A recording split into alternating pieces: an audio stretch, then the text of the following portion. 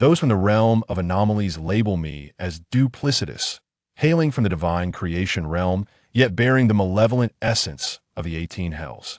When I unleash my power, the heavens weep, and even the bravest spirits tremble. My ferocity has led to the annihilation of an entire tribe within the continent. They accuse me of harboring grand ambitions, seeking to dominate the realm of anomalies and all secret realms, claiming my strength has reached a point where a mere command can shake the world. A sneeze can summon rain, and a wave of my hand can elicit roars of feral beasts, leaving all living beings in submission. Yet, aside from the first accusation, they are all mistaken. When the esteemed ancestor of the Yi family bestowed upon me the name Yi Shangxian, they were wrong even about that initial claim. This serves as a testament to the unreliability of worldly gossip. I am a vivid embodiment of this truth, having been wronged to such an extent that even immersing myself in the Yellow River would not cleanse my name. In my despair, I can only recount my tale, beseeching the world to adjudicate, imploring all to restore my honor. Woman, did you not claim your establishment was grand? Did you not say you were the scion of a wealthy family, opening this grand hotel merely for amusement? Is this truly the vast hotel you speak of? Man, huh? Did you not profess your love for me as a person? Did you not assert that it was not my wealth that attracted you? Yet now, upon witnessing this, do you reveal your true nature? Were you not overjoyed when I provided you with money before? Woman, you are nothing but a deceiver. Man, we are merely two of a kind. Indeed, like attracts like you two seem rather well matched, don't you? Very well. We are all quite familiar with such clique dramas. Thus I paid little heed to it, nor did I concern myself with how their story might unfold. My primary worry at that moment was merely that the meal service would not be delayed.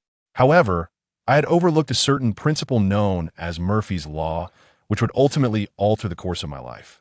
The more I fretted about the slow service, the slower it became. Thus, I found myself seated at a dining table, anxiously awaiting my meal, while the sounds of an escalating argument emanated from the kitchen. Helpless, I resorted to nudging the owner, who assured me it will be ready shortly. Naively, I took comfort in this and continued my wait. Hence, I feel compelled to enlighten you all on a few truths regarding the deceptive statements commonly encountered in restaurants. Second, will my last dish arrive? The response will often be, it is currently being prepared, almost ready, just a moment. Third, why does this dish have an odd taste? The reply will invariably be, our ingredients are all fresh, sourced on the same day. Fourth, why does this dish not taste as good as those from other establishments?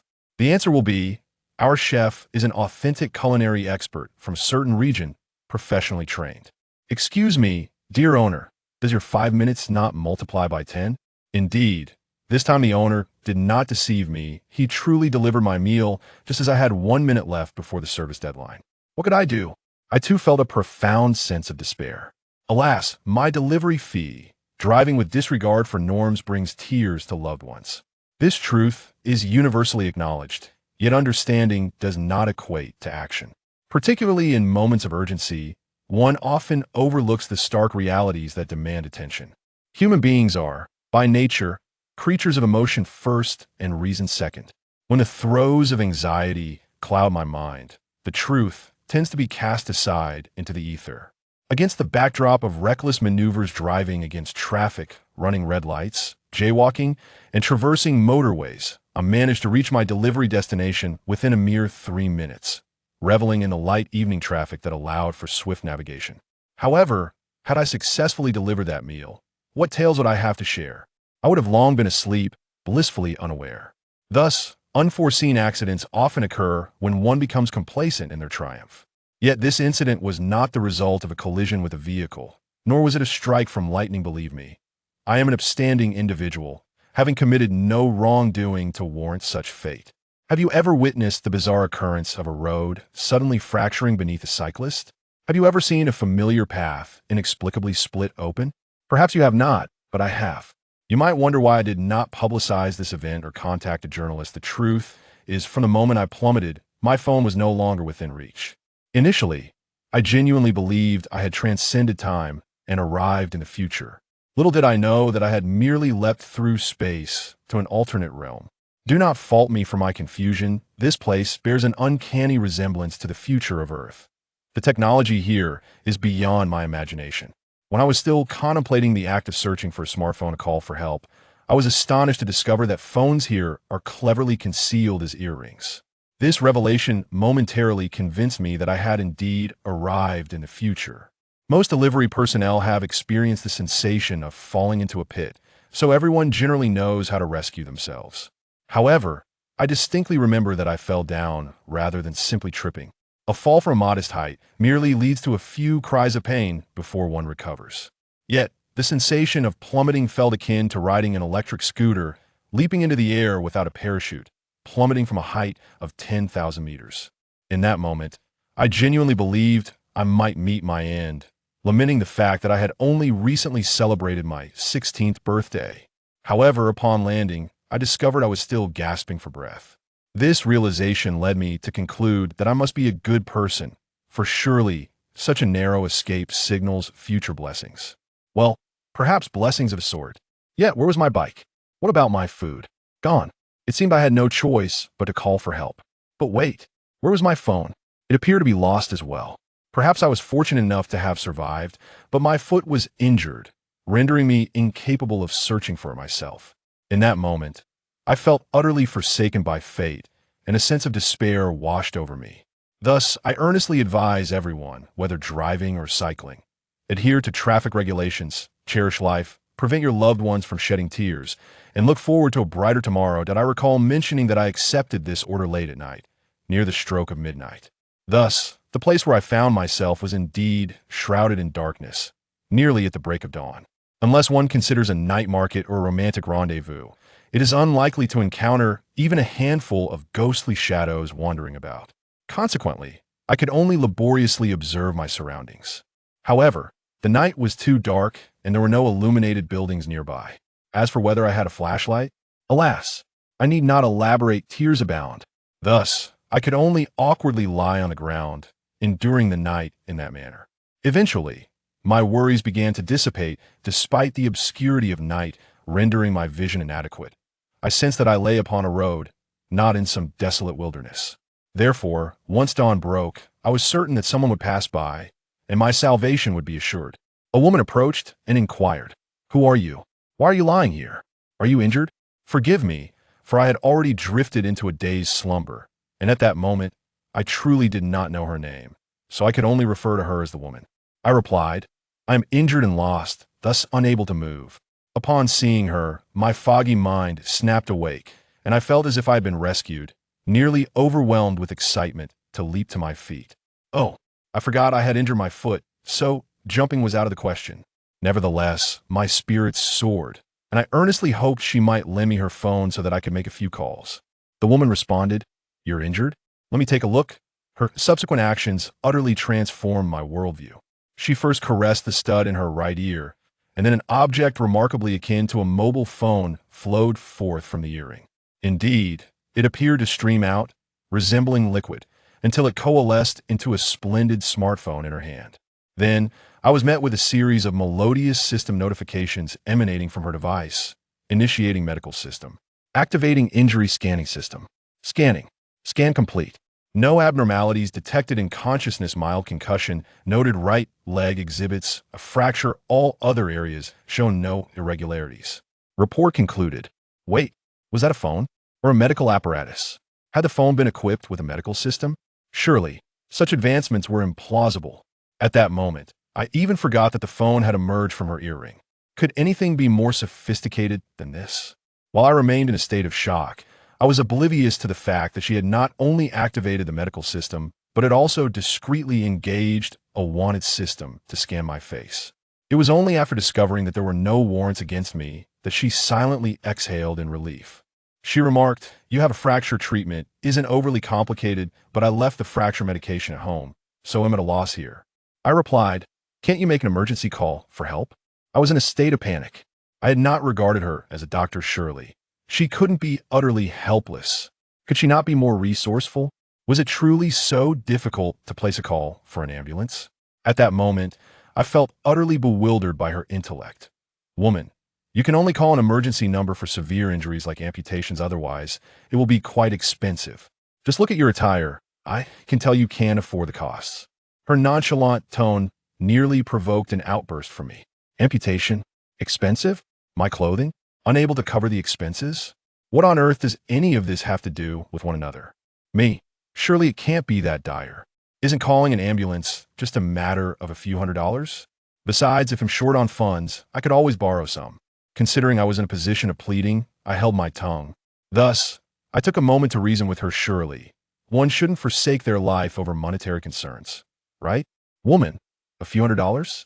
How outdated. Nowadays, no one dispatches an emergency vehicle without at least 30 to 50,000.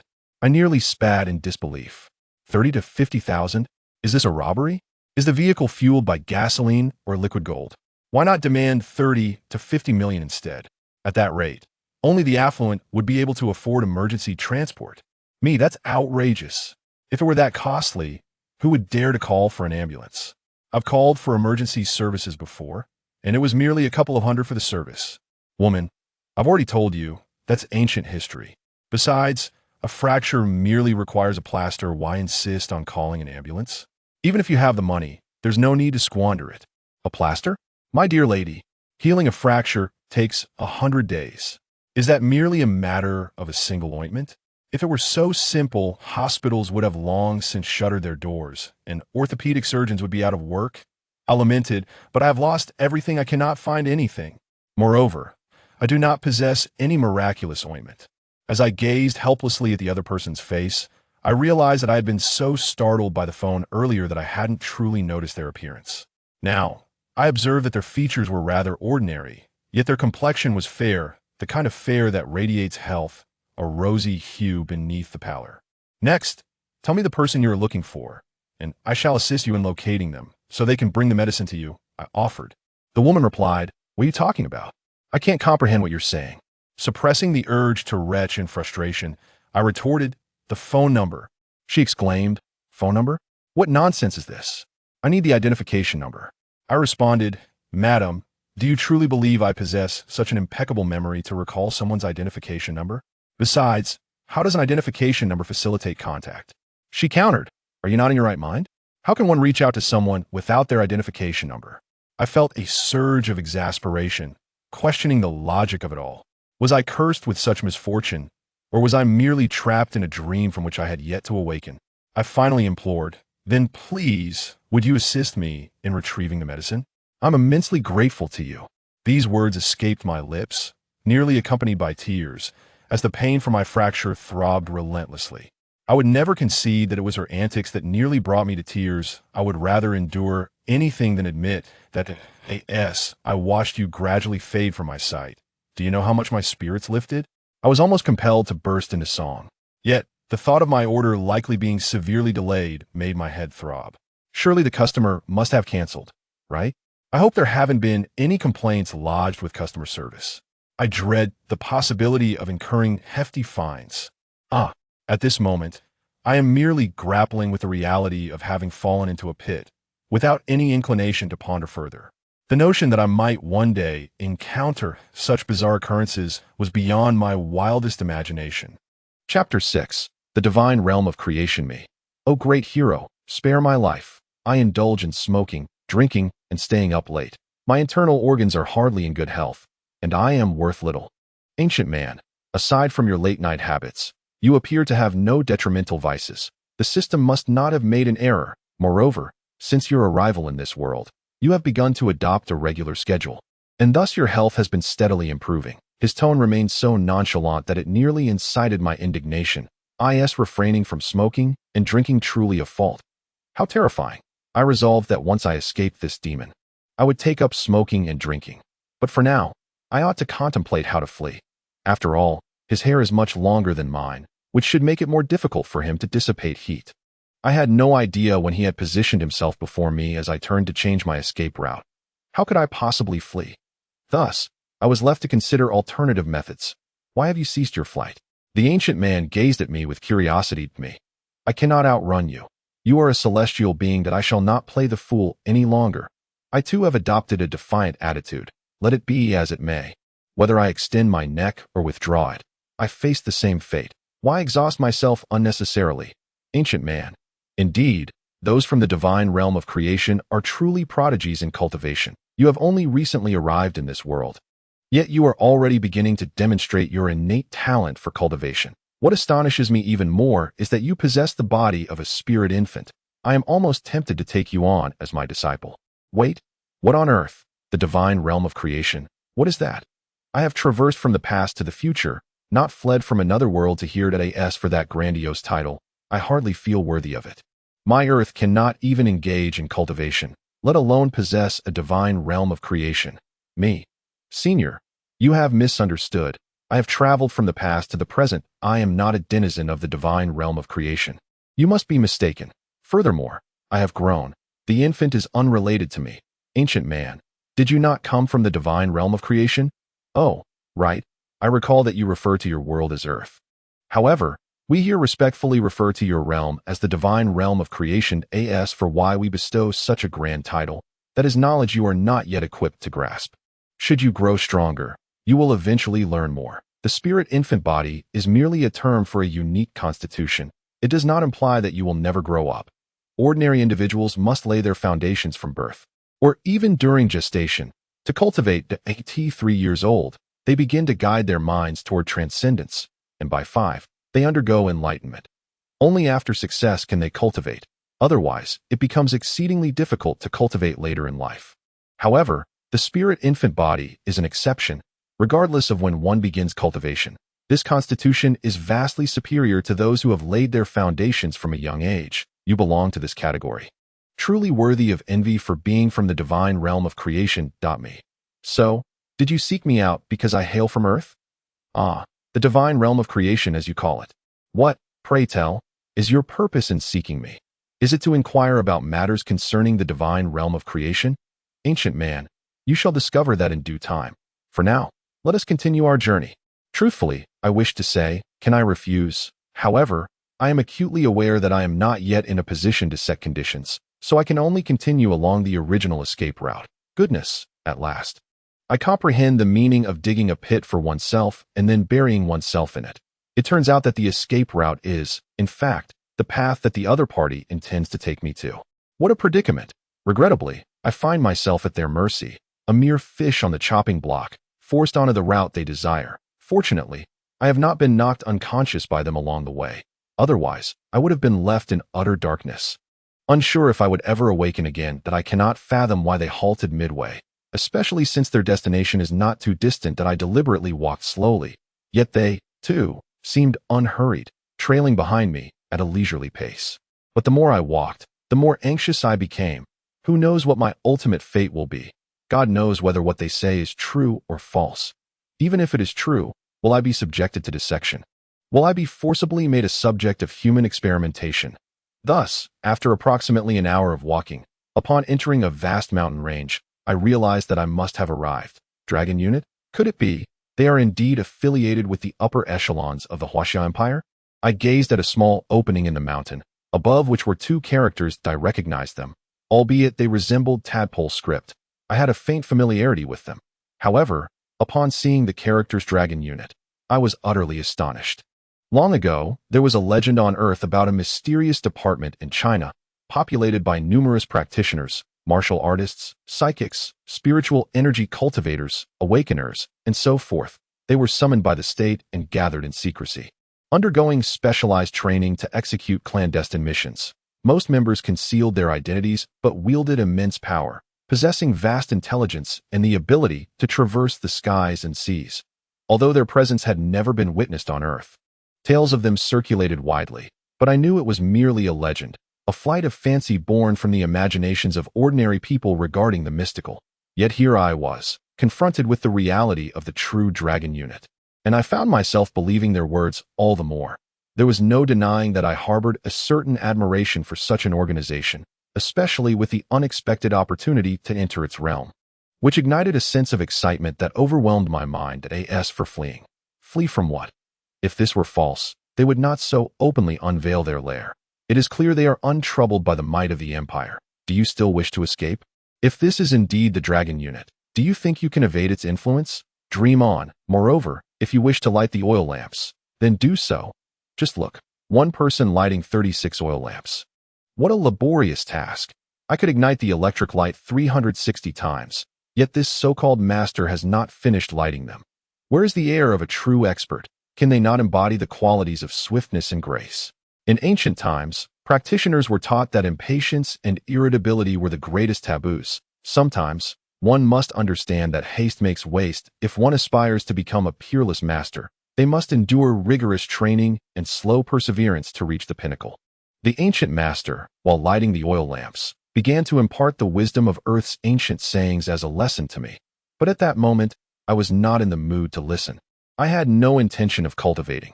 I merely wished to enter and experience it all. Moreover, since my childhood, I have often heard others proclaim, to master martial arts, one must endure hardship. However, I am averse to hardship. Hence my reluctance to pursue martial arts that I said to my esteemed senior. The phrase more haste, less speed is profound and ancient. Nowadays, among the youth in my region, we prefer to say, a hasty heart cannot savor hot tofu. This is particularly true for many lazy men who relish tofu, especially soft tofu. The ancient man inquired, is that so? I have not heard of this before. Why do the indolent favor it? I replied, indeed, for I have just come from there and possess a deeper understanding.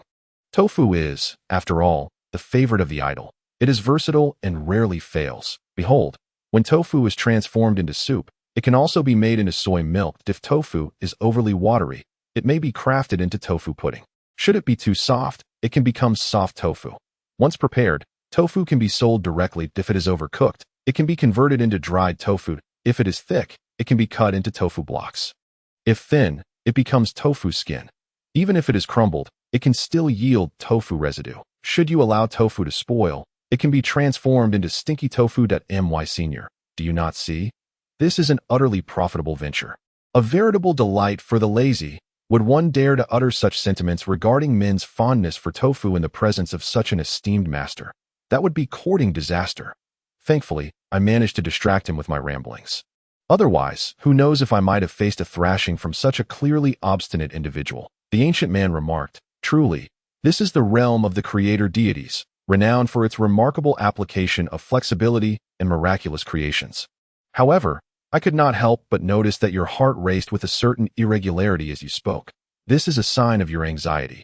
Based on experience, it suggests that you may have interwoven deceit or insincerity within your flowery speech. I exclaimed, good heavens! Is there no regard for human rights? Can one truly eavesdrop in such a manner? Might I not be afforded the freedom of thought? I am not dishonest, merely a touch apprehensive. I suppose, besides, I was merely fearful that you might unjustly strike me, hence my inability to speak plainly. Fortuitously, he possessed no mind-reading skills. Otherwise, I would have been utterly doomed. I observed him leisurely lighting oil lamps. Having already ignited a total of 45, was he intent on lighting them all the way through? Frankly, if my phone were still functional, its illumination would outshine these lamps significantly. The ancient man remarked, your thoughts are overly active. Do not overthink. You have lost the method of entry, and should you wish to return in the future, it will not be as effortless. That I asked, what do you mean? Please pardon my bewildered expression, for I had yet to grasp the meaning of his words. The ancient man said, very well, come inside. Observing his nonchalant demeanor, I was taken aback by his refusal to explain further. He displayed no semblance of a masteress aura. I wondered how one with such a mindset could cultivate martial prowess without fearing the perils of obsession. Following him into the darkness, I noticed that there were no oil lamps here. Suddenly, the entire cave began to tremble, and my heart tightened. Surely, I could not be so unfortunate as to witness a collapse now. Is the dragon group's territory truly as flimsy as tofu? Yet, I realized I was overthinking. The cave merely quaked, with no stones plummeting from above. When the tremor ceased, I was astonished to see a brilliant beam of light suddenly pierce through the cave entrance. How could it be so brilliantly illuminated? Could it be that those oil lamps have ignited, setting ablaze the entire mountain range? The ancient man remarked, we have arrived. Let us proceed. With that, he stepped outside, seemingly indifferent to whether I followed. Nevertheless, there was but a single exit, and I could hardly get lost. Yet, I chose to trail behind him, for even if the cavern were to collapse, I would prefer the company of this formidable expert. However, upon emerging from the cave, I was astonished to discover that this was not the mountain range at all. How could this be? Surely, Elevators are not that miraculous. It appeared that I had stumbled upon a base. Individuals bustled about, some installing machinery, others monitoring surveillance feeds, some exchanging documents, and yet others scurrying about with various deliveries that in essence, it felt akin to a factory, and the attire of the people was decidedly modern, save for the eccentricity of the man I had accompanied. The ancient man stated, "Pay no mind. Continue onward," I replied. "Oh, I am coming." A figure, who appeared to be a leader, hurried over to pay his respects to the ancient man.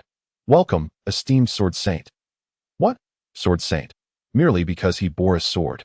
He was bestowed with such a title?" I referred to him as senior merely because I was but 16, yet this leader must have been at least in his 40s or 50s.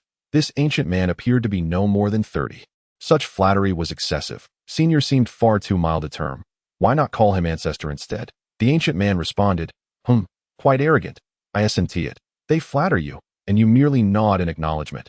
Not a single word of praise. And only a dismissive to suffice. How excessive." Nevertheless, it was evident that the ancient man's rank was quite high, for no one dared to utter a word in my presence as I followed closely beside him. I inquired, "I say, Senior, what manner of place is this?" "This cannot be the entrance we used to enter the cave," the ancient man replied. "This is the periphery of the dragon group. The cave we were in was merely a transit station. One must pass through the transit station to enter the dragon group's territory, and the same applies upon departure." I mused. So the tremor in the cave was due to movement, the ancient man affirmed. "Indeed. Is this not reminiscent of what you learned in your world? Such advanced technology. Does Earth conceal many mountains harboring untold secrets?" I responded. "Is there a similar organization in my realm?" The ancient man replied. "Not precisely, but there is something akin to elevators. Elevators allow one to enter and emerge in a different location." I queried. "Is this a transformation inspired by elevators?" The ancient man conceded. "One could put it that way." I asked, "Do you frequently visit our world?" The ancient man cautioned, "Let me be clear, those matters are classified. The most I can divulge is that none of us have ventured there, though the desire exists. The capability does not. Furthermore, the place from whence you hail and its name are also classified. Even you cannot speak of it freely. Discretion equates to survival.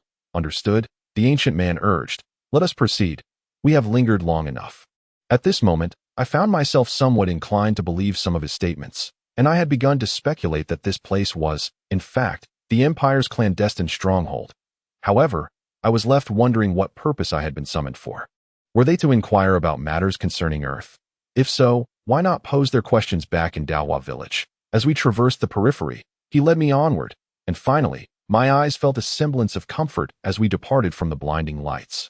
Just moments ago, having emerged from the dim cavern, the sudden exposure to such brilliance was quite overwhelming. After passing through the area of intense illumination, we arrived at a shadowy zone, where it became evident that the number of people had significantly dwindled. With small clusters gathering together, some sat in a circle, engaged in conversation. Others were engaged in friendly competition, while a few were in quiet meditation. Of course, there were also individuals training alone, diligently practicing their martial arts. I inquired, "Is this the inner circle of the dragon group?" The ancient man replied, "No, this is the selection zone of the dragon group. Simply follow me and do not concern yourself with other matters." I retorted, "Surely, I should at least be informed about where I am. How will I know how to leave when the time comes?" My eyes brimmed with tears. We had been walking for quite some time. Were it not for the nutritional pills and health elixirs sustaining my vital organs, I would have surely collapsed from exhaustion. At last, I finally beheld a structure, no longer a vast expanse of open square. Yet the atmosphere here seemed even darker. The ancient man cautioned, "Remember, a nation has its laws, and a family has its rules. Once inside, you must refrain from speaking freely, let alone uttering nonsense." "Understood," I replied, feeling a profound weariness to say more. It was evident that my trial was imminent, and thus, I could not help but feel a twinge of anxiety. In truth, I was unaware that the reality was far from what I had envisioned.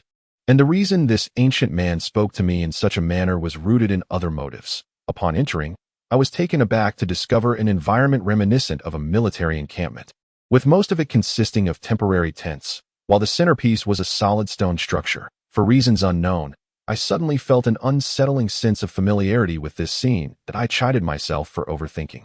How could I possibly have encountered such a place before? It was merely my subconscious at play. Following him deeper into the enclave, I noted that each tent was sealed, making it impossible to ascertain if anyone resided within. The eerie silence only added to the unsettling atmosphere, and the absence of any visible sky suggested that we were truly underground. The sole source of illumination emanated from peculiar stones that radiated a soft, white light, gentle on the eyes. Chapter 7. Testing qualifications. As I reflected on the 2 previous locations I had traversed, I had been under the impression that I was still above ground. Good heavens, the scale of this undertaking was monumental.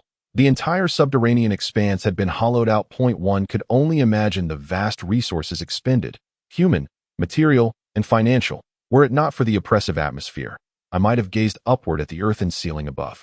Furthermore, these stones were astonishing, emitting a soft white glow that was not at all harsh to the eyes. A true treasure.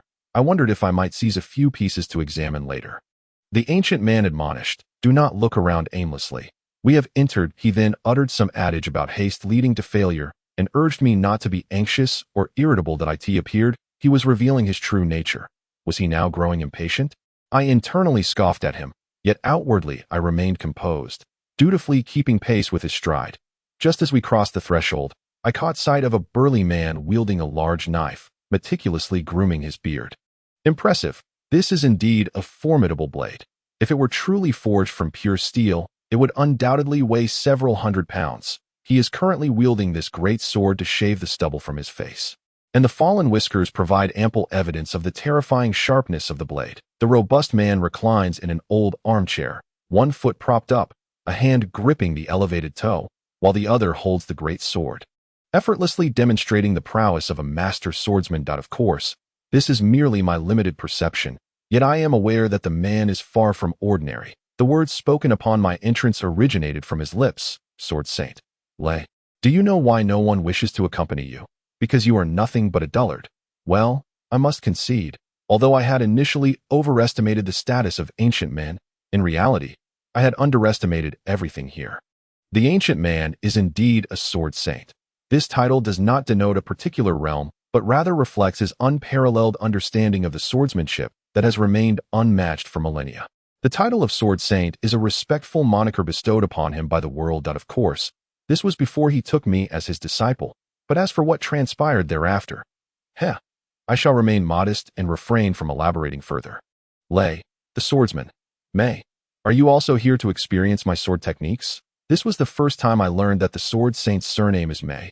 He had previously said nothing and produced no credentials, leaving me unaware of his identity, only knowing that I was compelled to come here. Ahem. Wang Yun has met the esteemed Sword Saint.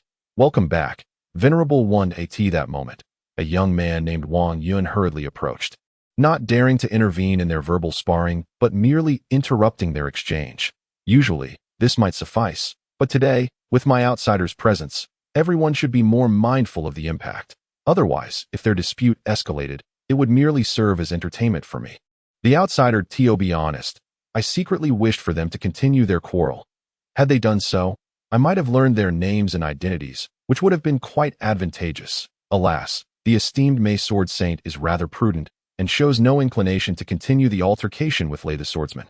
He simply waved his hand, instructing Wang Yun to escort me away. Sigh, what a pity to miss such a splendid spectacle. Otherwise, I could have been a mere bystander, enjoying the show.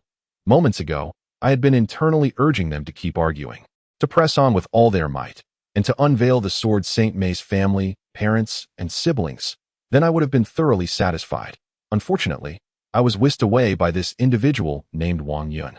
As I followed Wang Yun inside, I could contain myself no longer. The Sword Saint May is far too reticent. Now that I have arrived, surely I should be informed of my purpose here?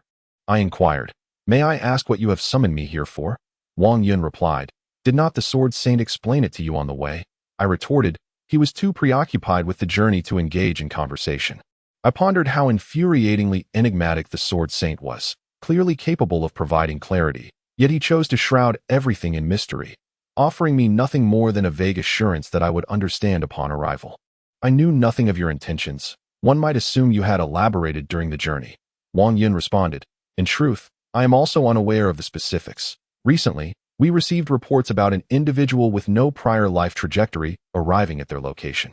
Subsequently, identity information was reissued, and certain circumstances were communicated to the higher-ups that I believe this individual with no previous life records is you. Oh my heavens! Is there truly such severity? You even proclaim that the earth is the realm of the creator deity. I shall henceforth refer to this place as the realm of the creator deity. Let us cease this game, for I am unable to partake. You mean to say memories can be erased? Does that imply they can also be accessed? Wang Yun. Indeed, they can be, but it is essentially a sealing, employing a certain technology to encase your memories. If you are unable to cultivate, the possibility of unsealing them becomes non-existent. However, rest assured, the sealing will encompass your memories from the moment you met the Sword Saint until your departure from here, along with certain designated confidential events to me. So, can memories not be accessed? Wang Yun. Accessed? That functionality does not exist. At most, you can be hypnotized and then questioned, but retrieving memories is quite improbable. Do not blame me. I am genuinely influenced by earthly notions, and here I must first enlighten myself.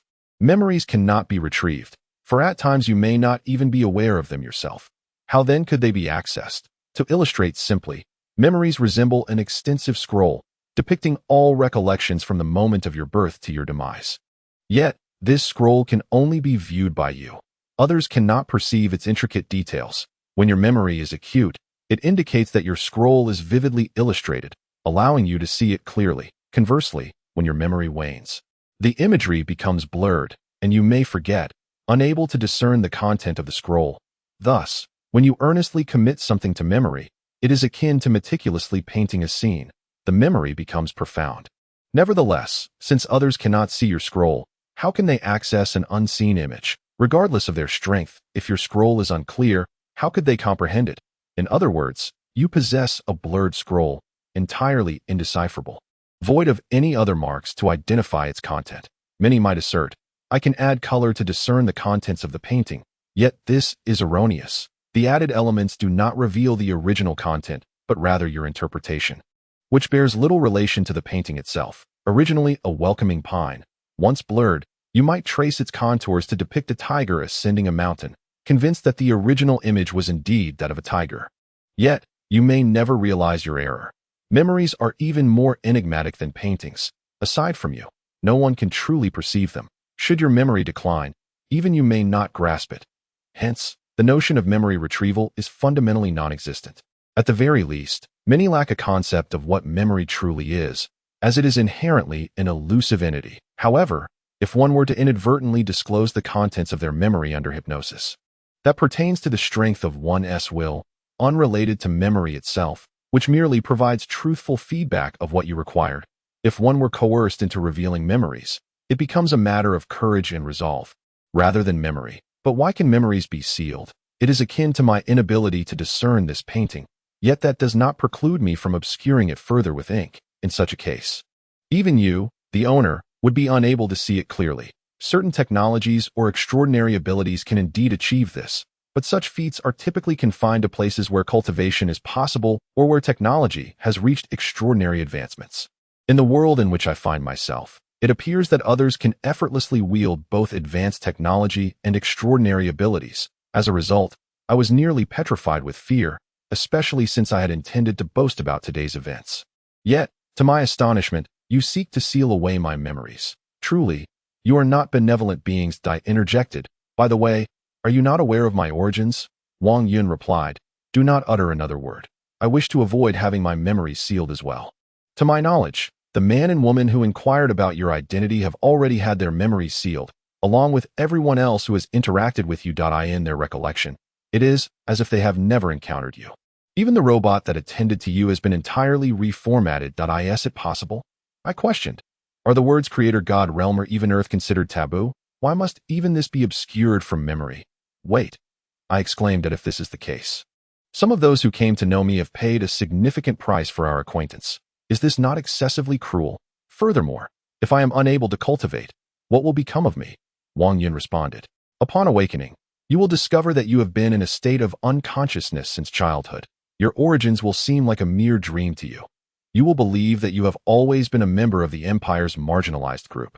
And it is only due to your recent awakening that you now experience the life of an ordinary person. As for those who have previously interacted with you, if you truly wish to express gratitude, Pray for the ability to cultivate, and when you gain strength, then you may assist them. Wang Yun's nonchalant tone sent a chill through me. It was terrifying to realize that you intend to alter the course of my life. You are utterly reprehensible, a foul blight from head to toe. Wang Yun continued.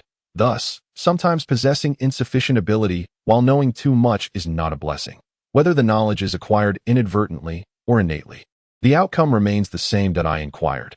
If I am tested and found lacking in cultivation talent, may I be granted any random technique to practice? Perhaps the tests are not entirely accurate. After all, true knowledge only emerges through practice, does it not? At that moment, I yearned intensely to cultivate. I wished to grow stronger. After all, the esteemed Mei Jiansheng remarked that I possessed the constitution of an infant. I sincerely hoped that his discerning gaze had not deceived me. If this were true, I could evade the sealing of my memories and the consequent alteration of my life, and at the very least, it would not render my adoptive mother's sacrifices in vain. Yet, I remained oblivious to the fact that the instant I resolved to cultivate, the trajectory of my life would slip entirely beyond my control. Fate is akin to a shackle, binding you regardless of where you flee. Perhaps the more one strives to break free, the deeper one plunges into the clutches of destiny. Initially, I held no interest in cultivation. My sole desire was to be well-fed, clothed, and to lead a happy and fulfilling life. Alas, such aspirations may now be beyond my reach. Wang Yun assured me, we shall consider your conditions, but the authority to decide does not rest with me. It lies above. Thus, do not overthink it. First ascertain your physical constitution. Now, we have arrived. Please lie down. Remember to stow away your clothes. Otherwise, they may interfere with the machinery. What about my pants? I asked, feeling a twinge of embarrassment. Though the individual before me was male, I still felt uneasy about being unclothed in the presence of another, particularly a stranger I was meeting for the first time. It was an exceedingly awkward situation. Wang Yun, there are no particular requirements for the trousers. However, if you wish to put them away, I am indifferent. It's quite casual. Let us begin. Casual, you say? I am Yi Xian, not an exhibitionist. Moreover, what if a woman were to enter? I might find myself wishing for death that I gathered my clothes, removed my undergarments, leaving only my trousers, and then reclined on the machine. The clothing received its command to be stored from the necklace labeled D, and it would be neatly collected. Furthermore, if the clothing were torn or soiled, it would return to its pristine condition upon retrieval. Odd contraptions continually pressed against my skin, yet there was no blood drawn or other procedures, casting doubt on their precision. In any case, Wang Yun did not silence me. He merely observed beside the machine. I inquired, is this method of detection accurate? Wang Yun reassured me, stating it was 1,000 times more precise than merely discerning whether one is male or female by sight. Could your analogy be any more profound? You still excel in the long group. I suspect you are merely adept at hormonal imbalances. Why does it feel as though no one in this place is normal? Alas, only now do I appreciate Earth. At least there, I wouldn't lose my memories, for that realm lacks such technology. Do you see? I have overturned my previous assessment of this place. This is what gamblers on Earth are like. Before gambling, they believe they can win billions, yet after losing, they feel as though they have lost the entire world. Alas, this is merely a small metaphor. Please do not take it personally. Moreover, it is not my fault for thinking this way. The key factor is that I observed Wang Yun furrowing his brow incessantly just minutes after I reclined. If the outcome were favorable, he could simply announce it. Must he frown as if he bore the wrinkles of a 90-year-old? I was still pondering this when Wang Yun abruptly exited without a word, leaving me increasingly anxious. Aren't you supposed to be efficient? Why falter at such a crucial moment? Please do not toy with me.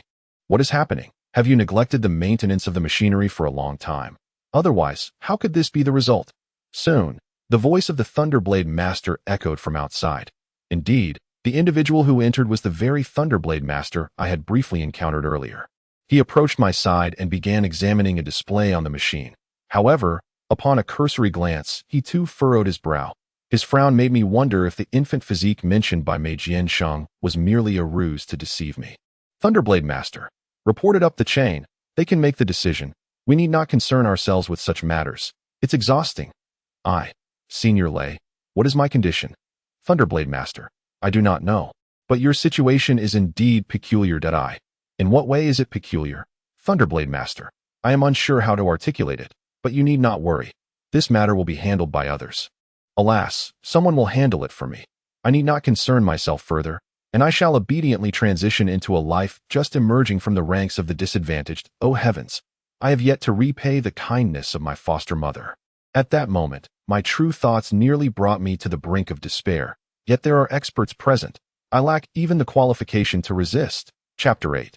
The mutant. If one were to inquire about the moment when I felt the most despondent upon entering this unfamiliar realm, it would undoubtedly be during the assessment of my physique. The expectations set forth by the esteemed May-Sword Saint were exceedingly lofty.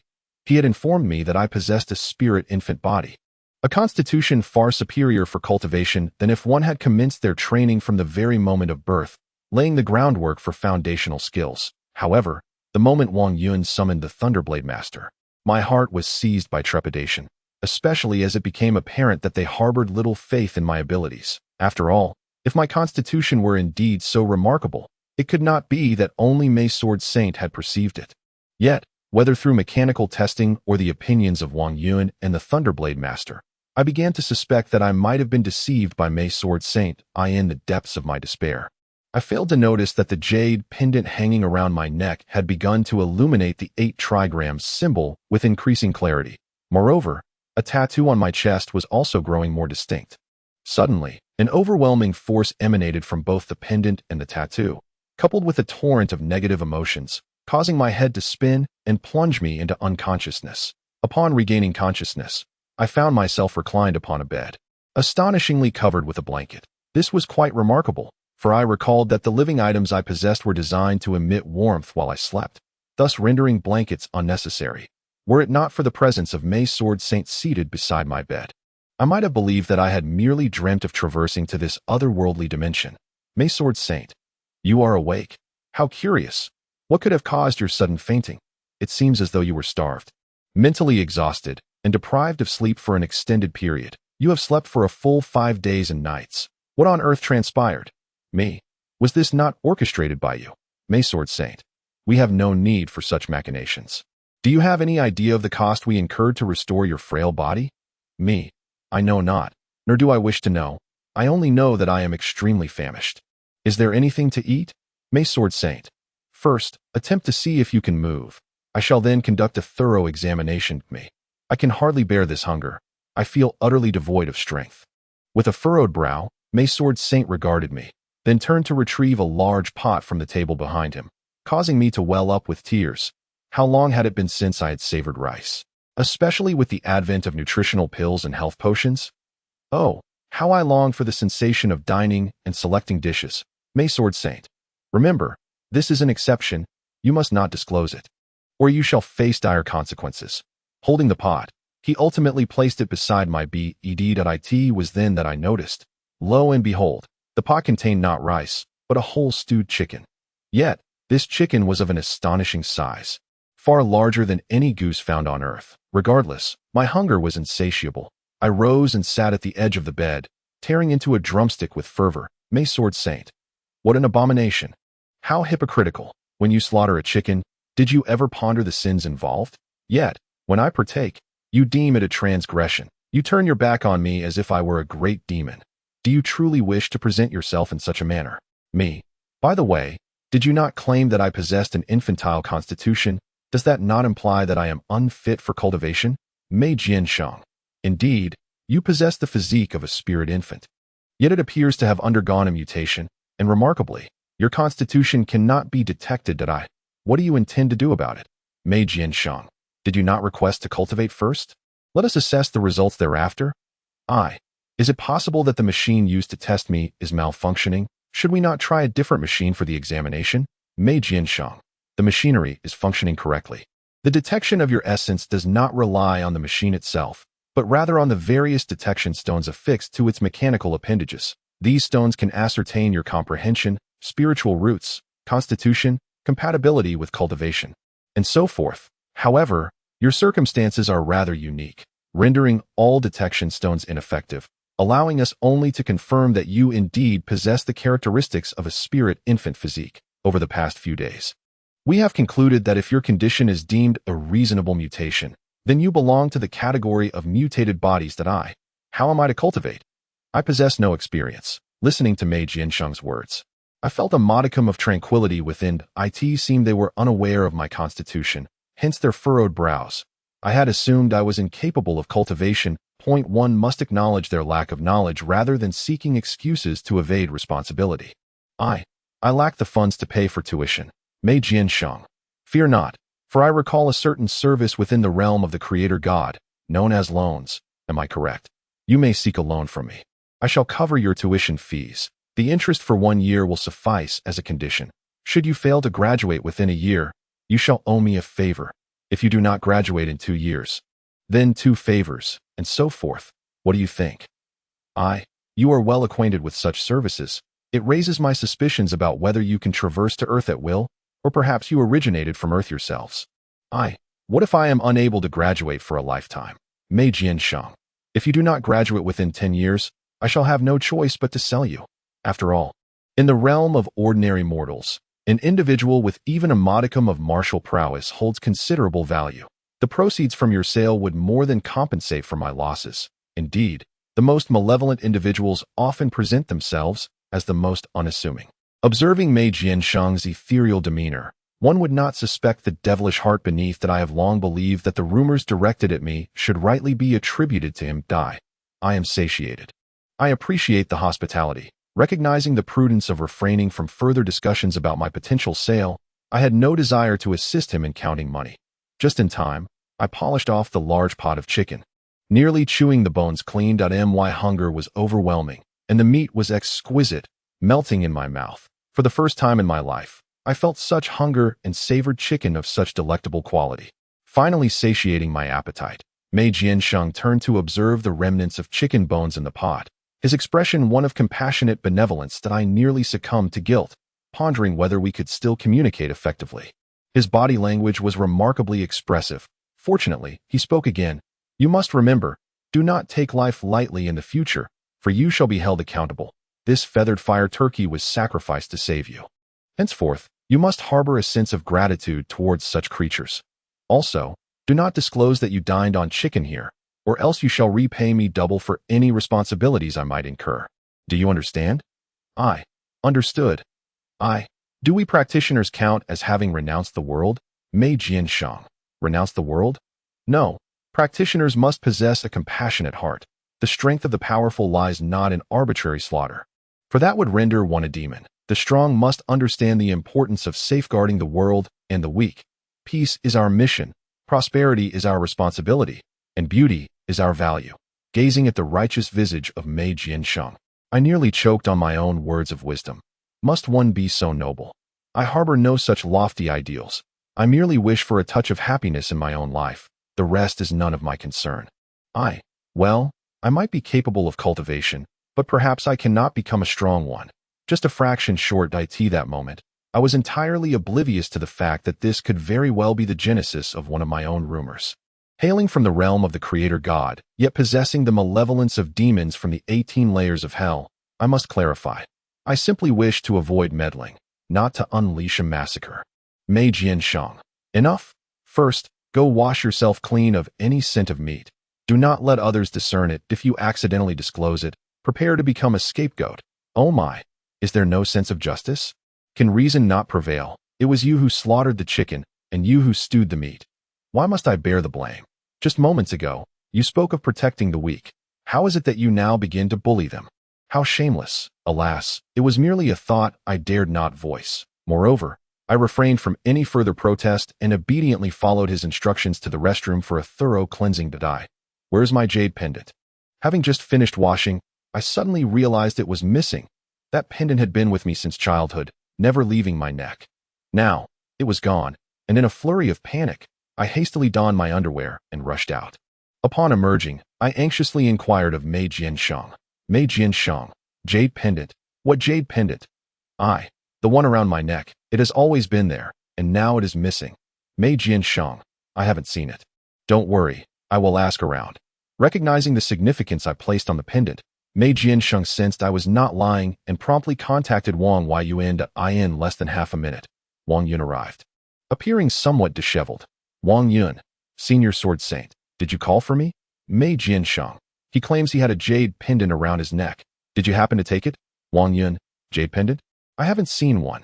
He is not wearing any adornments. Otherwise, how could we conduct a test? I was nearly incensed. Surely they do not intend to pilfer my pendant. This might be the only item my parents left me. It must not fall into their hands. Even if it means erasing memories or forsaking cultivation, they have no right to take what is mine. How could that be? I had a jade pendant around my neck, adorned with an intricate bagua design that I even saw it during the physical examination. Wang Yun. Impossible. If there had been a jade pendant, I would have insisted you remove it, as jade would affect the testing data. You could not wear a pendant during the examination. Moreover, the Blade Saint was present. You may inquire with him if he has seen the pendant. Wang Yun remained composed, unaffected by my anxious demeanor. He simply shook his head and calmly analyzed the situation, even bringing up the Blade Saint. Mei Jianxing, do not rush. Let me call Lao Lei over to inquire if he is aware of the situation. Noticing my slightly irritable demeanor, Mei Jianxing placed a hand reassuringly on my shoulder and calmly addressed me that I am already aware of the circumstances. First and foremost, I can assure you that aside from the tattoo on your chest, I have indeed not seen any jade pendant on you. Please remain calm. We understand that you are not lying, and there is no need to worry about us taking your possessions, that we will thoroughly investigate this matter. Me. That is impossible. There must be one. I distinctly remember the necklace around my neck being tucked into my trousers. However, the jade pendant was never removed, for I have worn it around my neck since childhood. Chapter 9. The dispute over the jade pendant. I found myself relatively composed, for their demeanor indicated a genuine concern regarding the matter. Moreover, I was entirely unaware that their interest stemmed not only from curiosity, but also from my extraordinary background, which rendered many aspects of my situation particularly significant to them. Thus, when they learned of my possession of a jade pendant, their interest piqued immediately.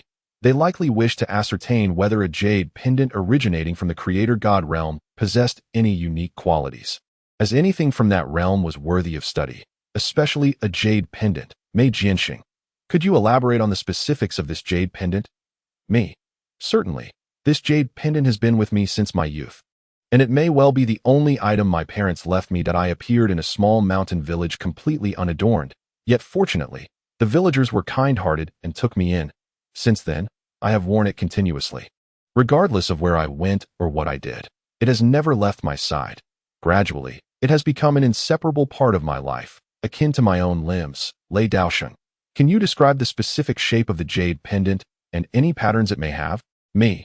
It is predominantly transparent, yet composed of 8 colors: white, black, azure, violet, blue, red, yellow, and green, representing the 8 trigrams. Each color corresponds to the trigrams of Qian, Kun, Sun, Zhen, Kan, Li, Jin, and Dui.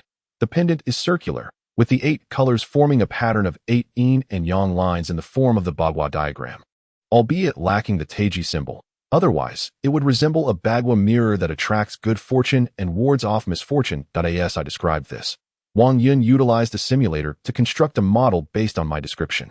By the time I finished, his simulation had transformed into an exact replica of the jade pendant I once wore, though regrettably, it was merely a digital model and not my actual jade pendant. Mei Jianxing, white represents heaven, black represents earth, azure represents wind, violet represents thunder, blue represents water, red represents fire, yellow represents mountains, and green represents marshes. Why does this all seem somewhat familiar? Me. Have you seen something similar before? I inquired, sensing a hint of urgency in my voice. Mei Jianxing, I have not seen your jade pendant, but your description evokes memories of something I may have encountered long ago, perhaps something similar. His words left me feeling disheartened. I had hoped he might have recognized it. After all, the significance of the bagua is immense on Earth, and it is likely even more popular in a realm where cultivation is possible. Having encountered something akin to this, one might find it rather peculiar. Lei Daosheng remarked, let us proceed to thoroughly search the entire location first, and you should reevaluate your condition as well. Regardless of the outcome, we shall act before deliberating further. Mei Jianxing replied, rest assured, we shall provide you with a satisfactory response. Please conduct another examination with Wang Yun, while Lei Daosheng and I meticulously scour every corner of this place. Reluctantly, I accompanied Wang Yun once more for a reevaluation. After our departure, Lei Daosheng cast a questioning glance at Mei Jianxing, a hint of uncertainty in his eyes. Lei Daosheng inquired, are you certain he is not lying? Mei Jianxing assured him, Absolutely not. His anxious demeanor during various tests, coupled with the sincerity in his narrative, left no indication of deceit. Moreover, he has no reason to lie to us. Lei Daosheng countered. Yet, I cannot be mistaken that if such a jade pendant were to hang around his neck, I would have insisted he remove it. Although we have not previously encountered it, based on this model. It seems to be of innate origin. How could we not have sensed it? Mei Jiansheng insisted. Regardless, let us search this house. This young man may be more complex than he appears, and this jade pendant is certainly not ordinary. We should investigate further. If it remains elusive, I may deduce its whereabouts.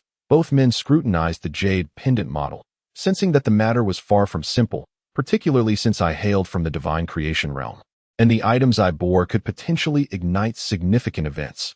While they searched for the pendant, I found myself in a state of disarray, lying on the mechanical apparatus for another assessment. However, the results remained unchanged, still reflecting the data indicative of a mutated individual. Nevertheless, Wang Yun had informed me that the higher-ups had approved my proposal, allowing me to cultivate and reassess the situation thereafter. Had the jade pendant not been lost, I would have felt a sense of joy. Yet, presently, I was unable to find happiness. I could not shake the suspicion that Wang Yun had taken my pendant, and I no longer felt the exhilaration I had upon first entering the dragon group's territory. The path to enlightenment is a tome that one must study prior to commencing their cultivation journey. Typically, many parents read this book aloud to their children while they are still in the womb or shortly after birth. And by the age of 5, the children are expected to memorize its contents. The text is relatively concise, comprising merely over 2,000 characters, which is significantly less than the 5,000 of the Tao Te Ching. The path to enlightenment encapsulates the foundational knowledge one must grasp at the outset of their cultivation. The human mind serves as the key to unlocking one's potential, at least in this realm known as the Lin Yilu Jing. Every individual is inherently capable of utilizing their intellect. However, most people only manage to develop 1 to 5% of their cerebral capacity that a prodigy may reach a maximum of 7 to 9%. Among ordinary individuals, very few have accessed even 10% of their mental faculties, as achieving that threshold would allow one to bypass the initial stages of cultivation. Upon graduating from the 9-tiered learning tower, one would have developed 9% of their brain. Consequently, if someone graduates at a young age, the empire will commence their training. The first assessment criterion for cultivation is comprehension, encompassing abilities such as understanding, memory, analytical thinking, imagination, and composure. These are indeed the prerequisites for the development of your mind. If you possess a high level of comprehension, congratulations, for you may embark on the journey towards the pinnacle of life. The first step in this cultivation is referred to as enlightenment. Only by perfecting this enlightenment can one transcend to the next stage. Introspection. As the earth wisely states, the mind determines the wealth. Ideas shape the path, and beliefs dictate prosperity. A person devoid of enlightenment is likely to be seen as an ordinary individual or, worse, as someone lacking intellect. While I gaze upon the path of enlightenment, my thoughts are elsewhere. As I await news from Mei Jiansheng and the others, that I forced myself to skim through the book, yet gained little insight. It is not the duration spent on an endeavor that matters, but rather the depth of thought invested. Fortunately, upon finishing my reading, Mei Jiansheng and Lei Daosheng arrived, ultimately reassuring me that my jade pendant was not lost. This news filled me with elation. But the next statement left me bewildered. Mei Jiansheng remarked, "If I am not mistaken, the jade pendant is either still with you or within you." I replied, "Within me. Are you implying that I swallowed the jade pendant?" Lei Daosheng interjected, "Do not assess a heavenly treasure through your conventional perspective. Besides being consumed orally, there are myriad ways to absorb such treasures into one's being." Lei Daosheng nearly divulged the secrets of the creation god realm, halting abruptly at the mention of eating within creation. It seems that the creation god realm is indeed a taboo, not to be spoken of, and it appears Wang Yun is also unaware of Earth's matters. I asked, "Are you suggesting that the jade pendant somehow made its way into my abdomen?" "What?" Lei Daosheng appeared so fatigued merely for my sake. How could I face them? If this is true, not only do they owe me nothing, but I am indebted to them for 2 significant favors. One, Lei Daosheng's life-saving grace, and the other, Mei Jiansheng's sacrifice of a chicken for his own benefit. I added, "However, back in my hometown, there is an elder who can also perceive the jade pendant. It is not just I who can see it." Despite my words, I was beginning to believe them. For in my experience on Earth, many seemed oblivious to the jade pendant. Initially, I thought their lack of curiosity was the issue, only to discover that they genuinely could not see it. Mei Jiansheng remarked. If my memory serves me correctly, those of advanced age and elevated thought in your realm seem to possess a certain mystique. It is not unusual for them to perceive what others cannot. Mei Jiansheng's insinuation suggested that their level of understanding was indeed profound. That I glanced at Wang Yun, who remained utterly perplexed, unable to grasp our conversation. That I inquired, if that is the case, how can I ascertain that the jade pendant resides within me? Surely, it does not require dissection. I voiced my apprehension, fearing they might treat me like a lab rat to confirm the pendant's presence within me. Would I even see the sun rise again? Lei Daosheng reiterated. I told you, do not apply your antiquated beliefs to define new phenomena. You must learn to embrace this novel way of thinking rather than perpetually contrasting it with the past. Thus, even if you were to be dissected, the jade pendant would not reappear. Mei Jiansheng. Indeed, to ascertain whether the jade pendant resides within you, or to retrieve it once more, your prowess must ascend to at least the awakening stage or even the calm mind stage. Awakening stage? Calm mind stage. What are those? Mei Jiansheng. Do not concern yourself with that for now. We shall discuss it once you attain enlightenment. TSK. How precious. Do you think I am unaware that these are merely titles of cultivation levels? My inquiry was merely to afford you the opportunity to present yourselves before me, yet you fail to appreciate it. Very well. Of course, these are merely my internal musings, unvoiced. After all, having recently owed them two significant favors, I felt somewhat reluctant to confront them further, hence my silence. Similarly, I refuse to acknowledge that I am intimidated by their strength, which is why I do not dare speak out. What should I arrange next? And what if, later on, I discover that your conjectures were erroneous and the jade pendant is not within my possession? Lei Daosheng. Do you even need to inquire about our identities? Could we possibly err? Impossible. Very well. If you can prove within a year that the jade pendant is not within you, I shall compensate you with a top-tier weapon and teach you elite sword techniques. What say you? Mei Jiansheng. Ahem. Old Lei, do not speak in riddles. Have you forgotten that your inheritors are already quite numerous? Moreover, the emperor takes turns. It should be my family's turn this year. Young one, should you demonstrate within a year that the jade pendant is either within you or not, I would gladly accept you as my disciple, imparting all my lifelong knowledge to guide you to the pinnacle of swordsmanship. But why does it seem to me that there are pitfalls everywhere? Are you truly confident that the jade pendant is lost, or that it has entered my body? I am inexperienced in cultivation, so please do not deceive me. I will dedicate myself to rigorous training. However, to become my master, that I must ponder that carefully. After all, ordinary individuals fear choosing the wrong profession or marrying the wrong partner. Cultivators too fear selecting the wrong path or the wrong master, right? Now, might you both disclose your plans for me? I merely wish to ascertain whether your guesses are correct sooner rather than later. We can address future matters at a later time. This moment, my mouth, perhaps without the consent of my brain, outright rejected the hidden pitfalls laid by these two formidable beings, entirely oblivious to the astonished Wang Yun beside me. At first, upon hearing the words of Mei Jiansheng and Lei Daosheng, Wang Yun merely widened his eyes in astonishment. However, after hearing my words, he appeared utterly dumbfounded. Mei Jiansheng. Well, very well. You shall accompany Wang Yun to report to the Martial Arts Academy now. Wang Yun. Yes, I shall attend to it immediately. Wang Yun. Do you know what fate is? Just as we exited the room, Wang Yun could not resist posing this question. Does falling into a pit count? Wang Yun. That depends on what kind of pit it is. If it is filled with iron nails, then it is indeed misfortune. Yet, if the bottom of the pit is laden with all that you have ever desired, then it is serendipity.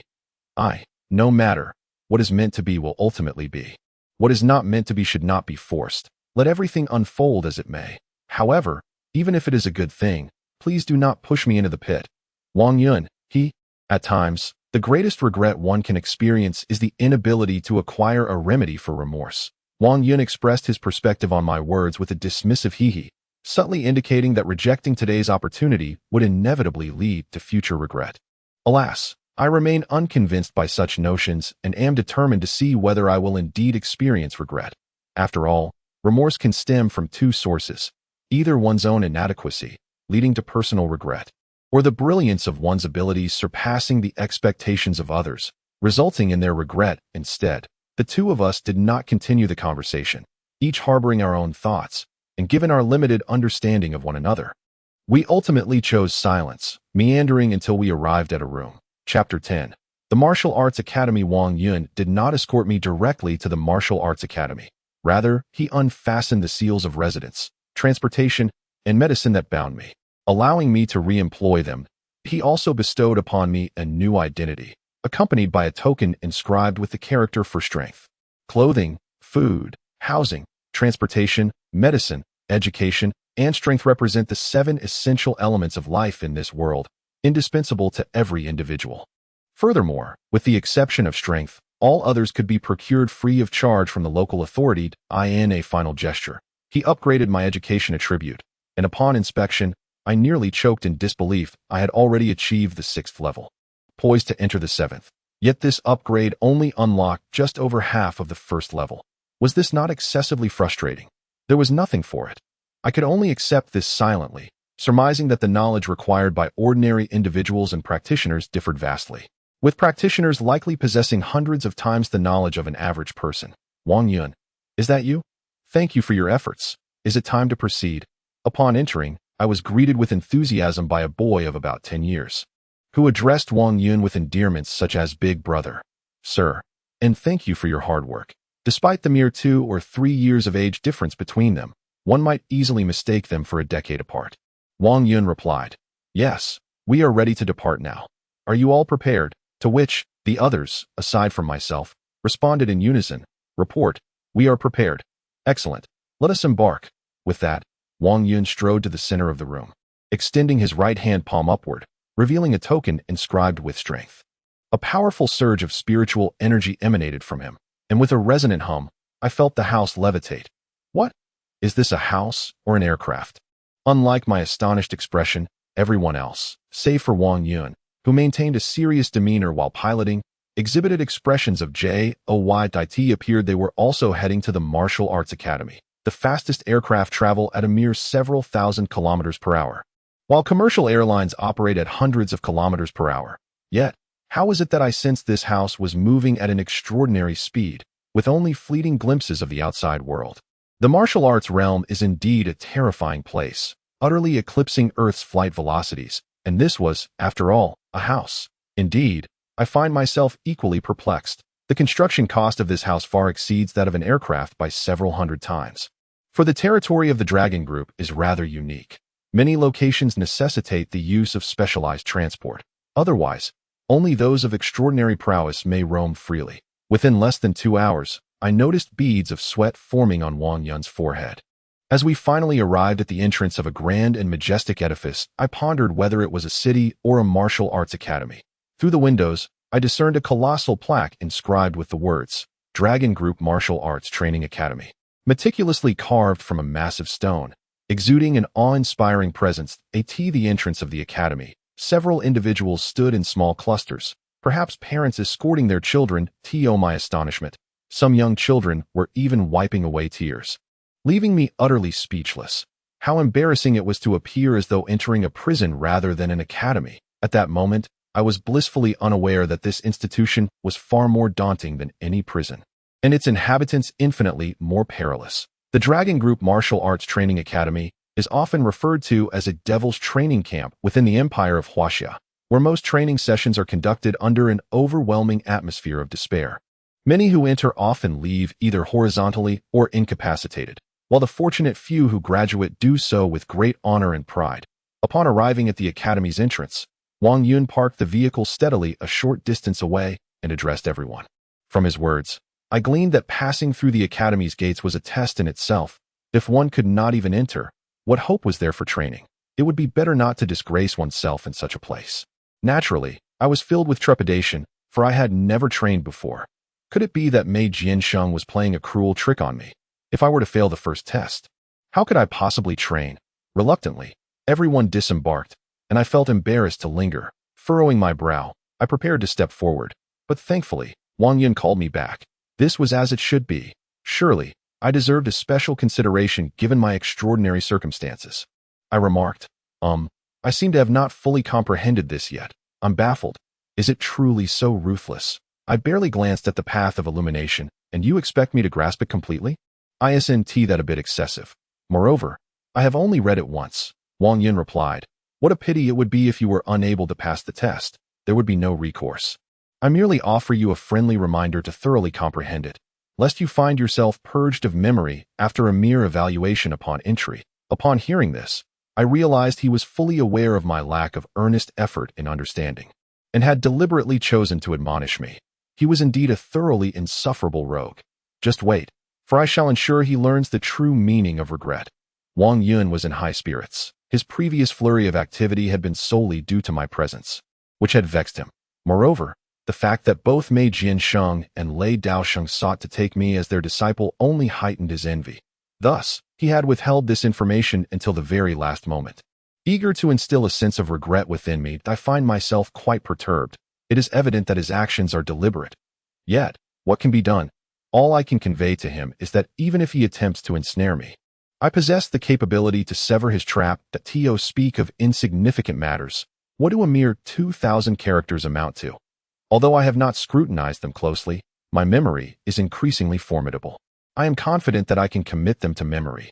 Grasping the essence of it should not prove overly challenging for me. Who knows? Perhaps it is merely a lack of understanding of the rules. And have you not noticed? There is not a trace of spiritual energy emanating from him. Indeed, had you not mentioned it, I would not have observed. He truly appears to be someone who has never engaged in cultivation. I wonder who has opened the back door for him. To have presented an ordinary person in such a manner, it seems there must be some animosity involved. Such a deceitful act. He likely cannot even step through the main entrance. It has been ages since we have seen anyone eliminated at the threshold. I fear today we shall witness yet another instance. Dear Father, this is precisely why I assert that I shall never be at the bottom. Is it not? Look, there is someone here who is even less capable than I. Do not compare yourself to such individuals. Why not measure yourself against the top figures within the academy? Why not compare yourself to the legendary Long Yunkong? Indeed, over the past several millennia, aside from Long Yunkong, no one has navigated the trials with such ease, have they? Who could argue otherwise? However, it is said that Long Yunkong seems to be absent from this place. One wonders where he has ventured. Alas, with such immense potential and considerable strength, it is no surprise he has undertaken other missions. We, individuals like ourselves, do not even possess the qualification to comprehend the circumstances here. Nevertheless, it is rumored that Long Yunkong's potential is extraordinary, his strength formidable, and he graduated from here in a mere 6 months. His achievements are illustrious, as he has reportedly mastered an extensive array of martial arts techniques. Exhibiting proficiency in all 18 weapons, he has studied various forms of combat, including fists, palms, body movements, leg techniques, footwork, and concealed weaponry. And it is said that whenever Long Yunkong applies himself, he is bound to excel in any discipline he pursues. Almost everyone acknowledges Long Yunkong as a once-in-a-millennium martial arts prodigy. Thus, it is rumored that many students here often jest, for when addressing others, the instructors typically advise them to take things seriously. Or else a barrage of threats or motivational speeches ensues from the instructors. Conversely, when it comes to Long Yunkong, the instructors sometimes merely say, "Do not take it so seriously. Occasionally allow yourself to relax." Of course, such matters are unrelated to me. I have thoroughly grasped the concept of enlightenment. The term enlightenment exists on Earth as well, yet many people misunderstand its significance. They believe enlightenment merely involves worshipping before a deity's statue, spraying holy water, burning talismans, or inviting some master to perform a ritual. No, true enlightenment is far more profound. The consecration of deities in grand temples is a solemn affair, requiring the presence of esteemed monks or sages to preside, accompanied by devoted worshippers. Following a series of solemn ceremonies, offerings of grains are placed within the statue's abdomen, and scriptures are inserted into its head. Naturally, if an ordinary person wishes to possess an enlightened object, it is most effective to attain it only after having achieved enlightenment themselves. Otherwise, many individuals remain blissfully unaware of the true purpose of treasures that have undergone consecration. Oh, how does one go about bestowing such sanctification upon oneself? The foremost consideration is your mindset. Have you truly resolved to begin utilizing your intellect, rather than allowing your emotions to dictate your future? If you have made that determination, then commence your commitment to self. You may err, but refrain from making foolish mistakes. Avoid repeating the same error. Steer clear of foreseeable missteps, and do not replicate the blunders of others.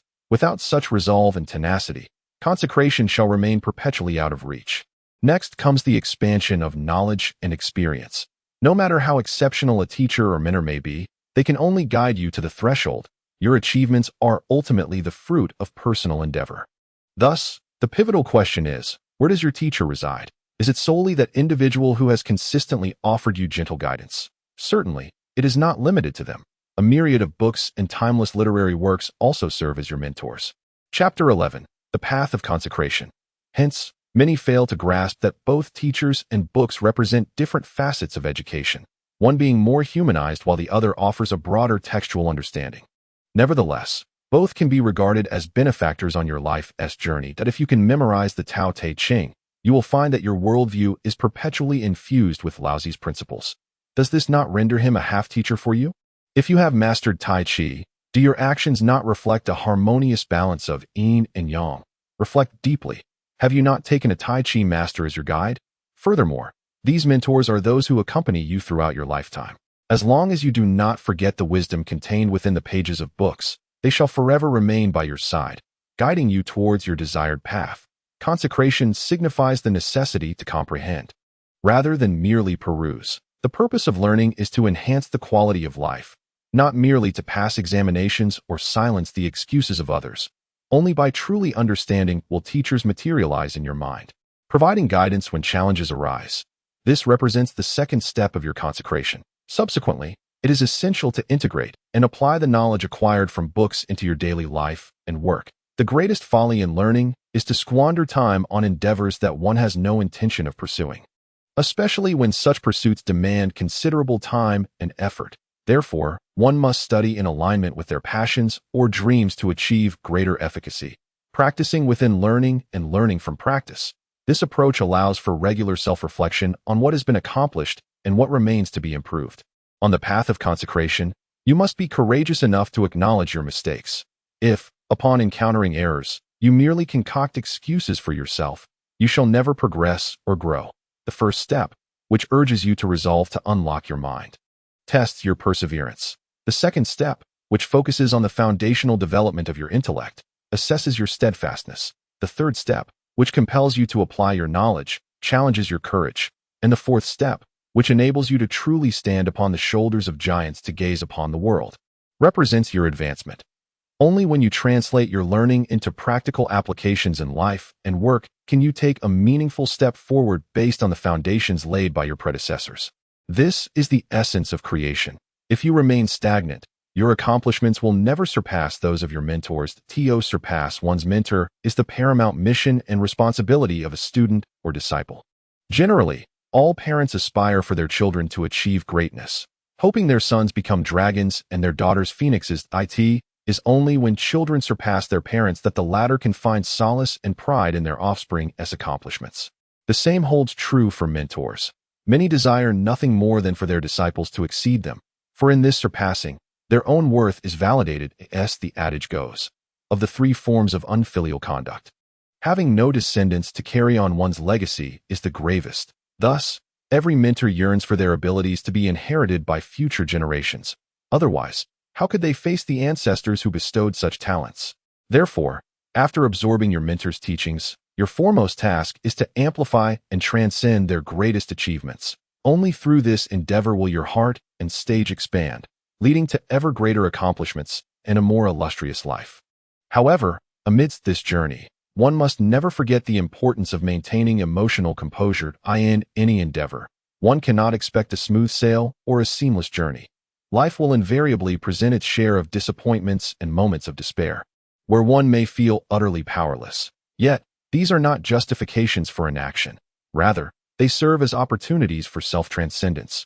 Only by confronting and overcoming what once seemed insurmountable can one truly grow and progress. In times of despair, instead of succumbing to sorrow and anguish, it is far wiser to devote time to problem-solving and dispelling hopelessness. It is not necessary to resolve everything, even in the final moments of life. Persistence and the pursuit of one's passions can yield a fulfilling conclusion that I can assert that I have never relinquished hope. nor have I allowed sorrow, melancholy, pain, or anger to dictate my actions. I have lived under my own dominion. Reflecting upon this, I have come to realize that I had allowed my life to be governed by emotions rather than by my own will. Regret often stems from moments of impulsivity when one lacks calmness. Indeed, impulsiveness can be a devil. Regrettably, I have failed to grasp this truth until faced with the consequences of my actions, falling into a deep pit of my own making. As a well-known saying goes, the repercussions of a single minute of anger may take an hour to digest, and sometimes one may carry the burden of regret for a lifetime. Many emotional entanglements arise in this manner, slowly forming over time. Thus, it is essential to comprehend how to seize control of one's own destiny, maintaining humility, composure, and a balanced emotional state. Avoiding extremes of elation or despair are vital to living not in the throes of emotion, but in the awareness of one's authentic self. With this mindset, one should reflect on the myriad mistakes made throughout life, the countless times emotions have held sway, and the opportunities lost as a result. This awareness is akin to enlightenment, allowing one to perceive the energies of the universe and the subtle movements of spiritual essence. In this way, the journey toward becoming a true practitioner of self-cultivation begins. After awakening to one's true nature, it is imperative to return to the essence of oneself, untainted by emotional manipulation. To truly perceive the essence of the world is to recognize the ethereal energy that permeates it, thereby establishing a bridge of communication with that very energy. Yet, why do I still feel incapable of cultivating it? It is important to note that at this moment, I am acutely aware of the overwhelming influx of spiritual energy, understanding that these are the foundational roots of cultivation. However, despite this realization, I remain unable to engage in practice. What could possibly be the reason? Is it that my comprehension of enlightenment is still insufficient? Indeed, it appears to be lacking, for otherwise, why has the bridge of connection with the spiritual energy not been established? If it is indeed inadequate, then I must seek further enlightenment until I attain complete understanding. Yet, here I stand, quite oblivious, right in the center of the academy's entrance. The gazes of those around me are fixated upon me. Whispers abound. However, lost in profound contemplation, I am entirely unaware of my surroundings. Has Wang Yun brought this individual for a reason? Why does he stand there, seemingly dazed? Who can say? Wang Yun has already departed.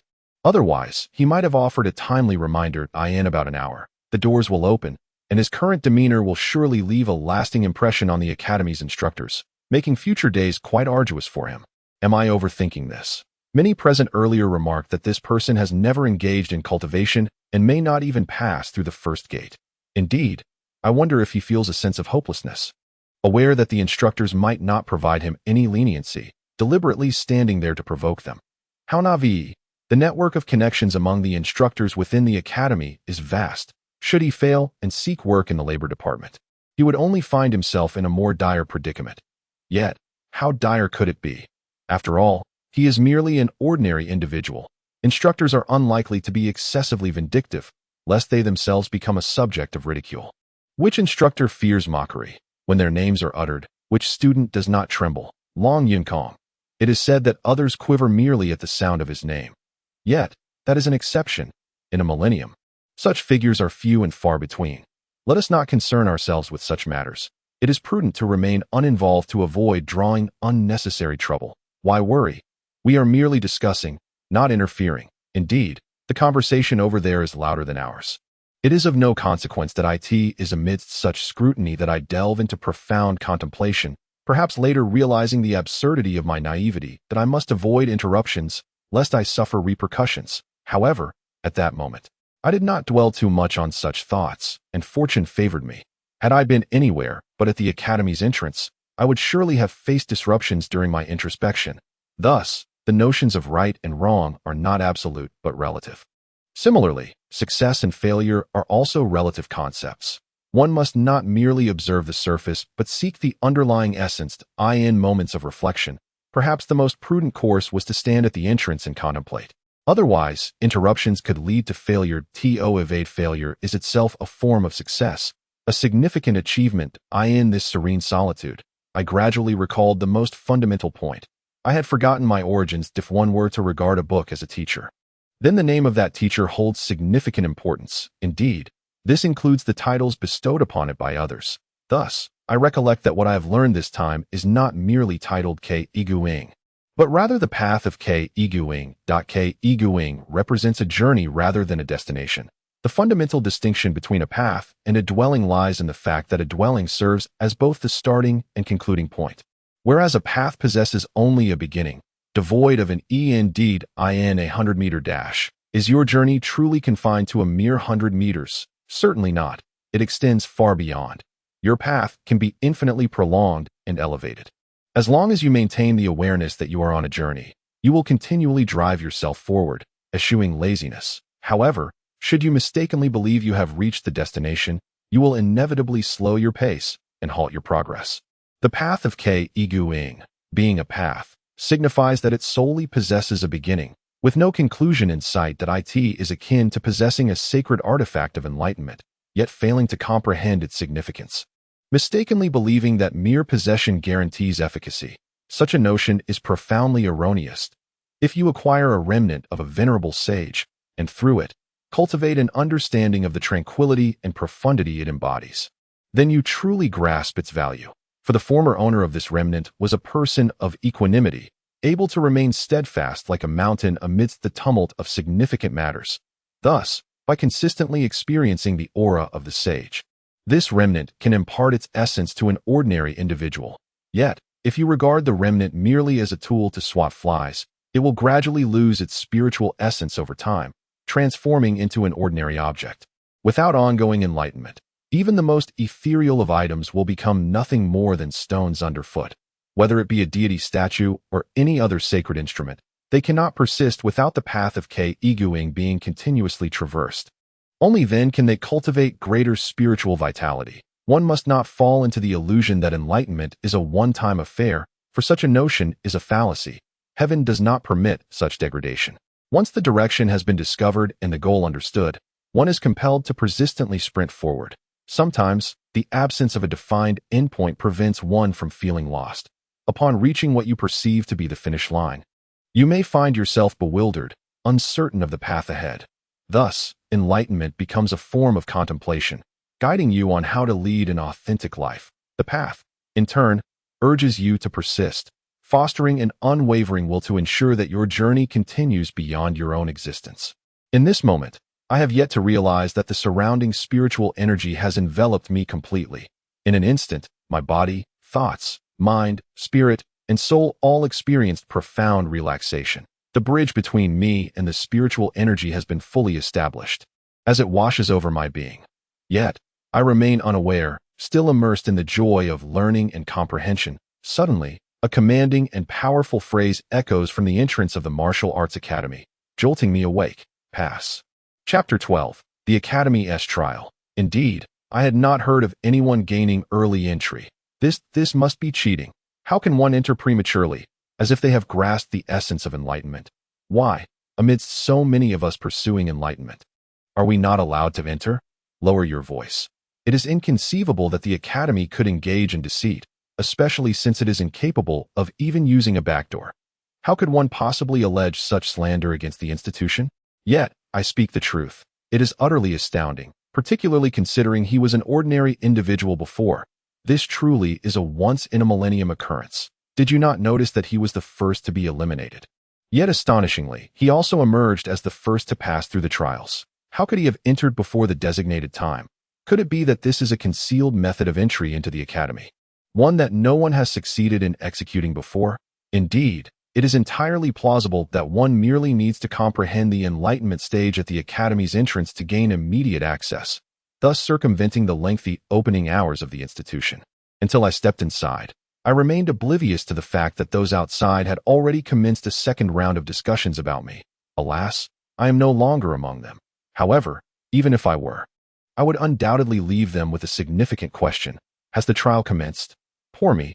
I am still unaware that there remains half an hour until the trial begins at this very moment. Within the confines of the Academy, a group of individuals clad in formal black attire stands in 6 rows within a chamber, all gazing towards the figure on the stage, an elderly man, exuding an aura of ethereal wisdom, engrossed in his reading, occupies the platform. If one were to observe closely, they would notice that the book he is holding is inscribed vertically, to be read from right to left, and from top to bottom. Seemingly oblivious to the assembly of people below, the elder continues to peruse his text until a curious leader among the black-clad individuals finally inquires, "Vice Dean, have you summoned us for a specific purpose?" Upon hearing the question, the Vice Dean sets aside his book and, with a smile, replies, "There is no rush. I believe the enrollment period has arrived." "Correct, Vice Dean. Do not fret. You may send a few individuals to assess that group of youngsters. You will have a more significant task shortly." Black-clad leader. How many individuals should we send to evaluate the youngsters? Vice Dean? Vice Dean, there is no need for you black-clad individuals. Simply dispatch those in purple attire. Black-clad leader. What preparations must we undertake for our task? Vice Dean, no preparations are necessary. You are merely to assess one individual, a newly enlightened person. Black-clad leader.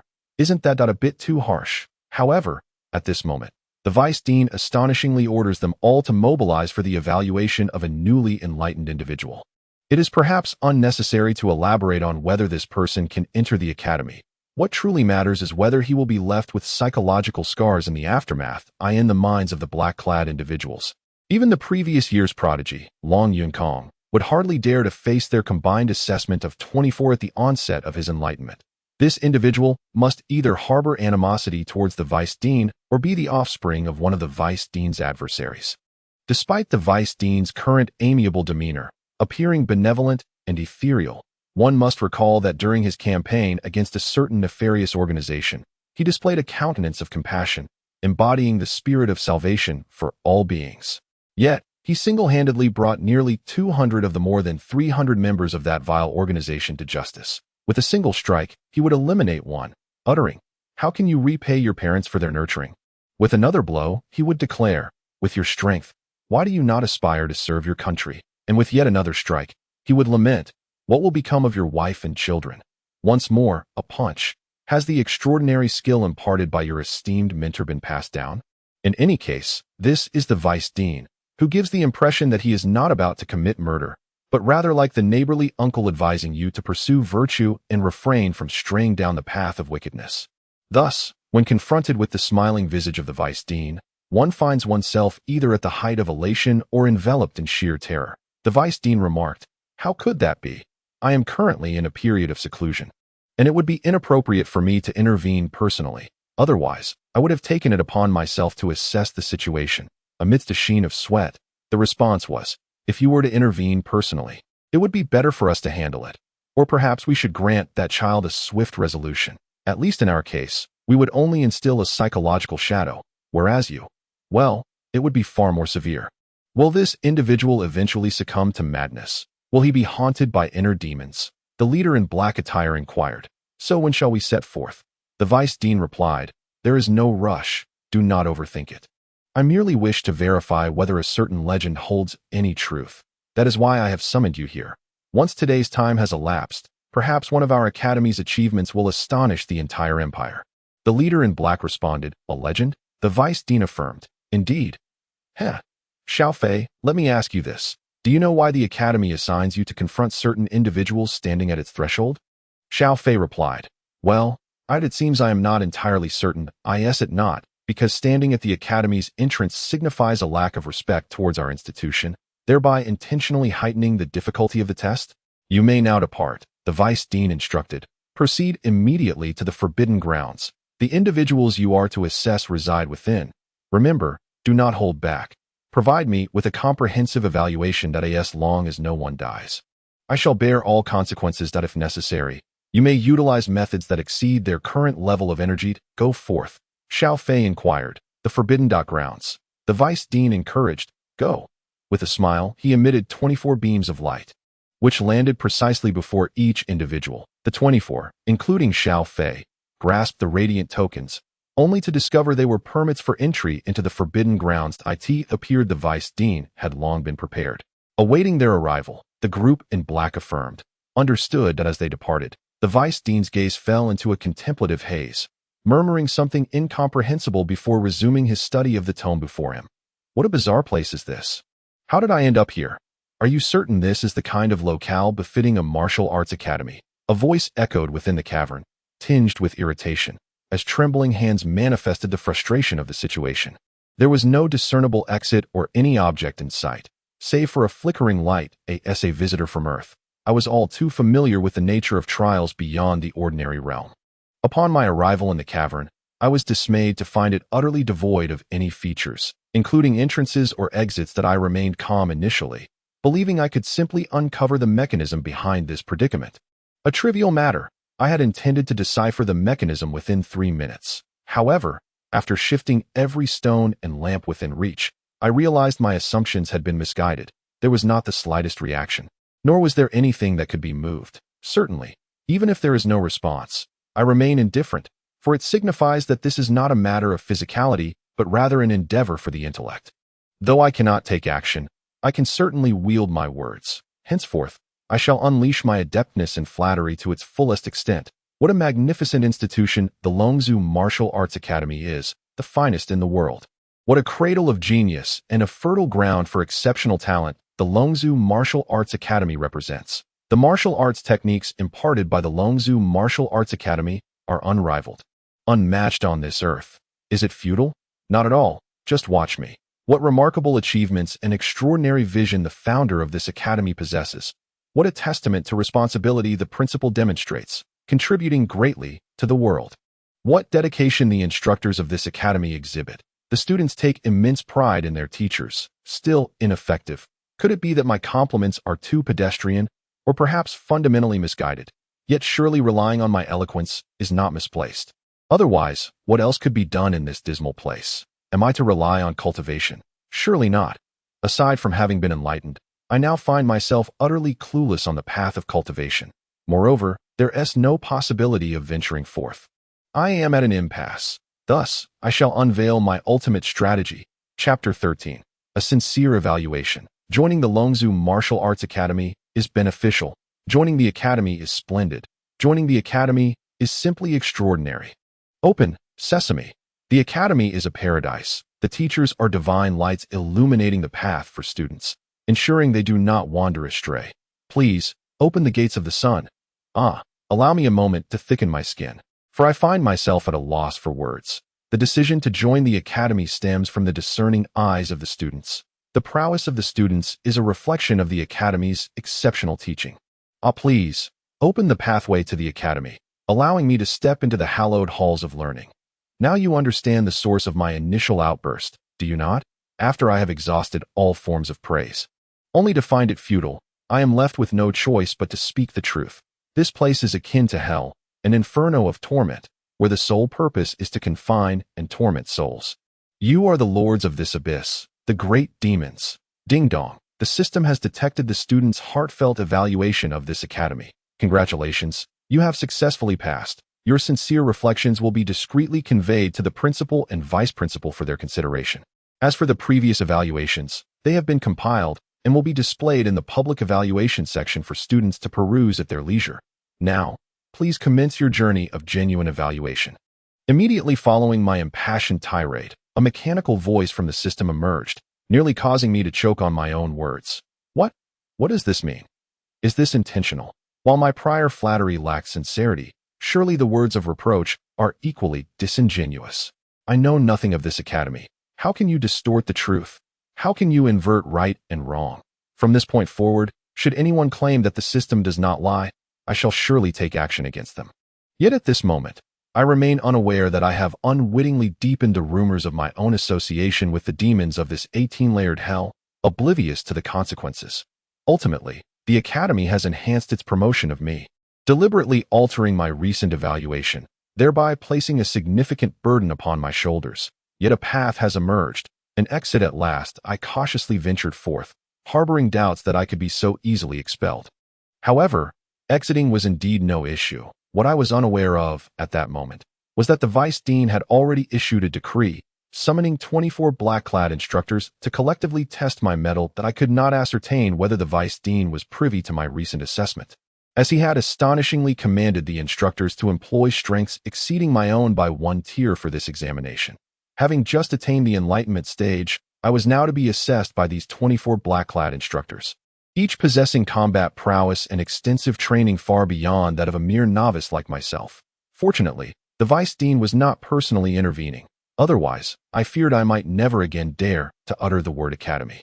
Thankfully, I remained blissfully ignorant of the situation, lest I unleash a torrent of invective upon the vice dean. Allow me to provide a glimpse into a popular phrase from Earth's internet culture a few years back, an infamous three-character curse.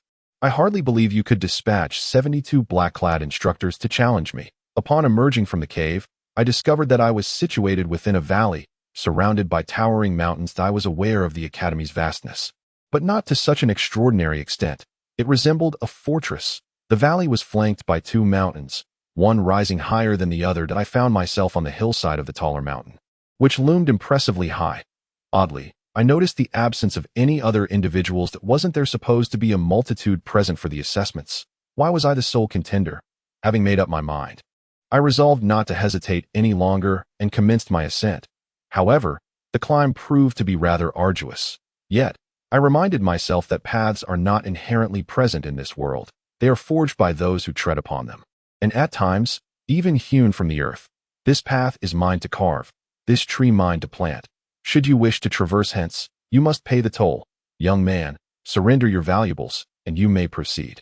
At that moment, a figure clad in black obstructed my passage, wielding a large blade resting upon his shoulder, seemingly poised to strike at any moment. The trial had commenced. Please do not take advantage of my naivete, due to my limited experience in cultivation. I have witnessed far too many such ploys on earth. How antiquated this scheme was, to be employed against me. Oh, is this your road? Very well, I am impoverished, so I shall turn back. Farewell. Wait, I no longer wish to pay the toll. You may ascend. If you can withstand 3 of my strikes, I shall allow you to pass. You are formidable. I cannot contend with you unless you relinquish your blade. Then, we may engage in 3 exchanges with you unarmed. How does that sound? Is this not fair? The black-clad individual was nearly rendered speechless by my audacity. Is it truly possible that such a student exists? If it were a common student outside, they would have simply taken it upon themselves to expel me. One must understand that the authority of the black-clad instructors is immense. It is not merely students like myself who are uninitiated that can be dismissed. Even those who have joined may face elimination. For instance, they might assign you an impossible task, easily expelling you without fear of repercussions. The only students whom the black-clad instructors cannot dismiss are those rare prodigies, like Long Yunkong, true geniuses. Thus, upon encountering a student like me today, he could only helplessly acquiesce to my terms, casting the blade beside me, and remarked, "If you can lift it, we shall see." Lift it? Is there a reward? If you shoulder your blade and withstand 3 of my attacks, I shall grant you a refining stone. Frequent use of a refining stone can facilitate the enhancement of one's physique, sustain vitality, and bolster strength. Indeed, a true man stands by his word. Once spoken, it is as difficult to retract as it is for a horse to turn back. Fear not, for the refining stone is of use even to the likes of you youngsters. Whereas for me, it holds little significance. I am not so easily swayed by a mere stone. That I gazed at him, and he returned my stare, but I could discern the mockery etched upon his face, illuminating the fact that the weight of this blade was far from the lightness I had anticipated. Nevertheless, I am not one to concede easily. Taking a deep breath, I exerted force to draw the sword from beside me. Heavy. Indeed heavy, at least several hundred pounds. My heavens.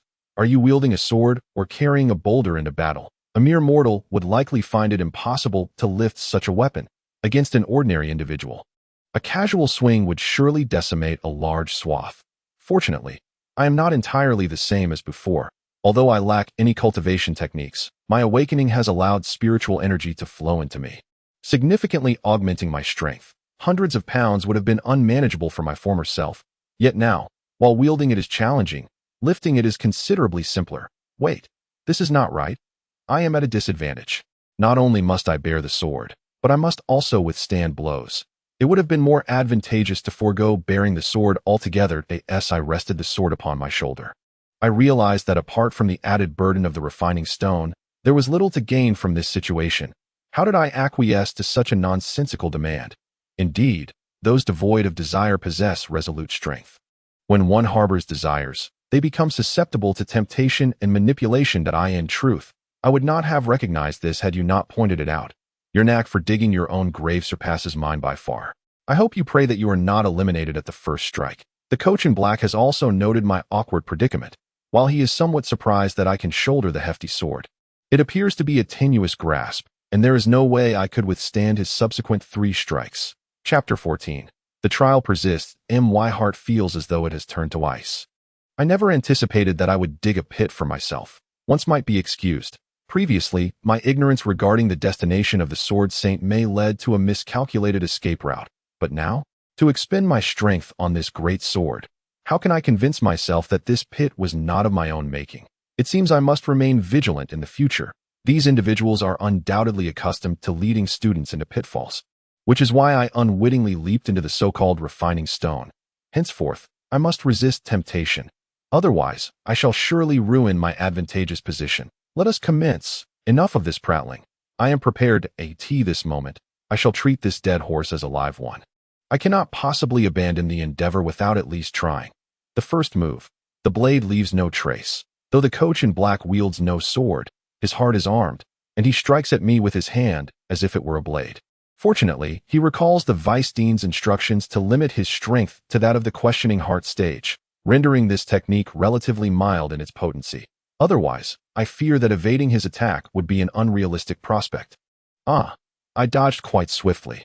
I managed to evade the strike. The coach in black appears taken aback.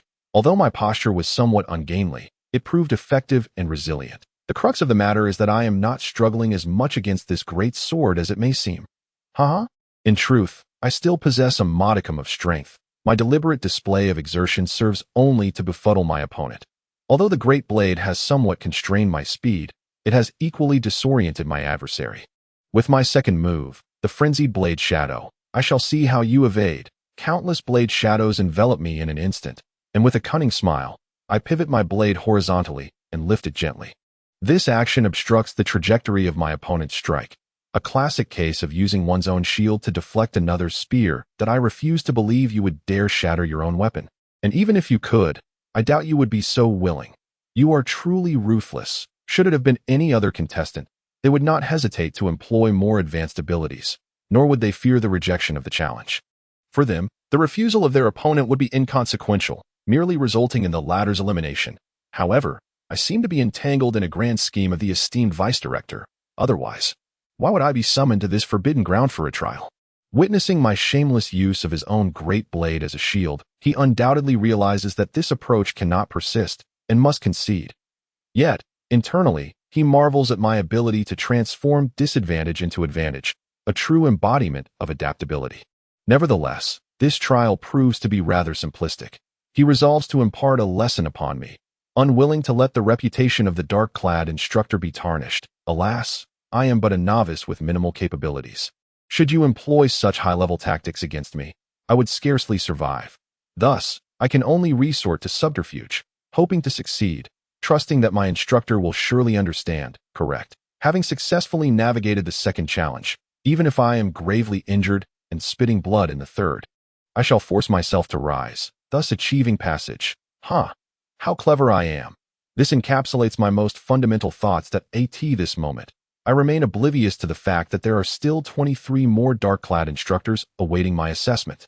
As the third move, the blade wind howls commences, the dark-clad instructor pays no heed to my words, instead launching directly into the third maneuver as the technique unfolds. I feel an overwhelming current bearing down upon me, rendering the great blade increasingly burdensome. This astonishes me. How can such immense pressure be exerted without physical contact? Is this not akin to the legendary skills portrayed on Earth's television? However, I have no time to be astonished. Quickly, I half-crouch, channeling the weight of the blade through my legs into the earth. My eyes remain fixed upon the dark-clad figure, ever vigilant for their next assault. The instructor leaps into the air, seemingly intent on descending upon me from above that I laboriously raise the blade overhead with both hands to guard against the impending strike. Yet the instructor does not attack from above. Instead, they shift their hand downward, unleashing a forceful gust aimed at my chest from a distance that I scarcely have time to react. Although my mind eventually catches up, I still succumb to the blow, tumbling down the slope. How dastardly. Employing such underhanded tactics against a novice is utterly shameless. Fortunately, the hillside is strewn with thorns and small trees, cushioning my fall to less than 2 meters. The thorns have significantly softened my landing, sparing me from serious injury. Yet, I find myself gasping for breath, a sensation of nausea accumulating in my chest. Congratulations, you have passed, and I hope your journey ahead is smooth. Please return the blade to me. This is the body-forging stone I promised you. The man in black indeed kept his promise. However, when he unexpectedly produced a piece of refining stone from seemingly nowhere, it nearly caused me to choke on my own blood. Is this truly a refining stone? Not that I wished to ask unnecessarily, but upon rising to my feet and hearing his words, I felt quite elated. Indeed, he had honored his commitment, and as I prepared to return the large blade to him, he astonishingly unveiled a piece. Not merely a stone, but a heavy stone garment akin to armor. It was evident that this was no ordinary weight, and certainly not something one could conveniently carry. It was designed to be worn. Just think about it. How does one transport a stone garment? It must be worn, but what would it feel like to don such an item? In any case, I had no desire for it. Yet, before I could refuse, the man in black suddenly smiled and said to me, "What's wrong? You don't want it. Very well, a gift from the elder must not be declined. If you wish to decline, you must first defeat me. We can continue to spar." I retorted, "This was earned through my victory. It is not a gift from you." The black-clad instructor replied, "Indeed. You have won a refining stone, and I bequeath to you a stone garment. The refining stone you earned is embedded within this very garment." I gazed at him incredulously, questioning whether he could make his personal vendetta any more apparent. Was this truly something a novice like me could wear? Nevertheless, I was aware that refusing was no longer an option. I could only hope it would not be excessively heavy. Once donned, I felt rather dashing in the stone garment. Albeit a tad cumbersome, at least seeing the smug expression on the black-clad instructor's face stirred a hint of irritation within me. But I could not contend with him, so I endured. Press on. Novice, once you reach the summit, you will face the ultimate challenge and join the Dragon Team's Martial Arts Academy. That I almost forgot to mention. The interior of this garment is inscribed with a formation. Unless you reach the awakening stage, you will be bound to wear it forever. While I contemplated the stone garment, the voice of the black-clad instructor echoed from the mountain, prompting me to nearly unleash a torrent of curses. How shameless! How outrageous of him to toy with me! Just you wait.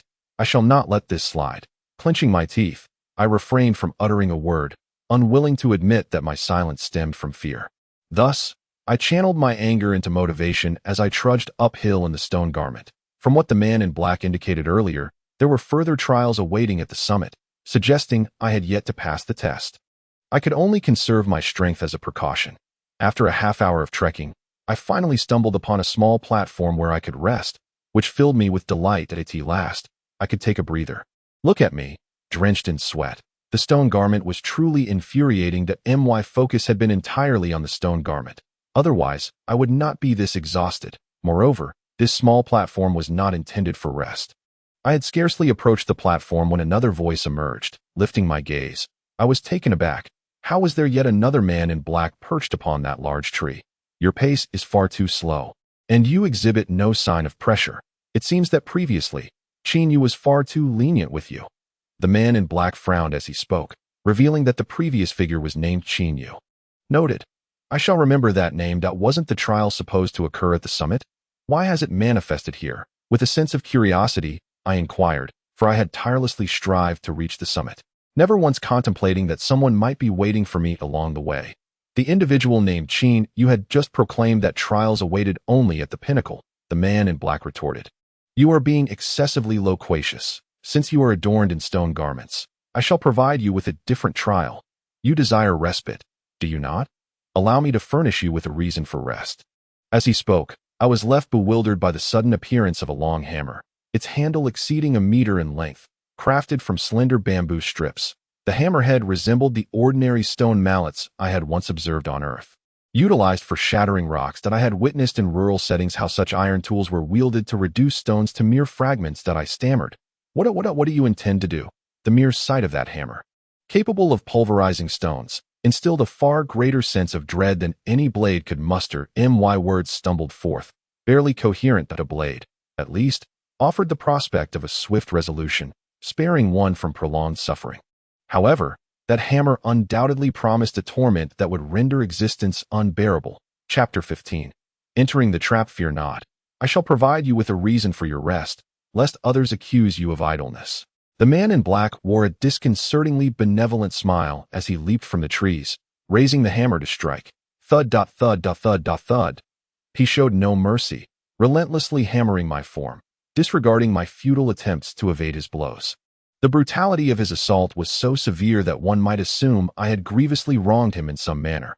Despite my anguished cries, he remained unperturbed, accelerating the rhythm of his punishment.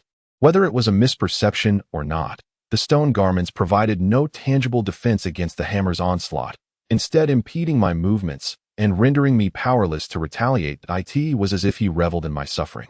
With each scream, he grew more exuberant, delivering his strikes with increased ferocity, an utterly merciless form of punishment that was difficult to behold. The more he struck, the more I yearned to collapse upon the ground. Yet the black-clad tormentor skillfully maintained control over his strength. Denying me even the slightest opportunity to rest, I found myself compelled to shift positions endlessly, unable to govern my own actions, my mind devoid of the capacity to react. This was undoubtedly the work of a master in the art of torment, exhibiting a wealth of experience. In mere moments, I had endured hundreds of blows, each landing with precise intent, without repetition. Every strike sent waves of pain coursing through my very bones. I lost track of how long I had been crying out. The absence of any rescuers or third parties only intensified my despair until, at last, I felt my body nearing collapse, ultimately succumbing to blissful unconsciousness. Ah, is this a massage you are giving him? Has he truly fallen asleep like this? Upon my loss of consciousness, another figure in black emerged from the underbrush, incredulity etched upon his features. All 720 of my acupoints had been thoroughly hammered by the sequence of the yin, qian, jin, shui, fei. It was a wonder I had not succumbed sooner. This was genuine pain, not a mere pretense. Having completed the beating, I leave the rest to you, remarked the black-clad instructor who had been my assailant. Resting the hammer upon his shoulder before addressing the other instructor, he then ascended towards the summit, utterly oblivious to my prostrate form on the ground. At that moment, I felt an overwhelming heat enveloping me. My body flushed crimson. Particularly, the entire body emanated a wave of heat, a phenomenon that manifested only after I had fainted, completely unbeknownst to me at the time. Another coach clad in black observed me, then extended a hand to effortlessly lift me and transport me to the platform where I had previously sought respite.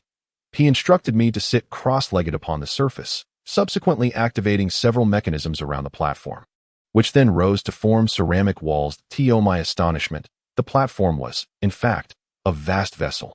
Prior to the activation of the mechanisms, it merely appeared as a smooth base, deceiving me into believing it was a simple table. Even in my dazed state, upon awakening, I realized I had unwittingly dug my own grave, a revelation that filled me with exasperation. What does it mean to invite someone into a trap? This was not merely an invitation.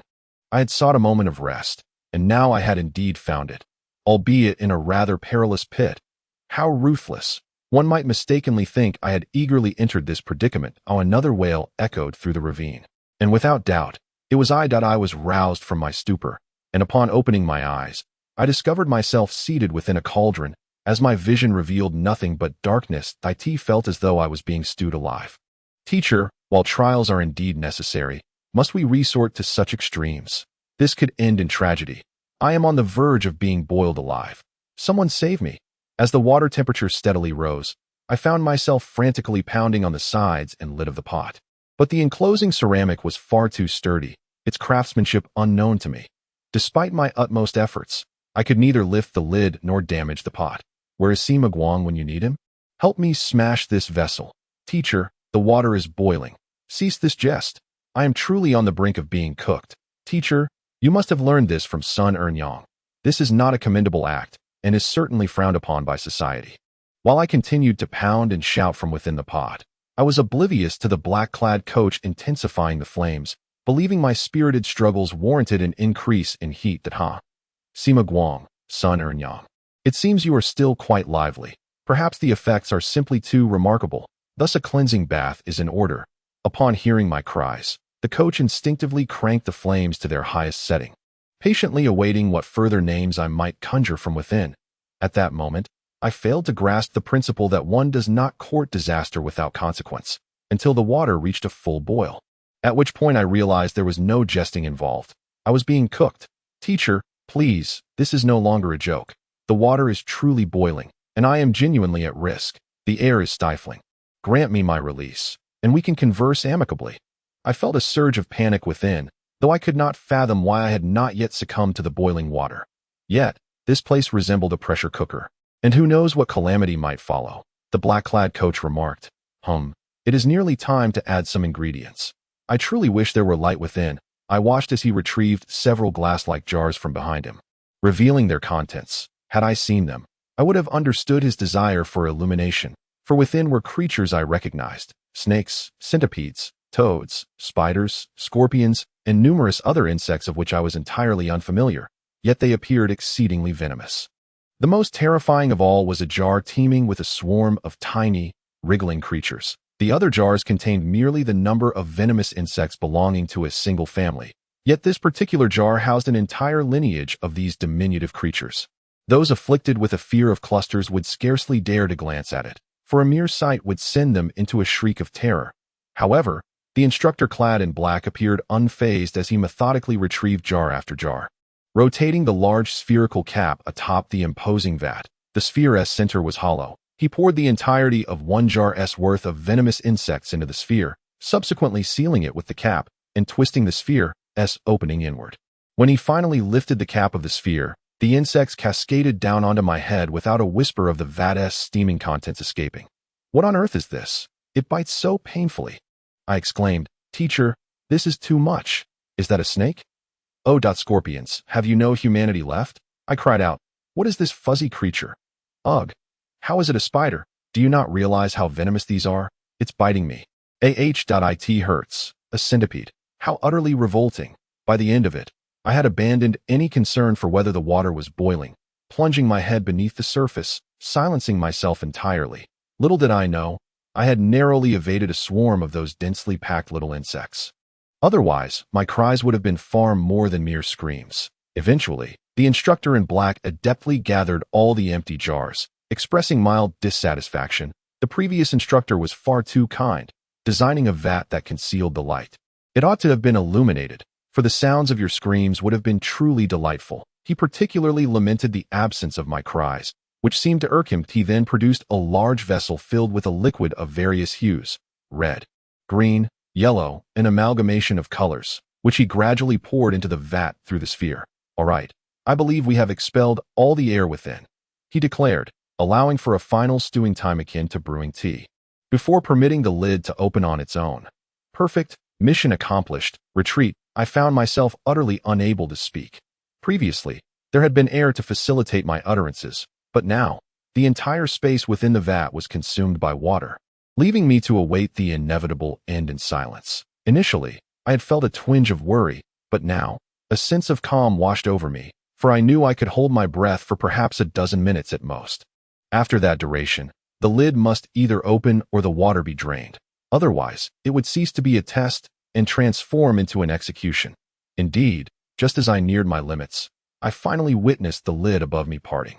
Yet, a cautious voice within still urged vigilance. What if a swarm of poisonous bees awaited my emergence? However, my lungs cried out in alarm, warning me that if I did not surface soon, I might be trapped indefinitely.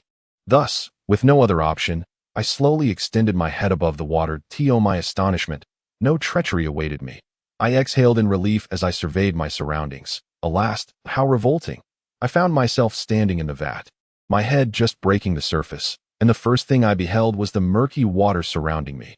Countless venomous insects and the corpses of poisonous creatures floated atop the water, which bore a striking resemblance to filthy swamp water. Green, yellow, red, it appeared as though a multitude of dyes had been poured together, and no wonder the water felt somewhat viscous. In an instant, I yearned to escape, yet the walls of the vat were too slick. With a resounding splash, I found myself tumbling back in, inadvertently choking and swallowing several mouthfuls of water. This was unbearable. Death itself could not compare to this discomfort. Grasping the rim of the vat with both hands, I exerted myself and leaped out. Ugh. Without a moment's hesitation, I began to retch, attempting to expel the water I had just ingested. However, despite my efforts, it seemed as if the water had a will of its own, settling comfortably in my stomach and refusing to leave. That was utterly revolting. I could hardly stand it, though. Where did this adorable little fellow come from? Why do you look so disheveled? And who has left your face so swollen? Just as I was struggling to regain composure, a voice pierced through the haze, sending a shiver down my spine. Forgetting the nausea in my belly, I turned to see, indeed, a figure clad in black. And this time, it was a woman. Half of her face was obscured by a veil, hiding her features, yet her figure, elegantly wrapped in black attire, was curvaceous and striking, accentuating her slenderness at that moment. Her large, curious eyes were fixated upon me. Following her gaze, I glanced at myself. Oh dear, this was rather indecorous. After I had fainted, that scoundrel in black had stripped me of my garments, leaving only my customary undergarments and the stone attire gifted by Chinyu. It appeared rather revealing, as my undergarments were thin and slightly transparent from the water, while the stone attire provided scant coverage. Additionally, due to the minimal clothing, I could see that my body was swollen all over, likely from the venomous insects that had bitten me. Indeed, a formidable adversary. Why do you stare so intently, little fellow? You've made my cheeks flush. If you truly wish to look, why not come closer? The woman in black extended her alabaster hand and beckoned me. Her expression tinged with a hint of regret, perhaps because I had dressed myself in my clothing to no thanks. I have matters to attend to. We shall converse another time. Farewell. This trivial trial hardly qualifies as a test. Do not underestimate me, for I am a visitor from Earth, well acquainted with such petty challenges. Attempting to ensnare me would be a grave miscalculation. However, saying goodbye seemed the wisest course, although I knew escape was unlikely. I felt compelled to attempt it. Enough of jesting. You are currently filled with toxins, and if you do not consume this antidote I offer, you may not reach the summit before succumbing. Just as I prepared to flee, the woman in black spoke to me with an unexpected gravity. She held a small vial in her hand, which resembled a jade bottle. Upon hearing her words, I found myself faltering, for my entire body, including my head and limbs, was swollen. Even if someone insisted I had not been poisoned, I would not believe it myself. But where did this poison originate? Was it not inflicted by the black-clad figures? Now, one of them offers me the antidote. Why should I trust it? You refuse. If you truly do not want it, I shall put it away. I must admit, I am somewhat reluctant to part with it. Since you do not desire it, I shall not be polite and will take it back. I want it. Dear sister, you are far too kind to harm me. Are you not? Observing the actions of the woman in black, who appeared intent on retracting her movements, I ultimately decided to secure the potion before voicing any further concerns. Given the earlier incident with the large vat's lid being opened, it seemed evident that they harbored no intentions of taking my life. Chapter 16. The Devilish Coached. As I cautiously retrieved the jade vial from the woman in black, I exercised utmost care, treading lightly with my every move. Yet, she seemed as if she were solely tasked with delivering the medicine.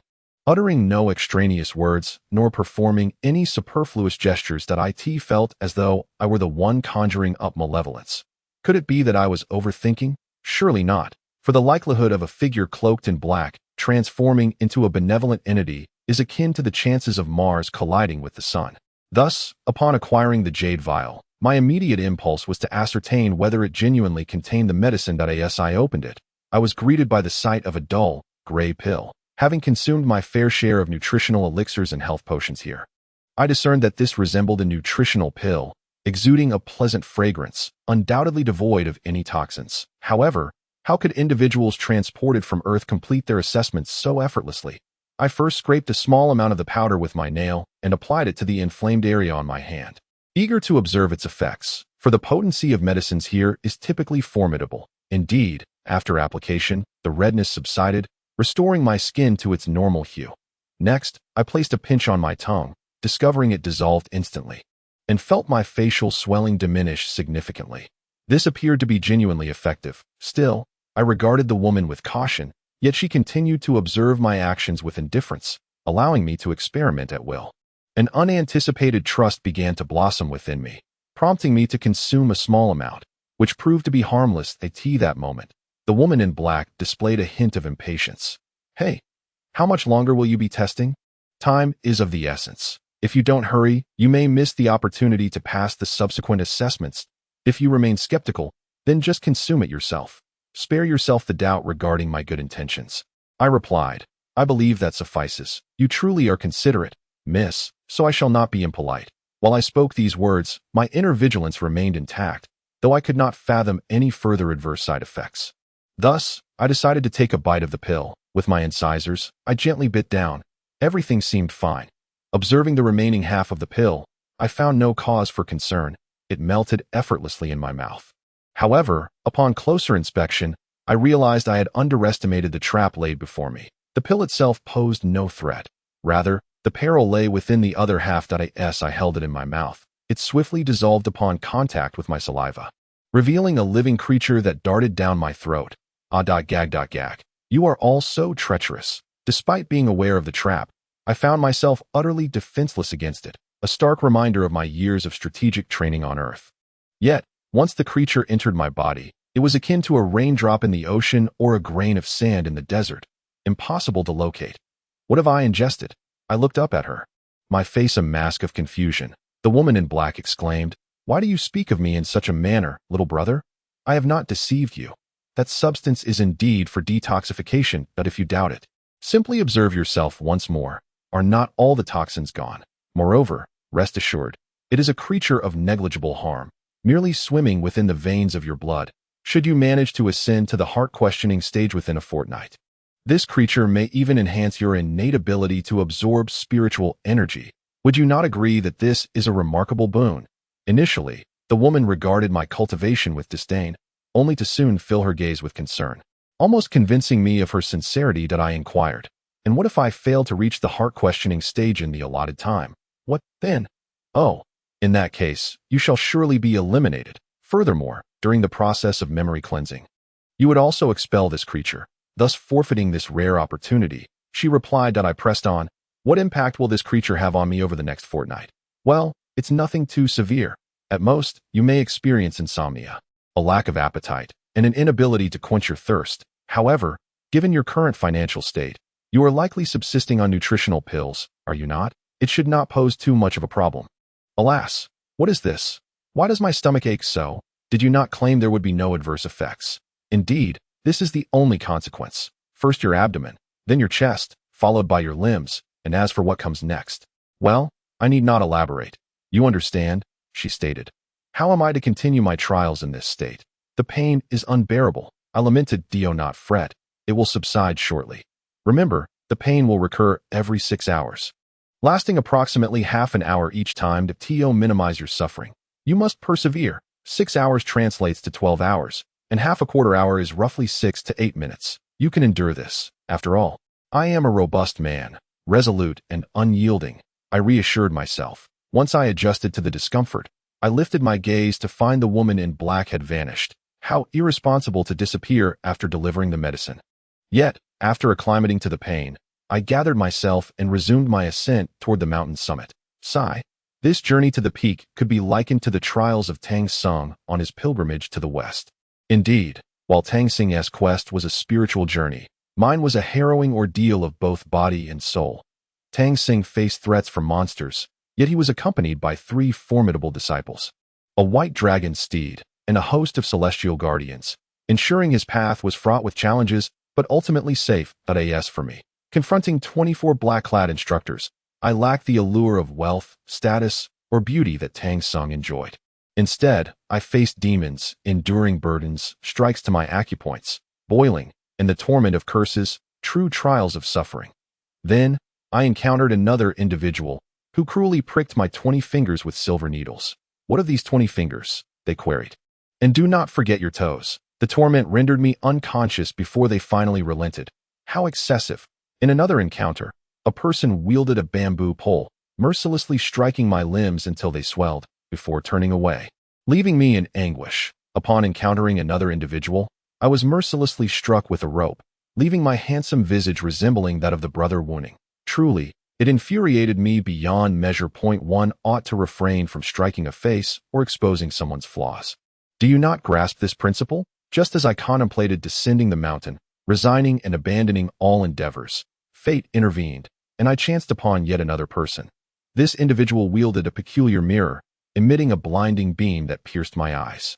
A cry of despair escaped my lips as the sharp pain rendered me momentarily lost in existence. Thus, I earnestly advise those who dare to traverse realms, It would be prudent to abandon such thoughts, lest you find yourself steeped in regret. Before my vision could recover, a sudden chime reverberated, deafening me to the point where I could not even hear my own cries. How cruel! Is there truly such a lack of humanity? I began to comprehend why they had confiscated my clothes. Their true intention lay in my footwear, for my shoes, socks, and trousers were ensconced within the clothes. Deprived of shoes, I was destined to tread upon a path of thorns. My feet beset by unknown hazards. One can only imagine the agony of traversing the sharp husks of durians barefoot. The pain was so acute that tears streamed down my face. You see, I stand nearly 1.70 meters tall, and my weight does not lend itself to lightness. The more pressing concern is the stone attire I donned, its weight being several times my own. In such circumstances, was I not destined to wail in anguish, especially without any means of defense? Later, as I screamed, an unknown substance was thrust into my mouth, exceedingly unpalatable, rendering my entire oral cavity, including my tongue, numb. Simultaneously, I felt the jolt of electricity coursing through me. I am a good person. Might they not strike me with lightning? My nose was assailed by a pungent odor, which made it all too clear. My senses, sight, hearing, taste, touch, and smell, were subjected to relentless torment, and at last, I succumbed once more to unconsciousness that it was over. Finally, it was over. I could not help but reflect on the sheer brutality of this trial. After an indeterminate duration, I awakened, opening my eyes to a splendid panorama, listening to the melodious chirping of birds, feeling the gentle breeze caressing my skin, and inhaling the fragrant blossoms nearby. To my astonishment, my left hand clutched a roast duck, while my right held an unknown fruit juice. I sipped the juice gently, savoring the roasted duck. Bliss. Now, this is what life is meant to be. Perhaps it is evident to all that, in the end, even my senses were deceived. One could surmise that my mind had not been spared either. I was unaware of the method employed to manipulate even my unconscious state. It was only later that I grasped the true significance of the black-clad instructor. Encountering them was both a stroke of fortune and a misfortune. I distinctly recall dreaming for an extended period, daily beholding exquisite vistas, listening to the birds serenading me, inhaling the floral aromas that permeated the air, relishing the cool breeze, feasting on delectable fare, and sipping delightful beverages. At times, I even found myself questioning whether I wished to awaken, reluctant to descend from paradise into the depths of despair. However, as with all dreams, awakening is inevitable, especially in this world governed by the law of the jungle. The longer one dwells in blissful slumber, the more harrowing the reality that awaits upon awakening. On a certain day, I found myself spilling delicious delicacies, shattering juice, and smashing everything that could be broken. Ultimately, I was left as the sole survivor, aching all over, awakening from a previous descent down the slope. Although I recognized it as a dream, its vividness seeped into my reality. What a terrifying dream. Was this ordeal merely a test? Is entry into the Dragon Group Martial Arts Academy truly so arduous? I find it hard to believe that many could succeed under such trials. It feels insurmountable, and perhaps many would rather remain in slumber. Yet, this dream has only fortified my resolve to enter the academy. Come forth. No matter what tricks you still have up your sleeve, let them come. I am ready. I yearn to grow stronger. I refuse to dwell in the dreams woven by others, to be but a pawn in their game. I shall become the master of the board. Disciples, to the west. This is the direction that Tang Sung did not stray from before obtaining the true scriptures. I shall do the same. My goal is the mountaintop. Even if I must face even more horrifying tribulations ahead, I cannot relent. I shall never concede. The surroundings have been meticulously cleared, leaving me oblivious to what was laid beneath my feet. How painful! Upon discarding my shoes and socks, I discovered that while my soles were unbroken, they were of vivid crimson. Indeed, there is no limit to cruelty. They are truly a band of devils. You still wish to ascend? Another figure clad in black appeared, gazing at me incredulously as he inquired. I responded, yes. The figure in black replied, you have 9 challenges remaining. Overcome them, and you shall prevail. However, failing may result in life-threatening consequences. Think carefully. Is it worth it? I countered. It is not a matter of worth, but rather of whether it is appropriate, and whether I have the courage to proceed. The figure in black remarked, is it not rather childish to gamble your life out of spite? I asserted, I believe I can succeed. That I do not gamble. I can prevail. The figure in black warned, The final 9 challenges are as daunting as ascending to the heavens. That it is not as simple as you imagine. In truth, what harm is there in surrender? At worst, you could live a life of an ordinary person, more carefree, more at ease. The figure in black added, life resembles a play. Sometimes, one need not take it too seriously. I replied, precisely because life is akin to a performance, one must excel in their role. Otherwise, existence holds no meaning, and one might as well embrace the grave. The figure in black questioned, are you truly worthy? I asserted, I am. The figure in black retorted, no, you are far from adequate. You are lacking in many aspects. Had previous challengers not shown leniency, you would have met your downfall long ago. I responded, any path leads to failure only through abandonment. As long as I stand here, pressing forward, that is success. One that remains temporarily unachieved. The figure in black scoffed. How laughable. Did you not wish to give up previously? What qualification does one who has contemplated surrender possess to speak of success? I stated, the victors are kings, while the vanquished are but bandits. Ultimately, it is the one who succeeds who matters. Regardless of whether they once contemplated relinquishing their dreams and goals, for their success is sufficient. The figure in black chided. You are exceedingly arrogant. The Academy has no need for such hubris. I asserted, I am confident. The Academy will not discard confident students. The figure in black conceded. Very well, such arrogance is commendable. Only those with such audacity produce cries that are truly melodious and enchanting. Go forth. I shall not impede your progress, but I will follow you, eagerly listening to the echoes of your despairing cries. Strength is not the absence of tears, but rather the resolve to forge ahead. Even with tears in one's eyes, having spoken, he paid no further attention to the figure in black and resolutely ascended the mountain, leaving distinct footprints along the way, regardless of whether the path ahead led to a dragon's lair or a tiger's den, or to mountains of blades and seas of fire. Nothing could impede my progress at this moment. After a grueling half-hour, I had traversed merely 2 kilometers, as every part of my body ached unbearably. I gritted my teeth and persevered, for climbing a mountain is far more challenging than merely walking. That you've arrived. I thought you wouldn't make it, came the voice of another figure in black, who sat cross-legged among a thicket of grass. Yet curiously, the grass remained unbowed. It seemed as though he was as light as the morning dew upon the blades, resting upon them rather than the ground. That I have come. Please, esteemed teacher, impart your wisdom. I had yet to extricate myself from the influence of earth, mistakenly believing that everyone in the Academy were teachers and students. I was unaware that they ought to be referred to as coaches. While I should consider myself a seeker of knowledge, only those who entered the Academy as learners could be called students or novice apprentices. That I possess a unique skill that can send a person flying, known as skyward palm. Would you care to experience it?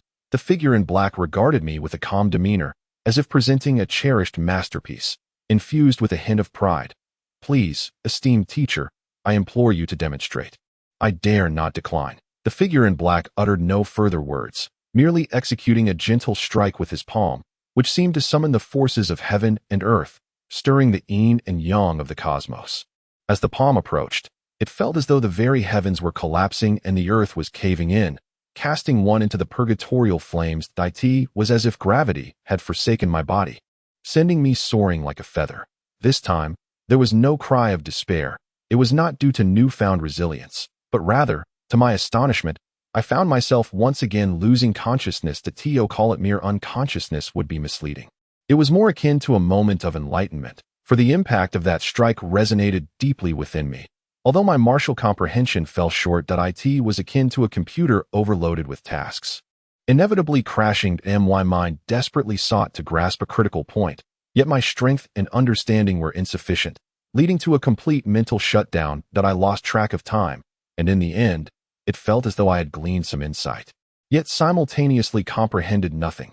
With no other recourse, I had to awaken, only to discover that the figure in black had vanished, leaving behind the one who had accompanied me up the mountain, still standing a short distance away. Ignoring the figure behind me, I pressed onward, perhaps due to the effects of the skyward palm. Although my body ached even more, I felt as though my burdens had lightened, rendering my ascent far more effortless. This newfound ease allowed me to ascend the mountain at a much quicker pace, and in less than a quarter of an hour, I encountered yet another black-clad instructor at quite an imposing presence. This was the most robust figure I had encountered thus far, presently binding together numerous trees with remarkable precision. Notably, He treated the trees as if they were ropes, expertly tying them without breaking any branches. My apologies, esteemed teacher. My understanding is rather dull, and it took me a bit longer to grasp the lesson. That I beg your forgiveness. The burly figure in black replied, spare me the pleasantries. This trial shall not be easy. I possess the torturous technique known as 100 fox grasping ghosts. Are you certain you wish to proceed? Please, esteemed teacher, I implore you to demonstrate. Very well. It's rather tiresome to keep toiling with these trees. I have longed for someone to serve as a test subject for my practice. Since you are a willing participant, I shall show no mercy. Come, come, experience the taste of a fate worse than death. The imposing figure clad in black exhibited no semblance of exaggeration, as he twisted my hands into a pretzel shape in less than 3 breaths without inflicting any harm upon me. Unable to restrain myself, a scream of agony escaped my lips. The burly man in black chuckled. Hee, spare me your cries. This is merely the beginning, an appetizer. Come, we shall proceed to the main course. I believe many have witnessed various performances of the human body or acrobatics, and some have even attended live shows. But have you ever seen a person tied into a ball using their own limbs as if they were ropes? And all this while ensuring no harm befalls the muscles, veins, skin, or bones. You can feel that your body's interior, be it bones or tendons, sustains no injury. Yet every movement you make defies the very nature of your bones and disrupts the properties of your tendons. It is utterly terrifying. This is nothing short of a miraculous feat from the outset. Until now, my screams have been relentless. Each gesture from the stout man in black inflicts immense suffering upon me, compelling me to cry out involuntarily. It is excruciating. I genuinely wish to remain silent, yet my willpower pales in comparison to the agony of reality. Chapter 17. The final challenge. The burly man in black remarked, as long as you admit defeat, you may return to your former self. Otherwise, you shall continue to endure, with the later parts being even more thrilling. I stammered, please continue. Stubbornness is my hallmark. At times, the blows from others serve as the best form of provocation. Even though my speech faltered, I still managed to utter my defiance. The man in black responded, not bad. You can still speak. It seems you deserve an upgrade. The figure behind him added, give up. His 100 fox capturing ghost technique is a torment so severe that even spirits fear it. Only individuals with special physiques can cultivate it. He has only used 10 fox powers thus far. Should he unleash the full 100, your very soul would ache. I declared. I will not to give up, the burly man in black replied. It seems you are holding up well. Come, as you wish. Let me introduce you to the 100 fox powered. My eyes widened, teeth gritted, my face contorted in agony. The pain was searing, penetrating to the depths of my soul. It appeared the man in black spoke the truth. I emitted several desperate screams, hoping that they would somehow alleviate my suffering. Yet, the pain only intensified, leaving no semblance of relief. Is this truly the maximum threshold of human agony? I recall Earth categorizes pain into 12 levels. Does this not fall within the highest tier for an ordinary person? How many levels does my pain encompass? 15 or 50? Who knows? Surely no one has ever tested such limits. The burly man in black taunted. Can you still speak? Oh, I advise you not to try too hard, lest you bite your own tongue. I gasped. I can endure. My cries waned, but he certainly did not believe I had succumbed to unconsciousness. The threshold of pain can indeed lead one to faint. However, should the agony exceed that limit, even unconsciousness may not shield one from awakening to the torment anew. Yet, despite my apparent state, which suggests a diminishment of pain, how could this be? Such an occurrence has never transpired before. The figure in black behind me sensed something amiss. Why was there no sound of anguished cries? He was well acquainted with the Bai Hu Qian Gui show technique, and the prior description was by no means an exaggeration. Yet, I appeared to be in a serene slumber, devoid of any sensation of pain, as if cradled in a warm cocoon, peacefully asleep. The burly man in black pondered. Surely he can't be dead. Can he? Of course not. Both individuals could perceive that my vitality had not only endured but was, in fact, flourishing. This perplexity only deepened for the two black-clad instructors, for such a phenomenon had never been witnessed before. The man in black behind mused. He seems to be grasping something anew, causing his mind to falter. The two instructors exchanged bemused glances. What was this situation? In such agony, how could one still find the capacity to comprehend anything? This individual was indeed extraordinary. It was well known that the burly man in black was a master of coercive interrogation. To attain enlightenment under such brutal duress signified remarkable insight. The burly man in black inquired, "Should we withdraw?" Glancing at his leader with a hint of exasperation, he questioned the efficacy of their methods, which seemed to bear no fruit. The leader of the black-clad instructors shook his head, sinking into contemplation before finally articulating, "Let us wait until he awakens before we withdraw. I too wish to discern whether he will continue to endure excruciating pain upon regaining consciousness, or if he has transcended the Bai, Hu Qian Gui Shou." The burly man in black affirmed, "Understood." The leader continued, "You shall proceed ahead and inform the others to restrain their cultivation to the 1xNG level, while unleashing their full prowess in all other aspects without holding back. As for this side, once he regains consciousness, I shall release him. Though I cannot practice your ultimate technique, I can certainly unbind others. Now go." The burly man in black replied, "Very well, I shall attend to it immediately." With that, he swiftly turned and departed to relay the message to the others, leaving the leader to contemplate my contorted form, perplexed by how I had stumbled into such a state of enlightenment. How could I achieve profound understanding in such a condition? Was it perhaps an innate gift for enlightenment? Time passed, and I gradually awakened, realizing I remained in the same place, my body still twisted in a grotesque fashion. It appeared I had not been unbound. Could this trial be to unravel this martial skill? Truly, each challenge seemed as daunting as ascending to the heavens. Yet, for me in this moment, it posed no issue. I slowly began to recite the incantation anew. Soul light, body aligned, spirit separated, body relaxed. Each trio of words felt as if they were unlocking a shackle, and soon my body returned to its normal state. From the twisted form of my body and soul, I gradually regained my composure. The black-clad man gasped, You actually unraveled it yourself? How is that possible? How did you manage this?" I replied, "Is this not your trial? Could you liberate me from this state?" The figure in black responded, "Well, I suppose so. Congratulations on passing. You may proceed." His response to my inquiry seemed to catch him off guard, as if he were contemplating whether the forthcoming challenges would disappoint me. Perhaps due to the ease with which I had navigated the previous trials, I pressed onward. I felt a gradual alleviation of both weight and pain within my body. This newfound insight was profoundly intricate. Although I comprehended it, applying it effectively would require further acclimatization. 10 minutes later, I encountered another individual. The master of Duanlong finger declared, "With a mere point of my finger, I can sever every bone in your body. If you wish to avoid suffering, you should descend the mountain." This black-clad individual appeared to be the eldest I had encountered thus far, balancing his entire weight on the tip of his right index finger, which was firmly planted on the ground. I implored, "Please, grant me your instruction." With a resonant hum, the elderly figure bent his finger and, with a swift flick, launched himself into the air, hovering above me. His 10 fingers deftly struck, delivering a tremendous impact to my 206 bones, leaving no part of my body untouched by pain. It felt as if every bone had been shattered, each finger struck with the precision of iron, targeting the most vulnerable points of my skeleton, causing a cacophony of cracking sounds to resonate throughout my body.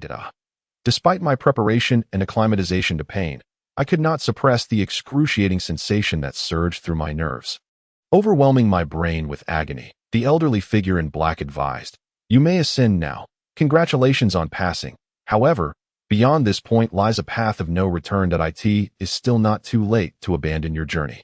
Tread your own path wisely." I murmured, "Thank you for your guidance, Master. I am indeed choosing my own path, and must walk it diligently." As I watched the elderly figure retreat into the distance, I gritted my teeth and voiced my thoughts. My entire body trembled. Even my lips quivered as I spoke, yet I managed to articulate my words with clarity. 10 minutes later, I faced another opponent. His flexible whip unleashed the swimming whip technique, leaving my skin red and swollen, as if leeches were clinging to me. I began to doubt whether the stone attire was merely adding weight, without any defensive benefit.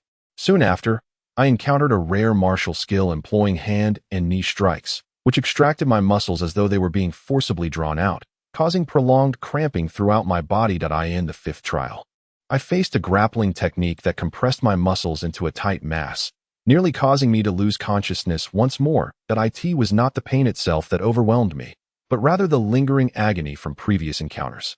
In the 6th trial, I met a master of Qigong, whose cultivated energy surged through my crown, coursing through my entire being before erupting from the soles of my feet, causing my blood to flow in reverse and leaving every pore on my body wide open. The seventh trial was the most remarkable. Indeed, it was the second female figure in black that a bed had been meticulously prepared for me at the front, intended for the examination of my physical condition. Instead of demonstrating any terrifying martial arts, she assisted in healing all my injuries. Her arrival nearly brought me to tears. Lying on the bed, there was no need for me to observe, smell, inquire, or examine. She simply commenced my treatment, reflecting on my journey thus far, whether it was skinning, cramping, reversed blood flow, flesh grabbing, or bone crushing. Who had ever shown me any courtesy? Who had ever spared me? Not to mention that dreadful 100-fox capturing ghost technique, which left no chance for me to faint from pain. But did you think the seventh trial was that simple? Certainly not. Treatment is rarely comfortable, and from earth to here, there exist brutal methods of healing. Thus, as this enchanting woman in black gradually treated my wounds, I couldn't help but wonder if she was merely applying salt to my injuries, although I noticed my wounds and the scars on my skin were healing. The pain seemed to intensify. As for the eighth trial, where did the eighth trial go? The peak of the mountain was just ahead. In no more than 10 meters, I would reach the summit. So where was the eighth trial? The woman in black behind me said, "Congratulations, there's one final trial left. Ascend. As long as you have the courage to pass this last trial, you will succeed." I replied. Wasn't there supposed to be 9 trials? What about the 8th? The woman in black responded, Do you think I have expended so much breath for no reason? Because I am the first trial among the previous 8. I exclaimed, "Oh, now I understand that I didn't expect you to be the best. Teacher, thank you so much. You are the only one who has not laid a hand on me. How wonderful it would be if all the teachers were like you. After all, as a mentor, one should speak rather than strike." The woman in black replied, "I am the black-clad coach, known as Long Wantien. That if you succeed, remember to call me not teacher, but Coach Wantien. Do you understand?" I affirmed, "Yes, Teacher Do." "No, I mean Coach Wantien." Long Wantien urged, "Ascend. Face your final trial." As she spoke, she began to ascend without regard for whether I followed. I had no further comments. I would proceed upward. There was no way I would give up at the last moment. Oh my heavens, surely I am not mistaken. Looking around, I was astonished to see a total of 24 black-clad coaches. Had I truly endured 24 trials? How terrifying. At this moment, Long Wantien led the group. Accompanied by the burly figure who had employed the 100-fox capturing ghosts technique, they formed a circle at the summit, leaving only an opening for me to enter. Among this assembly of black-clad individuals, I recognized several from the previous trials, including Chin Yu, who had given me the stone attire, and the woman in black who had left me with a lingering sensation of a bug within. Good heavens! Earth has at most 18 layers of hell. You all have created a veritable 24 layers of hell here. Is there no humanity left? What about the other participants? Surely they haven't been frightened away by you. It is highly probable, as merely the earlier trials were sufficient to eliminate a significant number of participants. As for the others, they probably only made it to the 100-fox capturing ghost trial, right? Coach Wantien stated. You now face your final trial, which involves retracing your steps through the challenge posed by the 24 black-clad coaches since you emerged from the cave. You may choose, if you are unwilling, descend the mountain. If you are willing, then traverse it once more. I declared, I am willing to retrace my steps. Once again, I choose to undergo a test, unchanged, persistently accepting challenges, and traversing the 24 layers of hellish trials anew. However, this has only fortified my resolve. I am determined to grow stronger. But how does one attain strength? My cultivation has merely reached the threshold of enlightenment on the path of illumination, which, as mentioned in the path of illumination, leads to inquiring within. What does it mean to inquire within? From where does this inquiry arise? As I ascend the mountain, I focus my energy and thoughts on my cultivation. What constitutes inquiring within? It is once again time to close the 6 senses, and the sequence remains the same. The loss of sight, hearing, taste, smell, touch, and thought. After passing this stage, Long Wantien appears before me once more, yet this time he alters his question. Is it worth it? Knowing full well that there will be no outcome, that this is merely an intentional hardship, do you still not comprehend? We simply wish for you to relinquish your quest. I replied. My path of cultivation has no end, only a beginning. Since it is a beginning, what significance do the trials hold? Is it worth it? There is no need to inquire further. I believe that in terms of perseverance, you 24 cannot compare to me. I shall leave you speechless. Time and again, I repeat my resolve again and again, until the sixth iteration, when Long Wantien asks me anew, "Do you know what you are embarking upon?" I respond, "Yes. This is the journey of my heart." Long Wantien continues, "If you are aware, then why do you not step forth?" I say, "I still lack one crucial element before I can depart." Long Wantien inquires, "What is it that you lack?" I reply, "The 7 emotions are joy, anger, sorrow, contemplation, love, aversion, and fear. The 6 desires encompass sight, sound, scent, taste, touch, and the essence of the law that I find myself deficient in the sensation of love. One must love reading to truly appreciate literature. Only then does reading cease to feel burdensome. Point 1 must embrace cultivation to engage in it wholeheartedly, so that it does not become a source of distress. I add, just one more, and that will suffice. I have already grasped the essence of loving cultivation. Long Wantien responds, "Congratulations, you have successfully passed the final challenge. Furthermore, I commend you for reaching the inquiring within level. However, we have a few questions to pose to you." I reply, "Please, inquire away, Master." Long Wantien asks, "What cultivation method do you practice, and how is it that you have transitioned from illumination stage to inquiring within stage in merely half a day?" I respond, "I have only perused the path of illumination and have yet to practice any cultivation method." Long Wantien and the others exchange incredulous glances, astonished that one could attain inquiring within stage without any method.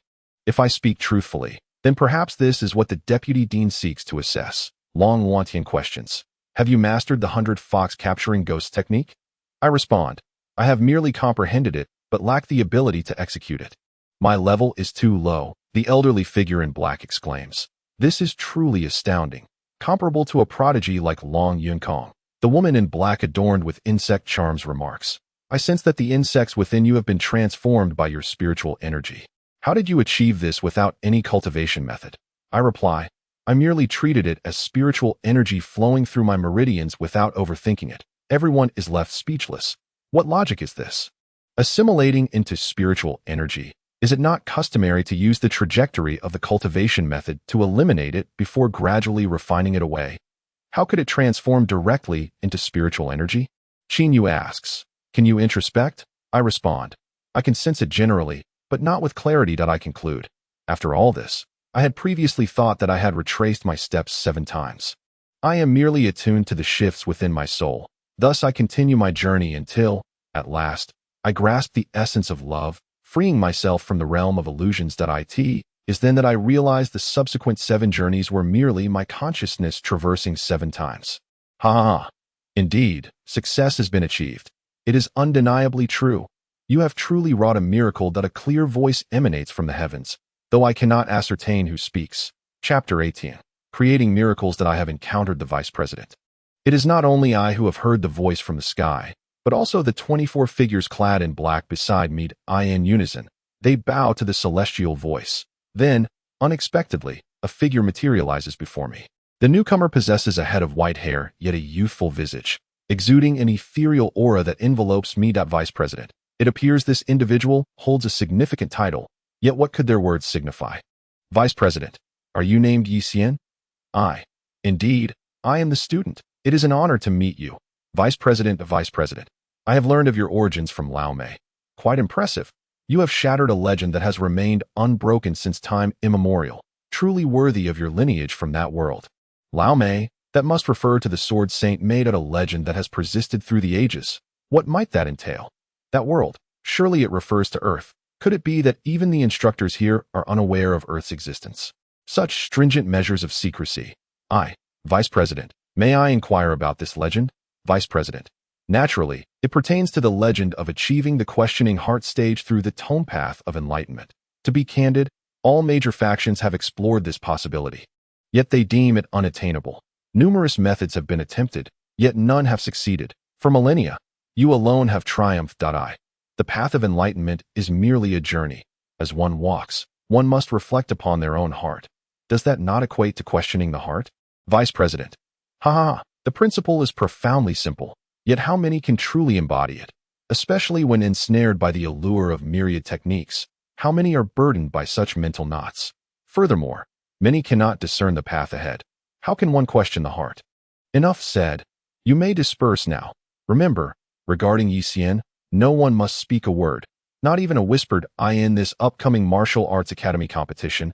We shall undoubtedly seize the spotlight. Ha ha, as he uttered the final words. The vice president completely shed his ethereal demeanor, laughing maniacally, revealing a heart brimming with excitement. The figures in black responded, "Yes, we shall take our leave." With that, all the figures in black departed, leaving only the vice president and me atop the mountain. The vice president regarded me with satisfaction, yet his gaze bore an unsettling resemblance to that of a father-in-law, sending a shiver down my spine. That vice president. Do not dawdle. Come, let us proceed to complete your admission formalities. And then I shall take you to a splendid destination. The vice president chuckled, addressing me. Internally, I felt a surge of incredulity. Was it you who was grinning foolishly, or was I merely stunned? Of course, I dared not voice such thoughts. And before I could gather my wits, the vice president grasped my shoulder, and I beheld the scenery retreating in rapid succession. Just how expansive is the Dragon Team's martial arts training academy? I remain uncertain, only aware that even this vice president took approximately a quarter of an hour to traverse from the forbidden area to a registration building. Upon arriving at the destination, I was swiftly ushered into a room by a moving elevator. Were this in a government office, I would have expected to encounter predominantly robots upon arrival. However, to my astonishment, I found myself surrounded by actual human beings. Each individual appeared to be engrossed in their own tasks, some seemingly delivering documents, while others were intently watching something on a large screen that I harbored suspicions that they were monitoring someone.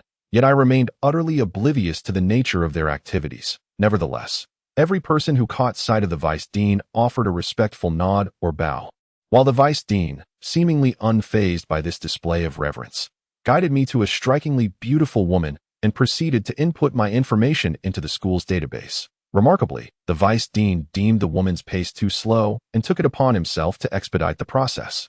Was there truly such urgency? After all, no one was vying to seize me, and given that this was his domain, what did he have to fear? The woman stood by, seemingly hesitant to utter a word. As the vice dean swiftly ensured my information was recorded in the academy's student registry, he then beckoned me to follow him, during which he entrusted me with an identification badge, cautioning me to keep it safe. The vice dean stated, "Remember, from this moment forth, you are a member of the Dragon Group Martial Arts Academy. Unless expelled, you shall never be permitted to sever ties with the academy. Do you understand?" I replied, "I comprehend fully," aware that failing to grasp this would jeopardize my very existence. Satisfied with my response, he nodded and urged me to accompany him. In truth, my consent was hardly necessary, as he grasped my shoulder and soared into the sky. I dared not resist. The vice dean carried me aloft, destination unknown, as I could barely open my eyes against the fierce winds. Only when I sensed we had reached our destination did he gradually reduce our speed. Internally, I could not help but scoff at the vice dean for enveloping me in a peculiar energy shield while neglecting to shield my face as well. That we have arrived. Come, choose your martial arts technique, he declared. Choose a technique? Where are we? Are we still within our academy? I inquired. Haha, we are no longer within our academy, he replied. The techniques available here are unparalleled. One could say that only those with extraordinary talent or unique constitutions are permitted to select techniques in this place. Of course, your background must be impeccable, devoid of any unsavory records, and you must be accompanied by a recommender like myself to gain access to this selection. The vice dean appeared quite pleased with my reference to our academy. Expounding further while subtly alluding to his own stature, he also reminded me that I should express gratitude, for without him, I would lack the privilege to choose a technique here. But isn't a technique typically a closely guarded secret? Generally, only family or sect heirs are permitted to practice them, right? Can I truly select a technique outside the academy? I asked. Let us proceed. You will understand once you enter, he replied. Master of Fists, what brings you here? Just as I was marveling at how much this place resembled a quaint village on earth, a voice called out from ahead. Upon raising my gaze, I was met with the sight of a beggar. Could I have possibly misjudged? Yet, despite surveying my surroundings meticulously, I discerned no other souls nearby. The vice dean asserted, I have brought my students to select their martial arts techniques. His tone bore an air of arrogance. Although his speech was laced with an ethereal quality, it reminded me of the manner in which the first university student in our village would be spoken to by his father upon receiving his admission letter. The beggar interjected, Oh, here to choose martial arts. are you? What treasure have you stumbled upon? The Vice Dean's demeanor suggested that he regarded himself as one who had stumbled upon a great fortune, yet was reluctant to boast. Feigning modesty, my curiosity piqued. Why not simply walk past? What gates could possibly stand in the way? The beggar replied, well then, do enter. He scrutinized me for an extended moment before languidly gesturing us inside. The Vice Dean awaited the beggar's consent before proceeding into the village, leading me through the grand entrance and deeper within. The beggar called out, everyone, come out. The Fist Saint has brought a lad to select martial arts. Come and take a look. The Vice Dean retorted sharply. You wretched beggar, silence yourself. Do you wish to experience my martial prowess? With the swiftness of a meteor, he unleashed a punch, his temper flaring. Yet, the beggar merely chuckled softly, and in the blink of an eye, vanished from my sight. The Vice Dean's fist struck the ground, creating a massive crater. The beggar laughed heartily. I heard you were supposed to be in seclusion, yet your temper remains as explosive as ever. The more you meditate, the more irritable you become. Alas, it is said that communication is the finest remedy for discord. Had you informed me of your treasure, we could have avoided all this hassle. The Vice Dean snapped. You filthy beggar, whatever treasure I possess is of no concern to you. And if you persist in this manner, prepare to guard the gate for a century. A century of gatekeeping? My heavens, do they measure their lifespan in centuries? How long could they possibly live? Suddenly, it dawned on me that I was amidst extraordinary beings. If I had the opportunity to befriend a few, who would dare to bully me in the future? The Vice Dean scoffed. Let us depart. You can fill this gaping hole yourself, and it would be prudent to bury yourself within it for convenience. With a disdainful huff, he commanded the beggar to repair the crater created by his fist. He then seized my arm and propelled us in a particular direction. This time, the pace was moderate, allowing my eyes to remain unclouded by the wind, that I beheld the Vice Dean leading me to the innermost depths of the village, to a solitary mountain. What sort of extraordinary talent had the Fist Saint discovered to bring us here for martial arts selection? At the mountain's core stood a few thatched cottages, constructed along its incline, ascending in a staggered manner that I was nearly dazzled by the sight. Each thatched cottage appeared identical when viewed from below. I harbored serious doubts that they were not mere replicas. At the base of the mountain, by the entrance of the lowest cottage, stood a man with a splendid beard. Had he not lacked a ruddy complexion, he would have resembled a figure familiar to me. Vice Dean, this matter does not concern you. I intend to report directly to the martial sage. The Vice Dean certainly knows how to keep secrets. Is it not the case that he reached the level of introspection without any martial arts? Why such meticulous caution, not revealing a word? Yet, at this moment, no one seems inclined to inquire of me. I could enlighten you. Mei Ruan Gong. That may prove somewhat challenging, as Gun Sage and Axe Sage appear to be igniting some gunpowder. Whether you can approach them is beyond my knowledge. Vice Dean. Them? How did it come to involve those two? Has Blade Sage withdrawn, transforming into Axe Sage? ISN T Martial Sage concerned. Mei Ruan Gong. Alas, isn't it the inheritor's folly that has caused this turmoil? Concerned? How can one manage such chaos? They just received punishment and are already back at it. One cannot simply confine them. TSK, the thatched huts here, save for a few at the foot of the mountain that remain unscathed, have been built and dismantled repeatedly on the mountainside. They have been in turmoil for an indeterminate duration, and Gun Sage's mood is truly dismal this time. Vice Dean. Sigh. I can empathize. How well can my spirits soar? Either Yun Kong is, after all, an inheritor of mine. But where has he vanished to? I am equally anxious. Let us hope he does not disappear for a millennium like Long Yanqing. Mei Ruan Gong. Who can say?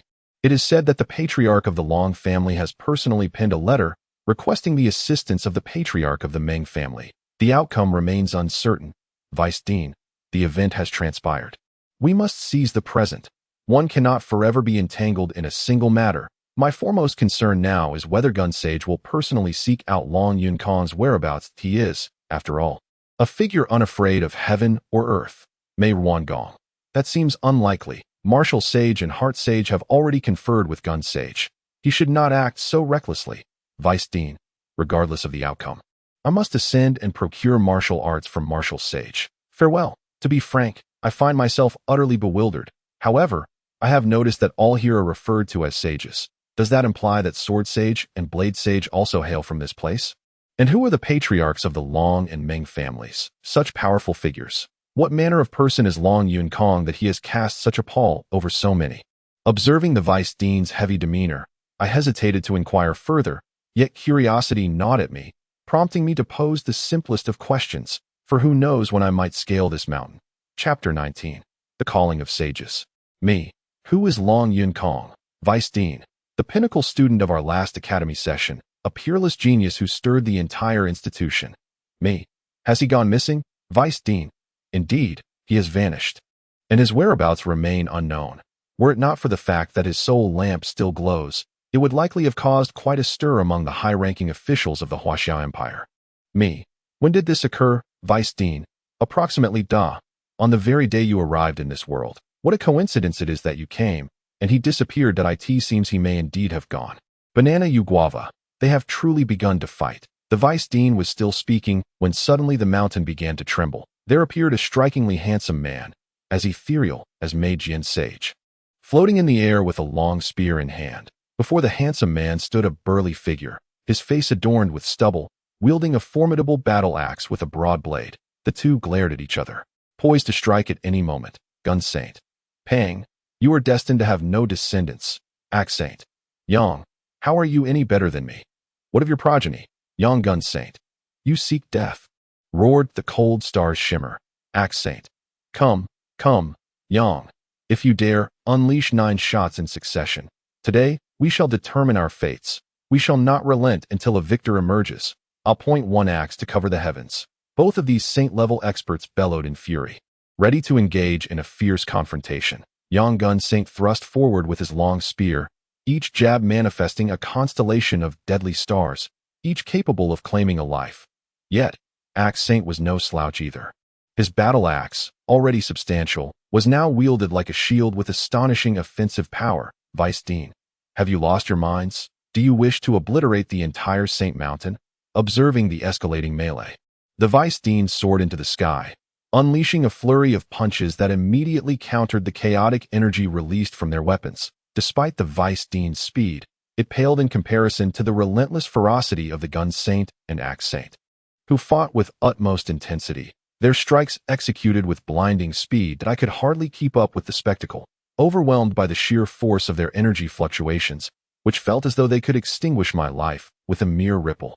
Thus, the Vice Dean found himself at a disadvantage, but fortunately, the dashing figure with a splendid beard also took action. With a steel whip in hand, he executed a myriad of techniques, pointing, slashing, sweeping, intercepting, thrusting, and lifting, each move conjuring a multitude of whip shadows that neutralized the chaotic energy released from the weapons of the Gun Saint and Axe Saint. However, despite the Vice Dean and the bearded man's concerted efforts, they could not completely quell the rampant energy, resulting in the destruction of several thatched huts below and leaving the mountainside pockmarked. I was grateful not to be on the mountainside, lest I have been reduced to mere bones. Vice Dean. This cannot continue. Where are the Martial Saint and Heart Saint? Bearded man. The Martial Saint should still be on the mountain, while the Heart Saint is away on business. The Vice Dean realized there was no stopping the two combatants. While it was not impossible to intervene forcefully, doing so would undoubtedly lead to the annihilation of Saint Mountain, which would result in severe penalties for all 4 of them. Thus, the Vice Dean grew increasingly anxious, lamenting the timing of their brawl. Cease this at once. Do not fight here. If you continue, you will both invite catastrophe. The spear, with its ancient forms, such as the Fangtian halberd and the Huaji, combined the characteristics of many spear types. Without formidable strength, one could not wield it effectively. That I surmised that the newcomer must be a spear saint, masterfully employing spear techniques. Yet I could discern no discernible method, as my training was still in its infancy, and I lacked the techniques and martial arts to cultivate. Spear Saint. If you two do not halt, take your battle elsewhere. Do not destroy Saint Mountain. The 3 Vice Deans have been tirelessly counteracting the surging energy fluctuations unleashed by the fierce clash between the 2 combatants, known as the Gun Saints. However, continuing in this manner is not a sustainable solution. A moment's lapse in attention could result in a gaping chasm appearing on the sacred mountain, or perhaps a substantial crater. Their fierce battle has led me to ponder whether the multitude of craters on the lunar surface might indeed be the consequence of such formidable powers clashing. After all, experts attribute these formations to meteorite impacts. Yet why do we see no evidence of meteorites upon the moon's surface? Furthermore, the distribution of these craters is far too extensive. Soon, this tumultuous conflict attracted the attention of many, prompting several individuals to take action in defense of the sacred mountain. At least 8 people stepped forward, ultimately neutralizing the energy discharges, thereby alleviating much of the pressure on the vice deans and the bearded gentleman. Eventually, a collective effort formed a colossal energy shield around the sacred mountain, ensuring that the attacks from the 2 combatants were entirely repelled beyond this protective barrier. The spear saint remarked, "Did not old Yang have a falling out with old Lei recently? After much effort to reassign old Lei, why has he now come to blows with old Pan?" The bearded gentleman sighed. "Ah, old Yang is simply harboring discontent, is he not? From what I gathered from their earlier conversation, it appears that Dragon Yunkong is once again the catalyst. When Dragon Yunkong sought to learn the axe technique from old Pan, was it not old Yang who intervened? Their mutual disdain has likely resurfaced." Igniting this latest confrontation, the vice dean interjected, "Maintaining this energy shield indefinitely is not a viable solution. We must consider whether we can persuade them to cease hostilities. Where has the martial saint gone?" The spear saint replied, "Oh, I did not notice until now. Old Kai, you have also arrived? Why are you here instead of managing your wretched academy?" The vice dean responded, "Old L, should we not prioritize addressing these 2 major calamities before engaging in idle chatter? Let us cease this nonsensical conversation." It turns out the vice dean's surname is Kai, and he is referred to as the Fist Saint. The Spear Saint, on the other hand, bears the surname L. I nearly mistook him for El Bu. However, it was evident that the vice dean was somewhat irked. Just moments ago, he was engaged in conversation, yet suddenly he bellowed the title Martial Saint, indicating that he had begun summoning the Martial Saint. Though regrettably, there was still no sign of him. The Spear Saint chuckled. "Oh, old Kai, there is no point in shouting that it is futile. They will not cease until they have had their fight, that as the saying goes. It is better to let things flow than to suppress them. Rather than continuously stifling their conflicts, it may be more beneficial to allow them a cathartic release, after which we can guide them constructively, perhaps preventing any further issues." The vice dean retorted, "I curse you, you rascal. Old Long is deliberately avoiding us, leaving us to bear the brunt of this situation." The spear saint replied, "There is little we can do. It seems your arrival was ill-timed." The vice dean shot back, "I believe you all have lost your minds. Should they unleash their martial techniques in rapid succession, the sacred mountain will surely not withstand it." The spear saint countered, "Surely they cannot be that reckless. They are merely seeking an outlet for their frustrations. Could it possibly escalate to such severity?" The vice dean insisted, "How can it not? Have you not noticed that their energy fluctuations grow increasingly potent with each exchange? The very fabric of the rules is on the verge of unraveling." The spear saint exclaimed, "Surely not.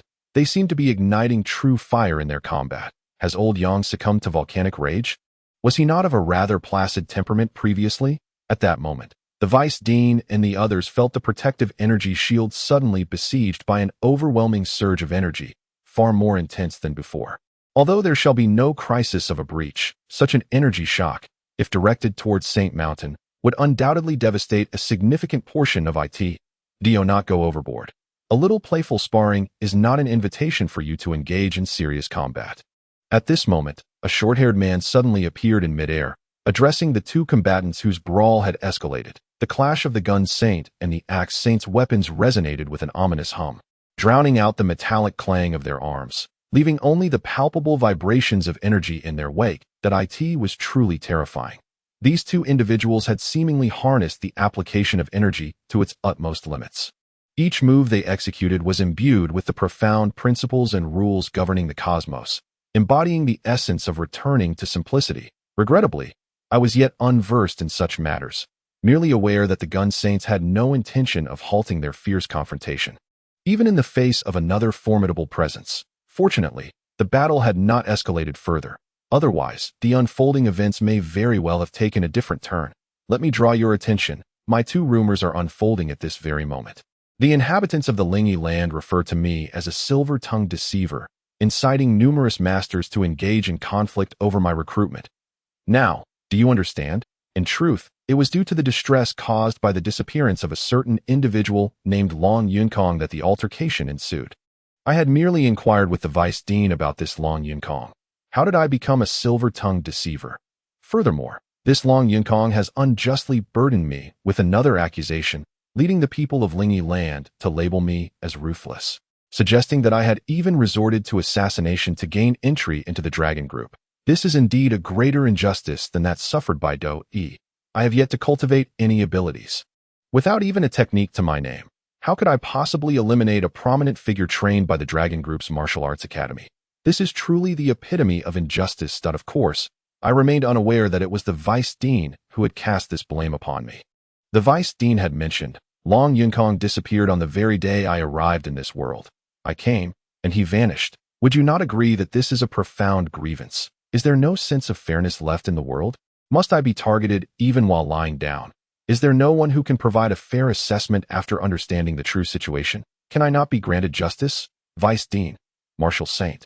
First separate them, then we shall discuss further. The Vice Dean, spotting the figure in the sky, was overjoyed and shouted urgently.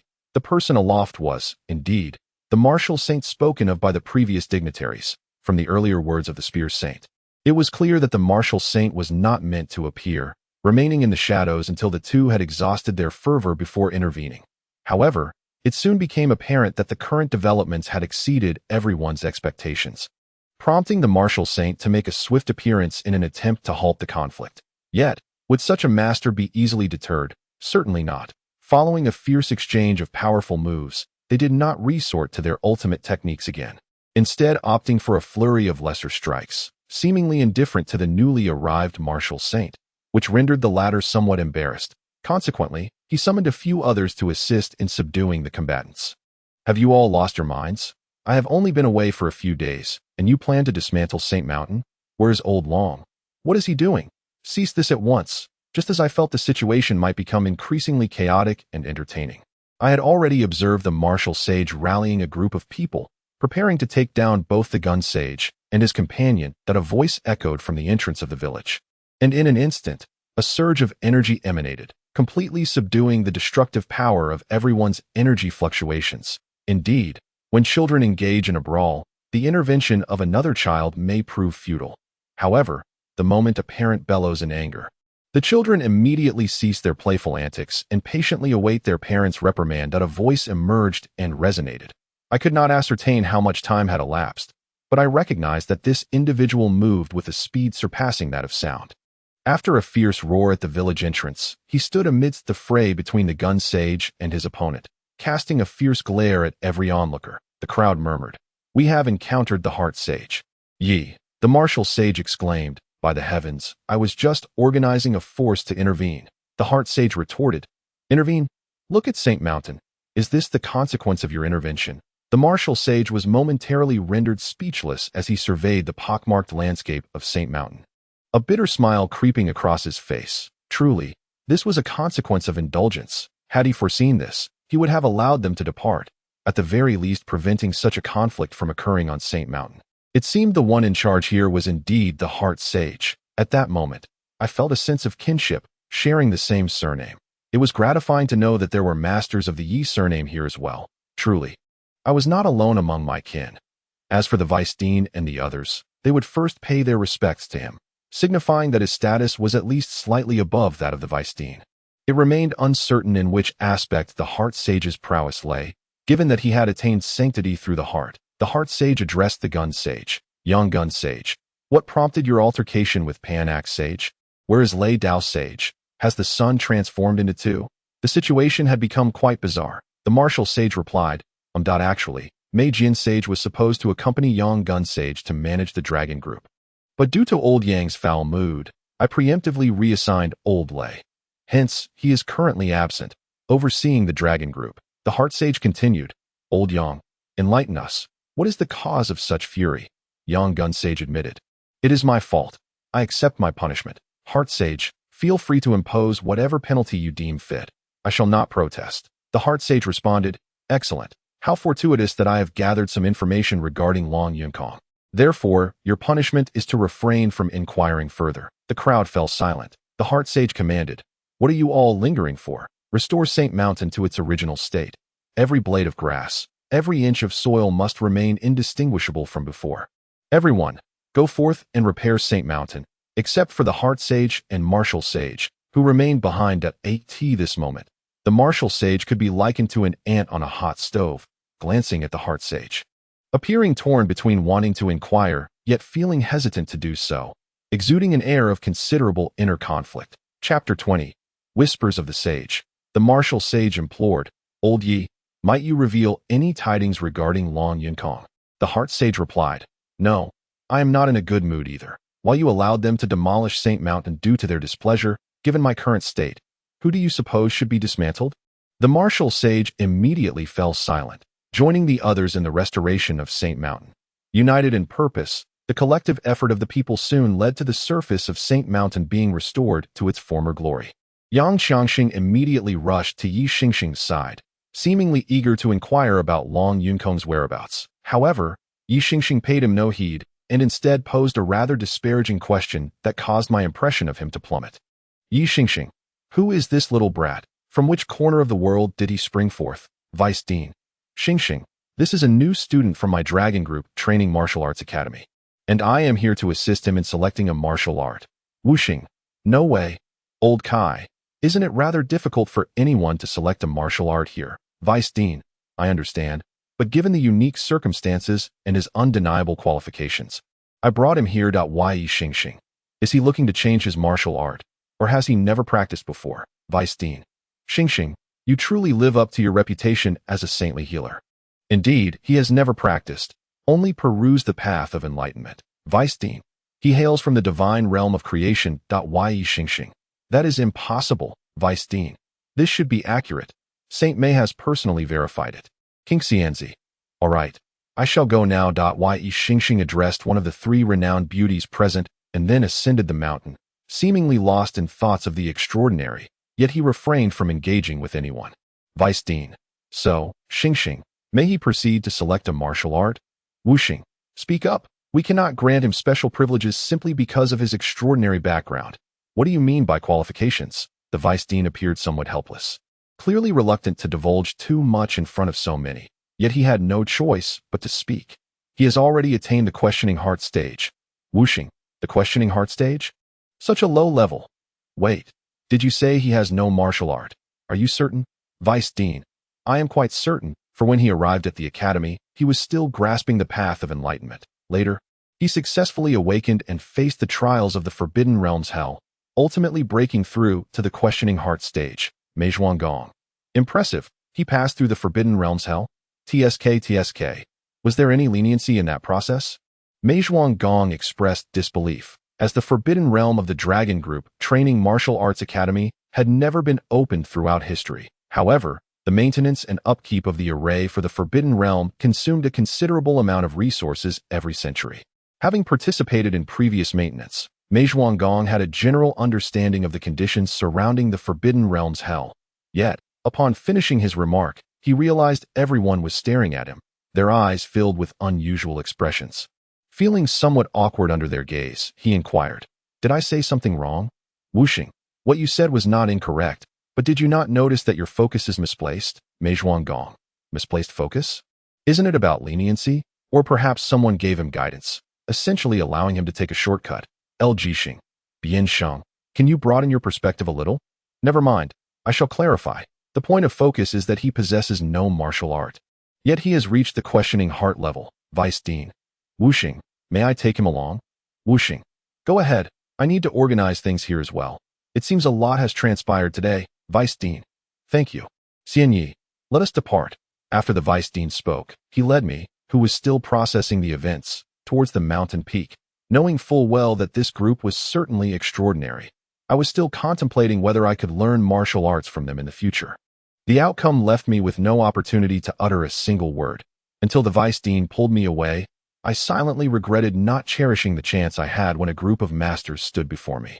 It was only after my departure that I lamented my lost opportunity. If fate were to grant me another chance, I firmly believe I would still lack the courage to speak. I inquired, "Vice Dean, are you also one of the people here?" To which the Vice Dean replied, "In a sense, yes. However, I do not need to remain here for the time being, but I will return in the future." I asked, "What brings you here? Is there some dreadful entity beneath that requires your suppression?" The Vice Dean responded, "Suppression, my child. Remember this. When you venture out into the world, should you hear of a terrifying demon lord or ferocious beast being subdued within the boundaries of the Huaxiao Empire, You must inform me that I shall reward you handsomely. I was taken aback. What do you mean? The Vice Dean continued. How utterly wasteful, to seal and suppress demon lords and ferocious beasts. Have they not considered that these creatures are treasures in their own right?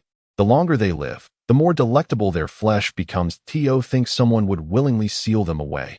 Besides, which demon lord or ferocious beast is not overflowing with riches, especially those from ancient times? They are undoubtedly extravagantly wealthy.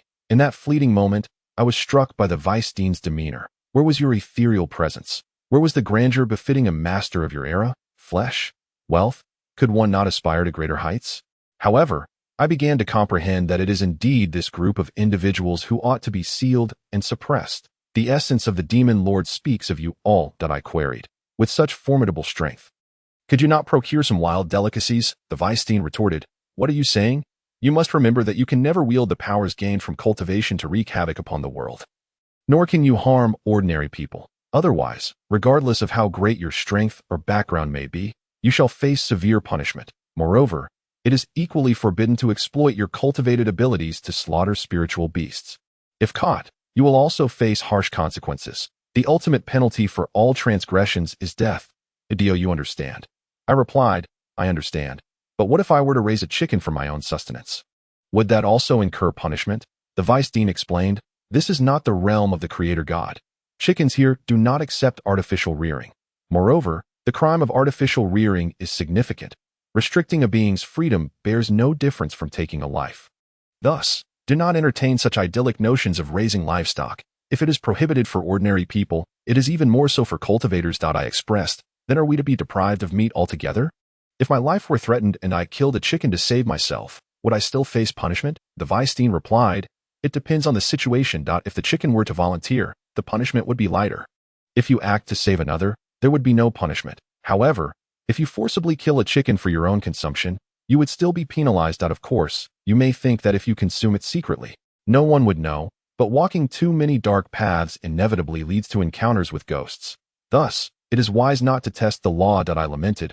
Must we resort to the likes of Jiang Taigong fishing? Seeking the chicken's consent. Is a chicken's life truly more valuable than that of a human? The Vice Dean concluded. Thus, it is those who genuinely guard the world who understand that humanity is not the sole inhabitant of this realm. Me. Is this the rule of the sacred mountain or a universal regulation of this world? Vice Dean. Oh. We have arrived. Please enter. After selecting your cultivation method, you may exit. Me. Aren't you coming in with me? Vice Dean. This is something you must do alone. No one can interfere. Moreover, whether you are able to choose a method depends on your own capability. If after a stick of incense you have not obtained a method, then you should come out. Me. A stick of incense? Half an hour? Vice Dean. Oh, I forgot. Coming from the creation god realm, that equates to a quarter of an hour. You should be familiar with the concept of an hour. Right? Me. Of course, so that still amounts to half an hour. Understood. Half an hour is quite a duration. Vice Dean. Little ye, now that you have entered this world, it would be prudent to use its units of time to avoid revealing your origins. Me. No problem. I shall do that. Vice Dean. Also, I must impart one final piece of wisdom. This thatched cottage bears a name. It is called the Whisper of the Sage. If, after a quarter of an hour, you find no suitable method, begin to contemplate the meaning behind this name. Chapter 21. Still too young. Upon entering the thatched cottage, I anticipated a realm of wonders within, only to realize that I had overthought it. It was merely an ordinary thatched cottage. The interior was spacious, with a grand armchair in the center at the back, and only a few cushions beside it. Nothing more. Indeed, there was nothing. What of the books? Or the jade slips? Surely, there should be some inscriptions at the very least. Even a simple pattern would suffice. Where could the cultivation methods be? Why was there nothing in sight? At that moment, it dawned on me. The half hour, or a stick of incense, was not meant for me to select a method, but rather to seek one out. How infuriating! Why was this not communicated earlier? Not a single hint was provided. Oh, wait. There was a hint. Vice Dean's last words mentioned that this thatched cottage is called the Whisper of the Sage. The Whisper of the Sage suggests that perhaps this method is not to be seen, but rather to be heard. Listen, for each word spoken is worth its weight in gold. To hear its essence, one must listen with the heart. It appears that the abundance of cushions is intended for one to sit and contemplate in tranquility. But why must I sit on the cushions when there is a grand armchair available? Surely, sitting in the armchair would be more comfortable, and the methods heard there might be more profound. However, as soon as I settled into the armchair, a voice began to resonate in my mind, teaching without discrimination. Though paths differ, let not intentions diverge. Those above the common folk may engage in discourse, while those below should refrain. The superior man hears the way and diligently practices it. The average man hears the way, wavering between existence and oblivion. The inferior man hears the way and scoffs. If he does not laugh, he is unworthy of the way. When the heavens pour, they do not nourish the rootless grass. The principles of the way are broad, only embracing those with fate. Offer wise counsel and guide benevolently. If they resist, withdraw, lest you bring disgrace upon yourself. Difficult, difficult, difficult. The way is most profound. Do not treat the golden elixir as trivial. Without encountering a wise person to transmit the subtle teachings, mere words can entrap the tongue. The true and wondrous methods of the profound are precious, yet the cultivation of life remains unspoken. All is ultimately essence, spirit, and vitality. Guard it well, lest it leak away. Guard it, for within the body it resides. Receive my teachings and flourish. The incantations you memorize will be greatly beneficial. Banish evil desires and attain tranquility. Attain tranquility, let your light shine brightly, and may you admire the full moon from the elixir platform. The moon conceals the jade rabbit, while the sun harbors the black crow. Thus, the tortoise and snake intertwine in their eternal embrace. This union, steadfast and resilient, can cultivate the golden lotus amidst the flames. The quintessence of the 5 elements is inverted, and upon the completion of one's endeavors, one may transcend to become a Buddha or an immortal. Those with passion sow the seeds, and in turn, the earth yields its fruits. Conversely, the indifferent sow not, nor do they give rise to life. The 3 elixirs of medicine, spirit, essence, and energy, exist in a state of ethereal obscurity. In silent reverence to the supreme deity, one ascends over epochs. The wise easily comprehend, while the ignorant find it arduous. Walking upon celestial light, breathing in purity, entering the mystical realm, one exists in a state of flux. Endless and unbroken, firmly rooted, each individual possesses their own essence, which harmonizes with their spirit. The spirit aligns with energy, energy attunes to truth. Without grasping the truth, all is mere nomenclature. The spirit can enter stone. The spirit can soar. It does not drown in water nor burn in fire. The spirit is born of form. Essence relies on fullness, remaining ever vibrant, evergreen as the pines and cypresses. The 3 elixirs embody a singular principle. Ineffable in its profundity, when gathered, they manifest. When dispersed, they vanish. The 7 orifices are interconnected, each a beacon of illumination. As the holy sun and moon illuminate the golden court. One insight leads to everlasting understanding, resulting in a lightness of being. The great harmony overflows, scattering coldness like jade. To obtain the elixir is to attain spirit. To lack it is to falter, for the elixir resides within, neither purely white nor blue. Reciting it countless times, the profound truth becomes self-evident. As I reclined in the grand chair, my mind erupted with the incantations I had encountered from Confucianism, Buddhism, and Taoism on earth. The Vice-Dean misunderstood me, questioning, is this merely murmuring? It was akin to thunderous resonance, each incantation exploding in my mind like the sound of a thunder god's hammer, leaving me fainted in the grand chair that I slumbered within the thatched cottage, utterly unaware of the Vice-Dean's anxious wait outside. After all, he had yet to disclose a pivotal truth. Should I fail to acquire the technique, my path of cultivation would become mundane and ordinary, thus thwarting my ability to fulfill his aspirations. The Vice-Dean gazed at the wooden door of the cottage, yearning to enter and discern whether I had found the technique, yet he hesitated midway. Retracting his hand, suddenly, he looked up towards the sky. The Vice-Dean inquired, Lao Lu, what brings you here?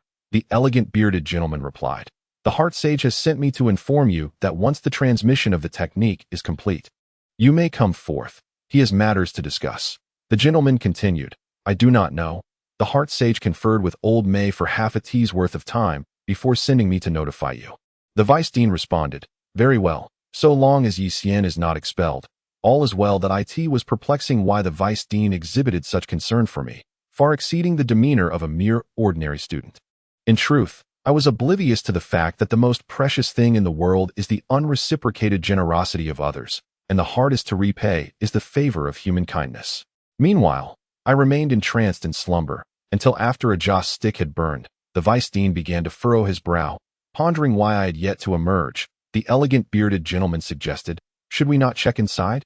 The vice dean countered, "What if he is in the midst of enlightenment? That would be improper." The gentleman replied, "Yet time is passing. If he gains nothing, he cannot remain inside indefinitely." The vice dean conceded, "All right, let us open the door quietly. If he is in the throes of understanding, we shall retreat immediately." Ultimately, the vice dean relented, yet should they discover me in enlightenment, they would continue to wait. They must not disturb my moment of realization, lest the transmission remains imperfect, leaving me with lifelong regret. As the vice dean cautiously opened the wooden door and entered alongside the elegant bearded gentleman, a mighty roar reverberated through the sacred mountain after 3 breaths. "Vice dean, Sienna, how could you possibly be sleeping here? Get up. I swear, I'll knock your brains out." The vice dean, infuriated, had triumphantly brought me here, ensuring my secrecy. Yet, this fool dares to take a nap, only to be caught by Lu Bianxing as well. If this gets out, others will surely laugh themselves to death. Me? Wow, my head hurts so much. Hiss. "Vice dean, how did you get in here?" Hiss. "And you said it would be a whisper, yet it sounds like thunder," making my head feel like it's going to explode. Awoken by the vice dean's furious shouts, I immediately curled up in the armchair, my hands clutching my temples, massaging my aching head, while I grumbled in discontent at the vice dean. "Meiransong, how is that possible? Could it be that you are simply too irritable? Those who come here either hear nothing at all, or only faint whispers. I have never heard of anyone complaining that the sounds here are too loud. Perhaps you are experiencing auditory hallucinations." Me? Auditory hallucinations? Is such a loud noise still considered a hallucination? Is your hallucination as loud as thunder? Can't you come up with a more shameless excuse? I am quite displeased. You are clearly setting me up. I am still dizzy, my vision is blurry, my ears are ringing, and even the breath from my nose feels like scorching heat. Think that I have endured 24 levels of hell without such terrifying aftereffects. Upon hearing this, the vice dean began to suspect that perhaps things were not as he had assumed. It might be that I, in fact, had caused some sort of anomaly in this thatched hut. He hurriedly questioned me to see if I had attained the inheritance of a technique. Dummy. My head hurts so much, I can't think straight. That I said in agony, my inner thoughts criticizing the situation. "How can you all be like this? I am on the verge of death from pain, and yet you just stand there posing, unable to come and help me." "Huh. Meiransong, take him to see Yi Xinsing. Let us treat him. And by the way, Yi Xinsing wants to meet you all as well." Seizing this opportunity, Meiransong suggested directly, as his task was originally to escort me there. Now, it was even better, as he could take me under the guise of treatment. "Vice dean. All right, let us head out. Can you walk on your own?" Me. "Hissed. No problem. Hissed. My head hurts. Hissed immensely. Hissed. But I can bear it." Hiss. The vice dean, seeing me gasp for air repeatedly, was instantly filled with rage. In a fit of anger, he seized my shoulders and hoisted me up like a chick to meet Yi Xinsing. Me.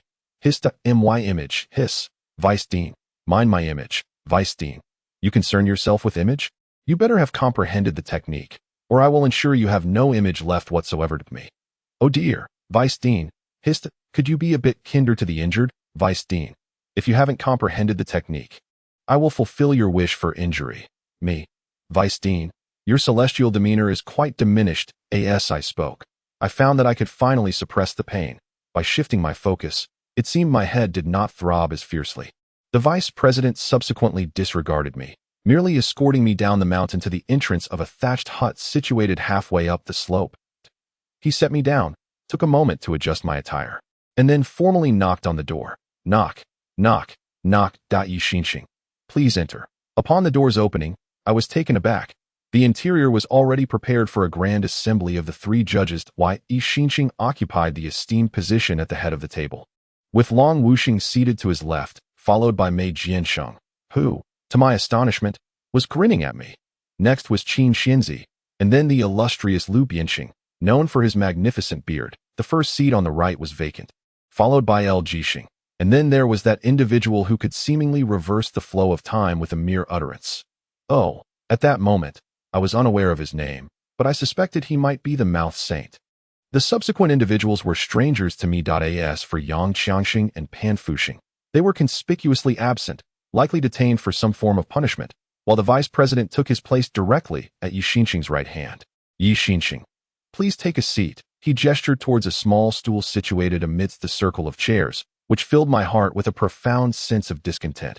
How outrageous to expect me to sit on a diminutive stool while you all, numerous and powerful, encircled me in chairs considerably taller than mine.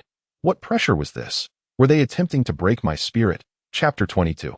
A passerby in the world. Yi Xinxing, do not misunderstand. There are no higher chairs available. As you can see, all the seats here are occupied. Nonsense. Did he think I was oblivious to the abundance of bamboo on the mountaintop? Moreover, did the other thatched huts lack chairs? And with your ability to fill pits, could you not effortlessly craft a taller chair? Do not presume I cannot see through this. That small stool was freshly made, specifically prepared for my use. Jixing. Oh, Xinxing, your fibs seem rather flimsy. The child clearly does not believe you. Yi Xinxing. Ah, lying is indeed not my forte. Alas, one must provide him with an avenue for retreat. Otherwise, we would bear the reputation of bullying a mere child. Observing me pouting on the small stool, it was evident that they all recognized I had seen through Yi Xinxing's deception, how I had once admired him, only to discover that he resorted to such bullying of the weak. Just wait. Given the opportunity, I shall promote this revelation about you, and we shall see how far your reputation can fall. At that moment, as the king of pitfalls, I was oblivious to whether I had just dug myself another hole. Regardless, I had not contemplated the comparative strength of our promotional capabilities. Yi Xinxing. Ahem. Everyone, please maintain a serious demeanor. Yi Xian, may I inquire as to your origin? I replied. Earth, Long Wuxing. Be serious. I responded.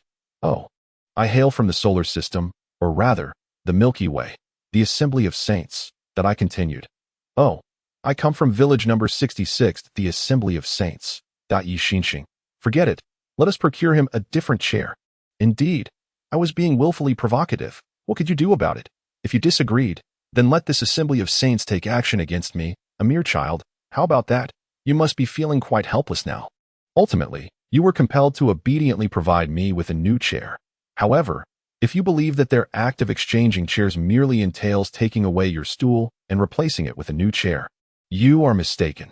Observe how they conduct themselves. With a swift motion of his right hand, Yi Xinxing gestured towards my stool, and to my astonishment, it began to transform, ultimately evolving into a seat identical to theirs.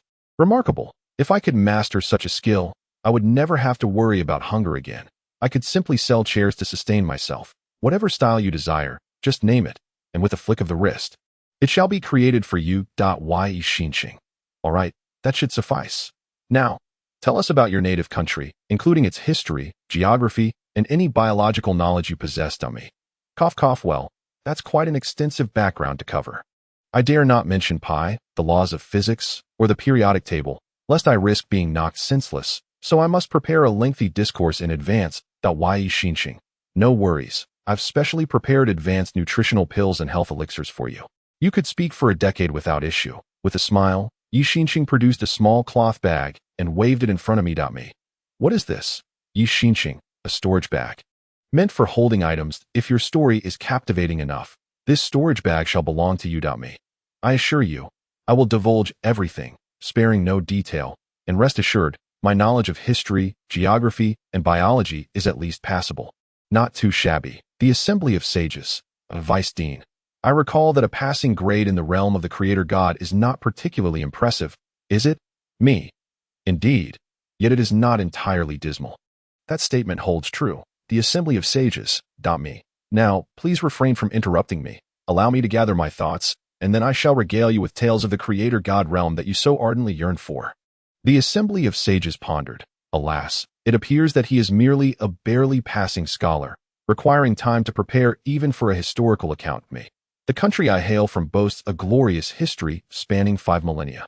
It is the oldest nation in the world. While other ancient civilizations may have once been comparable, the other 3 great ancient nations have long since severed their legacies. Only my country has maintained an unbroken heritage over 5,000 years. This is because, from ancient times to the present, my nation has always upheld a people-centric philosophy. Everything embodies the spirit of peace, perpetuating cultural rituals, establishing a moral foundation for the world, ensuring the welfare of all people, preserving the teachings of past sages, and fostering an era of tranquility for all time. Thus, I proceeded to eloquently narrate the illustrious 5,000-year history of China, interspersing tales from history itself, from Pangu's creation of the heavens and the earth, to Nuwa crafting humanity and mending the sky, followed by the three sovereigns and the five emperors leading up to the uncoronated kings, Yao and Shun. Next came the Great Yu's flood control efforts. The succession of dynasties from Xia, Shang, and Zhou through the spring and autumn period, the warring states, the Qin, Han, and the Three Kingdoms, all the way to the northern and southern Jin, culminating in the Republic and the establishment of modern China. In essence, my account traversed from the mythical era to the primitive age, through the age of slavery, the feudal era and the semi-feudal, semi-capitalist age, and finally into the socialist epoch and the forthcoming age of universal harmony. Alas, were it not for the nutritional pills and health elixirs, a lavish feast would have been far more fitting. Alas, they insisted on creating an interrogation-like atmosphere, which somewhat detracted from the occasion. Long whooshing. Very well. Your grasp of history is commendable, just above the passing mark, so let us proceed to geography. Just as I was eager to continue discussing the magnificent achievements of our great nation, I was abruptly interrupted by long whooshing, which left me quite dissatisfied. However, circumstances often dictate our actions. One must bow one's head beneath the eaves. I endured, and I shall ensure that each of you memorizes every history book from the 9 years of compulsory education to ascertain who truly meets the passing mark. Me. Ahem. As for geography, my country is not lacking either. Firstly, it ranks among the top 5 in the world in terms of land area. Vice Dean. The specific ranking is 4th, isn't it? Me. Esteemed Vice Dean. There has always been contention regarding the 3rd and 4th positions. Our nation is a bastion of peace, and some territories are jointly held with neighboring countries, thus not included in the total area.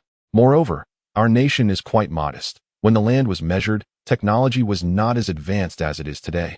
Therefore, we are individuals who meet the geographical passing mark, and it is inappropriate to make hasty judgments.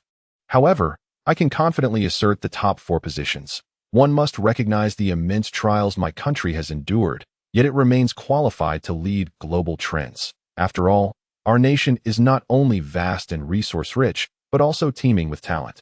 Furthermore, Yi Xinsing. Geography. We are currently discussing geography. Let us not stray off topic, shall we? Me. Oh, very well.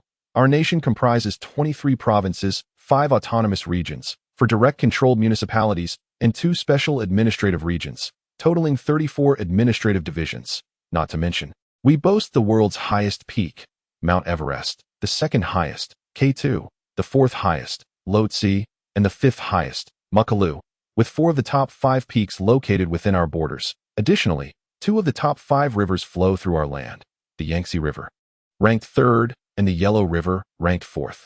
Moreover, my country is home to the 3 mountains and 5 sacred mountains, with the 3 mountains being Huangshan, Lushan, and Yandangshan. The 5 sacred mountains include the eastern Mount Tai, western Mount Huashan, southern Mount Hengshan, northern Mount Hengshan, and central Mount Songzan. We also have the Bodhisattva Samantabhadra's sacred site, Mount Ame, the Bodhisattva Manjushri's sacred site, Mount Wutai, the Bodhisattva Avalokiteshvara's sacred site, Mount Putawa, the Bodhisattva K. Itagarbha's sacred site, Mount Jihua, the Maitreya Buddha's sacred site, Mount Shuedo, the site of the 500 Arhats, Mount Tiantai, and the site of the Bodhisattva Maitreya on Mount Fanjing, as well as the site of the Venerable Kasayapa on Mount Jizu. There are numerous other sacred mountains such as Kunlun Mountain, Wudong Mountain, Zhongnan Mountain, Qingqing Mountain, Longhu Mountain, Maoshan, Jukishan, Jingfu Mountain, Wangwu Mountain, Gazaishan, Chiun Mountain, Kantong Mountain, Wui Mountain, Sanqing Mountain, Lajun Mountain, Heming Mountain, Luofu Mountain, Huodong Mountain, Laozhan, Lishan, Mianshan, Qianshan, and many more. With mountains, there are also waters: Poyang Lake, Daunting Lake, Taihu Lake, Hongze Lake, and Chaohu Lake, collectively known as the 5 lakes, along with East Lake in Wuhan, West Lake in Hangzhou, South Lake in Jiaxing, Slim West Lake in Yangzhou, Dianshan Lake in Shanghai, Xuanwu Lake in Nanjing, Thousand Island Lake in Zhejiang, and Qinyan Lake in Shandong. Oh, understood. I have completed my introduction. Yi Xinsing. Whooshing, it seems the individual was merely discussing geography as well. They simply did not mention the directions. There is no need to be so hasty, my Jiansheng. Indeed, the fact that he can remember all these names is commendable. Considering his youth and the absence of prior training, which undoubtedly affects his memory. Is there a connection between training and memory? Vice Dean. Certainly, there is a correlation. As the old saying goes. Martial arts enhance literary pursuits, and literature assists in martial cultivation. The true path to the pinnacle of life as cultivation lies in the harmonious integration of both disciplines. Only through the simultaneous development of literature and martial arts can one truly achieve. However, before the Vice Dean could finish his thought, he was interrupted by the exasperated Yexinsheng. Chapter 23. The Realm of Lin Yilu Yexinsheng. We've strayed off topic. Let us not digress further. Quickly, let us discuss the biological aspect. Do you still wish to acquire the storage pouch? Oh yes, I do.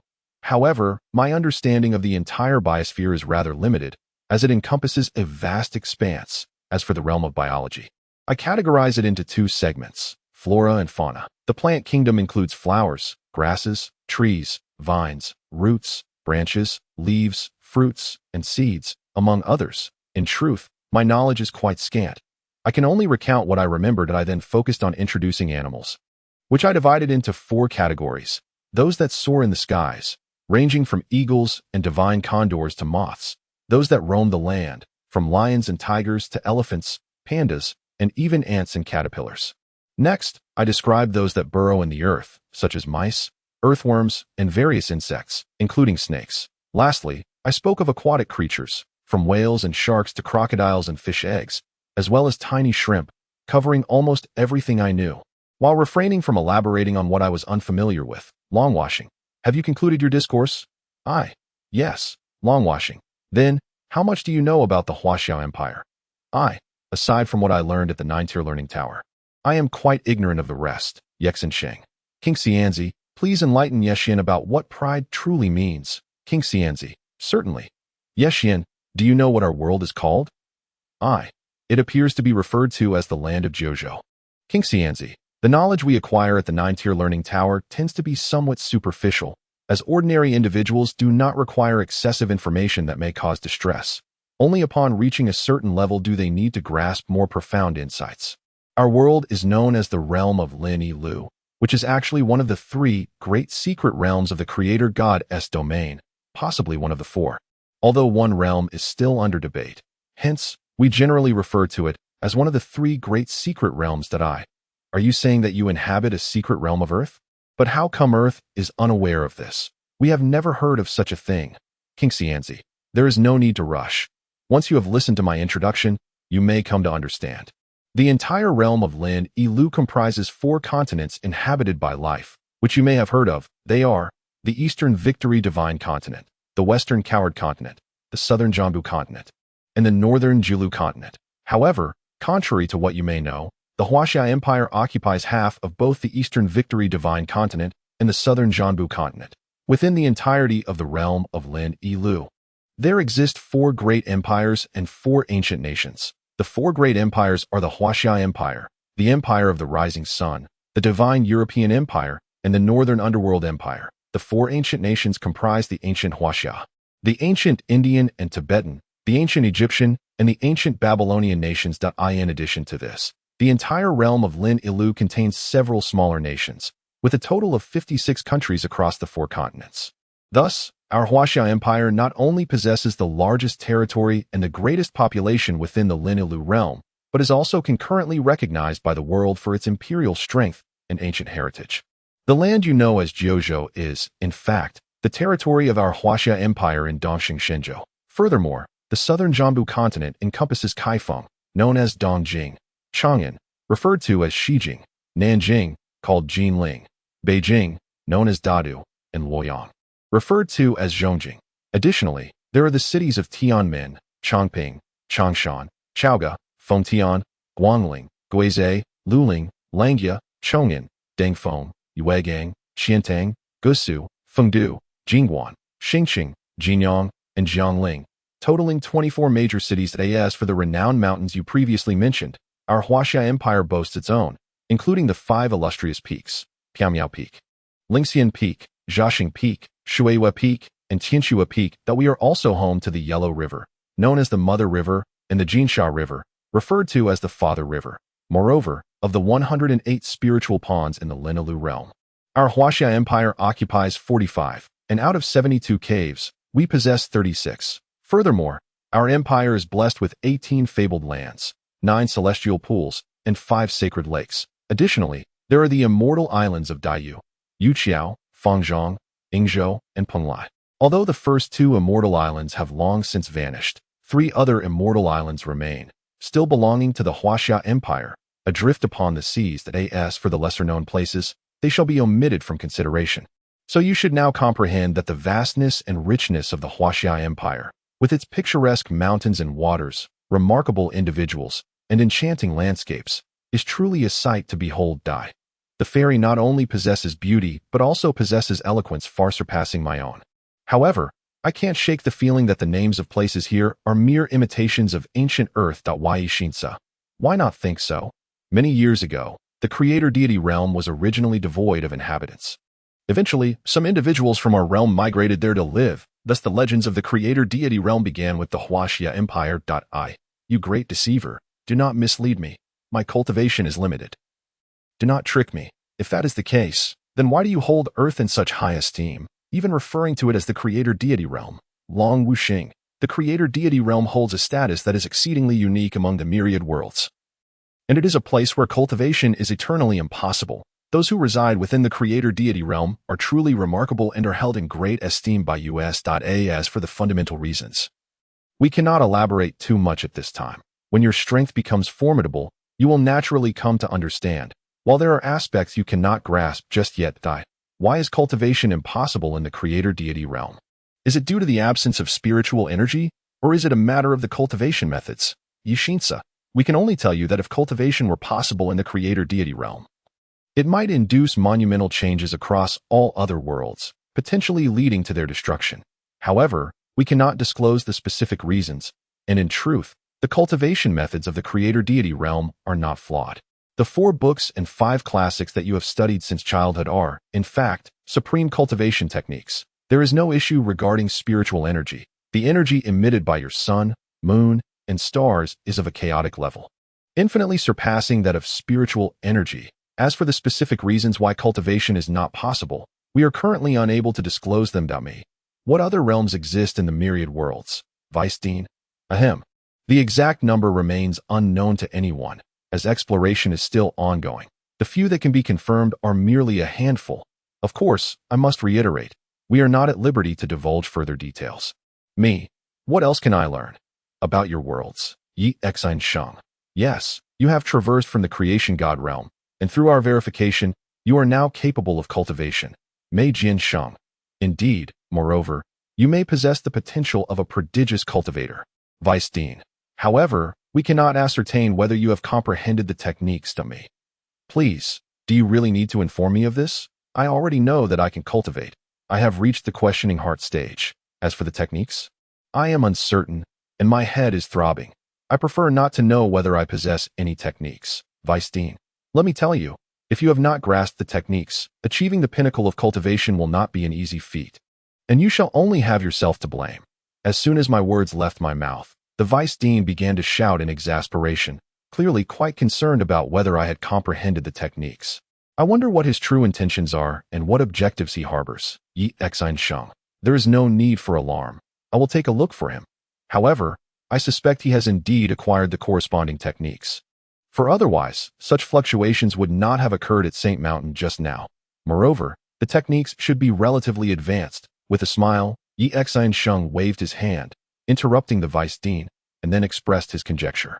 Subsequently, Yi Exine Sheng extended his right hand, and 3 emerald green threads flew directly from his palm, resting upon my neck. In an instant, I was drenched in cold sweat, fearing that those threads would cleave open my skull. I was nearly terrified beyond measure. Fortunately, they merely rested upon my neck without further action. Observing my startled reaction, Yi Exine Sheng chuckled softly and addressed me. What a threat! Such a FO, I circle you with an X. Is there anyone who resorts to such roundabout ways to insult others? Chapter 24. 8 types of techniques that I have not been pinched by the crack of the door. Rather, I have been inundated by the whispers of the sage. The vice dean and I spoke simultaneously. I was eager to clarify that my head was not caught in the door, as that would indeed be an insult. Yet, the vice dean remains deeply concerned about my progress in martial arts. From the very beginning, when I passed the trial, he was fervently facilitating my studies, and he has placed immense importance on my journey to comprehend these techniques. Sheng. Enough of the commotion. He must have grasped the techniques, but his mind is too muddled to make sense of it all. Moreover, you, young man, are an enigma. First, there exists a mysterious energy in your mind that eludes my probing. Then a peculiar force in your chest obstructs my investigation, and lastly, even your dantian repels my inquiries. What more can I say? It is truly fitting for one hailing from the realm of the Creator God to be shrouded in such mystery. It is indeed intriguing. Long Wu Sheng. Is it possible? A mysterious energy that can shield you from scrutiny? G Sheng. TSK. Could it be that you arrived here bearing extraordinary treasures? Mei Jian Sheng. If I am not mistaken, one of those energies must belong to that jade pendant. Mei Yin Gong. No way. Old Kai has indeed stumbled upon a treasure. As I listened to this group engaging in conversation, I seriously questioned whether they were merely putting on a show to downplay the significance of my jade pendant. A bunch of ostentatious individuals who treat ancient sealed monsters and beasts as delicacies would be astonished by the energy within me. How many ancient treasures have you plundered? How many gems of Huaxia have you taken? Yi Xin Shang. I cannot ascertain whether the energy within him is linked to the jade pendant.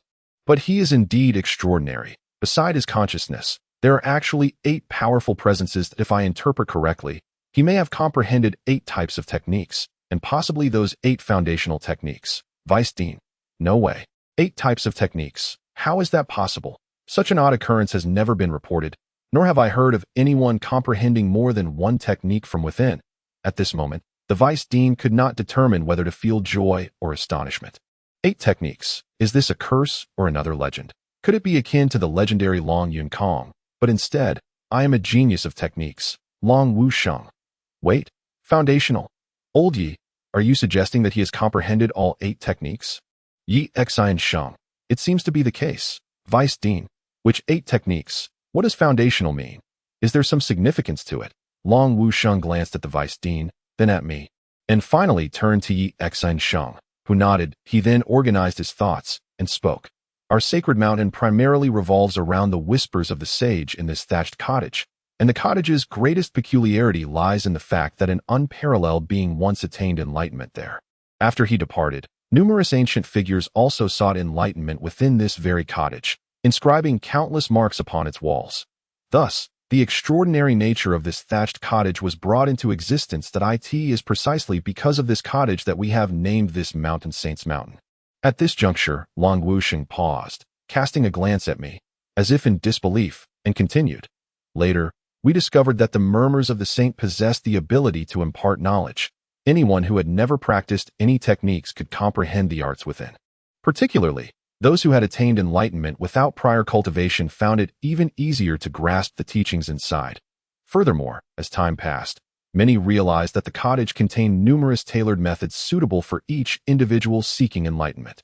However, there were a total of 8 profound techniques that could only be faintly heard on rare occasions, yet could not be comprehended. Eventually, after a certain venerable ancestor personally confirmed it, we learned that these 8 methods were the very techniques practiced by the Supreme Being who first attained understanding within the thatched cottage. It is truly astonishing that today someone has managed to comprehend all 8 techniques at once.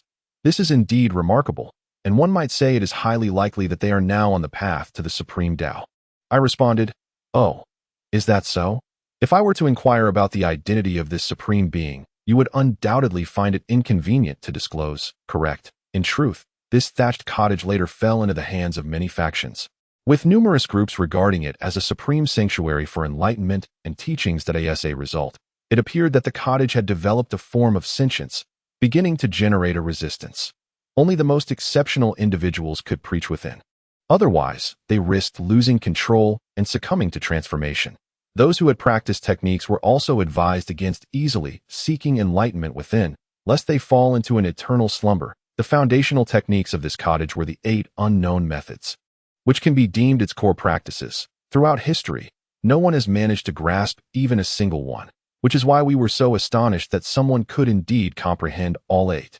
Long Wusheng remarked, indeed.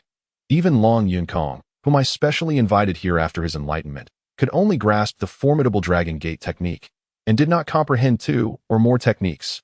LVG Sheng pondered. Could it be that one must cultivate to the level of self-reflection without any prior techniques to truly understand these 8 methods? Yi Xian Sheng replied, I do not know. Previously, no one has been able to reach the level of self-reflection without any techniques. I interjected, may I dare to ask, how should I proceed now? Also, is that backpack mine? Upon hearing my inquiry, Yi Xian Sheng adjusted the storage bag in her hand and, with a wave, conjured countless vine tendrils that formed an inverted barrel shape, enclosing me within. Subsequently, I could neither see nor hear what they were doing or saying. When I next encountered them, I had already dozed off, my head spinning. The sudden disappearance of the tendrils, coupled with a blinding light piercing my eyes, jolted me awake, my mouth still exclaiming, the crowd. Mei Ran Gong. Next time, we must bring Lao Meng along. That way, he can pause the dream for a moment. Yexn Sheng. Well then, we have made a decision. You shall reside here for a month, during which you may seek the guidance of Master Mei Jian and Master Kai Quan. Should you encounter any uncertainties in your cultivation, feel free to consult us. That if all goes well, you may proceed to the Dragon Group's Martial Arts Academy for further training. At this moment, Yi Xian Sheng stands before me, announcing their verdict. However, my focus is not on whom to apprentice under. Rather, it is the treasure that captivates my attention. I interject. So, where is my backpack? It hasn't found its way into your pocket. Has it? The Vice Dean responds. That is called a storage bag. Remember, it is a storage bag. Before Yi Xian Sheng could utter a word, the Vice Dean impatiently redirected my thoughts, as though misstepping would bring great embarrassment. Yi Xian Sheng assures, it will be given to you. I retort. 1,000 promises of I will give it to you will never compare to the simplicity of 2 words. Take it. I am not sure why I blurted that out. Perhaps I am still half asleep. I hastily concoct an excuse for myself. Yi Xian Sheng. That I muse to myself that Yi Xian Sheng is indeed a person of his word, unyielding and steadfast. Once a promise is made, it is as if a team of horses cannot retract it. The moment you tossed the backpack to me was truly swift and graceful. The onlookers. Master Mei Jian interjects. Yi, if you wish to lead a more pleasant life, please refrain from provoking further. I respond. Oh, understood, neither swift nor graceful. Got it, Master Mei Jian. The Vice Dean counters, this is peculiar. I have never seen you so vibrant before. Why the sudden mischief? I sigh, alas, there is no remedy. His depths are too profound. Even the Vice Dean has fallen into his trap. The Vice Dean, that Yi Xian Sheng remarks, it is not surprising. His inheritance is vast, resulting in an overwhelming increase in cerebral vitality. His self-control has waned significantly. Please bear with him. I exclaim, I told you. I am quite the honest person. How did I become such a chatterbox? It appears to be the fault of the cultivation techniques. Yi Xian Sheng. Chapter 25. A noteworthy name. The 8 sets of techniques began to slowly materialize in my mind on the second day. Curiously, these 8 techniques truly commenced their cultivation at the level of introspection. However, the names of these 8 techniques nearly made me spit blood. I am left questioning whether that supreme existence is merely jesting. Clearer mind, more attractive features, agile limbs, lighter frame, robust physique, stronger bones, sturdy organs, wholesome soul. Oh, heaven above! My dignity is at stake. How can I possibly articulate this? How am I to introduce the techniques I am cultivating? No wonder they had to be divided into 8 volumes. If it were a single tome, the title would undoubtedly be something along the lines of those with unclear minds, unsightly features, clumsy limbs, excessive weight, weak physiques, brittle bones, compromised organs, and incomplete souls. Do not miss this technique. The name is certainly too lengthy. Hence its division into 8 parts. Moreover, this title bears a striking resemblance to advertisements for certain health and fitness products on Earth. Truly, do not doubt it. Imagine such a scenario. Someone, Brother Yi, your prowess is remarkable. I am in admiration. Pray, what divine skill do you practice? I would respond, clearer mind. Someone, I am curious. What kind of health supplements does Brother Yi consume to maintain such mental clarity? Me. But to speak frankly, no, that would be too embarrassing that I cannot bring myself to utter it. And even if I did, they would surely think I was jesting. What? No need for revisions. Very well, when they arrive. You shall witness an entirely different scene. Mei Jiansheng. Yi Xian, have you been able to cultivate the technique? Me. Yes, I have. Mei Jiansheng. And what is the name of this technique? Me. It's called mental clarity. Mei Jiansheng. What? What did you say? Me. I said, mental clarity. After Mei Jiansheng gives me a thorough beating, he then remarks, you asked me for the name of a technique. And you call it mental clarity? Is your mind clear now? Meanwhile, the vice dean attempts to mediate, advising Mei Jiansheng not to take my antics to heart. After all, I am just a child. It is perfectly normal to be a little mischievous. Let me handle the questions. Vice Dean. Yi Xian, what is the name of the technique? Me.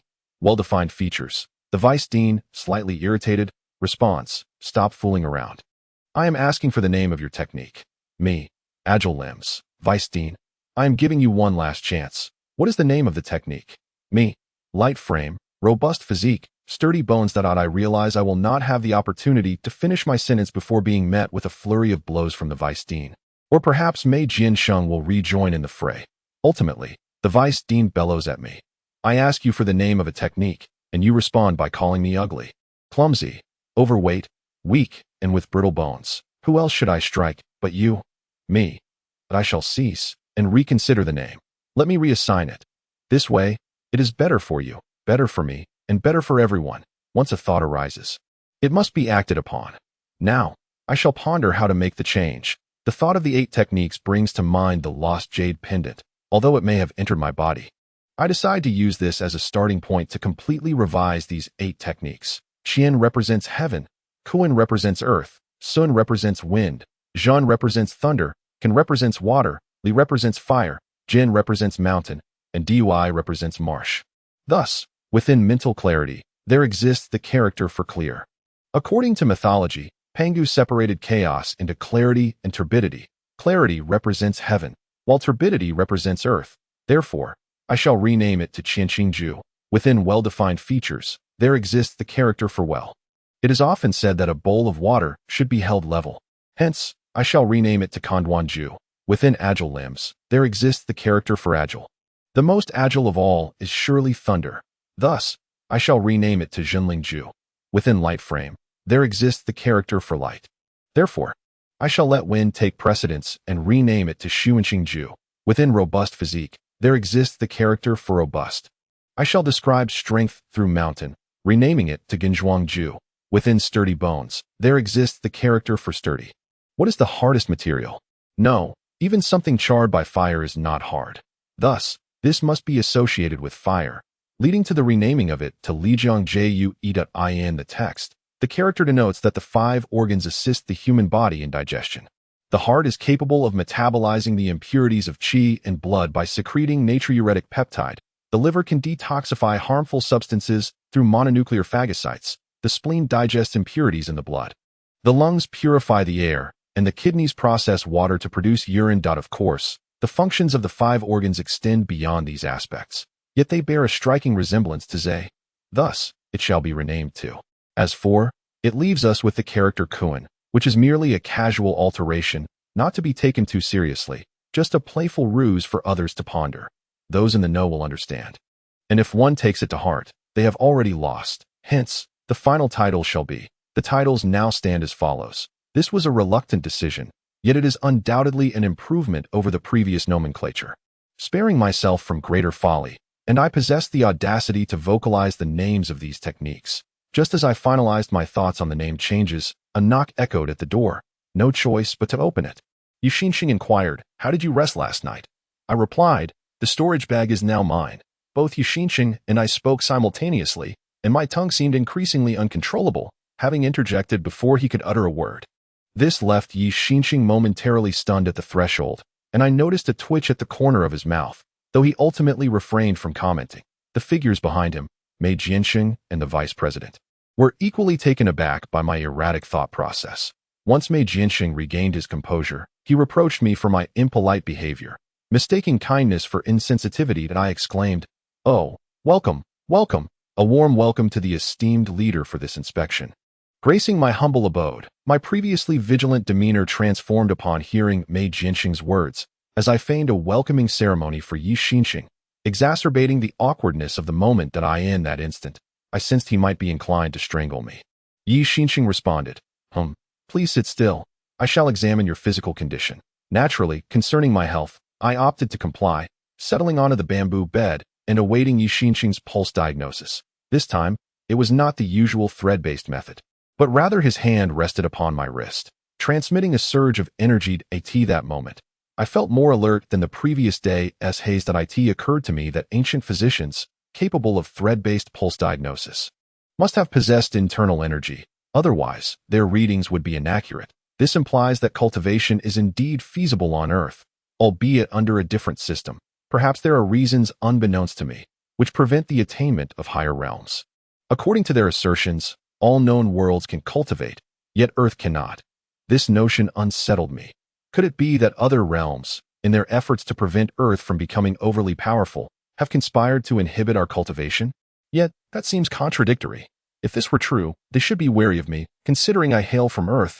How is it that they pay such close attention to me, granting me so many conveniences? Most importantly, they seem to hold the Earth in great reverence, even referring to it as the divine realm of creation. I believe this is indeed a title of honor. Yi Xinsheng.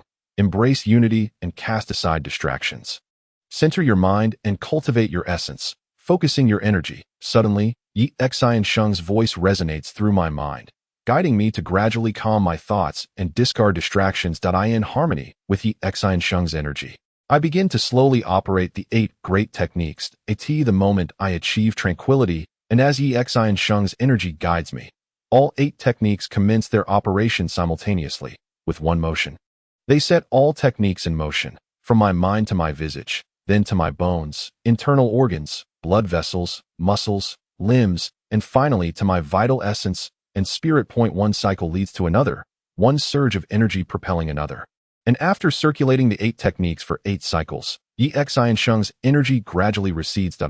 Is this that energy? Yi Xinsheng. Indeed, this is the energy attained through cultivation. Vice Dean. Xinsheng. Does this mean that Yi Xian can cultivate? What do you think of his potential? Yi Xinsheng. The ability to simultaneously operate all 8 techniques for 8 cycles, forming a minor cosmic cycle, indicates that his talent is quite remarkable. Moreover, it took him less than 2 hours, so his aptitude is exceptional. However, without knowing the characteristics of his techniques, it is difficult to make a direct assessment of his talent. Mei Jiansheng. By the way, Yi Xian, what are the names of those 8 techniques? The names of the 8 techniques are Qianqing Ju, Kanduan Ju, Zhenling Ju, Sunqing Ju, Jinzhuang Ju, Lijian Ju, Dyze Ju, and Kuan-Jian Ju, Vice Dean. Excellent techniques, indeed. Utilizing the essence of the 8 trigrams to cultivate oneself, the names are quite impressive. Mei Jiansheng. Truly befitting the techniques cultivated by the Supreme Existence. One can tell their quality just by their names. Yi Xian is truly fortunate to have comprehended such techniques. Splendid. This is precisely the effect needed to counter that previous beating. I can finally speak the names of the techniques openly without fear of any further misunderstandings. I am quite satisfied with this scene, yet I did not expect Yi Xinsheng to speak up. Yi Xinsheng. The names of the techniques are commendable. You must have invested considerable thought in crafting them. It shows that you possess quite the understanding. Could it be? Does Yi Xinsheng know the true names of my cultivated techniques? At this moment, I felt a surge of anxiety. I must not allow the Vice Dean and others to misinterpret and give me another beating. No, I absolutely cannot admit that I altered the names of the techniques. What do you mean? Xinsheng. I cannot comprehend. Yi Xinsheng. This supreme existence has not only comprehended the Tao here, but has also left many traces in the realm of the otherworld, certainly possessing numerous practical methods and martial skills. However, the names of these methods and skills tend to be rather simplistic, I suppose. Therefore, names such as these are definitely not his original creations, even if they once held profound meaning. He would have transformed them into the most unadorned names. Yi Xinsheng gazes at me with a charming smile, speaking slowly and deliberately. The crux lies in his ability to name the supreme existence with that profoundly evocative phrase, returning to simplicity. Though humble, the raw essence of the stone cannot be commanded by anyone. This descriptor is employed so exquisitely.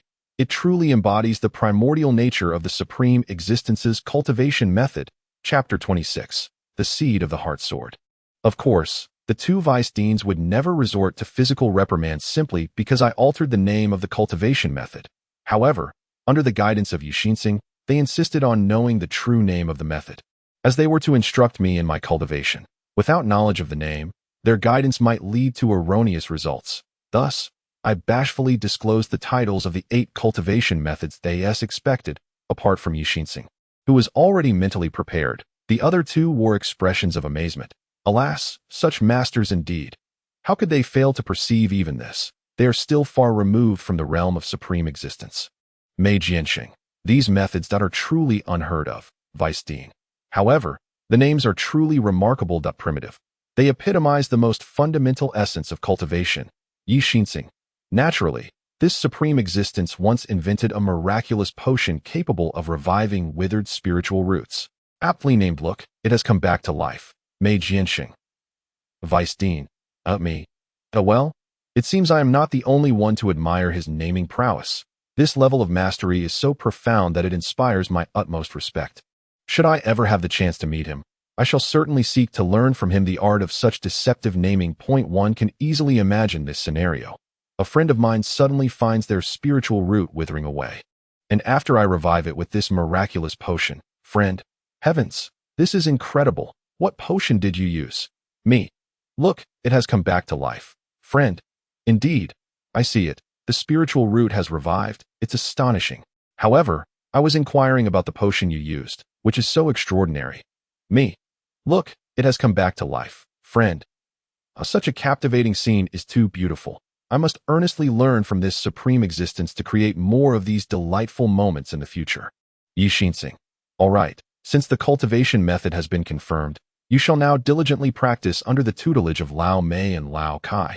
If your progress satisfies me in a month, I shall bestow upon you the seed of the heart sword.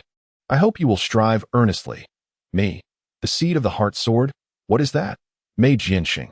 It is a treasure coveted by every sword master in the realm of Lingyi Lu.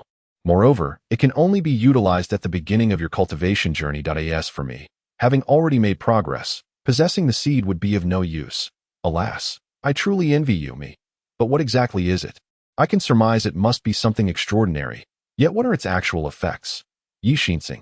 It is a celestial treasure that enables you to wield a swordless hand, as if you possessed a sword. Once you possess it, you can ascend to the pinnacle of the sword path. Henceforth, you need not wield a sword. As long as you hold a sword in your heart, you can forge an invincible blade. Me. Wait, I don't believe I've ever mentioned wanting to practice swordsmanship. Might I not train with a halberd instead? The halberd is not only stylish but also majestic. Mei Jianxing suddenly fixed his gaze upon me, his eyes sharpening to an extraordinary degree, rendering me momentarily speechless. That moment, I felt that should I continue speaking, I would undoubtedly fall victim to his lethal prowess. Mei Jianxing remarked. The sword is not only handsome but also ethereal. Furthermore, the Ningxin sword technique allows one to wield both a light and agile sword, as well as a powerful and formidable heavy sword. Moreover, in the realm of the creator god, the most numerous legendary tales are those of sword immortals.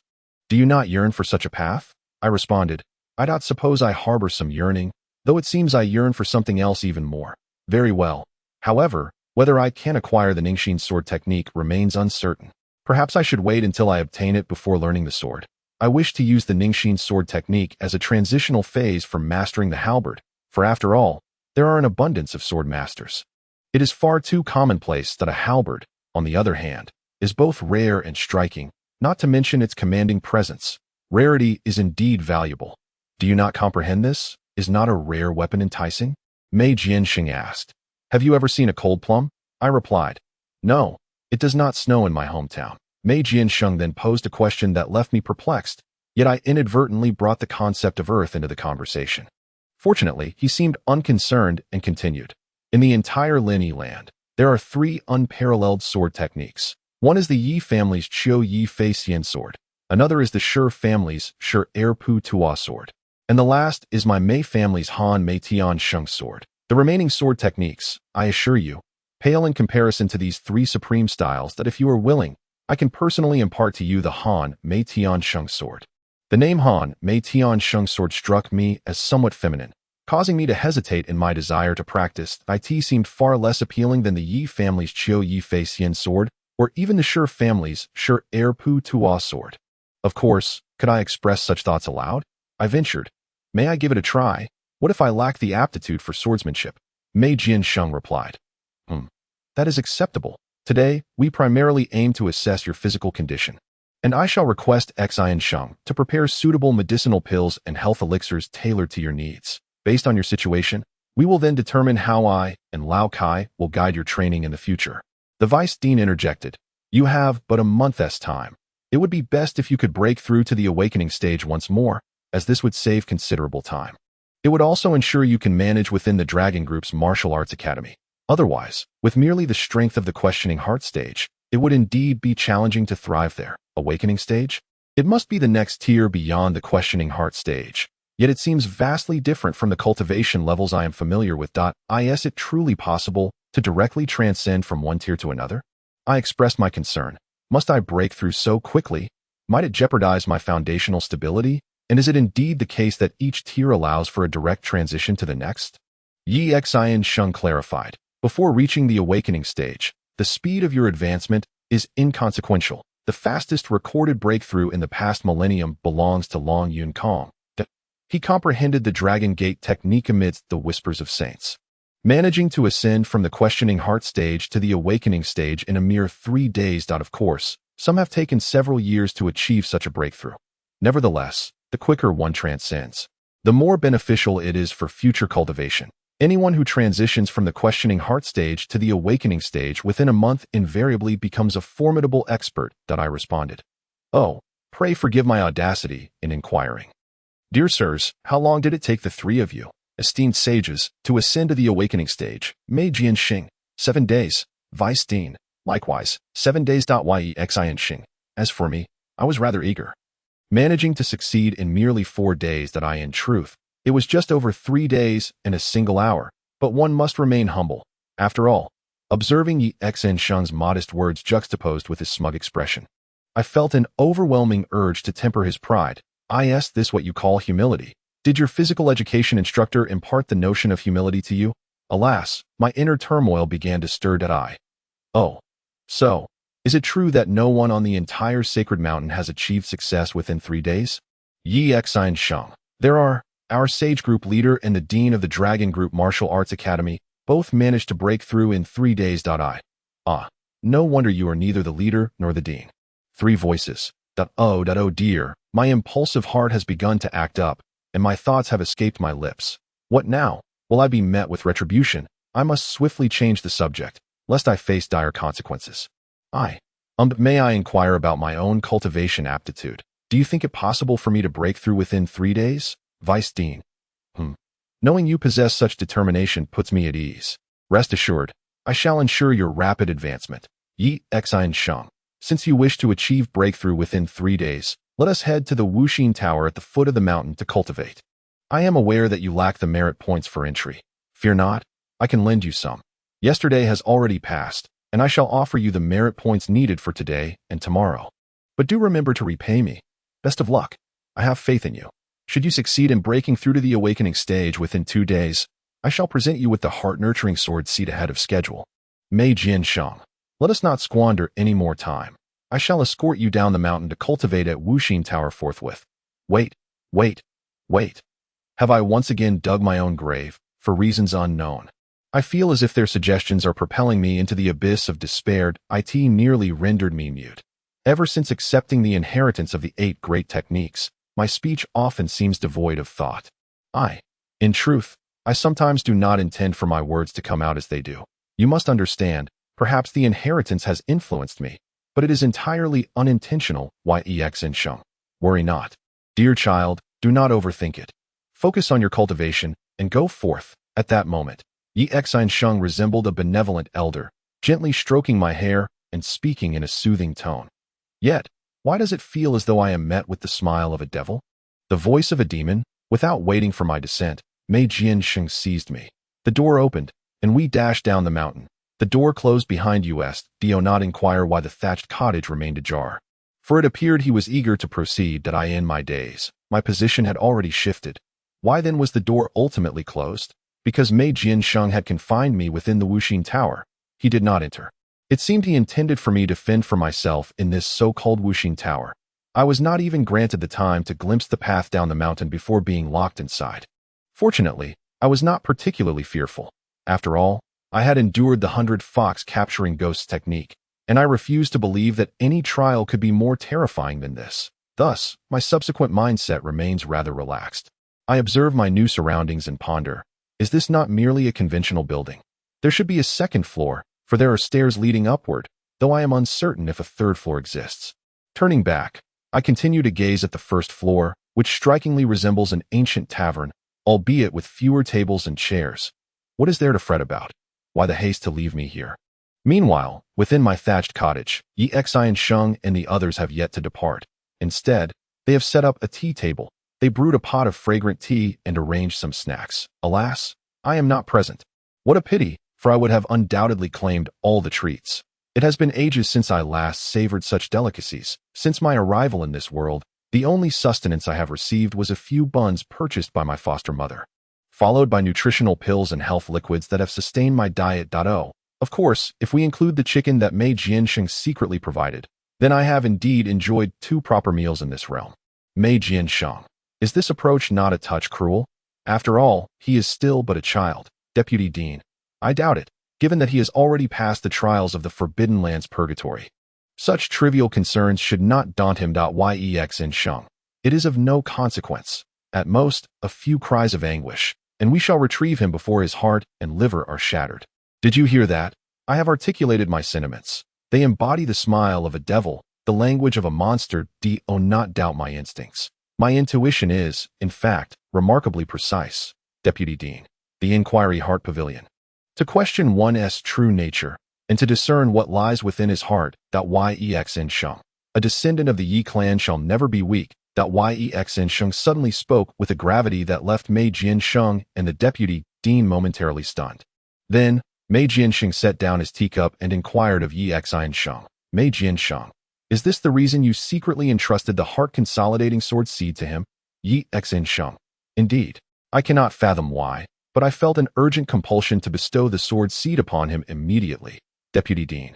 I am quite curious. The heart-consolidating sword seed takes a millennium to form a single seed. Old Yi, you do not practice swordsmanship. How could you possess such a seed? Yi Xiansheng.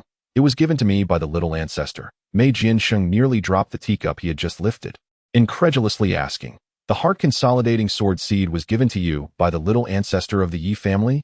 Yi Xiansheng. Precisely, when the little ancestor entrusted the heart-consolidating sword seed to me.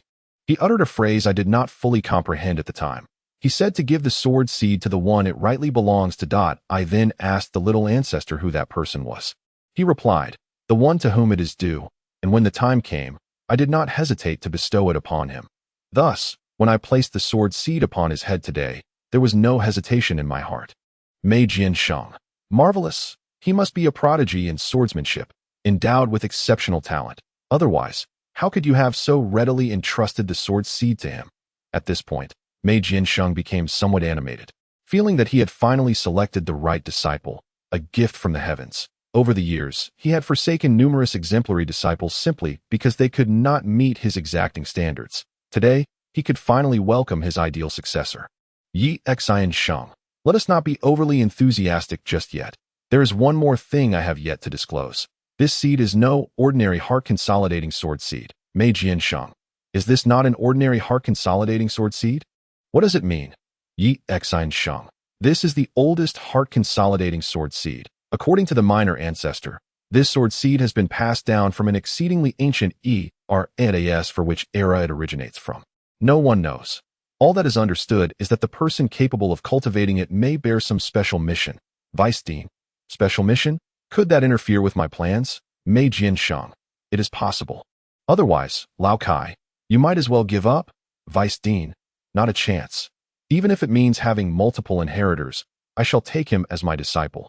Thus, the 3 of them continued their conversation, completely oblivious to my presence. Were it not for my unique circumstances, I might have truly found myself crying out for help. It seems I have underestimated the trials of this world. As I fully relaxed, I noticed the surroundings gradually transforming.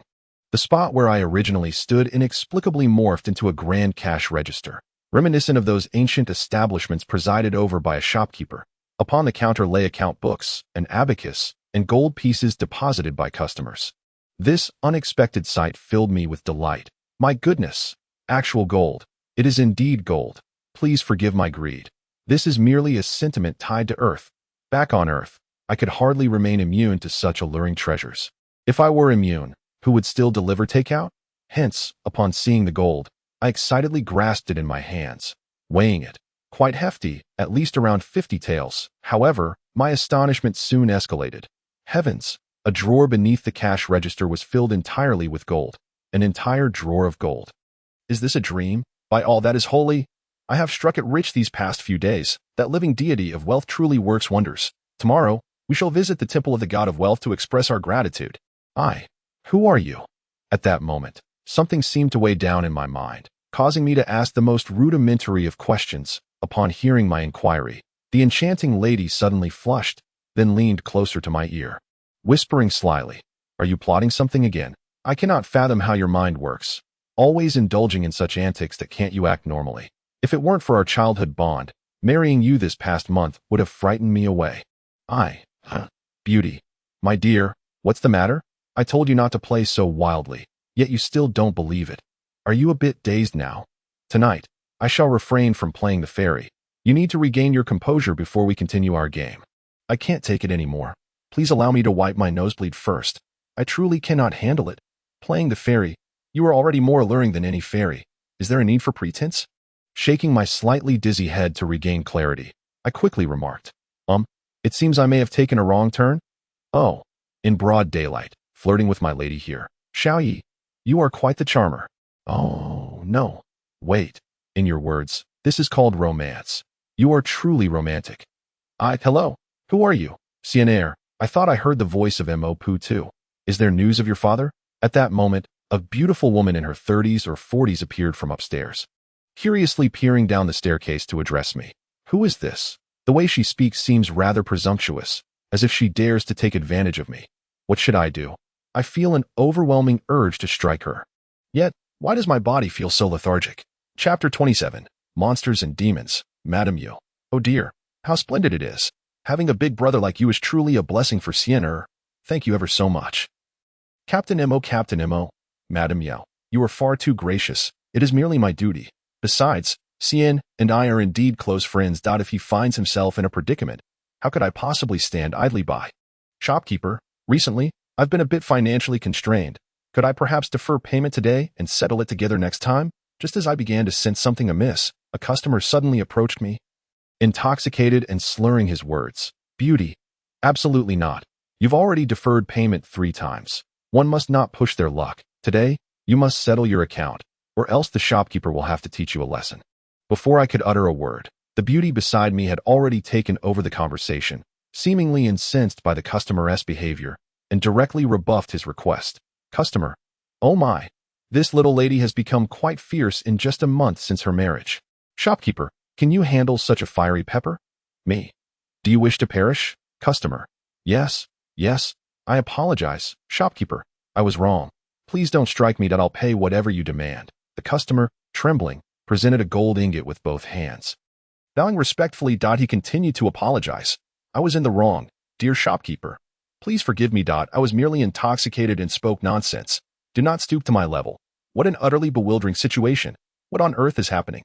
Could it be that I have earned a fearsome reputation? Surely not. I am quite benign.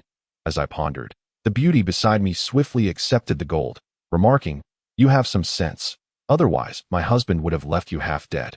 Did she imply that I am so tempestuous? How could I possibly be so violent? I am a staunch pacifist. After all, having received a fine education, Haven Ti, where exactly did I receive such an education? The beauty beside me is named Xiao Qian, and the captain before me is Captain Mo. Why do they feel so familiar? Am I truly acquainted with them? Yet, why do I have no recollection whatsoever? Soon, under Xiao Qian's guidance, a simple home-cooked meal was laid out on the table in the hall. In addition to myself, there were Madame Yao, Xiao Qian, Captain Mo, and surprisingly, that customer had entered as well. What is going on? Why is he here? Does he have a role to play? Xiao Qian. My dear, the customer is quite pitiable. You used to assist him often, and he calls you big brother shopkeeper. Aside from your desire not to spoil him with reckless spending, have you not always regarded him as a brother? I glanced at her, and then at the other three, smiled, and said, Madame Yao. Captain M.O., Ghost of the Beauty. Customer, Madame Yao. Sien please be polite. Do not address your mother and the captain in such a manner. Captain M.O., what is the matter? Is there something amiss? Xiao Qian, Ghost of the Beauty? My dear, that name is so romantic. Is that a moniker you have devised for me? Guizi. Master, I am but your humble subordinate. You wouldn't strike me again, would you? I glanced at the delectable feast before me, then turned to regard them once more, and reiterated, gold ignites my avarice, while Xiao Qian tantalizes my desires. The fragrance emanating from Madame Yao instills in me a sense of lethargy, and the majesty of Captain M.O. evokes my envy. Guizi bears the brunt of it all, awakening within me feelings of wrath and pride, and now he must also cater to my gluttony. Truly, he embodies the enchantress of Madame Yao, the sorcery of Captain M.O., the specter of the beautiful ghost, and the curiosity of Guizi. They invoke demons, spirits, and monstrosities to stir within me the 7 deadly sins, entangling my conscience into a web of despair, entrapping me within the narrative they have woven, from which I cannot escape. On the surface, what a seamless plan you have concocted. Alas, you are not genuine beings, and thus, you remain rife with imperfections, Madame Yao. Oh, when did you regain your memories? I thought our collaboration was quite effective. However, your greatest blunder lies in the fact that the entire plot unfolds forcefully, devoid of any semblance of humanity. For instance, your attempts to incite my 7 deadly sins through a shoddy narrative are utterly lacking. Most importantly, since it is only the 4 of you present, what purpose do all these guests serve? With so many patrons outside, how is it that we have ventured into the inner hall for a meal? This is utterly implausible. At the very least, there should be 1 or 2 assisting us outside. Furthermore, Guizi's identity is far too suspect. If I truly aided him frequently in the past, I would either completely disregard him or could not possibly engage with him through threats. Such a scenario should not have warranted his presence at all.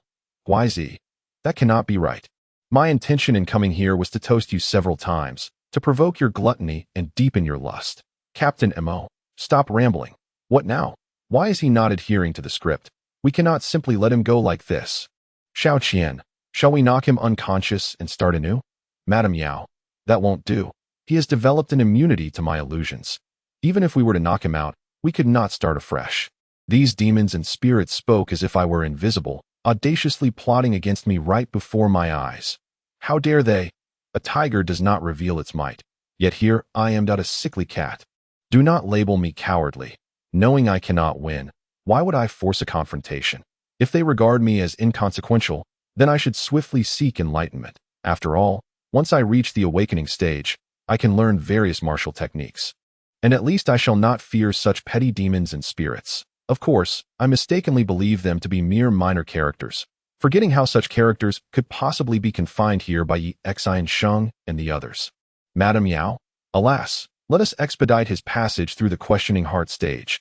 That will absolve us of any further involvement. Captain M.O., how shall we assist him? Guizi, toss him to the 2nd floor. Xiao Qian, I shall take him up. Originally prepared for profound comprehension, I found myself at the questioning heart tower's 2nd floor, the abode of Xiao Qian and Madame Yao, while the 1st floor served as the resting place for Captain M.O. and Guizi. The 4 individuals merely erred in their ways and consequently found themselves imprisoned within the hall of reflection. Among them, M.O. is condemned to a millennium of confinement, while Gui faces a sentence of 3 millennia. As for Madame Yao, her punishment is considerably more severe, requiring her to endure 5,000 years of imprisonment. Do not inquire how I acquired this knowledge. It was to gradually enlighten me as she escorted me upstairs. Also, refrain from questioning why I obediently followed her up the stairs, for at that moment, my body was beyond my control. The disparity in our strengths was insurmountable, and I remain oblivious to her true level of mastery.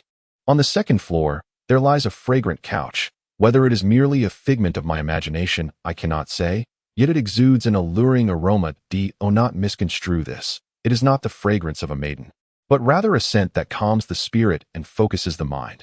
Gui guided me to the couch, positioning me in a meditative posture at its center, and then she took a seat directly opposite me. Gui, your heart harbors greed and sloth. Should you wish to transcend the hall of reflection, you must conduct an introspective inquiry into your soul. Me. That cannot be right. If one cannot possess the most fundamental aspects of oneself, what then is there to strive for? I may indeed be susceptible to material allure, yet I shall only claim that which rightfully belongs to me. If it is not mine, I shall refrain from touching it. My past transgressions in seeking gold stemmed from the fact that I had no recollection of it being mine. As for laziness, I must admit I have been influenced by Madame Yao. Otherwise, I would not be so lethargic. Gouet, if you are unwilling to rigorously interrogate your heart and spirit, then it appears you may not pass through the hall of reflection. Me. Are you suggesting that I am inherently greedy and lazy? Merely reluctant to acknowledge it. Gouet, this is a matter for you to ponder. I can only assert that if your conscience is clear, you would not be ensnared in the illusions we have crafted. Me, a clear conscience, free of guilt. Thank you. I comprehend now. The human heart is often the most intricate. Many may not perceive themselves as indebted to anyone, yet you are mistaken. The number of those to whom you owe gratitude is vast. So numerous that it has become second nature, to the point where you may forget just how many have aided you.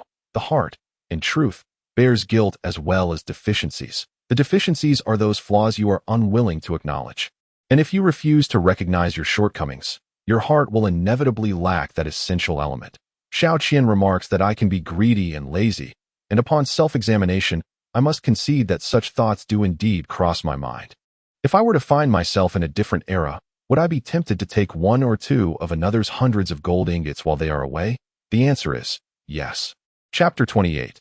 The awakening of self-discipline. At times, the desire to change oneself is astonishingly simple. It merely requires a resolute decision followed by steadfast execution. However, it is equally challenging, for while the landscape may shift, one's inherent nature is often resistant to alteration. Thus, many articulate intentions more eloquently than they practice, resulting in actions that may be even more disheartening than before. How does one liberate oneself from greed and laziness? The essence of greed lies in an excessive pursuit of that which does not rightfully belong to oneself, while laziness breeds a multitude of excuses and justifications to transform the essence of greed. One must cultivate personal principles and adhere to the foundational tenets of integrity. Most crucially, one must grasp that acquiring something that does not belong to oneself inevitably results in the loss of something that was originally one's own. Just how greedy do you wish to be? What would you like to relinquish? How fervently do you desire that which does not belong to you? Such yearning may easily lead to the loss of what is rightfully yours. Therefore, before succumbing to greed, I implore you to reflect deeply that a lethargic heart must recognize one fundamental truth. True laziness is the act of preemptively completing future endeavors that require effort. You may embrace idleness, but it must be directed towards a purpose. For instance, Zhuge Liang, disinclined to craft arrows, ingeniously devised the strategy of borrowing arrows with straw boats. Similarly, when he found transporting provisions laborious, he innovated the wooden horse to facilitate the movement of supplies. The legendary borrowing of arrows illustrates Zhuge Liang confronting Cao Cao, saying, "Cao thief, swiftly provide me with 100,000 feathered arrows, lest Zhou Yu seeks my life." Remarkably, Cao Cao complied, yet this was achieved through cunning rather than mere words. Had Zhuge Liang simply stated his request, Cao Cao would likely have applauded Zhou Yu's intentions instead. Thus, it is not that one cannot be lazy. Rather, one must understand that superior solutions exist to tackle one's challenges. One cannot merely utter that there is no way forward at the first sign of adversity. Such an attitude will perpetually breed excuses, hindering personal growth and the resolution of difficulties. It is often said that the successful seek methods, while the unsuccessful seek excuses. I now contend that the astute lazy person always finds a way, while only the foolish embrace excuses. Understanding this principle, it is imperative to translate insight into action. As I have previously heard, let your actions align with your words. This shall be my guiding principle moving forward. I must hold myself accountable for my own declarations. The moment a statement is uttered, you transition from being its master to its servant. Xiao Qian, you have changed, becoming much more insightful. Just as I sighed in relief, I heard Xiao Qian's words, prompting a gentle smile and a reply. You too have transformed, becoming much more amiable. Xiao Qian, keep striving. You have already traversed half the path of self-reflection. Continue onward, and you shall undoubtedly succeed in awakening. Even a ghost can blush. What a marvel! that a mere jest could render her face crimson. She must indeed possess a kind heart, if that is the case. Why is she confined here? What transgression has she committed? My curiosity piqued, especially since she mentioned other spirits, demons, and monsters who were imprisoned here for their misdeeds. What of her? Why is she also ensnared in this place? Me? What does the other half entail? Must I simply keep my cultivation in motion? Me? Are we humans not on the same path as you? Xiaoqian, continue your contemplation. We shall discuss other matters once you have broken through. Me. Very well. But why do you assist me so? Can you share your reasoning, Xiaoqian? The reason is quite simple. Yet I cannot disclose it. Hurry and break through. Trust me, I genuinely have your best interests at heart. Me. All right. In that case, I hope to uncover the answers I seek upon awakening. With that, I close my eyes, yearning to rediscover the path of self-reflection. Yet, if I have indeed amended the flaws within me, what constitutes the remaining half? What could it possibly be? Why is it that no one can elucidate to me how to traverse the remaining half? Benevolence, righteousness, propriety, wisdom, and faith. Just when I found myself at a loss for direction, a voice suddenly resonated within my mind. Although I had previously encountered this voice only once, it was remarkably familiar.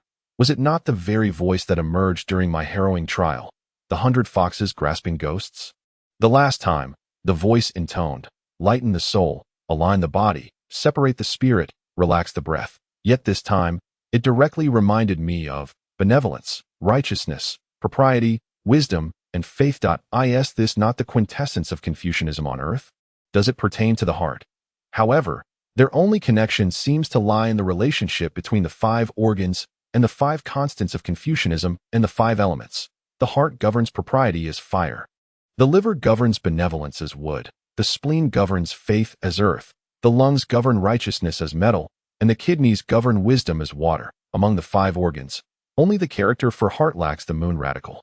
And indeed, the heart is the most mutable. One's fundamental nature should embody these 5 constants. If the ever-changing heart were to evolve the 5 constants, they would manifest as benevolence, the heart of compassion.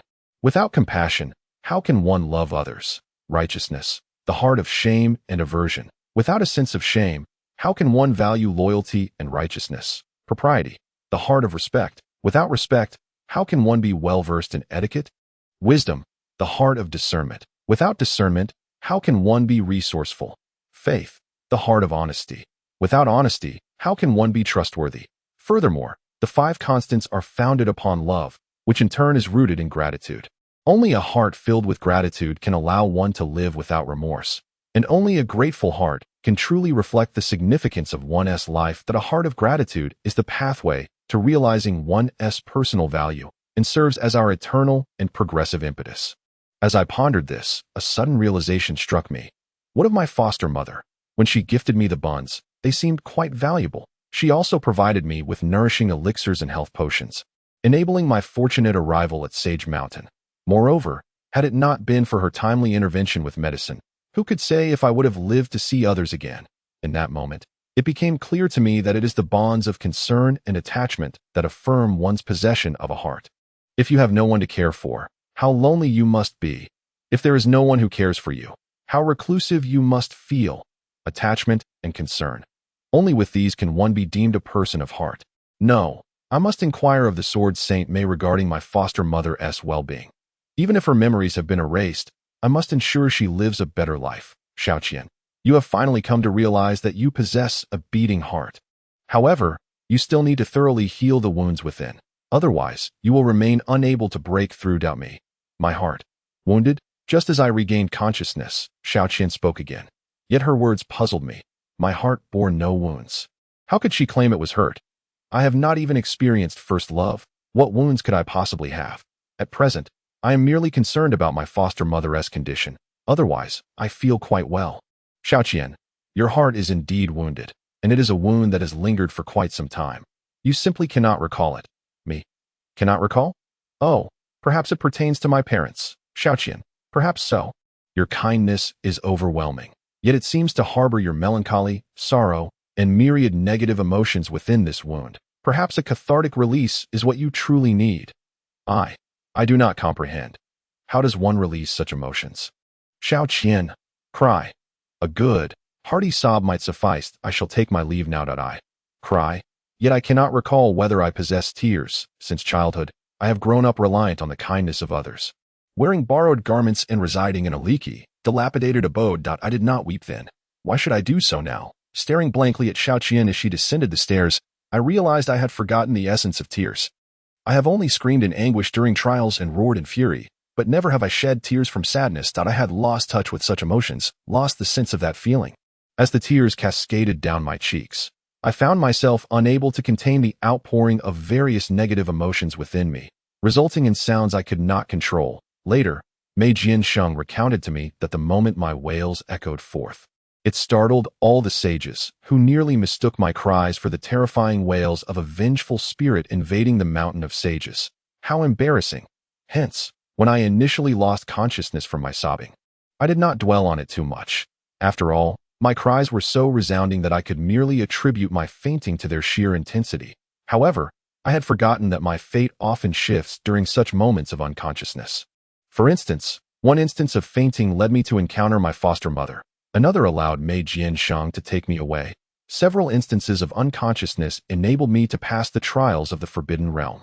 One such episode granted me 8 deceptive techniques. Therefore, it is evident that this latest bout of unconsciousness would also herald significant events, likely ones that would alter the trajectory of my destiny. At that time, I truly had no inkling that such occurrences lay ahead, as my imagination was exceedingly limited. Before I succumbed to slumber, I distinctly recall a cool energy surging from the crown of my head straight to my heart. Then, I expelled a mouthful of blood, which I recognized as the very blood I had longed to release during the assessment for entering the Dragon Group's martial arts academy. Thus, I believed I had merely broken through and finally expelled it, leading me to relax and surrender to the embrace of sleep. Upon awakening, I felt invigorated, my senses heightened. Rising from the bed, I felt an immense lightness, for I could finally shed the cumbersome and unsightly stone attire that had weighed me down. With tear-filled eyes, I wasted no time in removing it. Initially, I intended to discard the stone clothing, yet I recalled it was a valuable piece of equipment for my disciples at the very least. It would bring them to tears as well. Thus, I carefully stowed it away in my storage pouch. I finally had a splendid excuse for my earlier tears. I was overwhelmed with joy as I liberated myself from the stone attire. Beyond this self-deceptive notion, I also felt a burgeoning confidence, as though I could easily overpower 100 versions of my former self who had not yet achieved a breakthrough. Of course, I must remain discreet, for I am acutely aware that the weakest individual in this Heart's Inquiry Tower could effortlessly defeat 100 of my current selves. The first floor has regained its original spaciousness, yet the so-called table and chairs of the inner hall remain. Naturally, the dishes atop the table are mere fakes and have vanished. The trio of spirits, demon, monster, and apparition, sits motionless as if they were statues. But where has Xiaoqian gone? I inquired. Madame Yao, where is Xiaoqian? Madame Yao replied. Did she not accompany you upstairs? Since she has not descended, how would I know? I exclaimed. No way. She had come down before I cried. Captain Imo interjected. Please refrain from tarnishing the term cry, shall we? What you did was not crying. It was akin to thunder rolling in the heavens. In the vernacular of your kind, it was more like the wailing of ghosts. The rogue corrected him. It is howling of ghosts and wolves, not howling of ghosts and monsters. In any case, your weeping has left me regretting why I was cursed with an extra pair of ears. Was it truly that exaggerated? I nearly debated with them, yet I felt grateful to Xiaoqian, so I needed to inquire further without offending them.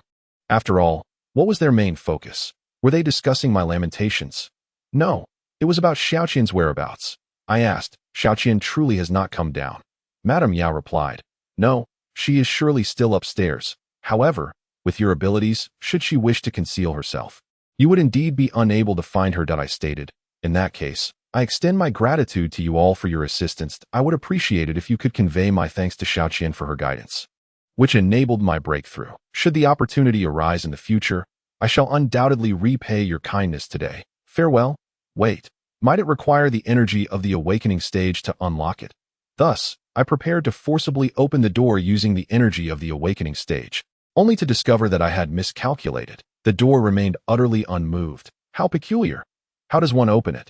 The rogue remarked. How pitiable, a young mind so easily distressed, attempting to open this door with mere initial stage awakening energy. Madame Yao commented. If you find him pitiable, then refrain from speaking further. We can merely watch his performance in silence. Captain Nemo added. It is said that humans delight in fantasies. Perhaps, after crying, he has imagined himself as a master of the Wu-Su realm. I asked, what?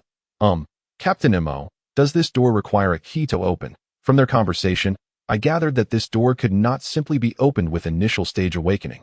Rather, there must be another method to unlock it. Madame Yao queried.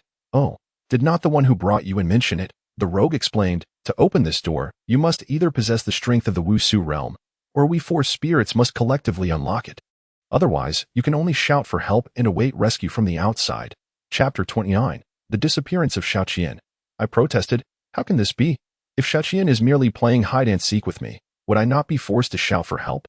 Madame Yao advised. No need.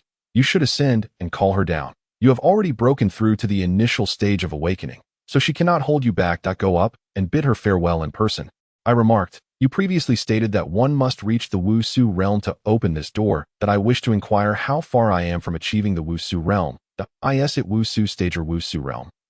Madame Yao. Captain Mo. In the parlance of your kind, you are merely aspiring for the unattainable. Guai. That question is more fitting for your master. I can only advise that when learning to crawl, one should not be preoccupied with the notion of running.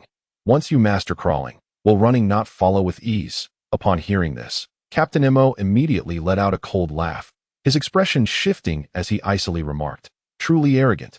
Move, flip, crawl, stand, act, walk, roll, run, jump, leap, fly, so that it takes merely a few months in childhood to learn to crawl. Do you truly believe you can master running in just a few days?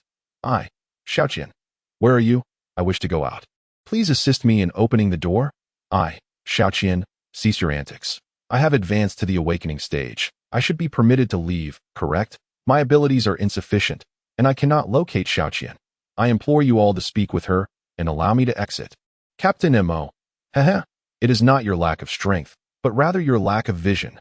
With that, Captain Mo's figure flickered, and he was already on the staircase. He surveyed the surroundings, furrowing his brow as a dark aura emanated from him, swiftly enveloping the entire second floor. However, Mo soon exhibited a drastic change in demeanor, shouting downstairs. There is no trace of her upstairs, Madame Yao. How can this be? Guai. Do not jest that I looked at the three of them in confusion. Only to Guai had also instantaneously ascended to the second floor, each employing their own methods of sensing, yet still finding no trace. Madame Yao? Xiaoqian? Where are you? Guai. Stop playing games. Where have you hidden? Come out quickly. Captain Mo. No need to shout. She is indeed not here. She has left. How could she have accomplished this? Alas, my eyesight is terribly poor. No sooner had I spoken than 3 pairs of eyes fixated on me. Yao's sickly green, Mo's pitch black, and Gua's ghostly blue. I nearly stumbled down the stairs, utterly terrified. The sudden widening of human eyes can be frightful enough, let alone those of the 3, which nearly caused my heart to leap from my chest. What do you intend to do, Madame Yao? If she is not here, then where could she be? Captain Mo. Regardless, we must report to Yi Xinxing. Otherwise, we may have to extend her confinement. Why? But how shall we explain this? Human suspicion could lead them to believe we have slain the ghost. What if they demand our lives in return? I sighed with relief, realizing they had not taken my words to heart. That is fortunate. They may discuss their matters while I observe my plate. I pondered. When Yi Xinxing arrives, should I feign ignorance or directly accuse them of having harmed Xiaoqian? After all, they deserve some punishment for their arrogance. Madame Yao, no worries, that fellow will testify for us. When the ghost went missing, we were all on the first floor, leaving only him and the ghost on the second. I recall Xiaoqian descending the stairs just before I began my breakthrough to the awakening stage. The 3. Emoto. You have been deceived by her appearance. She certainly did not descend the stairs. YZ. In truth, it matters little. At worst, they will interrogate us to ascertain whether we have lied. Me. So what should we do now? How do I make my exit? After much discussion, we have yet to address the crux of the matter. The key issue is how I am to escape. Is it not? Madame Yao. Xiaoqian has vanished. If we were to claim that she left Wenxin Tower, humanity would undoubtedly find it implausible. The shameless humans would place all the blame squarely upon us. In light of this, why not take decisive action and eliminate him as well? Even in death, we would gain something. While I was still agonizing over how to exit, I realized that their conversation had strayed far from the topic at hand. Though I suppose that is beside the point. When Madame Yao spoke to me, she simultaneously garnered the recognition of both in Nguai. As I was still somewhat dazed, they all turned their gaze towards me in unison. I recall, while browsing the internet on my mobile phone back on Earth, encountering a question posed by someone. If you were bungee jumping and the cord suddenly snapped, and you had time to scream only 2 words, what would you shout? There were numerous responses, such as help, no, save me, and oh my. However, one particular response garnered a reaction akin to a floral bloom amidst a sea of petals. Transform. Transform my foot. I swear, you must have never witnessed a true transformation. Otherwise, you would comprehend what is far more terrifying than death. The once righteous Imo morphed into a visage of true malevolence, fangs bared and enveloped in a shroud of darkness. The seemingly affable Guai sprouted 4 ears and turned ghostly pale.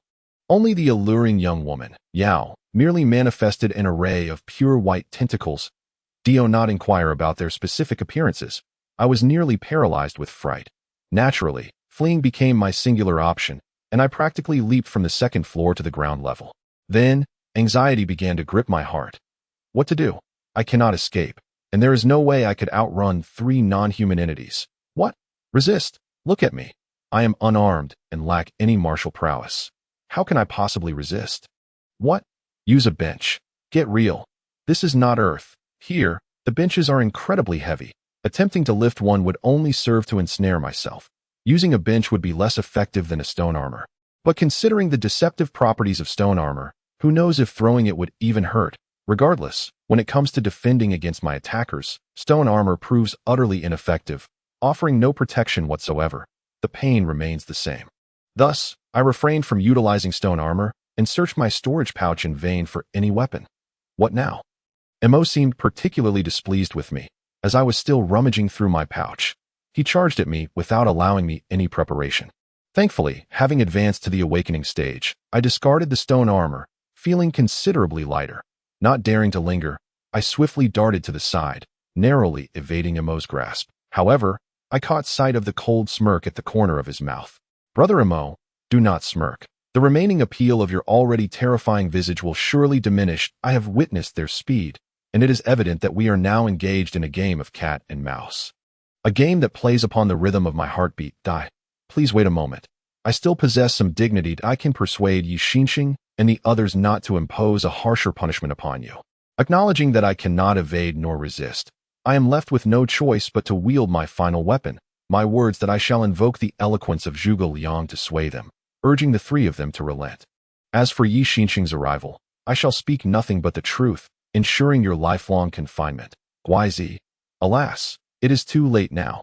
Had you spoken before our transformation, it might have borne fruit, but now that we have changed, Yi Xinxing and his companions will surely discern the murderous intent we harbor towards you, and there is no escaping their retribution. Madame Yao, unless you offer yourself as a hostage, what say you? Best to surrender willingly. In this manner, even in death, you would suffer no pain. Indeed, the trickster is most adept at deceit.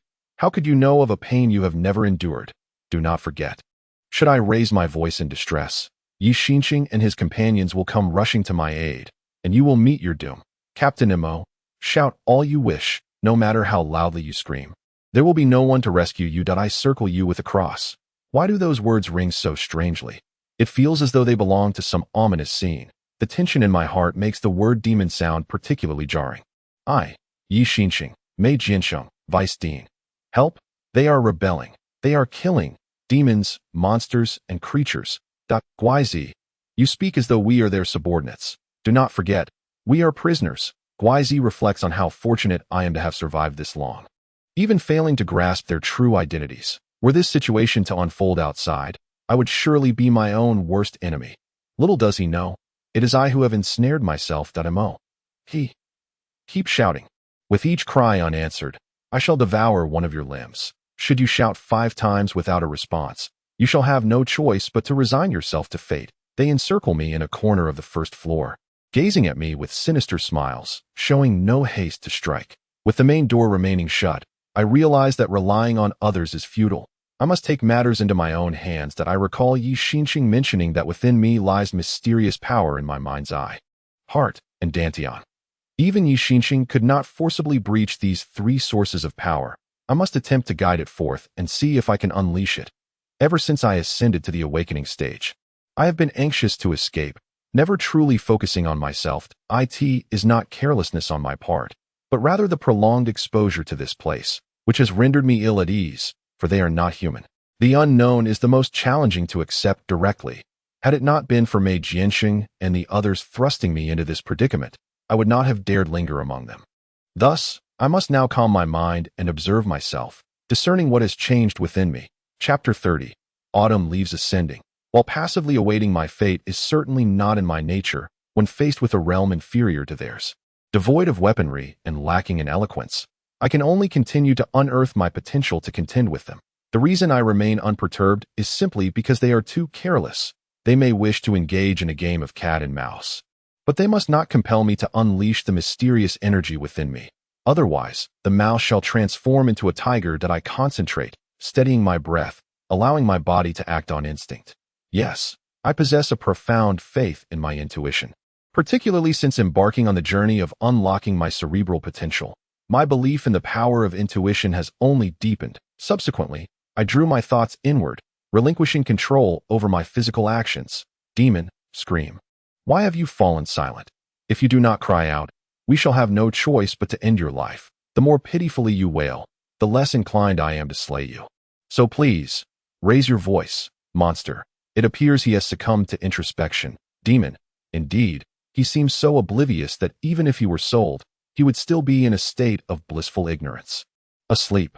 Upon witnessing my sudden closure of the eyes, they were instantly filled with curiosity that a closer inspection revealed that I had indeed entered a state of closed-eye introspection. What kind of nerve is this? Does he not realize he is in peril? Monster. It seems we are ill-suited for intimidating humans. Demon, who could blame you for being less frightening than I am? Can you not muster a more fearsome demeanor? Monster, we simply cannot frighten him. Typically, we terrify individuals within illusions, leaving them half dead, and complete our mission. Who would have thought he could extricate himself from the illusion? And now, the ghost has vanished, leaving us without his anguished cries to lure others to open the door. What shall we do? Demon, let us awaken him. Otherwise, if he remains unafraid, how will he scream? Monster, very well, I shall take action. Dozens of tentacles were not fully deployed. Otherwise, should I manage to evade, the performance would come to an abrupt halt.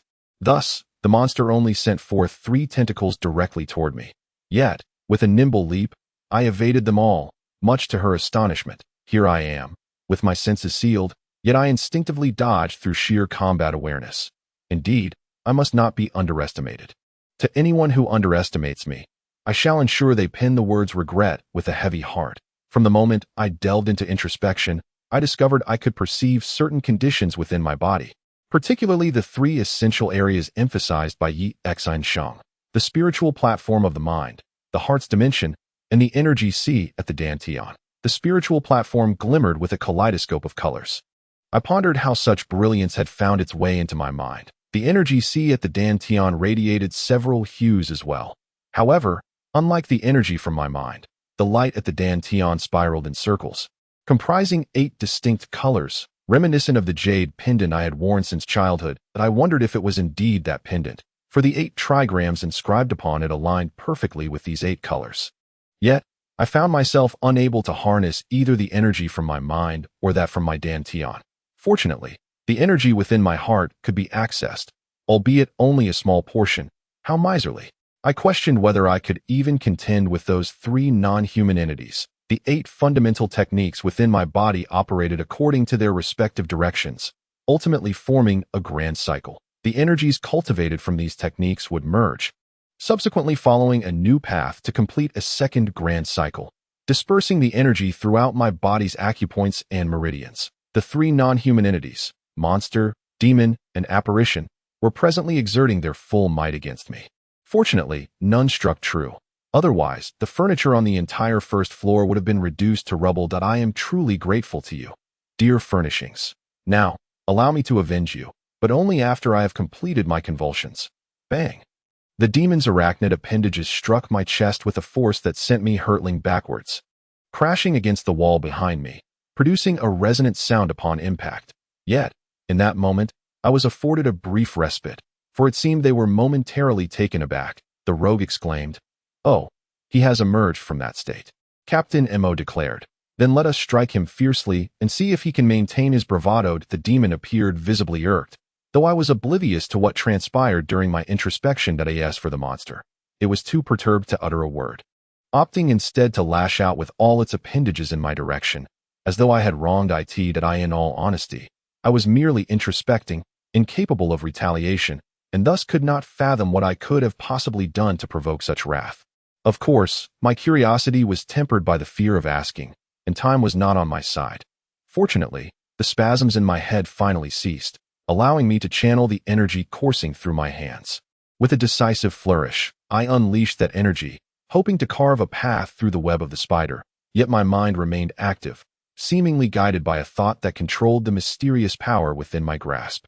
"The celestial sword of Taiji, the ginkgo leaf slash," I proclaimed. Not only was the energy in my hands governed, but my lips also moved of their own accord, uttering the name of a sword technique that was entirely foreign to me. Before I could fully comprehend the situation, the energy manifested itself as a sword, an exquisite and formidable blade. As the sword emerged, my body moved autonomously, executing a series of sword techniques. In that fleeting moment, my mind swiftly discerned that there were 36 arachnid appendages advancing towards me. Strangely, I had not consciously counted. A mere glance was enough for my mind to calculate their number. Moreover, my thoughts instinctively mapped the trajectory of each appendage's attack and began directing my body on how to evade and counter. However, evasion was no longer necessary. Armed with the sword, I had already calculated the interception points based on the trajectories in my mind. Coupled with the considerable power of my sword technique, I executed a sweeping strike that severed all 36 appendages of the demon. The ginkgo leaves, naturally fan-shaped, perfectly aligned with the threads of the demon as they surged towards me, allowing a single stroke to cleave them all. The demon was in a foul mood, though the reason eluded me. Nevertheless, when it came to striking me, he was exceedingly enthusiastic. A claw of demonic origin lunged toward my body without the slightest hint of restraint. However, it was swiftly met by my sword technique, severing his claw halfway and eliciting a pained howl from him. The monster was equally taken aback. How could a mere novice, just having reached the initial stage of awakening, unleash 2 consecutive flying immortal swords with such astonishing speed? Caught off guard, she could only resort to her silk threads for defense.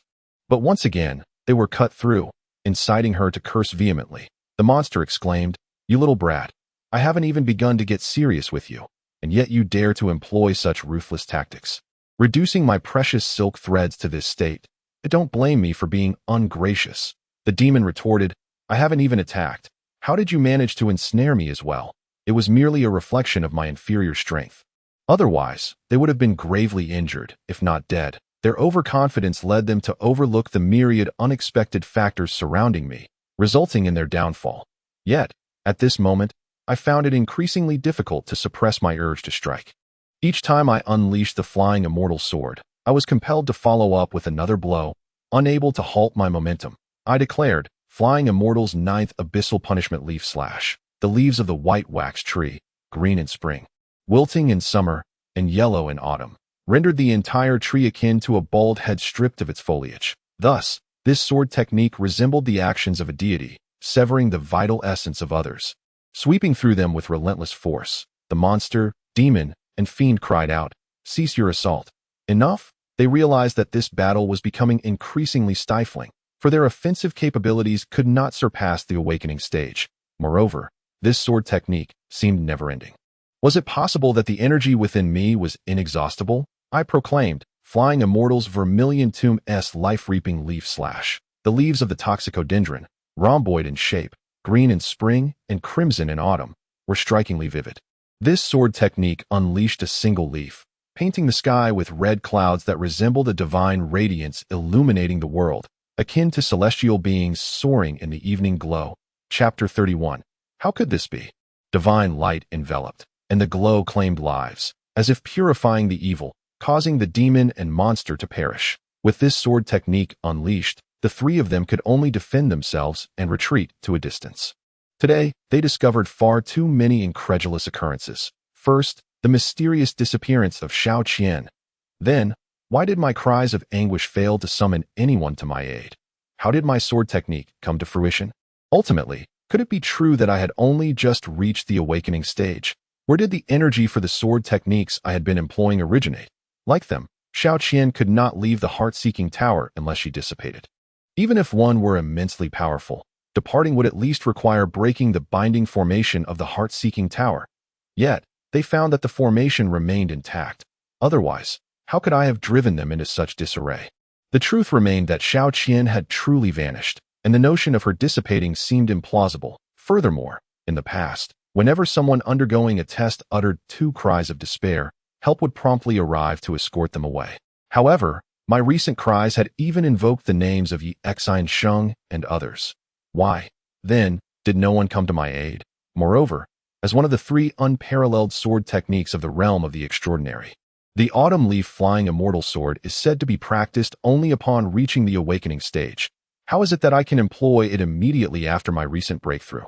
Am I not wielding the autumn leaf flying immortal sword? Who would believe such a claim? The final query is what troubles them the most. Is the consumption of the autumn leaf flying immortal sword considerable? Undoubtedly, it is exceedingly vast. The energy of the awakening stage barely suffices for a single move. Yet here I am, unleashing 4 successive strikes with apparent surplus energy. How can this be? These 4 words echo in the minds of the trio with increasing urgency, just as they barely evaded the flying immortal's vermilion tomb leaf slash. They realized I had no intention of halting. The 5th technique, the flying immortal's fire refining Dan realm willow leaf slash. Goodness, the willow leaves have emerged. Many may not realize that willow leaves are also a medicinal herb, capable of remedying numerous ailments. However, this move seems less about healing and more about inflicting further anguish, as all 3 of them let out a painful cry. YZ. Ah. You are a freak. Henceforth, do not claim to be human. You are fundamentally one of my monstrous K.I.N.M.O. captain. Ah. Are you ever going to relent? Can't you see we have already shown mercy? Madam Yao. Ah. You shall pay for my spider silk, or I shall not easily let you go. The 3 of them flitted about, desperately evading my swordplay. Yet, at this moment, my mind's computational faculties were relentlessly activating. As soon as they called for a halt, I wished to comply, but my strength would not permit it. Alas, no, it is some mysterious energy within my mind that prevents me. Flying Immortal's Law, Bridge of Great Virtue, Sephora Leaf slash. The Sephora leaf, from the national Sephora tree, is connected by slender branches resembling wings, each branch adorned with 4 to 7 pairs of small leaves. The leaf stalk's base swells, enveloping tender buds. This sword technique seems to channel the flames of the Sephora leaves wielded by the immortals, surging forth from the blade, as if to unleash a sweeping tide of sword energy. Regrettably, my abilities fall short, merely shattering the disassembled tables and chairs, while the 3 of them have already retreated to the 2nd floor. Flying Immortal's Golden Pavilion Transformation, Catalpa Leaf slash. The catalpa tree, with its yellow foliage, is said to be rather rare. Its leaves, resembling yellow horse coats, are also known as horsecoat wood. This is a defensive sword technique. The trio, seemingly intent on interrupting my swordplay from the upper level, attempted a surprise attack. Yet, they were thwarted by this very technique, leaving them astonished as they stared at me. YZ. How can this be? Are you truly planning to unleash all 9 techniques? MO Captain, let us cease our assault. Otherwise, we shall be injured, and you will have no chance of escape. Madam Yao. Stop. I shall not let you off lightly. Can you not pause for a moment? The 3 were nearly speechless, grappling with the absurdity of the situation. How have I managed this? Is it my uniqueness? Or have they simply failed to keep pace with the changes unfolding around them? Flying Immortal's Carefree Joyous Red Leaf slash. The red leaf, also known as the yellow locust, transforms in color after frost, showcasing vibrant and magnificent hues. The leaves are alternate and simple, with entire or serrated margins, slender petioles, and devoid of stipules, exhibiting an obovate or ovate shape. This sword style is as unpredictable as the many names attributed to the yellow linden. Once the sword is drawn, a carefree spirit embarks on a journey. For no matter where you may hide, the sword technique will track you down. However, I was unable to execute this technique successfully, for as I lifted the sword, a swift figure struck me and sent me flying, nearly resulting in my own technique rebounding against me.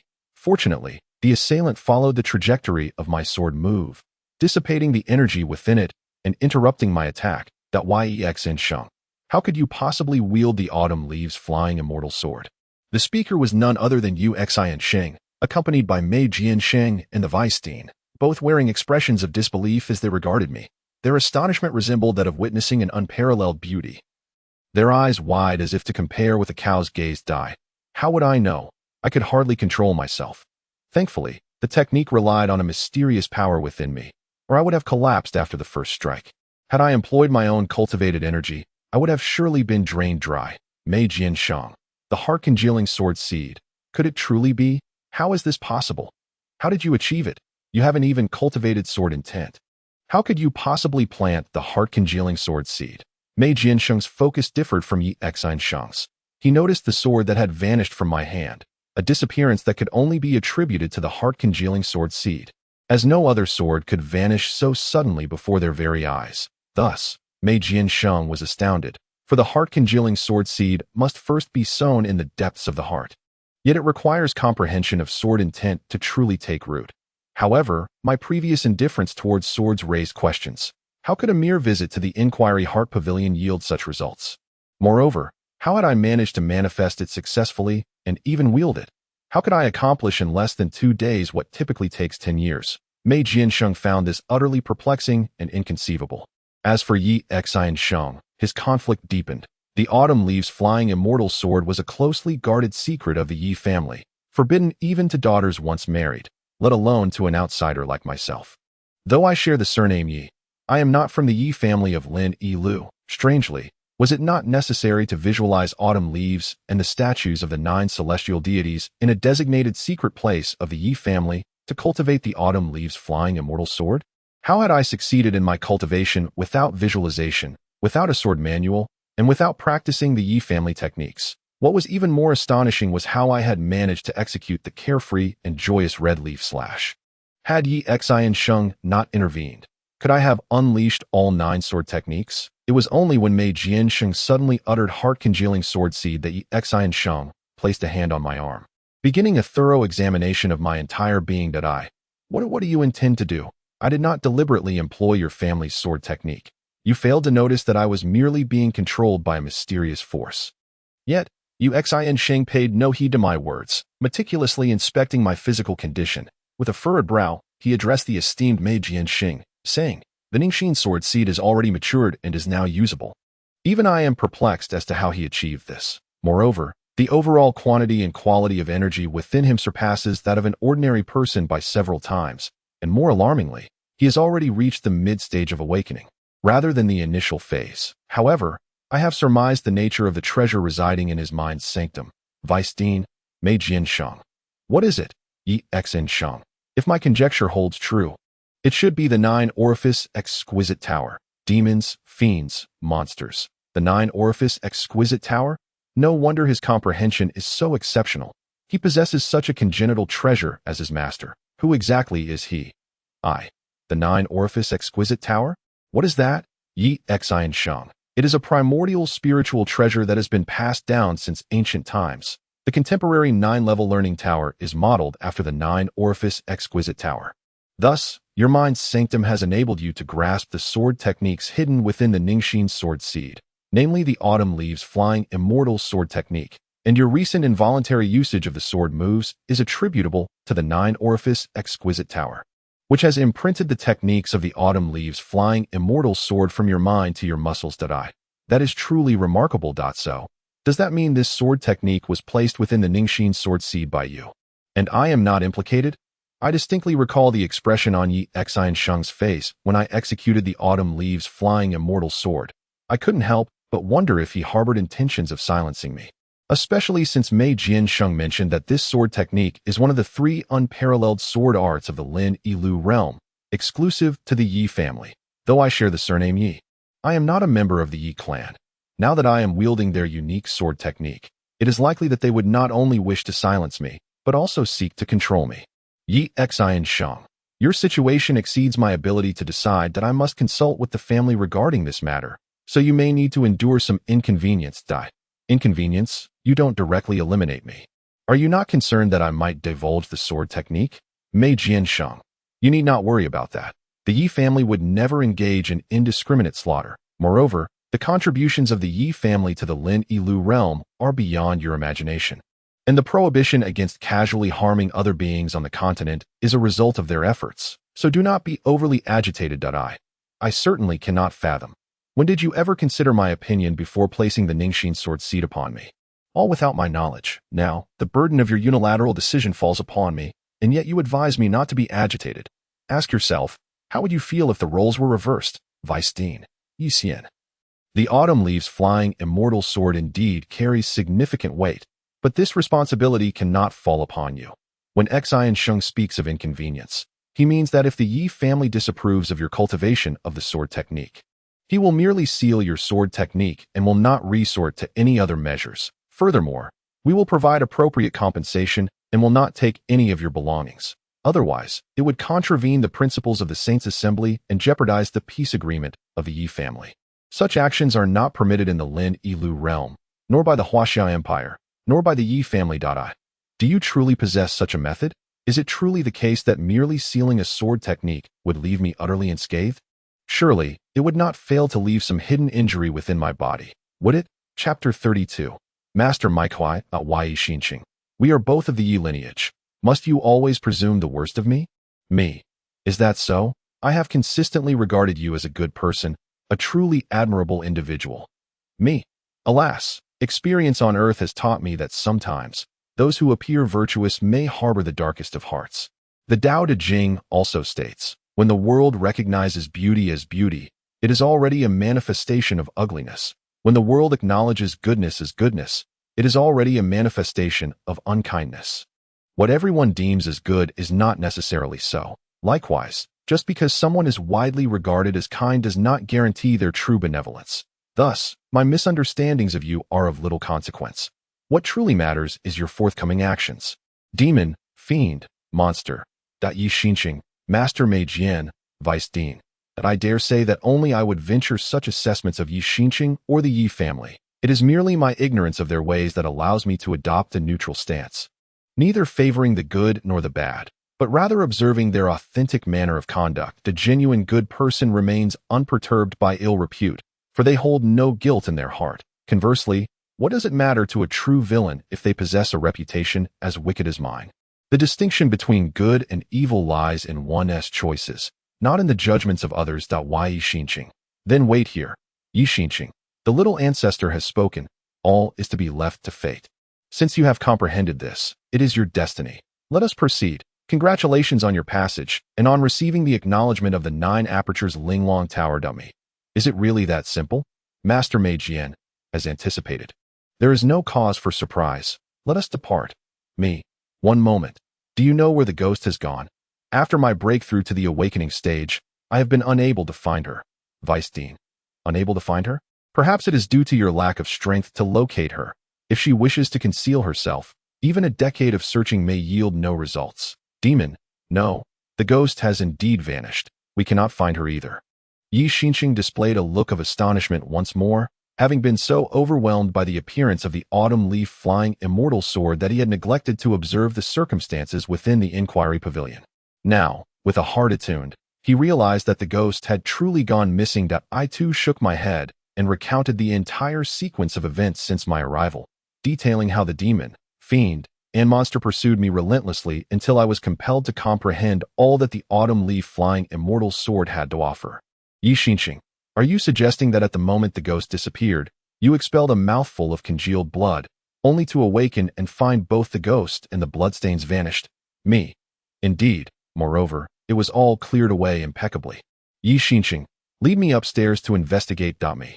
Certainly. This way, please. Thus, I guided Yi Xinqing and the others to the second floor for examination, specifically indicating a spot on the bed where I had expelled the congealed blood. However, after Yi Xinqing conducted his inquiry, he shook his head and remarked, there are no traces or scents of blood here, nor any signs of bloodstains. How intriguing. It seems I have truly underestimated this ghost. She likely harbors numerous secrets. Mei Jiansheng. Should we issue a nationwide manhunt? Yi Xiansheng pondered for a moment upon hearing Mei Jiansheng's words, then shook her head and replied, since she escaped prison through her own prowess, what right do we have to pursue her? Furthermore, if we were to launch an ostentatious manhunt, would that not bring disgrace upon ourselves? Given that everything is left to fate, it would be best to disregard her. Inform everyone that the Wenxin Tower will be temporarily closed, and we shall reopen it when other demons and monsters arrive. I am truly in awe of Yi Xiansheng's mindset. It appears this place is not as dark as I once believed. At times, it can even be quite amusing, can't it? Moreover, if that's the case, do I not also absolve myself of the merit points I owe for my own exploits? Demon Xiansheng, since Wenxin Tower is to be closed, what shall become of us? Yi Xiansheng, you will accompany me outside for a while. There is a task I need you to undertake. Should you succeed in this endeavor, you may reduce your sentences, or even attain early freedom. After all, it is not fitting for you to remain stationed at Wenxin Tower. You might as well leverage your greater strengths. Demon, monster, creature, we shall faithfully obey the decree of Xiansheng and exert our utmost efforts to accomplish the great task on your behalf. Yi Xiansheng, as for the losses you incurred during your battle with Yi Xian, we shall provide compensation. Demon, monster, creature, thank you. Xiansheng. My goodness, how hypocritical you all are. Who is it that claimed humans are shameless? Who feels that humans are unreasonable? What can I possibly say about you? Power cannot be subdued. Do you not understand? The disparity between me and Yi Xiansheng is simply astounding. Mei Jiansheng. May I inquire about my adoptive mother and her current circumstances? When she accepted me as her son, she spent quite a sum. If you have erased her memories of me, could you not return her money? After all, she has had a difficult time on her own. Mei Jiansheng. Well, after bringing you here, the subsequent handling of affairs falls to the Dragon Group. However, since you have mentioned it, I can arrange for someone to ensure she has a satisfactory life.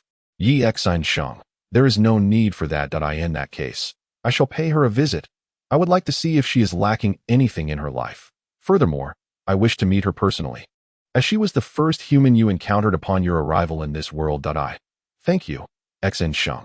Regardless of what recompense you provide her, I shall repay it, whether in money or in the merit points you previously mentioned. I am willing to compensate tenfold if necessary. Initially, I had hoped to evade the merit points accrued from entering Wenxin Tower, but it seems that is no longer an option. Oh well, those debts are indeed owed based on merit.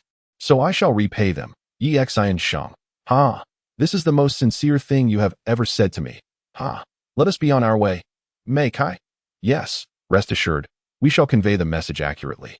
Esteemed practitioners of the path, the Wenxin Tower is currently undergoing upgrades and renovations and will be temporarily closed. Once the renovations are complete, we welcome all of you to partake in the experience. From the sage group of the Huaxia Empire, Mei Jiansheng. Good heavens, the terminology employed here is unexpectedly akin to that of an individual storefront on Earth. Is it too much to ask for a touch of innovation? If creativity truly eludes you, might it not be more fitting to employ the formal language? What is this about esteemed comrades? Due to recent issues concerning the internal quality of the Wenxin building, many of our companions have been unable to genuinely experience the true essence of Wenxian. In order to better serve our extensive network of friends and enhance the overall experience, the Wenxin building will undergo another round of upgrades and renovations. We kindly ask for your understanding regarding any inconveniences this may cause. That today's discomfort is a small price for future convenience. That we are grateful for your support, understanding, and cooperation. As for the signature, simply inscribing Saints Group would suffice. Why clutter it with your name, which only diminishes the overall prestige? The two instances of opening the door must have taken at least a breath's time, right? Exiting the thatched cottage and entering the Wenxin building before closing the door must also require a breath's time. Does it not? This implies that Mei Sword Saint traversed the few kilometers in merely 1 to 3 breaths. My heavens, what kind of master are they? When will I ever attain such prowess? Mei Sword Saint. May I inquire about your age? Mei Sword Saint. You may not. Listen carefully. First, you shall refer to me as Master Mei. Second, there are certain inquiries in the cultivation world that are deemed inappropriate, such as asking others' ages, levels, or the duration of their cultivation. Third, while you may choose not to comply with my requests, you must never engage in actions that I expressly forbid. Do you understand? Yes, I understand, Master Mei. Vice Dean Additionally, when outside the academy or in the absence of others, you may call me Master Kai, but within the academy, you shall continue to address me as Vice Dean. After all, you are a top-tier cultivation prodigy who must remain concealed from the public. I. Understood, Master Kai. I am truly tempted to ask if I may refer to both of them collectively as Masters Mei and Kai. However, it seems wiser to refrain from such folly for now. Yet, it appears that after allowing the 9-aperture Linglong Tower to exert its influence, my reckless thoughts have quieted significantly. This simply will not do. One must embrace youth's folly. I shall devise a way to reignite that spark. Chapter 33. Copyright Issues. Masters Mei and Kai quickened their pace, and within a mere tea's time, we began our ascent of Saint Mountain. They made no stops along the way. Rather, they guided me directly to the summit, bypassing the thatched cottage of the Saint's Murmur. The mountaintop is indeed vast. It appears as though it has been deliberately flattened by a single sword strike, presenting an exceptionally level expanse that seems to have once possessed a peak. Arriving at the summit evokes the sensation that this environment has been meticulously crafted, perhaps to facilitate the learning of various martial arts by future disciples. Mei Sword Saint, are you now capable of executing the Autumn Leaf Flying Immortal Sword without relying on the 9-aperture Linglong Tower? Upon reaching the summit, Mei Sword Saint was the first to pose the question. I took a moment to reflect and discovered that, indeed, I could. A vivid sensation in my mind informs me that the Autumn Leaves Flying Immortal Sword comprises 9 techniques, all of which I can execute, even the ones I have yet to successfully manifest. The Flying Immortal's Carefree Joyful Red Leaf /N, the final technique. Flying Immortal's Precious Completion Autumn Leaf / I assert, indeed, I can perform them all. However, I fear that with my current energy, I may not possess the strength to execute the final technique. Forcing it might jeopardize my very essence. Master Mei, the Sword Sage, cautions, remember, aside from yourself, this sword technique must not be imparted to anyone else. Not even to those closest to you. Do you understand? I reply, I comprehend, hence even you, Master Mei, cannot pass it on. Master Mei. Master Kai, the Fist Sage, interjects, ahem. It is as follows, that Yi Xian, I have previously conferred with your Master Mei. One day, you shall learn fist techniques from me, and the next, sword techniques from your Master Mei. After a month, I trust you will have grasped the fundamentals adequately. Yes? Today, you were originally meant to study fist techniques with me. But since you have comprehended the Autumn Leaves Flying Immortal Sword, I shall grant you this favor and allow you to study sword techniques with your Master Mei first. I will take my leave now and return to find you tomorrow. Observing old Kai's departing figure, I notice his shoulders tremble slightly. Master Mei perceives that old Kai has intentionally left, and he is also aware of the jest. I am secretly mocking you. What will you do about it? Master Mei inquires. Do you recall the name of our family's sword technique? I respond, indeed, it is the Pride of Snowy Cold Plum Sword, is it not? As soon as Master Mei utters the words, I realize I have unwittingly dug my own grave. Is there truly someone so adept at self-sabotage? It seems I consistently bury myself deeper. What shall I do? What terrifying techniques await me next? Before long, I discover that Master Mei has disabled the warmth functions of my clothing and healing devices. Alas, this world is undeniably unjust. Even devices are stratified in quality. Then, I encounter the first snowfall of my sojourn in this otherworldly realm, cascading gracefully before me.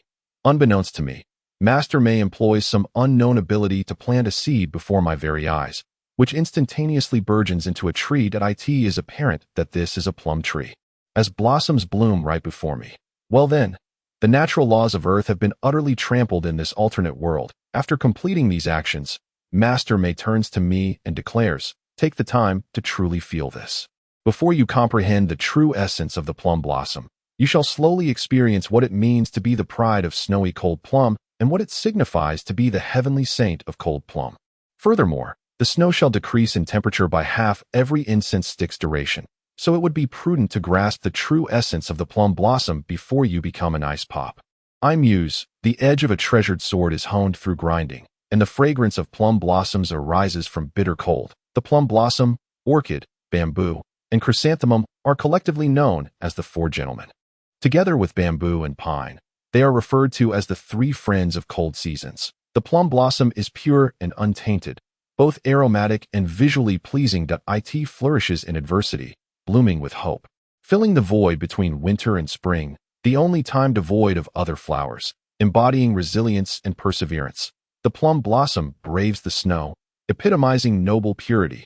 Thus, there exists a poem that states, in the corner, several branches of plum, blooming alone amidst the cold that it is known from afar that it is not snow, for there comes a subtle fragrance. Truly, it is delightful. I nearly found myself singing the song in Siang in its entirety. However, I managed to restrain myself, as my lack of musicality is rather pronounced. It is truly challenging for me to sing unaccompanied. Yet, I could not help but utter, "Heaven has bestowed upon me a pair of eyes to gaze upon the light." While the plum blossom guides me to seek direction with my nose, Mei Jian Sheng, you may draw a little closer. Ideally, you should consume the plum blossom through your nostrils. How could that be? To admire a flower is one thing, but to pluck and consume it is quite another. To fall in love with a flower is to nurture it with water and fertilizer, to protect it. Mei Jian Sheng. Is the cultivation of spiritual realms and the divine realm of creation truly so profound? Why is it that the same poetry is passed down in this world, yet no one can grasp the true essence of the plum blossom through these verses? What?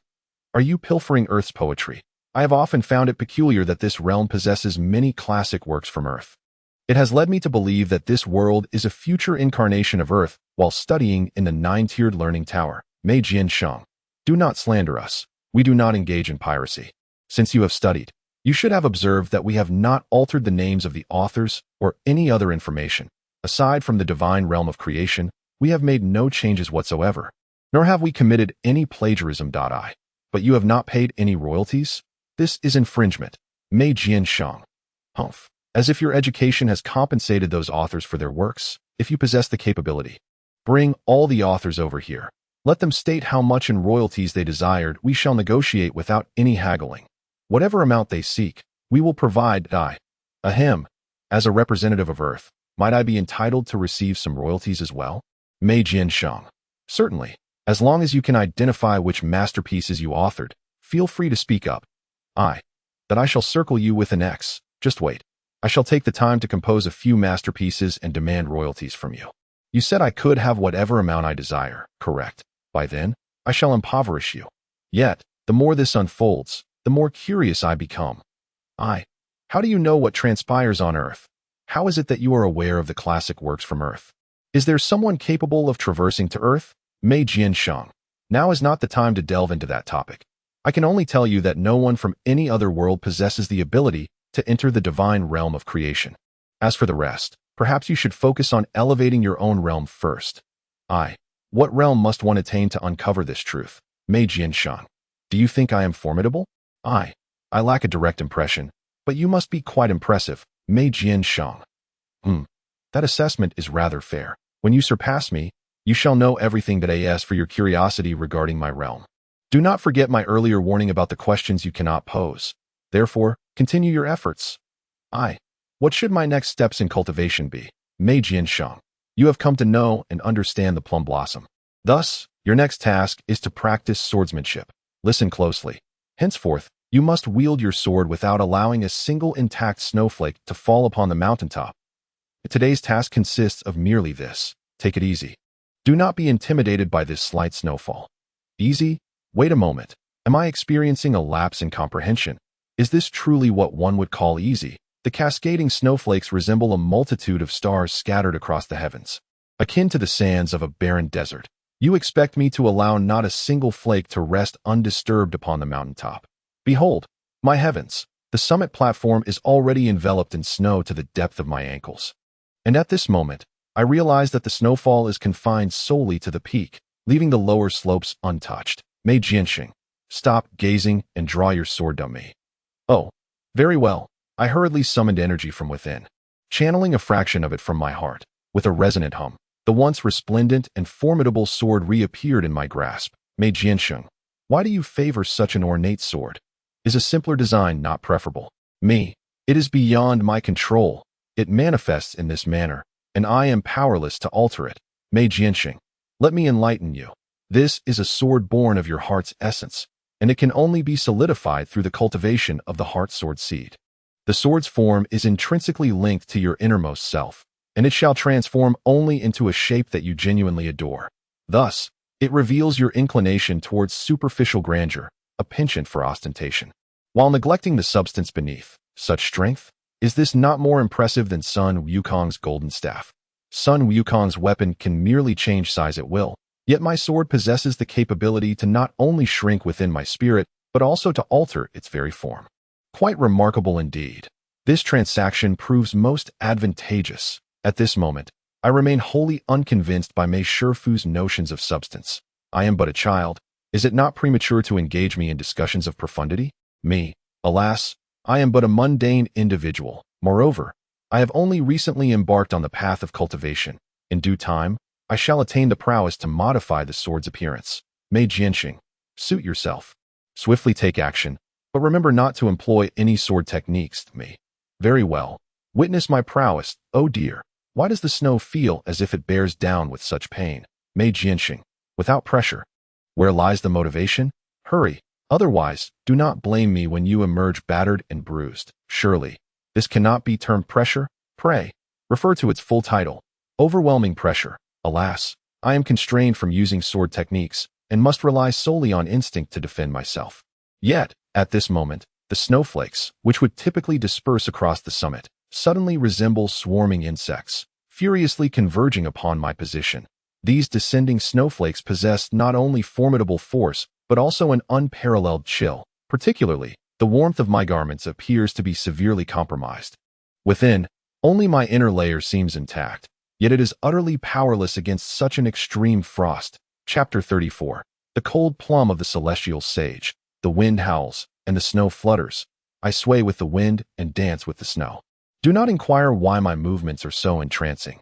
It is merely a reflection of my abject suffering. My body has long since slipped from my control. At this juncture, I can only rely on instinct to retaliate and evade. What of Mei Jianxing? Well done, his own words. I am a prodigy of cultivation, and such trifling obstacles are of little consequence. He has gone down to enjoy tea, leaving me to endure the tempests of wind and snow alone.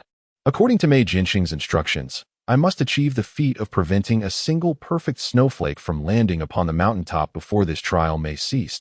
To be frank, I find myself quite dissatisfied with a teacher who provides no explanation of principles and simply instructs me to complete assignments. At that time, I struggled to even speak, let alone pose such a question to him. Thus, I can only exert myself through physical activity to stave off the chill that a tea this rate. It won't take long before I am thoroughly frozen. And then it would be the end for me. However, I cannot resort to my sword techniques. My instincts are somewhat slow to respond, and I can only slash at the falling snowflakes. Yet, this approach fails to address the multitude of swirling snowflakes descending upon me. I must encourage myself, calculating with each strike how many snowflakes I can send flying that I attempt to trace the trajectories of the incoming snowflakes, aiming to increase the number I can hit with each successive move. I firmly believe that with this method, I can accomplish my task, though it does little to mitigate the relentless assault of the snowflakes. Indeed, to practice martial arts, one must not shy away from hardship. The ancients do not deceive me. At this moment, the esteemed Master Mei is in his thatched cottage, sipping fragrant tea and savoring delicacies that I cannot help but feel that they are excessively stingy. Back in my homeland on Earth, it was customary to offer tea and spirits to guests. Yet since my arrival here, my sustenance has solely consisted of nutritional pills and health elixirs. They have never offered me tea or treats, which is exceedingly miserly. I hail from the realm of the Creator God. Could they not extend the courtesy of a cup of tea or a morsel of cake?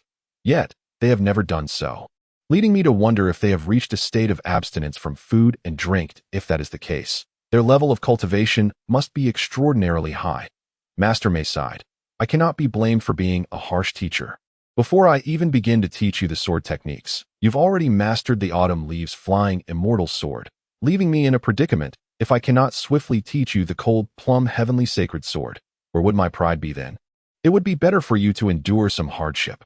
Mastering the basic sword techniques may expedite your learning. That he set down his teacup and gazed at the entrance of the thatched cottage. Sighing, training a foolish disciple is exhausting, while a particularly clever one offers little sense of achievement. This conundrum vexes the perfectionist Master M. In his original training plan, he intended to impart the foundational processes of swordsmanship to me gradually, even beginning with simple techniques, a teaching method he greatly admired. However, I unexpectedly learned the autumn leaves flying immortal sword, which is of equal renown to his own techniques.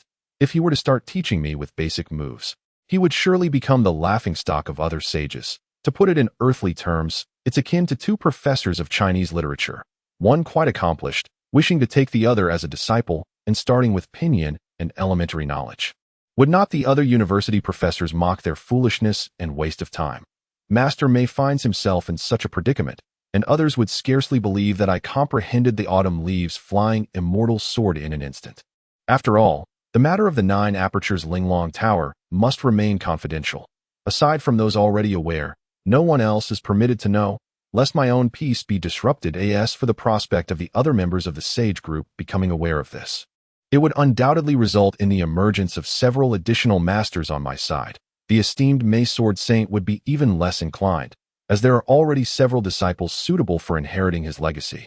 Yet there are simply too many masters. With such an overwhelming abundance of teachings, it becomes improbable to reach the pinnacle of the sword path, let alone possess the energy to master his sword techniques, leading to the abandonment of many other talented individuals. Thus, in light of this situation, I closed off my vision and began to immerse myself anew in that original state.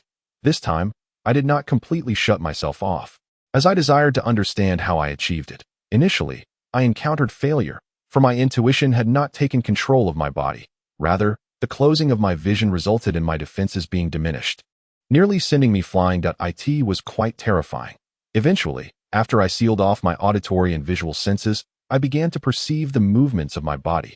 Furthermore, from the perspective of pain, I had managed to evade numerous attacks from the drifting snow, indicating that for my intuition to function, I must further suppress other senses. Gradually, I started to acclimate to this combat state. I was not born into a world conducive to cultivation. Fortunate enough, my constitution is that of the spiritual infant body, as spoken of by the May Sword Saint, which spared me the need to lay a foundation from a young age. However, I yearned to compete with the geniuses here, aware that my current cultivation was far from sufficient. Whether regarding the spiritual platform in my mind or the energy sea in my dantian, the mysterious energies therein seemed indifferent to me, leaving me perplexed as to how to draw power from them. Consequently, I began to focus on all the peculiar aspects of myself that I could harness, such as my intuition. Intuition is a power I can both control and yet find elusive. I have a general understanding of how to utilize it, yet cannot refine it to precision. Thus, seizing this opportunity, I aim to thoroughly master this intuition in my training. To put it in my own words, I sought to transform it into spiritual perception. Once I cultivate the spiritual perception, I shall then possess the will to fight. The will to fight is the essence of a warrior's spirit, which can only be nurtured through countless battles. Only with such a fighting spirit can I bridge the gap between myself and other prodigies, compensating for the time I have lost in cultivation, with eyes attuned to the 6 directions and ears to the 8. Wielding a treasured sword to vanquish the 10 realms that I in heaven and on earth, my heart is the strongest. Who dares to proclaim themselves sovereign amidst the ages? Just as I began to adapt to the transformation of my intuition into spiritual perception, that mysterious voice manifested once more, resonating explosively within my mind. This voice reappeared unexpectedly, yet this time, its words were exceedingly arrogant, nearly overwhelming me with a sense of sovereign supremacy. Although this voice did not directly elevate me to the status of an unparalleled master, its influence nonetheless permeated my body and mind, leading me to feel that this training was far too slow and devoid of pressure. My mind urged me to unleash a sword strike that would command heaven and earth. Very well, even if I cannot wield a sword technique, I shall triumph without form. The treasure of the flying immortal, perfect autumn leaf embodies a single strike that contains the essence of the other 7 strikes. A perfect execution, though it is not a mere amalgamation of 7 strikes. It is one strike manifesting as many. Is it not possible for the techniques of the sword to be subdivided into numerous strikes from a single move? Certainly not. One must evolve techniques into foundational principles, the fundamental swordplay. There exist various forms: slashes, chops, cuts, angles, horizontal sweeps, thrusts, and so forth. Each motion can be regarded as your own technique, devoid of any fixed form, yet embodying the essence of formlessness surpassing form. Master May, the Sword Saint, is currently preparing another pot of tea, for in his estimation, I should be able to endure for several more hours without difficulty. Thus, the paramount concern now lies in devising a method to impart some basic sword techniques to me. all while avoiding ridicule from others. Otherwise, it would be exceedingly challenging to assume the role of a master. Only through a profound understanding of the sword can one truly claim the title of swordsman. Otherwise, one lacks even the qualification to wield a sword. It is essential to recognize that although I have already mastered the autumn leaves flying immortal sword, this was merely an incidental understanding gained through the back door of the 9 apertures exquisite tower, a process that, in a certain sense, is non-replicable. However, it is improbable that I could practice his sword techniques using the same approach. Master May has always maintained that the cold plum heavenly sacred sword is exceptionally suited to my abilities.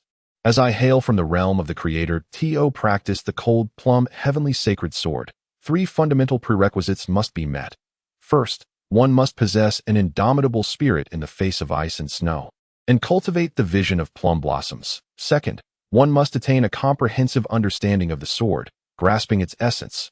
Yet, the most crucial point is the third condition, which is rather unique. Many are unaware that to practice this sword technique, one must be well versed in the 13 classics of Confucianism from the realm of the Creator. Consequently, this third requirement compels one to invest many years in studying and comprehending those 13 texts before one may commence practicing the sword technique. Yet this is an arduous task. The 13 classics are akin to the 13 heavens, ensnaring countless gifted youths and squandering immeasurable time. It can be said that if the 100-fox capturing ghosts technique necessitates a unique constitution for cultivation, then the cold plum heavenly sacred sword demands exceptional insight and knowledge to master successfully. Thus, upon learning of my origins, he became particularly attentive, and upon discovering that I had ascended to the 7th level of the 9 layers learning tower in approximately a month, he could hardly contain his eagerness to seek me out directly. In fact, according to the original regulations, it was supposed to be Saint Xin who would come to find me. He would then secretly assess whether I possessed a suitable constitution for cultivation. If so, he would take me away, but if not, he would erase my memories of the realm of the Creator, leading me to believe that I was inherently a being of the realm of the ordinary, with Earth merely a fleeting dream. Chapter 35. The Prodigy of Cultivation. Unbeknownst to me, shortly after receiving the inheritance of 8 sets of techniques, I was taken by the vice dean to Saint Xion's thatched cottage. After we exchanged introductions regarding our respective histories, geography, and biology, I found myself confined within a botanical enclosure. My senses were entirely unable to perceive the external world. However, that was when Master May and the others engaged in a fierce argument. Particularly, Master May and Saint Kai Quan were shouting with flushed faces, both fine to take me as their disciple. Ultimately, the other saints had no choice but to withdraw, leaving Master May and Saint Kai Quan to jointly accept me as their apprentice. It must be said that within the entirety of Saint Mountain, Master May is undoubtedly one of the most challenging to find disciples for. Following closely are Saint Lei Dao, Saint Yang Chong, and Saint Pan Fu, as their techniques are exceedingly unique. Before the esteemed Lei Dao Sheng and Yang Chong Sheng, fortune smiled upon them as they took on a disciple named Long Yun Kong, who remarkably inherited their legacy in its entirety. However, Long Yun Kong then mysteriously vanished without a trace, nearly driving Yang Chong Sheng to the brink of madness. For Yang Chong Sheng, Long Yun Kong held greater significance than his own son. Despite not having any offspring as a bearer of a pinnacle martial art, passing on his skills was his lifelong mission. He traversed treacherous realms to reach the grandeur of the Huaxia Empire, risking his life in the process, and even entered the ranks of the sages within the empire solely to take on a disciple. He would willingly lay down his life for his student. For the importance of a successor equated to the very value of his existence. The same could be said for Mei Jiansheng. However, the much-coveted Long Yun Kong was too eclectic in his studies, mastering nearly every conceivable weapon. Additionally, he had thoroughly absorbed the Long family's ancestral techniques, along with a myriad of other martial arts, including leg techniques, finger techniques, fist techniques, body techniques, and sound techniques. Thus, it became evident that Long Yun Kong was destined to be unable to inherit his unparalleled skills, leaving Mei Jiansheng with no choice but to relinquish his hopes. Mei Jiansheng pondered. Spirit, infant physique, a mutated body, mysterious treasures, the realm of the Creator God, astonishing comprehension. Xian, are you perhaps destined to arrive in this world with some extraordinary mission? If that were the case, I might not have stood at the entrance of the Martial Arts Academy of the Dragon Group, comprehending the path of enlightenment. nor could I have advanced to the wuxing stage through the trials of the Forbidden Realm.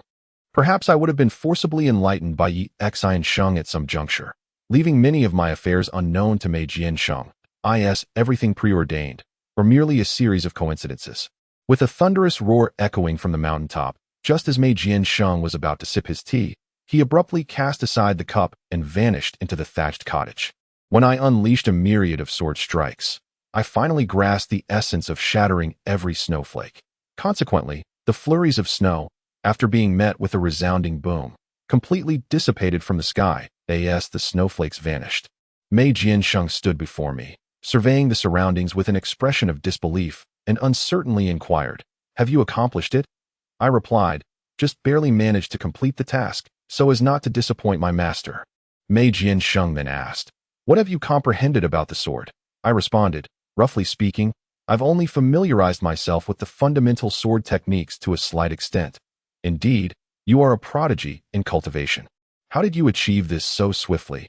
He marveled. "Swift? I thought I was rather slow. Just look at how frozen I am." I retorted, "Would you demonstrate a sword technique now?" He urged, "Master, can we not have a shred of conscience? My body feels as though it's floating. All problems are merely trivialities. My conscience is larger than your intellect," he declared, producing a vial of potion from his possession and urging me to drink it. In an instant, I felt rejuvenated, regaining at least 80% of my stamina and internal energy. Gazing at the empty vial in my hand, I couldn't help but wish to request a few more from Mei Jiansheng. However, it is essential for us to first listen before we speak. Thus, I proceeded to demonstrate each fundamental sword technique to him one by one, striving for perfection in every move that in truth, I owe this proficiency to the 9 apertures Linglong Tower. Otherwise, how would I have comprehended the intricacies of these basic sword moves, let alone execute them flawlessly? After I finished my performance of the foundational techniques, Master Mei Jian opened his mouth, yet ultimately refrained from uttering a word. He felt it prudent to borrow a few days from Lao Kai for me, as he intended to send me to another dwelling at the foot of the mountain for a period of focused reflection. It is worth noting that I was left with only one final condition to fulfill, after which I could become his successor, a prospect that filled him with anticipation. At that juncture, I would wield 2 unparalleled sword techniques, and the potential for my future achievements would be boundless. Even Master Mei Jian held great expectations for the path I would ultimately traverse. That I said, "Master, thank you for your kindness towards your disciple. If I could possibly have another 10 or 20 vials of this potion, that would be splendid." My eyes sparkled with eagerness, contemplating ways to acquire a few more vials of this potion to attain perfection. Thus, without hesitation, I boldly requested Master Mei Jian for a significant quantity, reasoning that whether it was 1 vial or 10, why not ask for a bit more?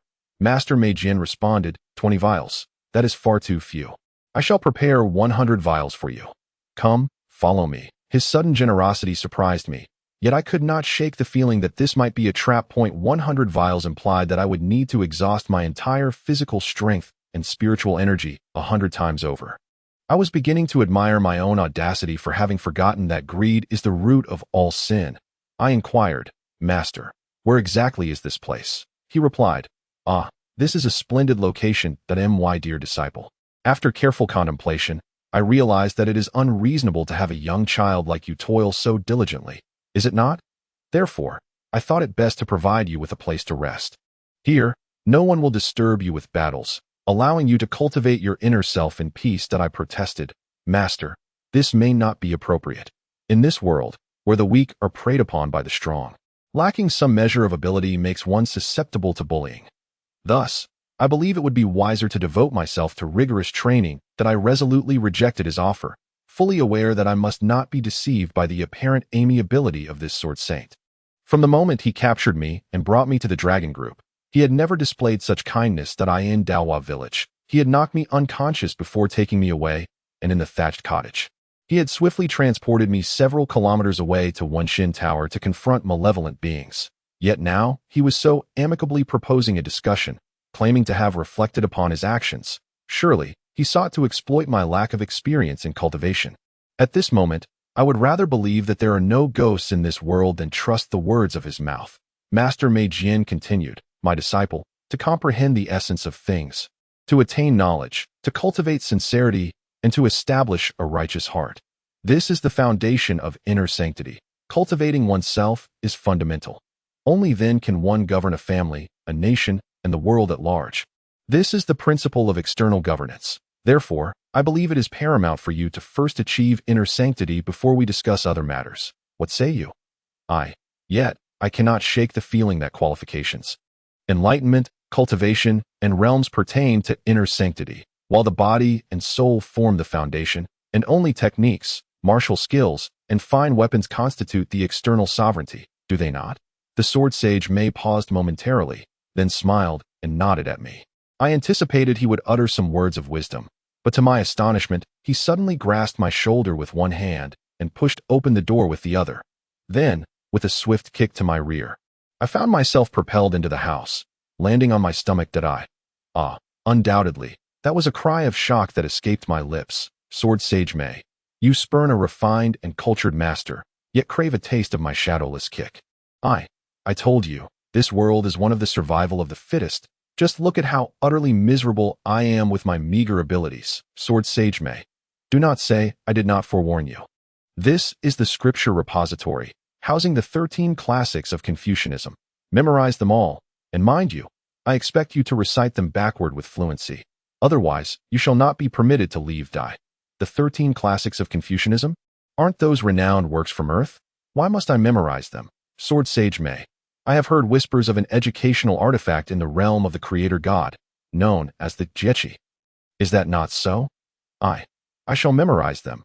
I will commence immediately. How cruel. I knew I shouldn't have trusted his wild tales. He claims to have reflected upon himself, yet still resorts to violence? That has emerged, and I find it hard to believe he would behave like the ancient scholars of Earth, merely striking palms. Moreover, he wields a longsword. With a resounding thud, Sword Sage May close the door, and his voice echoed once more from outside. To exit, you must recite the scriptures in their entirety, word for word. Otherwise, the door shall remain shut. Indeed, this is the pedagogical method of a lazy master, never explaining, never elucidating, never guiding, nor addressing the doubts of his disciples. That a true teacher ought to impart knowledge, clarify confusions, and even rectify misunderstandings. Yet this master has done none of that. Glancing around at the scriptures, I was nearly struck with terror. Aside from a narrow aisle left in the center, towering bookshelves loomed, reaching several meters high. I couldn't help but wonder if all the classic works of Earth had been amassed here. Why not simply store them on a mobile device for easy access? Instead, I was dragged into this scripture repository. Alas, what misfortune to have such a master, but I digress. However, I began to feel a headache coming on. In my search, I found no trace of any Confucian texts. Moreover, the categorization of these books was rather peculiar. For instance, one section was titled, "For every life taken, a life must be repaid. Come and learn my grand truths about how killing incurs no debt." Another category read, "Understand these works, and you shall comprehend tadpole script." Yet another proclaimed, "Lacking topics for boasting? Come and peruse." There was even a section entitled, "Still single at your age? Hurry and read me." What on earth is this? Why do these titles seem so familiar? Is there a category aimed at teaching the art of romance? Or does it rather compel one to forcibly acquire a spouse? Suppressing my curiosity, I refrained from perusing those books and continued my quest for the 13 classics of Confucianism. Yet, no matter how diligently I searched, I could not find them. After closing the door, Mei Jiansheng directly proceeded to Kai Quan Sheng, where he proposed the idea of teaching me for half a month before passing me on to Kai Quan Sheng for another half-month. Mei Jiansheng assumed that Kai Quan Sheng would readily agree, believing that such an arrangement would prevent distractions while I learned both swordsmanship and boxing. However, upon hearing Mei Jiansheng's suggestion, Kai Quan Sheng immediately furrowed his brow and expressed his disapproval, insisting that he must see me in person the following day. Chapter 36. The book that became sentient. Unfortunately, I was not present at the scene. Otherwise, I would have felt a sense of camaraderie with the deputy director. What a remarkable master. A disciple is not a commodity to be bought or sold. Such transactions do not align with my conception of a true mentor. Nevertheless, Mei Jiansheng subsequently produced a mysterious object and placed it in Kai Quan Sheng's hand, after which Kai Quan Sheng's expression brightened, and he readily agreed to Mei Jiansheng's suggestion. Thankfully, I was not there. Otherwise, I would have been compelled to scorn these two masters who treated their disciples as mere transactions. Kai Quan Sheng, What do you think? A promising talent, is he not? Mei Jiansheng. He is merely one step away from inheriting my swordsmanship. It is truly astonishing. Kai Quan-sheng. Although his physique has undergone a mutation, it seems to be for the better. The individuals from the creation divine realm possess an exceptional understanding. Even though they cannot cultivate, their mental realms are profoundly elevated, coupled with the treasures he has brought from the creation divine realm. His future is boundless. Mei Jiansheng. He is a prodigy in cultivation, yet he still harbors the inherent flaws of youth, so we must keep a close watch on him. Furthermore, the Nine Orifices' exquisite tower has also had some impact on his character, which may not bode well for his future endeavors. Kai Quan-sheng. No matter, we can rectify these minor issues once he arrives at the Dragon Group's Martial Arts Academy for training. Mei Jiansheng. I recall that when Long Yun Kong exhibited certain shortcomings, you seem to have said something similar. Kai Quan-sheng. Hey, let us not dig up old grievances. Our focus now is on Yi Xian, who is the disciple we need to nurture. Mei Jiansheng. He is my sole inheritor. I will certainly pay him careful attention. Kai Quan-sheng. That's where you are mistaken. Your Mei family is, after all, a prominent clan, and there must be countless individuals capable of wielding the cold plum heavenly sacred sword. How can you claim to have only one inheritor? Mei Jiansheng.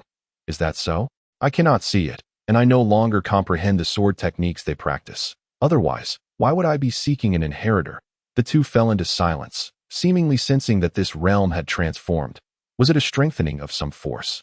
Or had the laws of the universe begun to act strangely? As for me, studying is arduous. It is exhausting, not to mention the tuition fees I must pay, that I am not naturally inclined towards academics. It is my master who has compelled me to come here. Yet, I still cannot find the scriptures that I wander aimlessly. Feeling somewhat powerless, I begin to recite a popular couplet from my elementary school days on Earth, which my classmates loved the most on Mondays. Alas, those days are gone. I can no longer meet my old classmates or friends that owe them. I must seem like a youth who has perished prematurely. Alas, life is indeed unpredictable, that I remarked. You've been meandering around here for quite some time, mumbling about something. What exactly are you here for? Just as I was about to indulge in a brief slumber, a voice suddenly echoed from within the sutra pavilion. The sound resembled that of a child. But where was this child? Why could I not see anyone? Then, the voice resounded once more. You pose a good question. I am the king here. All beings within this pavilion must heed my command, that I responded.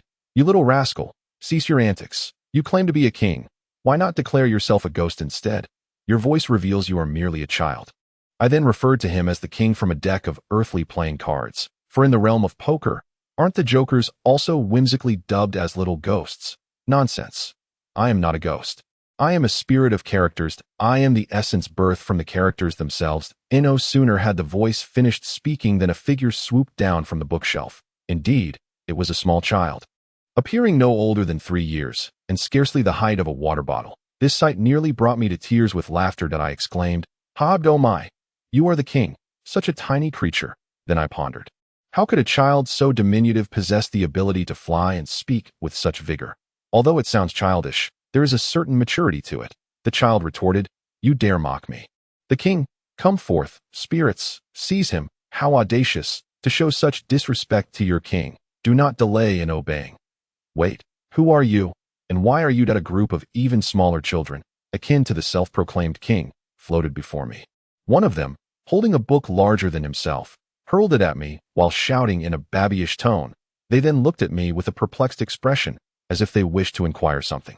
I remarked, "So you truly are spirits born from books?" You nearly startled me. The child king retorted, "Nonsense. We are spirits of characters, born from the essence of numerous characters." I inquired, "Oh, is that so?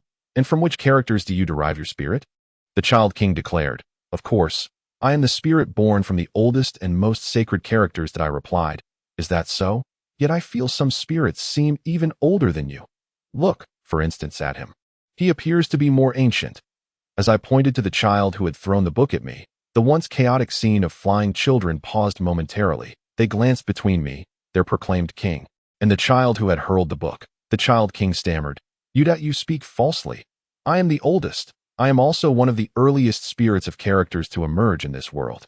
"How can you say such things?" I challenged. "Is that so? Then do you dare to show me just how ancient your characters are? Which book represents your essence?" The Child King replied defiantly, "Why should I show you?" I countered, "I knew you would not dare, for you may not be one of the oldest spirits born from characters." The Child King retorted, "I am not afraid. Just wait. I shall show you right here." Meanwhile, the child who had thrown the book looked at me with a soft voice and asked, "Am I really ancient too? Am I truly older than him?" I could not shake the feeling that as I claimed he was the oldest. I noticed a slight change in his demeanor, as if he had grown a little. Although it may not be exceedingly apparent, both the size of his physical form and the fluctuations of his aura have undoubtedly increased slightly. I remarked, "I am a human, well versed in the art of script, by my estimation. Your script appears to be quite ancient. However, whether it surpasses his in antiquity remains to be seen, contingent upon my examination of your fundamental texts." Upon uttering these words, I was taken aback to observe that my interlocutor had once again intensified his aura's fluctuations, and his form had also grown slightly larger. Could it be? These script spirits derive their power from the spoken word, and yet they dare to treat humans with disrespect? Moreover, they intend to apprehend me. The Child King exclaimed, "Behold, this is my fundamental text. Observe its age." While I was lost in my thoughts, the young rascal held the book aloft, propelling it toward me. Strangely, upon my assertion that he was not the most ancient of script spirits, he seemed to lose a considerable amount of vigor, his voice lacking confidence, and appearing rather feeble. As I beheld the book he presented, I was astonished. It was evidently a treasure, crafted from a material unknown to me, neither metal, wood, stone, nor plastic. The tome, though small, was remarkably heavy, its cover inscribed with the single character. I gasped. "Hist, do not presume that my limited reading has led to errors in calculation. Indeed, there is but a single character, yet its meaning encompasses three. Moreover, this character was not comprehended by me alone.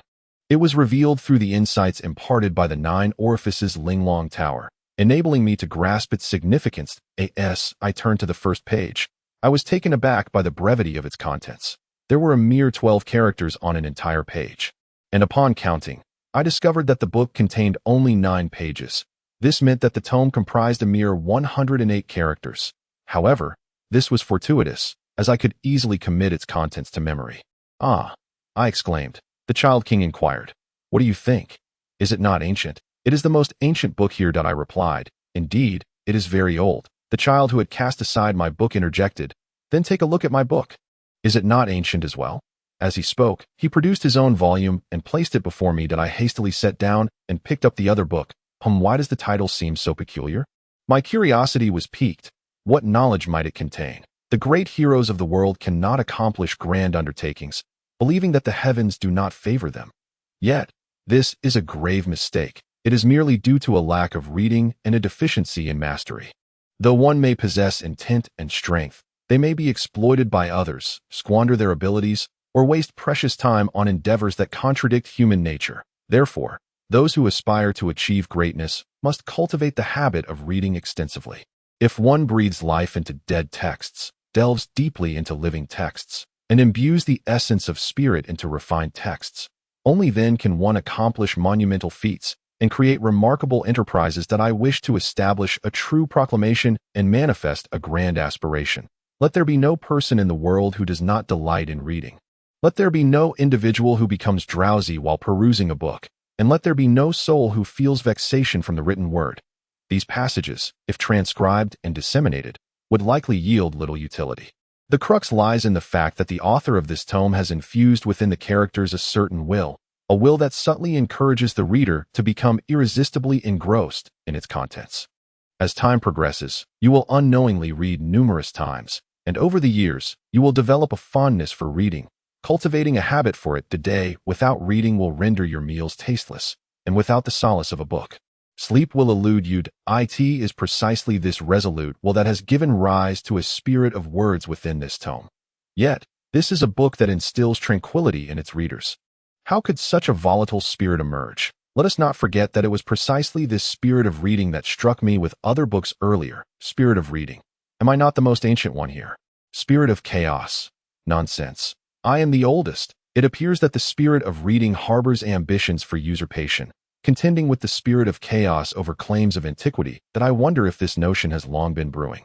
Provoking the ire of the spirit of chaos, this contemplation spurred a question from me. When was this scripture pavilion established, And how did you come into existence here? Spirit of reading. It was established the moment I was inscribed. And afterward, many books were added to I am the first spirit to be born here. However, he later stealthily entered, claiming to be the oldest spirit, thus declaring himself the king of all spirits, spirit of chaos. You were only inscribed recently.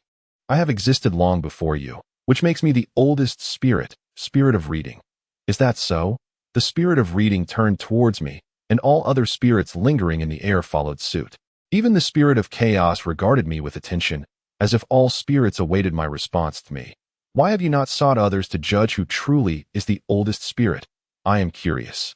Spirits are the essence extracted from the characters within books, born of their vitality. How could no one find this intriguing? What purpose do spirits serve? Spirit of reading. In the past, those who entered possessed overwhelming energy. Even the weakest could forcibly absorb us spirits to enhance their knowledge, which is why we dared not reveal ourselves in their presence. Spirit of chaos. Humph, who would dare absorb me? I would immediately cast them into eternal slumber. Me? Then why do you not fear me? Do you not worry that I might absorb you all? I find it fascinating that these spirits fear being devoured by humans. Even the weaker spirits floating in the air seem flustered at the mention of absorption. Why do they not fear me? Then, do they find me easy to bully? Spirit of reading. We sense a kind and familiar aura emanating from you. You would not consume us, would you? Me? A kind and familiar aura? How am I to believe that? Is this how you treat those you find kind, by hurling books at them? Spirit of reading. No, it was he who commanded us to frighten you. Later, I realized how amiable you truly are. The spirit of reading pointed at the spirit of chaos, shifting the blame, which made the spirit of chaos aware that the other spirits seemed to doubt him. He hastily defended himself, saying, I have never greeted anyone. I merely found him to be rather amiable, which prompted your emergence that I did not command you to hurl books. Chapter 37. The deceptive little ancient oh, they all perceive me as kind. Could it be due to the influence of the 9 orifices Linglong Tower? It appears that this tower is excessively proud, apart from its occasional assistance in moments of intellectual exertion, acting as a teacher to illuminate various realms of knowledge for me. The rest remains beyond my command. I inquired, from whence do you come? How did you arrive at this scripture repository without fearing discovery by the masters residing here? The chaos word spirit replied, I am unsure. I have always been a wanderer by nature. There were those who attempted to capture me, yet none succeeded, and some even fell into eternal slumber at my hands. Humph, capturing me is no easy feat. Upon arriving here, I discovered many of my kindred spirits and chose to settle among them. I felt somewhat dizzy. With the assistance of the 9 apertures Linglong Tower, I nearly fainted while attempting to peruse your tome. Which fool would dare to absorb you? Surely their mind would cease to function. You are the spirit of the chaos word, not merely the essence of a single character, but rather the embodiment of a full 108 characters. You are akin to an immense pit, far more effective than any hypnotic technique. Those who fall within shall succumb to slumber, I remarked. In truth, the oldest spirit here is indeed the read more spirit, as an outsider. You cannot usurp this place. Such an act constitutes invasion. You not feel a twinge of shame as a word spirit? The chaos word spirit countered. What should I do then? Should I leave and continue my wandering? I do enjoy exploring, yet being a spirit is so solitary and tedious. I sighed. Alas, I may also wander in the future. Why not accompany me on my journeys? This way, you need not feel lonely, and I shall not be bored. What do you say? The chaos word spirit exclaimed. Is that permissible? Then take me with you.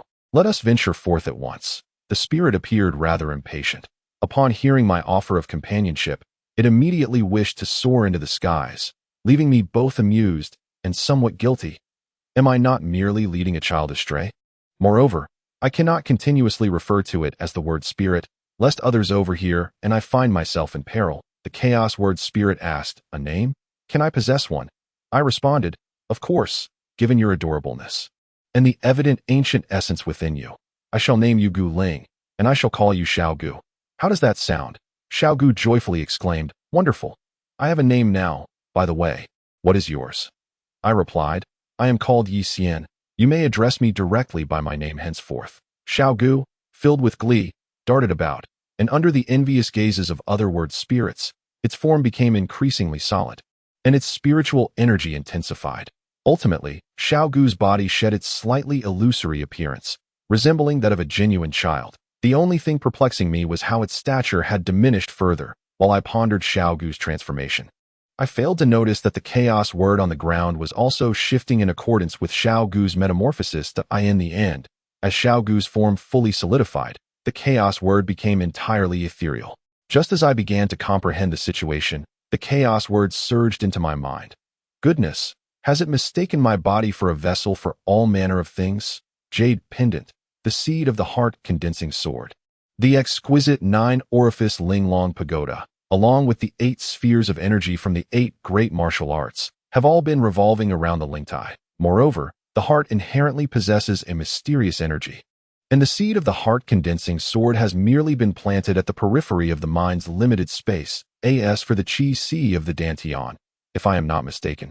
It should indeed be my jade pendant. However, to my astonishment, another book has appeared in my mind's Lingtai, and upon introspection, I discovered it has somehow found its way atop the 9-orifice Linglong pagoda, where it not only does not repel the pagoda but seems to resonate with it. It is as if long-lost friends, who have not met for countless years, are now comfortably engaged in conversation. Thus, I implore you all to refrain from addressing me as Yi Xian. Rather, please call me Yi, the mobile treasure pavilion. Yet, I remain perplexed as to why the book titled Chaos Characters has arrived within my mind's Lingtai. Could it be due to its acquaintance with the 9-orifice Linglong pagoda? If so, why did it not come earlier? Or is it perhaps because I named the little ancient one? I shall first inquire with the party in question to see if he is aware of the circumstances. Wait a moment. What exactly is the situation here? Have I ensnared the little ancient one?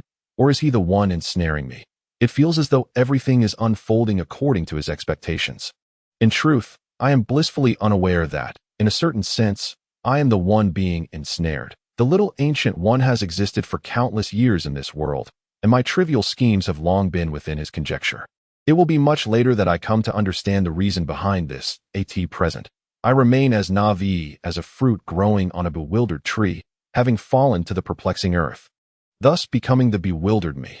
Little ancient one. Well then, are you here on a mission? If so, you might want to seek the assistance of the read more character spirit. However, this time, do refrain from casually naming anyone. Otherwise, you may end up having to carry another one along with you. With tears streaming down my face, I looked at the little ancient one, suddenly feeling as though I had ensnared myself yet again. No wonder it was so easy to ensnare the little ancient one.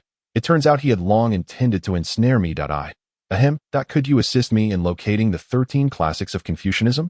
I managed to collect my thoughts and addressed the reading character spirit. Upon my affirmation, the reading character spirit grew significantly larger, now the same size as when I first encountered the little ancient one.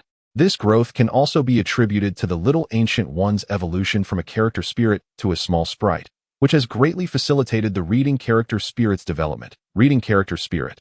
Did you come here to memorize the 13 classics of Confucianism? Indeed. Could you help me find them? I searched for quite a while, but was unable to locate them. Reading character spirit. This is quite simple if you merely wish to memorize them rather than fully comprehend them. It becomes much easier. Where is the character spirit of the 13 classics of Confucianism? Character spirit of the 13 classics of Confucianism. Present. I have met the great king that I did not anticipate that the little ancient one's evolution would not only aid the read more character spirit's growth, but also accelerate the development of other character spirits, transforming them from mere babbling infants to beings capable of speech. Moreover, upon seeing the little ancient one preparing to depart, they immediately referred to the read more character spirit as great king. Reading character spirit. You assist him in reciting your essence. Character spirit of the 13 classics of Confucianism. Yes, great king. Xiaogu. Have you memorized it? You can recite it backward with ease. Right? That's splendid. Take a moment to truly comprehend it. After all, you possess that tower, so why not make use of it? Banana you. How did you know that the 9 apertures Linglong Tower is within my possession? Xiaogu's statements were not questions, but rather delivered with an assured tone. It seems I have indeed been outsmarted by this little rascal. Me. How do you know of the tower's existence? Xiaogu. My essence resides within it. How could I not be aware? Me. Xiaogu. Are you a little sprite? Xiaogu. Indeed. What's the matter? Me. Nothing. I'm about to begin my trials, and then I must take my leave. But what about you? Xiaogu. No worries. I can ensure that no one else can see me except for you. Me. But this is Sacred Mountain. Are you certain they won't be able to see you? Xiao Gu. It was a bit precarious initially, but now, a mere trifle. Xiao Gu waved his hand confidently as he spoke that it appears that his evolution has instilled him with considerable assurance. Reading Spirit. Brother Yi Xian. Are you leaving? Reading Spirit. Very well, it's a promise then. Me. A promise it is. Shouldn't you hide for now? Someone may come to fetch me shortly, and if discovered, you might encounter trouble. Reading Spirit. No worries. They are not nearby. We can sense the presence of other beings, dummy. All right. I shall step out first, and will visit you again. Reading Spirit. Farewell, Brother Yi Xian. Me. Goodbye. I felt a bit unaccustomed without names. Then glanced at them before turning to face the door. Xiao Gu simply perched on my shoulder, keenly observing how I would navigate the trials. That I looked at Xiao Gu with a slightly dark expression. It was evident he was privy to many secrets, perhaps just waiting to see me falter. Me. Xiao Gu, you seem to know quite a bit, don't you? Xiao Gu. Naturally. After all, I am the king here. Me. I can't shake the feeling that from the moment I entered, you had been plotting against me. Haven to you? Xiao Gu. You're overthinking it. I am a spirit of words, devoid of such scheming inclinations. If anything, it is your master who is orchestrating your path. Chapter 38. The best master me. Do not speak ill of my master. What do you mean by saying my master is plotting against me? How could my master possibly be scheming against me? Yet, despite my protestations, I do indeed feel somewhat manipulated, but I cannot ascertain who it is that is truly scheming against me. Xiao Gu, your master undoubtedly practices a sword technique related to Confucianism, which requires an understanding of the 13 classics to master. If I am not mistaken, your master will soon inquire about your comprehension of the 13 classics to me. That isn't scheming. It's planning, a meticulous step-by-step approach. It seems that although my master has not elucidated much, he indeed possesses a plan for my growth. That is how it should be. Such a master is the best. Xiao Gu gazed at me with a perplexed expression before uncertainly asking, is that not scheming? Rather, is it planning? Me. Of course. What else could it be? Every step he has guided me on has been executed flawlessly. In summary, matters that are advantageous to me are deemed planning, while those that are detrimental can only be referred to as scheming. In my navette, I failed to notice the look of epiphany on Xiao Gu's face, for I had exited the sutra repository without waiting for his response. Xiao Gu, perched upon my shoulder, regarded me with an expression of peculiar amusement before reiterating, do not worry, there is no one in the vicinity, nor are there any formidable beings around. That I inquired. How do you know this? And what exactly do you mean by vicinity? How far does it extend? With my current sensing ability, I can perceive a radius of several kilometers. I pressed on. What gives you such confidence that it would take a master only a brief moment to traverse this distance? Xiao Gu replied, that is why I have always flown high above, to avoid detection. At times, I even disguise myself as a small bird. His innocent demeanor left me bewildered as to which facet of Xiao Gu's personality truly prevailed. Without further explanation, I often perceived him as quite juvenile. Yet, when he elucidated something beyond my comprehension, he transformed into a sagacious old spirit, exuding profound knowledge and maturity. That I questioned, are you not concerned that someone might wish to hunt you for your meat? Xiao Gu answered, not at all. In the Huaxia Empire, it is strictly forbidden to kill wild animals indiscriminately, and I prefer to remain within its borders. I marveled. Is it true that the Huaxia Empire forbids the consumption of meat? Are livestock not allowed? Xiao Gu clarified. One cannot raise spirit beasts imbued with spiritual energy. However, ordinary livestock devoid of such essence may still be kept by common folk, provided they are free-range and not confined within cages. I asked, so, can we eat meat? Xiao Gu cast me a strange glance and surveyed our surroundings before querying. Is this not the underground world of the Huaxia Empire's Dragon Division? Are we not still in the Sage Village? I confirmed, indeed. What of it? Xiao Gu remarked. Then you still contemplate consuming meat. Are you not afraid of punishment? How distressing. Do the inhabitants of Sage Mountain truly abstain from meat? I refuse to accept this. I do not wish to become a monk. I shun the vegetarian path, a carnivore. I thrive on flesh. After subsisting on nutritional elixirs and health potions for so long, my palate can no longer endure this deprivation. I must resist. I demand meat. Have you finished reciting? I was still pondering my rebellion when suddenly, the voice of Mei Jiansheng startled me. That I glanced at my shoulder, and to my astonishment, Xiao Gu had vanished. When had he disappeared? Why had he not informed me of the arrival of others? Such a lack of camaraderie. I quickly turned my attention to Mei Jiansheng, who now bore a rather dark expression. I reported, Master, I have memorized it completely. Mei Jiansheng responded, Memorized it? Good. Let us proceed. To my surprise, he exhibited no suspicion or further inquiries that I thought to myself, how splendid. With my master, I need not dwell on uncertainties. However, I was left curious about Xiao Gu's whereabouts and the manner of his sudden disappearance.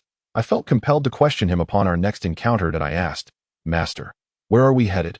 Mei Jiansheng replied enigmatically, You shall know when we arrive. Internally, I mused that my master is indeed inscrutable. Having just received a compliment, he now resumed his enigmatic demeanor. However, there is no alternative. Let us follow along. After all, I feel as though accompanying my master has always been a treasure-seeking journey. Upon returning to the place known as Whispers of the Sage, I cannot help but feel a twinge of apprehension within me. The aftermath of my previous experience lingers heavily. Merely gazing upon this thatched cottage brings me pain. I am left wondering what purpose my master has in bringing me here. Once more did I inquired, Master, what purpose do we have in returning to this place? The Sword Saint Mei replied, Have you not memorized the 13 classics? Then proceed inside to expound upon them. You may emerge only after completing your discourse. That I stammered.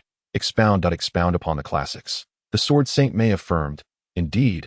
Hasten. The day wanes. I responded, Oh, very well, but where shall I speak?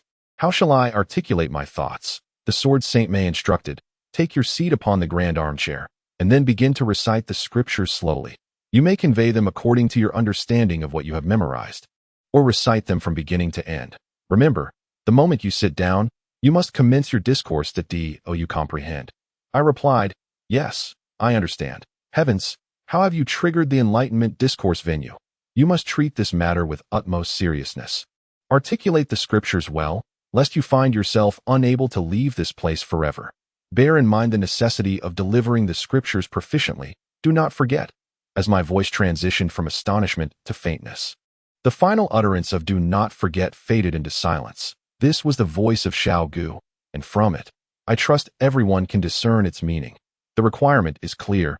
Deliver the scriptures well, or remain trapped here. Very well. It appears I have once again undertaken something of great significance. Yet, I remain uncertain whether this occurrence was anticipated by the Sword Saint Mei or not. That I commanded. Stand. The seated disciples exchanged glances, bewildered, yet ultimately rose to their feet, seemingly awaiting my next directive. That I inquired, Where is the eldest disciple? The individual at the forefront on the left bowed to me and proclaimed, Disciple Zisher greets the esteemed master. I instructed, The next time I arrive, you must call out stand, and then all shall rise and greet me with esteemed master greetings. I shall respond with disciples greetings, and only then may you call for sit down, allowing everyone to take their seats once more. Do you understand? Zisher affirmed. Yes, esteemed master. I comprehend. I continued. Very well. Let us do this again. You may sit down now. With that, I approached the exit, intending to open the door and glimpse whether the Sword Saint Mei was present. But to my surprise, the door refused to budge. Feeling somewhat awkward, I lowered my hand and feigned seriousness as I approached the grand armchair. Turning to face them, Zisher proclaimed, Stand. The disciples rose, bowing in unison. Esteemed master, greetings. Zisher commanded, Sit down. Consequently, all resumed their seated positions, regarding me with solemnity. Their expressions instilled a sense of unease in me. The sensation of being a teacher for the first time felt rather daunting. What should I do next? They possess no textbooks. I cannot instruct them to turn to a certain page. What now? Never mind. I shall continue to express myself freely, stirring the emotions before the lecture, and then proceed. Still, I dared not take a seat, instead placing my hands behind my back and feigning profundity as I proclaimed, Fellow disciples, our pursuit of knowledge is a joyous endeavor. There is no need for such a grave and rigid approach to learning. Discipline must pervade the classroom. However, it should reside within the heart rather than merely manifest on one's countenance. Uphold classroom decorum. Henceforth, all disciples shall be called by name, and upon hearing their name, each shall respond with a resounding present.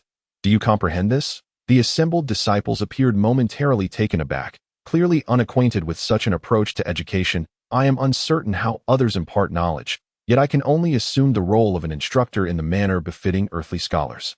Zi Shi. Yes, master. Zi Shu. Present. Zi Shi. Zi Yi. Zi Li. Zi Chuan. Zi Lu. Zi Lin. Zi Meng. Zi Xiao. Zi Er. Through this method of calling names, I inevitably learned their identities. In any case, I am currently representing others in the exposition of teachings. Moreover, it is highly likely that this scenario is a manifestation of some profound Taoist trace, replaying past events. Once their satisfaction is attained, I should be permitted to depart. Thus, the crux lies in how I proceed with the discourse. Rather than merely elucidating the scriptures, it is essential to persuade them, ensuring they are wholly convinced that I. Now, let us commence the exposition of certain scriptures. Before I delve into the explanation, do any of you have inquiries to pose? My intent in posing this question is to ascertain which segments of content they have studied, and subsequently, to elucidate them in accordance with contemporary earthly interpretations of Confucian classics. Previously on Earth, it was articulated, monks are the transgressors of Shakyamuni, Taoists are the transgressors of Laozi, scholars are the transgressors of Confucius. Of course, these transgressors do not include genuine sages, eminent Taoists, or great Confucians. Why do I assert this? Because many individuals, under the guise of these enlightened beings, mislead the younger generation. Numerous individuals fail to grasp the true essence of these sages, yet proceed to disseminate erroneous teachings, thereby imparting misguided notions to the world. Thus, it is said that before Shakyamuni attained Buddhahood, demons, in a bid to thwart his understanding of the true Dharma, deliberately dispatched numerous temptresses to allure him, employing wealth and status to disrupt his mindset. They even incited some mortals to scorn Shakyamuni, yet none succeeded in preventing his enlightenment. However, prior to his attainment, Shakyamuni wept, the reason being, upon realizing their inability to impede his ascension, the demons proclaimed, "Once you enter the realm of Buddha, I shall command my minions to masquerade as your disciples, deceiving the world. They shall distort your scriptures, mock humanity, and pervert your teachings." Ha ha! Thus, the Buddha wept. Chapter 39. The Impostor Sages. Therefore, I must ascertain whether the teachings they uphold genuinely embody the authentic essence of Confucian culture, or if they adhere to the notion that all things are of lowly merit, save for scholarly pursuits, that they remain oblivious to the world beyond their windows, wholly devoted to the study of the sages' texts. Should their mindset align with such beliefs, I must endeavor to alter their perspectives before lightly validating the scriptures. This is what is termed casting a stone to inquire the path. Regardless of whether the reasoning is sound or misguided, it remains reasoning, and the earth is never bereft of reasoning. Yet, I frequently forget and habitually dig my own graves, a tendency that seems immutable. What to do? If all problems could be resolved through reasoning, then why would the world be rife with contradictions? Zeeming. Master, I have a matter that perplexes me. I beseech you to enlighten me. Me? Please, Zeeming, speak on. Zeeming.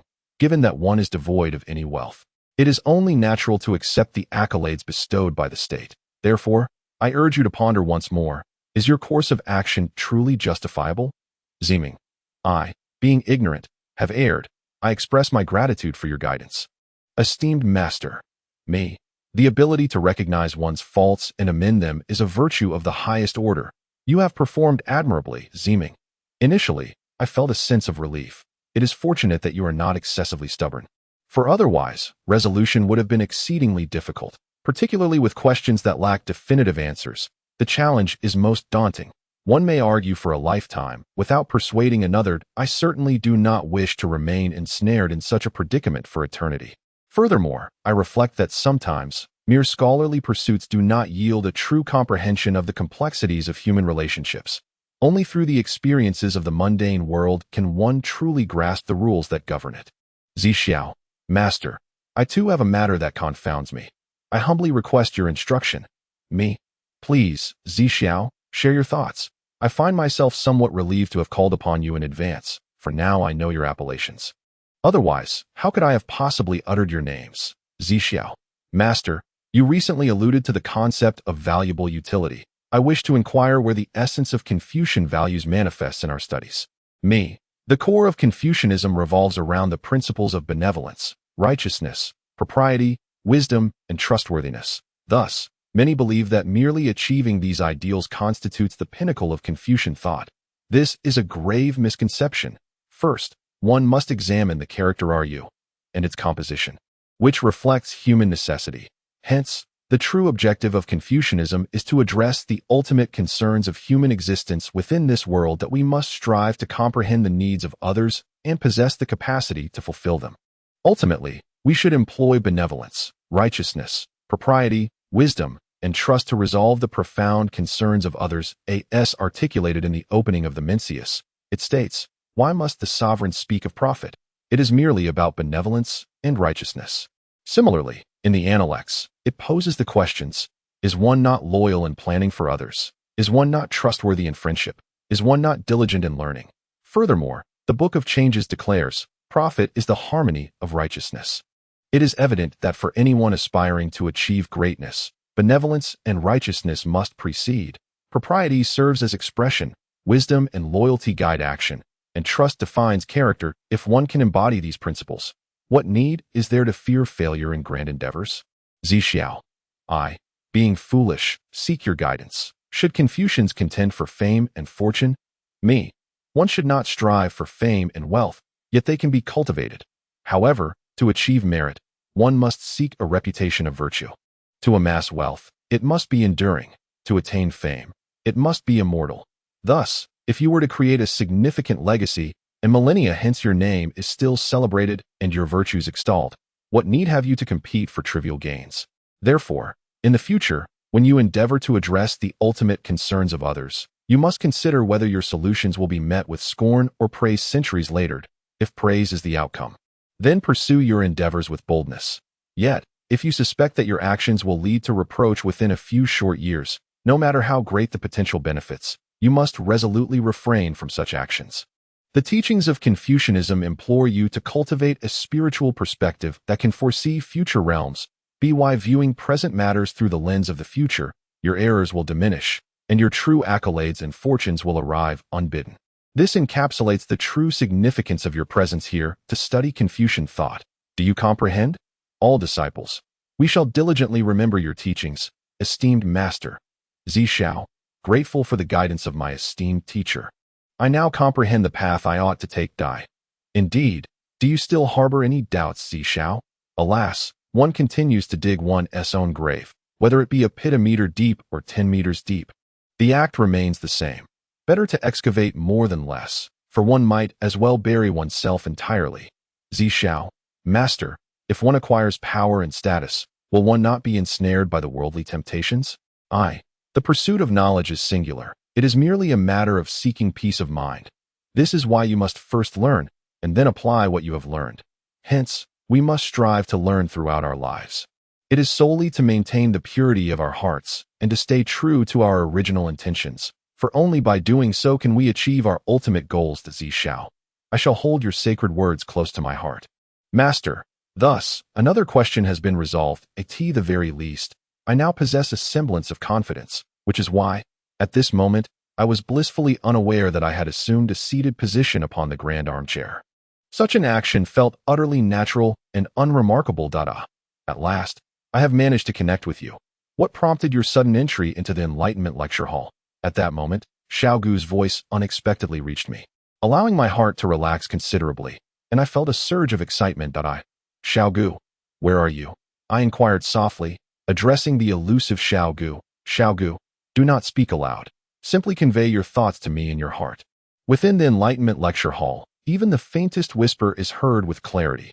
Now listen to me. The Enlightenment lecture hall represents a scene from the past, where some entered as disciples and others in the name of their master. You fortuitously entered under the guise of a master. Therefore, it is imperative that you satisfy your disciples. Otherwise, should they depart, you will be bound to this place indefinitely. Remember, you may only leave after they have respectfully seen you off.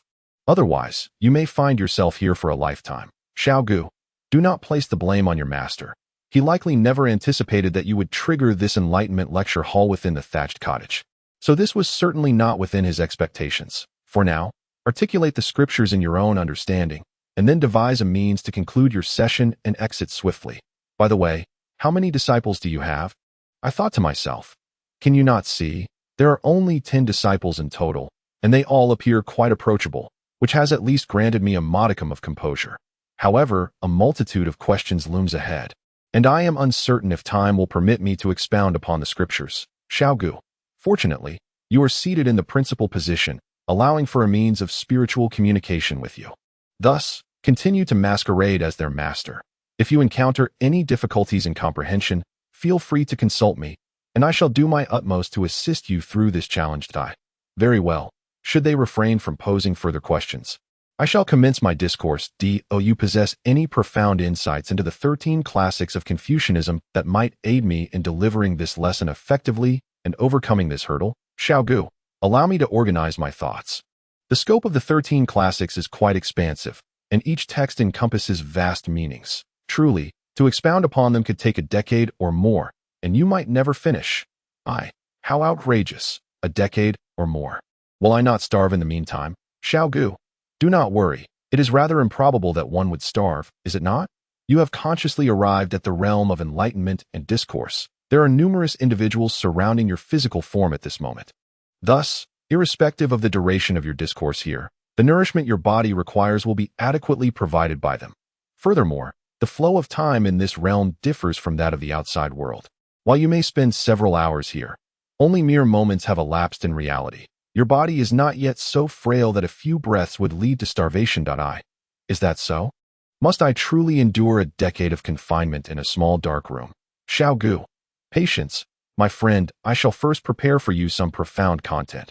When the time comes for them to ponder, they will send you away, allowing themselves to continue in contemplation. Xiaogu, you are indeed the best. I appreciate your efforts. Zishu.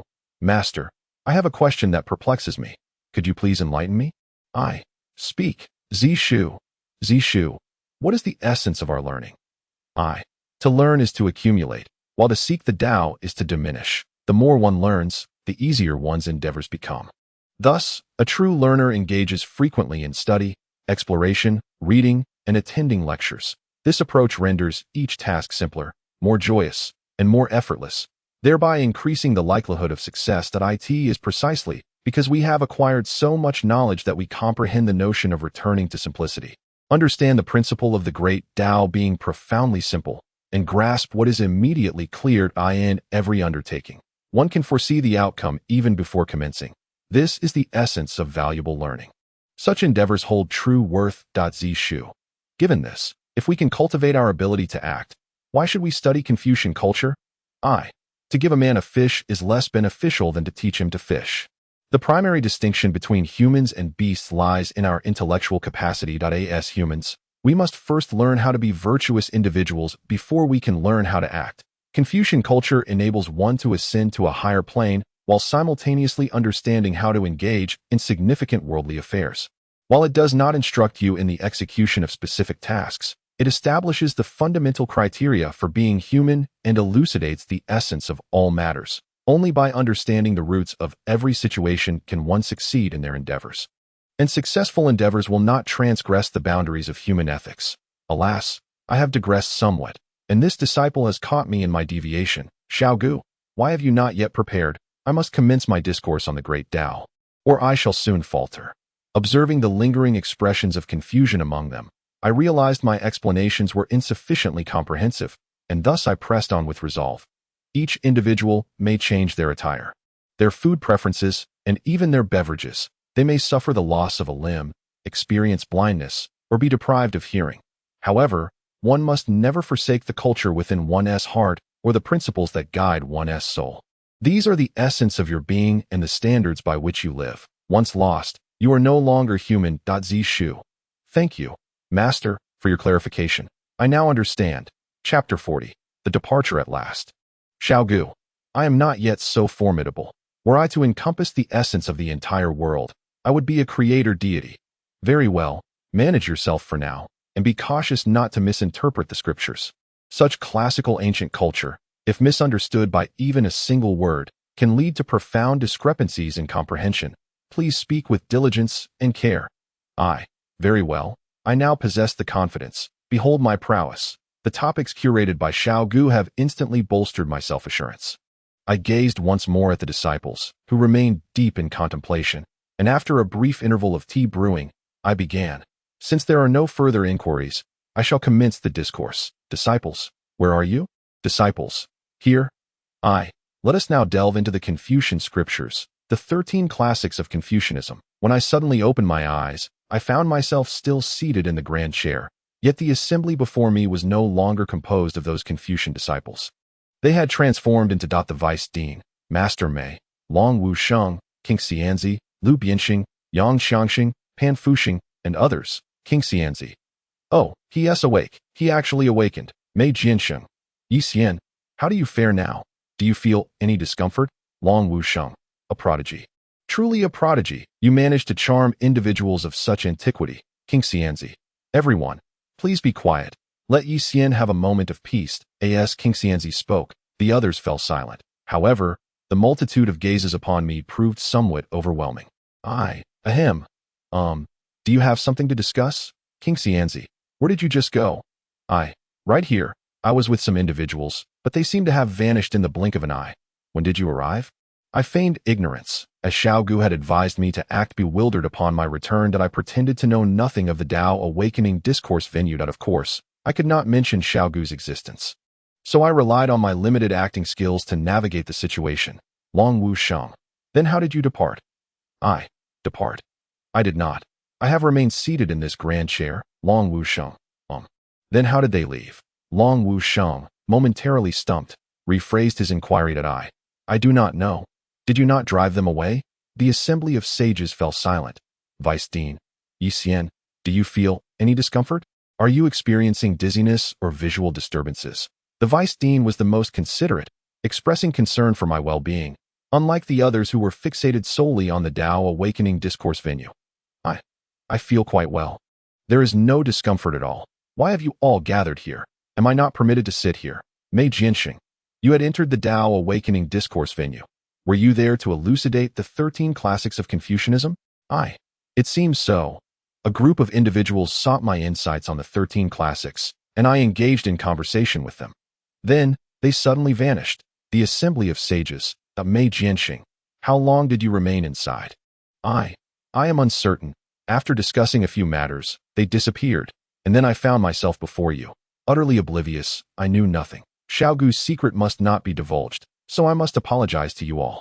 It is not that I wish to conceal the truth, but a person must honor their word that I promised Xiao Gu that I would not disclose his affairs, that I in truth. At this moment, I had no idea that if I spoke even a little more, the future promises to bring about numerous changes, and there are certain matters I must encounter in advance. However, it appears that fate has its reasons for keeping me silent, suggesting that some truths remain forever concealed until the proper moment.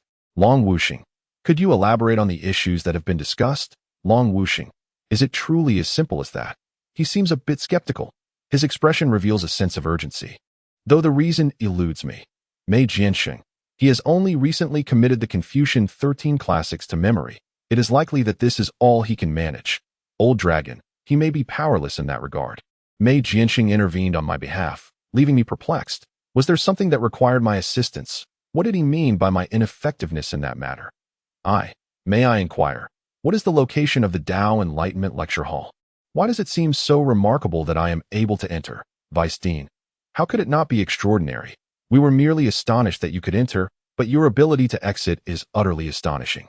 One must understand that only the leader of the sage group can freely traverse the Tao Enlightenment Lecture Hall. Even we cannot enter at will. If we did, we might never return. Wait. Are you implying that it is quite perilous within? I directed my gaze towards Master Mei, my intent clear.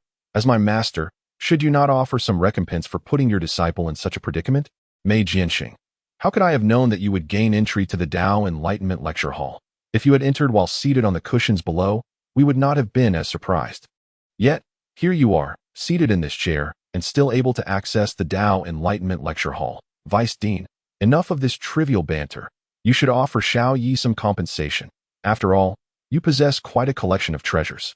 The boxing gloves you gathered should be presented now. What use does a swordsman have for boxing gloves? Do you derive joy from playing the role of a warehouse keeper? The corners of Mei Jianxing's mouth twitched slightly. Yet he spoke. Yi Xian, you must practice boxing henceforth, so I shall gift you a pair of boxing gloves as compensation for this incident. These gloves are a coveted treasure, envied by a certain boxing sage for centuries. Remember, do not lend them for mere admiration, lest you find them borrowed and never returned. King Xianzi. Very well. Now that Yi Xian has awakened, everyone may disperse. At this moment, King Xianzi began to dismiss the guests, revealing her considerable authority. Who truly holds sway here? Long Wuxing has yet to voice a word. Soon, the thatched cottage was left with only myself, my master Mei Kai, King Xianzi, and Long Wuxing, the vice leader of the sage group. It appeared that Long Wuxing had matters to discuss with me, though the specifics remained unclear, likely tied to the Tao Enlightenment Lecture Hall. King Xianzi, old dragon, allow me to speak. I understand that if you do not express your thoughts, you may find it difficult to move on. Long Wuxing, sigh. Very well, I am grateful to you, King Xianzi. However, given that so many years have passed, if the matter cannot be resolved, I am reluctant to press further. Two individuals were conversing in a manner that left me utterly perplexed. However, it appeared they had resolved to disclose that matter to me. Moreover, I could discern that at that moment, both Master Mitsai and his companion bore expressions of considerable inner turmoil. It seemed they harbored certain sentiments they wished to articulate, yet ultimately chose to remain silent. No wonder you both have come, Qin Xinzi, since the Sage Group took control of Sage Mountain. Only 5 individuals have truly entered the Enlightenment Lecture Hall while seated in this thatched roof hut's grand chair. They are the leader of the Sage Group, the head of the Dragon Group's Martial Arts Academy, and the Saint of Heart, along with one more. Yourself? If I include myself, it seems there are only 4, isn't it? Qin Xinzi. Indeed, including you, there are a total of 4 who have not only entered the Enlightenment Lecture Hall from this grand chair, but have also successfully awakened. However, one person, after entering the Enlightenment Lecture Hall while seated in this chair, has never regained consciousness. So, you wish to know how I departed, hoping that individual might awaken. Qin Xinzi. Precisely. Yet, we are not merely seeking to understand the method of awakening. We are requesting your assistance to rouse her. May I presumptuously inquire a question? Qin Xinzi. You wish to know why we seek your help rather than that of the other 3. Correct? Indeed, you are astute. However, this inquiry is rather apparent.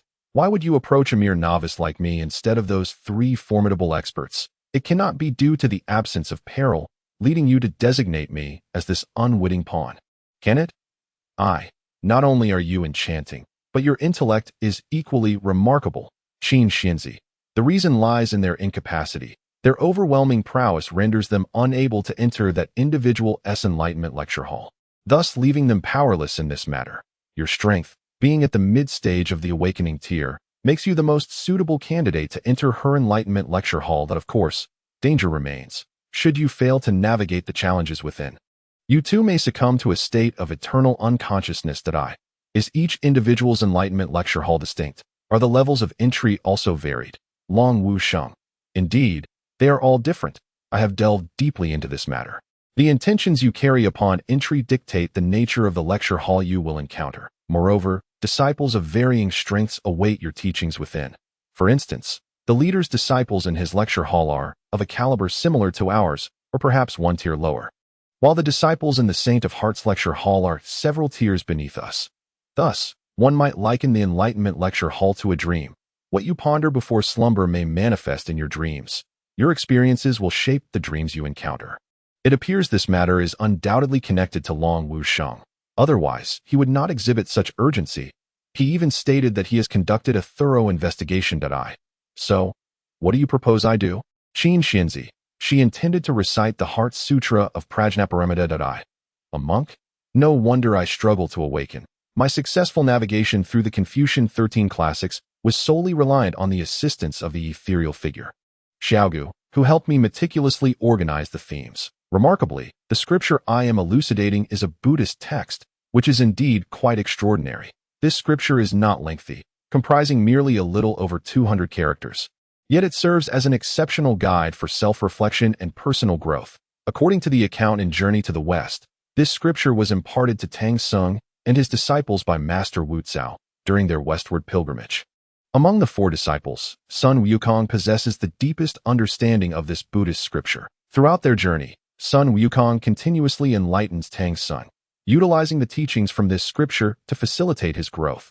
Naturally, this scripture, in the context of our earthly realm, was transmitted from the land of India to the Tang dynasty, rather than appearing mysteriously through the teachings of Master Wu Cao.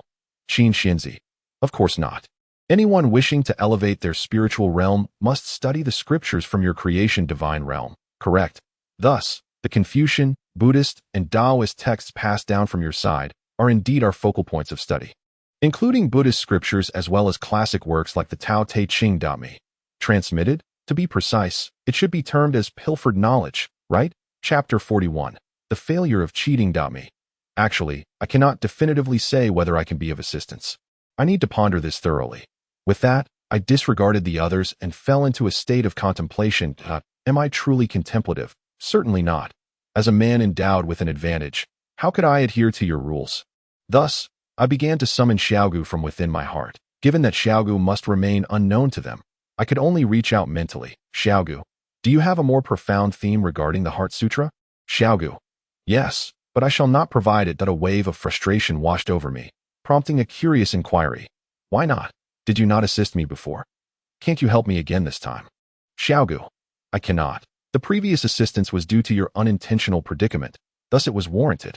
However, this situation is different. You have the option to decline to me. Xiaogu, have you heard the phrase, I did not kill Bo Run, yet he perished because of me? Xiaogu, I have heard of it, but she did not die.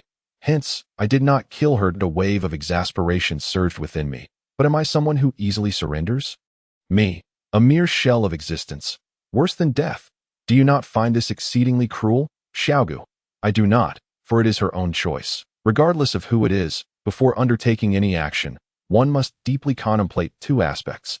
First, the ability to carry out the task, and second, the capacity to bear the consequences that arise from it. Since her choice was to enter the Enlightenment lecture hall in the guise of a master, she must bear all repercussions. That a wave of despair washed over me. But I remained undeterred, insisting to Xiaogu.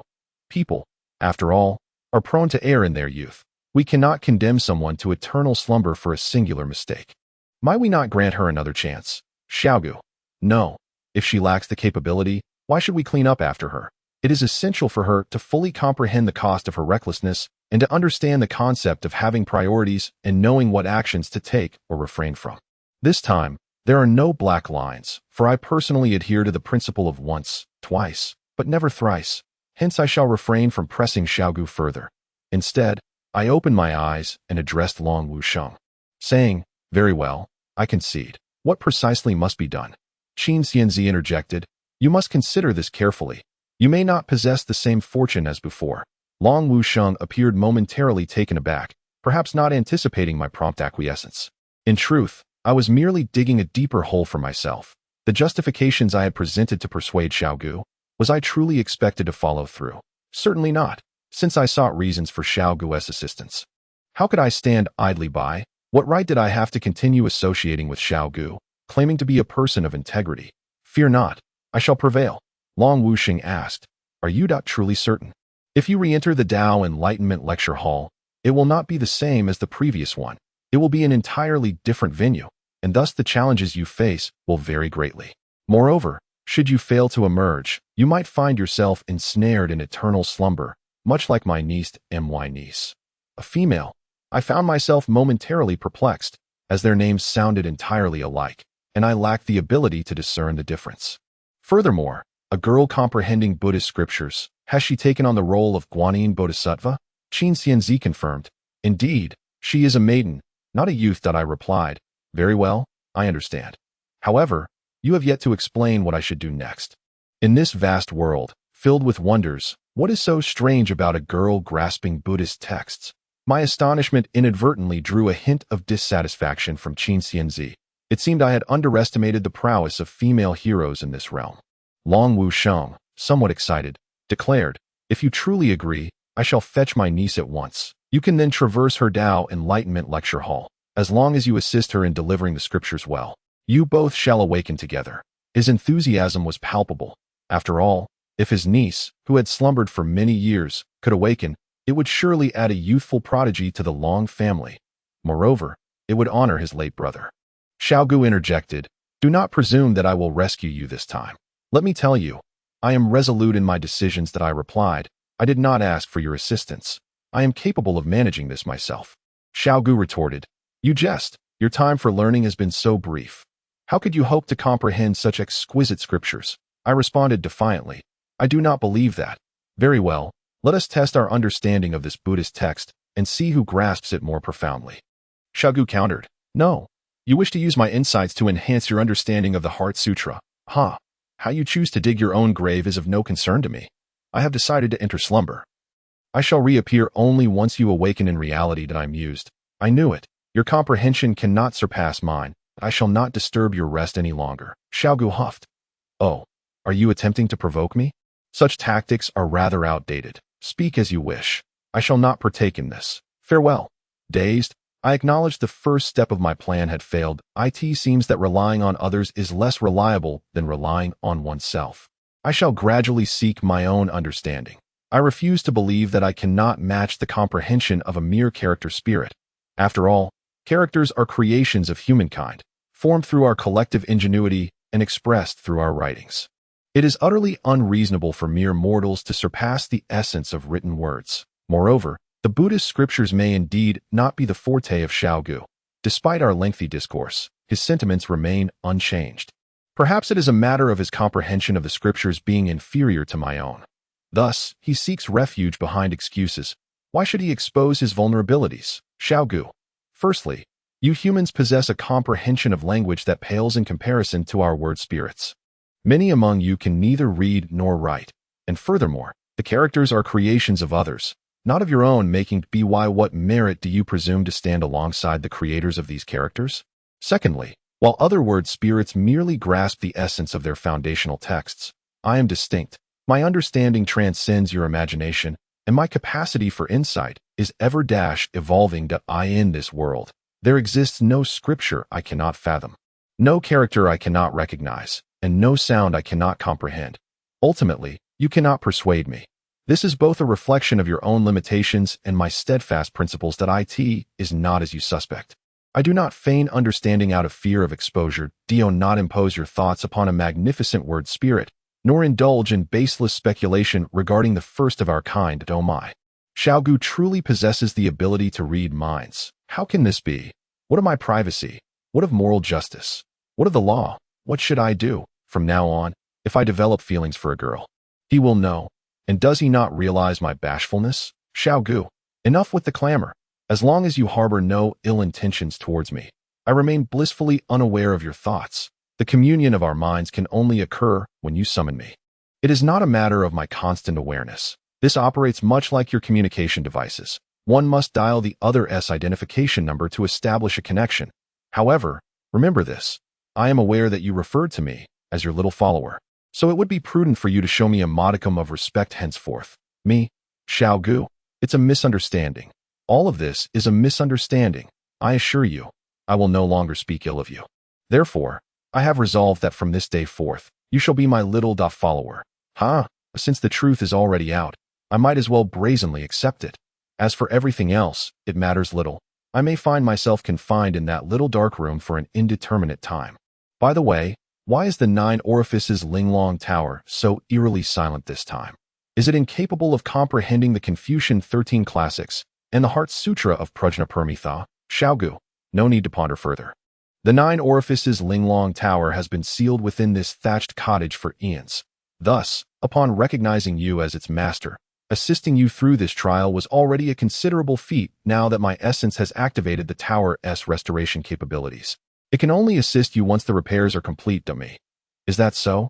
How long will that take? Xiaogu, the 9 orifices Linglong Tower has been sealed for at least 10,000 years, and its spiritual essence has greatly diminished. How long do you think it will require for restoration? Me. Who could be so cruel as to seal a treasure for 10,000 years? Xiaogu, were it not sealed, the 9 orifices Linglong Tower would scarcely endure even a century before losing its essence. How could it possibly last 10 millennia? Me. Why is that? Is it true that the tower cannot exist in this world without a master? Xiaogu, the reason cannot be disclosed to you. Your rank is too low to me. I have grown weary of hearing such words. Xiaogu, it is the truth, which is why you hear it frequently, to the point of exhaustion. You ought to reflect upon yourself. How is it that you have grown tired of such statements? Me. May I have a moment of quiet contemplation? Must you be so blunt in your criticisms? I too wish for betterment. Yet, the earth cannot be cultivated. Otherwise, I would not have reached such an age, still possessing such deficiencies and a low level of attainment. Alas, why did the heavens not permit me to arrive here a decade earlier? Perhaps then, I would have already achieved the caliber of the sword Saint Mei. Xiaogu, you have squandered a considerable amount of time. It would be wise to meditate on that Buddhist scripture. Otherwise, when you find yourself unable to progress, do not blame me. Rest assured, shifting blame is not my forte. I will not attribute my own actions to others. However, our dialogue must now conclude. Thus, I find myself ensnared in a certain self-realization, one that I have not pursued with the aid of any external treasures. Thankfully, prior to this, I had not overly relied on the 9 apertures Linglong Tower, yet it has provided substantial assistance.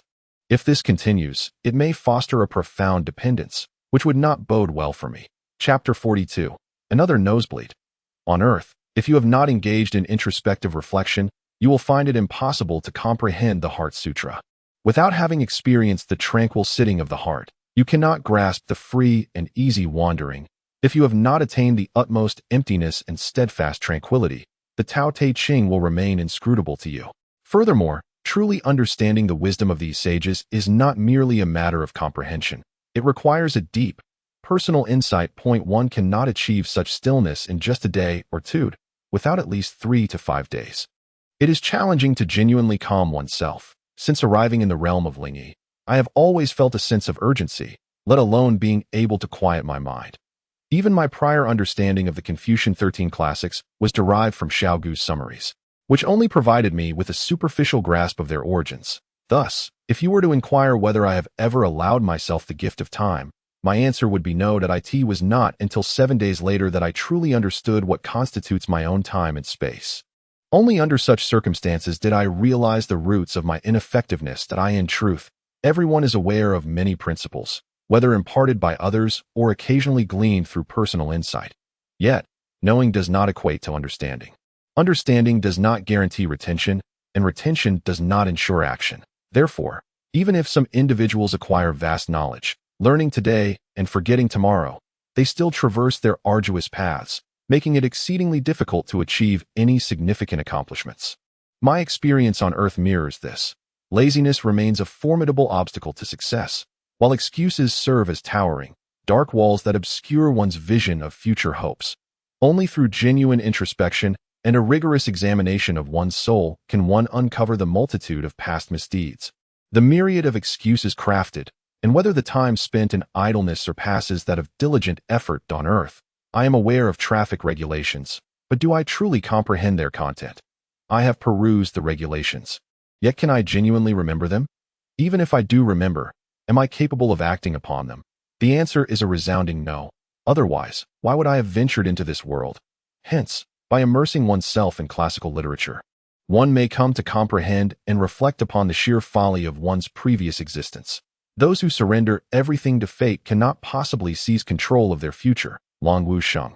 You are awake. How do you feel? Are you able to enter the Tao Enlightenment Lecture Hall? Upon awakening, I found Long Wu Sheng residing in a thatched cottage, while Master Meikai and the other had mysteriously disappeared. Only Long Wu Sheng and King Xianzi remained, the latter attending to a girl seated in meditation with her eyes closed. She was undeniably beautiful, possessing an alluring figure and exquisite features that evoked an instinctive desire to conquer. What am I thinking? I averted my gaze to avoid indulging in reckless thoughts. I then turned to Long Wu Sheng and inquired. I believe I should be fine. Next, I merely need to ascertain whether I can enter her Tao Enlightenment Lecture Hall. Otherwise, should I inadvertently enter another Tao Enlightenment Lecture Hall, my efforts would be in vain. Do you have any suggestions on how to proceed? Long Wu Sheng. This is not particularly difficult. As long as you both sit cross-legged on this grand chair, you will enter the same Tao Enlightenment Lecture Hall. Therefore, once you are prepared, I shall place my niece upon your lap, though it may require some effort on your part. Place her in my lap? Are you certain that this method will not result in your niece delivering a thorough beating to me? Or, upon her awakening, will she not subject me to a similar fate? Wouldn't this be inappropriate? After all, she is a young lady. Being overly intimate with a stranger might lead her to resent us upon waking. King Xianzi. I never would have guessed. You are quite shy. Yet, is this not a commonplace occurrence in your creator deity realm? Why then, do you appear so bashful here? Ahem. I merely wish to prevent any misunderstandings. Otherwise, I would be indifferent. However, if you all deem it acceptable, then I am even less concerned. In that case, let us commence. I maintained a facade of indifference, though inwardly, my heart raced fiercely. King Xianzi chuckled softly once more, then lifted the girl effortlessly, placing her directly in my embrace that I had remained seated on the grand chair since my awakening, not having changed my position. Thus, King Xianzi placed her in my arms and adjusted the beautiful maiden's posture, crossing her legs. Then she took my hands and encircled the maiden's slender waist. Hold on, hold on. Hold on a moment. I felt a rush of blood to my face, my heart nearly faltering. I had thus offered my first embrace to a girl in my life. King Xianzi. Oh, why is your body trembling so violently? Surely, you have not even held a girl's hand before? I am still a minor. Moreover, I am feeling flush with 3 shades of red. Anger rises in my heart, my eyes turn crimson, and my entire being is aflame upon gazing at the maiden's visage. I must calm myself before entering the Tao Enlightenment Lecture Hall. Yet, how could I possibly find tranquility at this moment? The girl's flowing black hair cascaded before me. Her enchanting fragrance permeated my senses, and the sensation of her waist encircled by my hands was overwhelming. Heaven above, the tremors have intensified, and it would be far better to directly enter the Enlightenment Lecture Hall. Thus, I cast aside my thoughts and focused solely on my intention to deliver a sermon, transitioning from the grand chair into an entirely new environment. Qin Xinzi. He has entered. Long Wusheng. Truly astonishing insight. To be able to enter in such a manner. Qin Xinzi. I believe he is unaccustomed to this posture, hence his hasty entry. What a naive young lad. Long Wusheng. Can he truly be more innocent than old Yi? Qin Xinzi. Long Wusheng. I have heard whispers that you have been concealing something in your thatched cottage, keeping it from your sister Law.it. Seems I ought to report this to her. Long Wusheng. No. I was wrong. I spoke carelessly. I am but a fool. Please, do not make this public, or my demise will be quite grim. Qin Xinzi. Humph. What do you propose to offer as my hush money? Long Wusheng. Oh dear, I must remind you, Qin Meizi. Who was it that brought you and old Yi together? We cannot burn bridges after crossing them, can we? Qin Xinzi. So what if you made the connection? The matter has yet to take shape. If you have the audacity, let that timid fellow named Yi come forward and marry me. Otherwise, all else is off the table. Long Wusheng. This matter, while seemingly daunting, is not insurmountable. Look, old Yi is undoubtedly beginning to accept you. He wouldn't have entrusted you with his authority upon his departure otherwise. Therefore, with a bit more patience, you shall surely have your heart's desire. Qin Xinzi. Wait.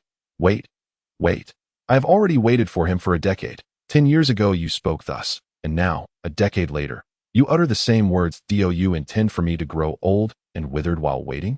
Long Wusheng. I will devise a plan. I assure you, within this year, I will ensure that you lovers become a couple, and mark my words, should I fail to see you wed to him by year's end, it won't just be your sister-in-law who discovers your hidden secrets. She will likely be fully aware of certain fruits you once consumed and items you purchased at that time. Do not blame me for not having forewarned you. Long Wusheng. Oh dear, how can you appear so gentle on the surface, yet wield such a heart of stone beneath? Am I to lose my life over this? There is no other recourse. Old Yi, as the saying goes, a dead friend is better than a poor path. I can only rely on you to tame this proud peacock. Long Wusheng, watching Qin Xinzi depart, stamped his foot in frustration, only to suddenly shift to a look of relief, as if the heavy burden of guilt had been lifted by Yi Xinsheng. One wonders, if Yi Xinsheng were to witness Long Wusheng's demeanor, would he lament the folly of his friendships? With a resounding slap, accompanied by the imprint of a hand upon my face, a piercing voice echoed in my ears. Scoundrel, who are you? How did you suddenly appear on my chair?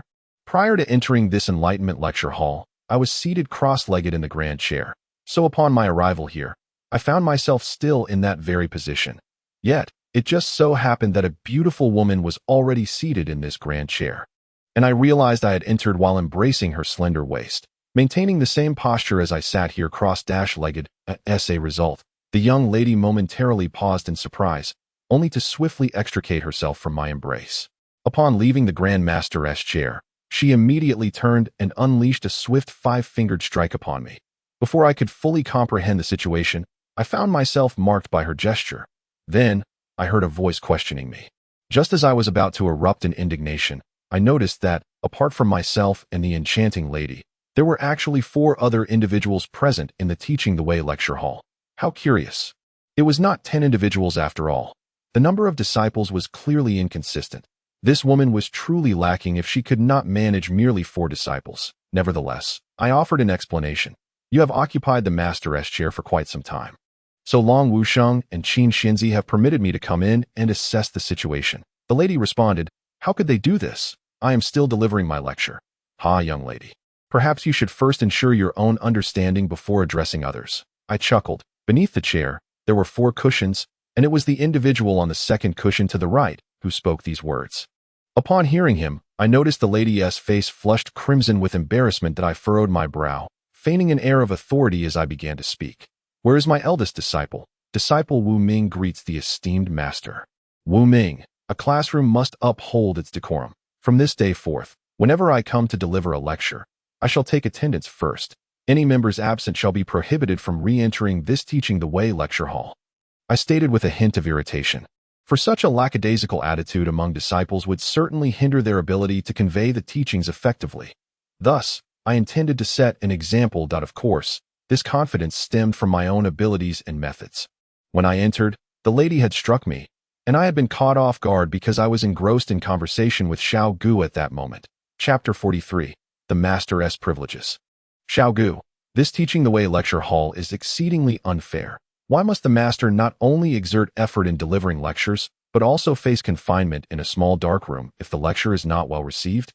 Who would be willing to lecture in the future? Xiao Gu replied. In truth, the master's authority here is even greater.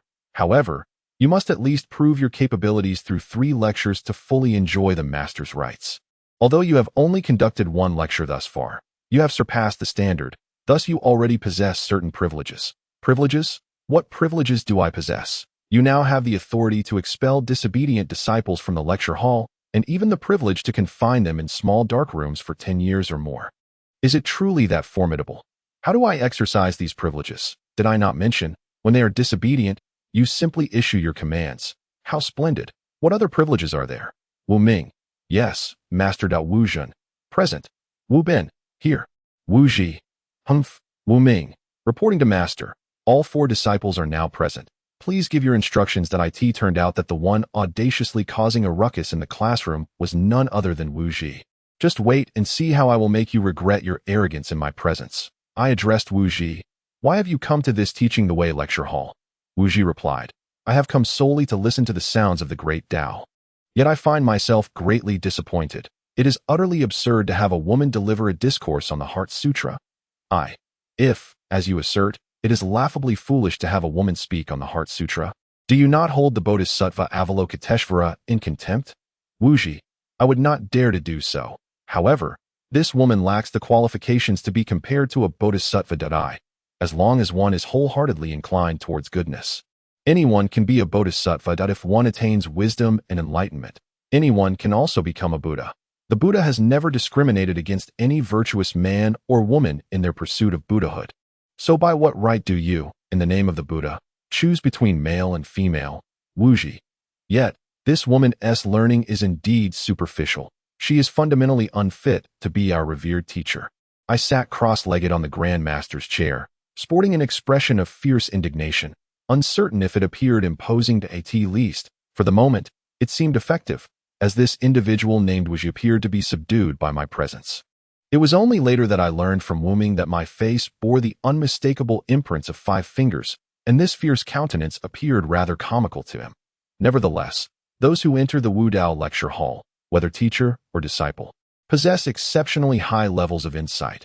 Thus, as long as one speaks reasonably, they will quickly find themselves immersed in their own understanding, enabling a significant breakthrough in the spiritual realm that many lack. Among 3 individuals, there must be a teacher for me. I shall choose the virtuous and follow them, while I will reflect upon those who are not virtuous. To see the worthy is to aspire to their level. To see the unworthy is to engage in self-reflection. Before you discuss another's knowledge, have you considered why, within this Wu Dao lecture hall, she is the teacher and you are the disciple? Wu Ji. That is because Because a disciple can also be a teacher in this Wudao lecture hall. I simply prefer not to mislead others due to my own inadequate knowledge. Thus, you harbor a desire to compete with her rather than to learn from her. This is the reason you hesitate to take on the role of teacher. You fear encountering disciples who will merely compete with you instead of learning from you. Otherwise, you should contemplate where the difference lies between a woman's understanding of Buddhist scriptures and that of a man. You would then diligently study the diverse perspectives, seeking common ground while respecting differences, ultimately reaping the knowledge and truth you deserve. Wuji, the teachings of the revered teacher have enlightened me. I am grateful for your guidance. To recognize one's errors and amend them is an unparalleled virtue, and such wisdom is indeed profound. Wubin, may I inquire, revered teacher, why do you frequently employ Confucian texts during your explanations, rather than Buddhist scriptures? The teachings of Confucianism, Buddhism, and Taoism are interconnected, all stemming from one ancestral source. The red lotus, white lotus root, and green lotus leaves signify that these three schools are fundamentally one. Buddhism represents the heart, Taoism embodies the essence, and Confucianism serves as the external form, fostering a broad worldview. Skills reside in the hands, abilities within the body, and contemplation in the mind, allowing one to live life with grace. Wubin, do not confine your learning with limitations, nor should you restrict yourself due to regional distinctions or the so-called differences in sections. The three teachings are one, and the myriad streams share a single source. The myriad schools share a common principle, and all paths lead to the same destination. Do you understand? Wubin, if the three teachings are fundamentally one, why then must they be divided? I share a profound connection with all sentient beings. Yet we are not one entity.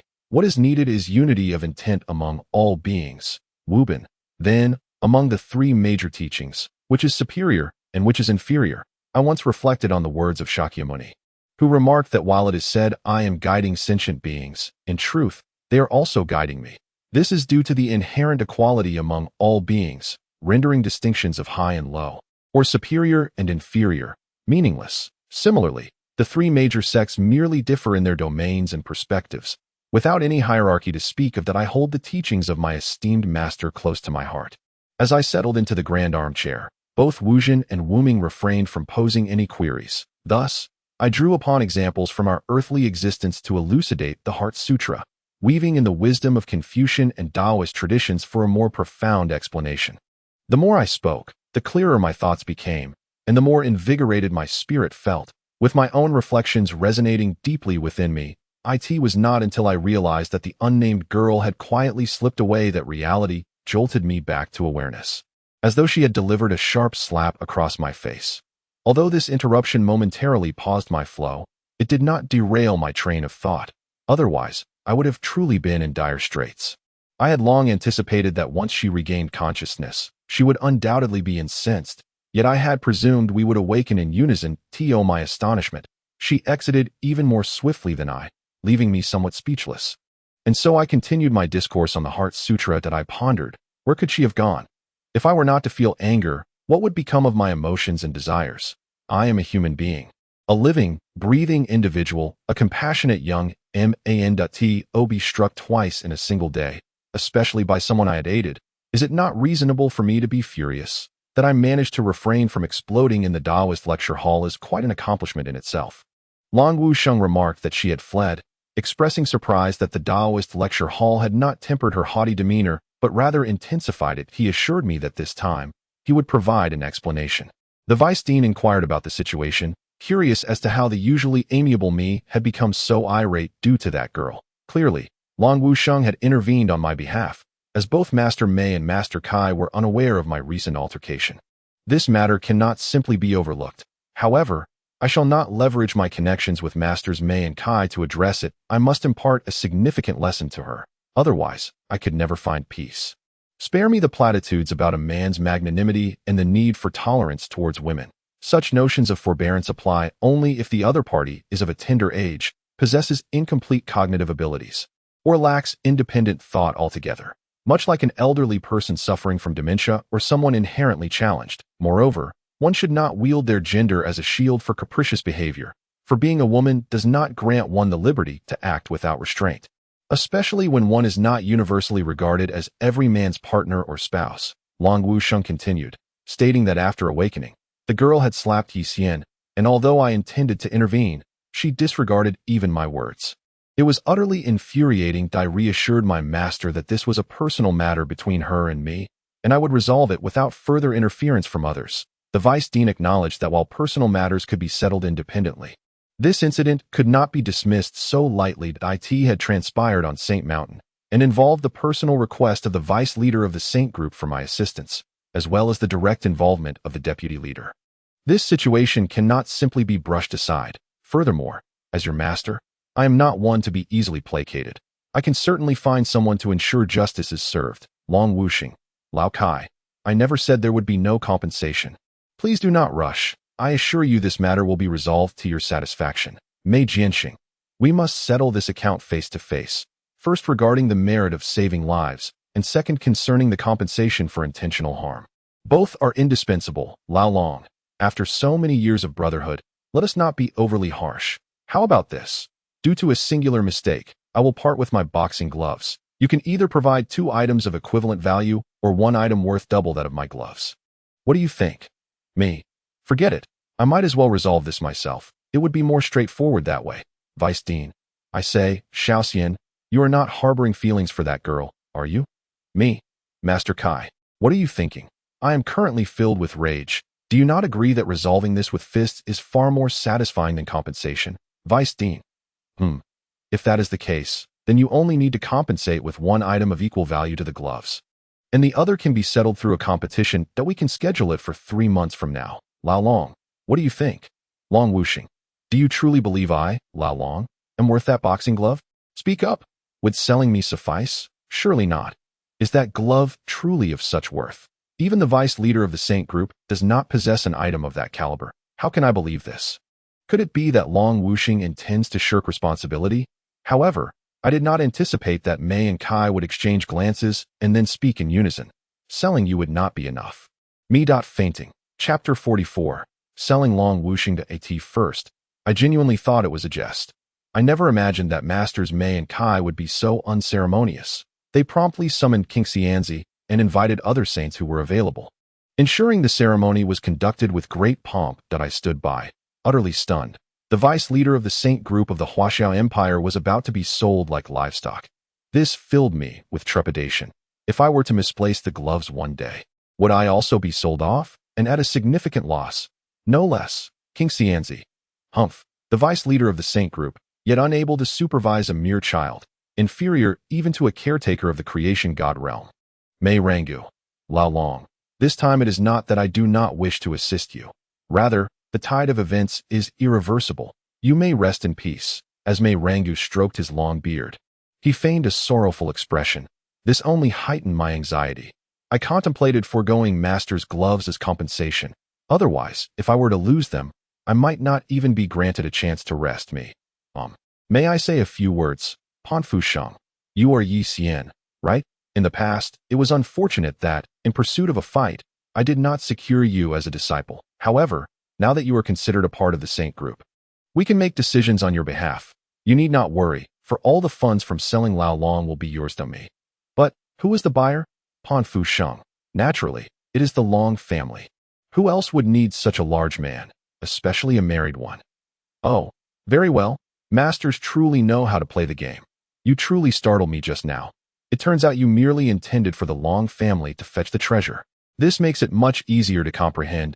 There's no need to make it seem as though you truly intend to sell the Long martial saint into slavery. I nearly believed it, considering the pomp and circumstance you all put forth.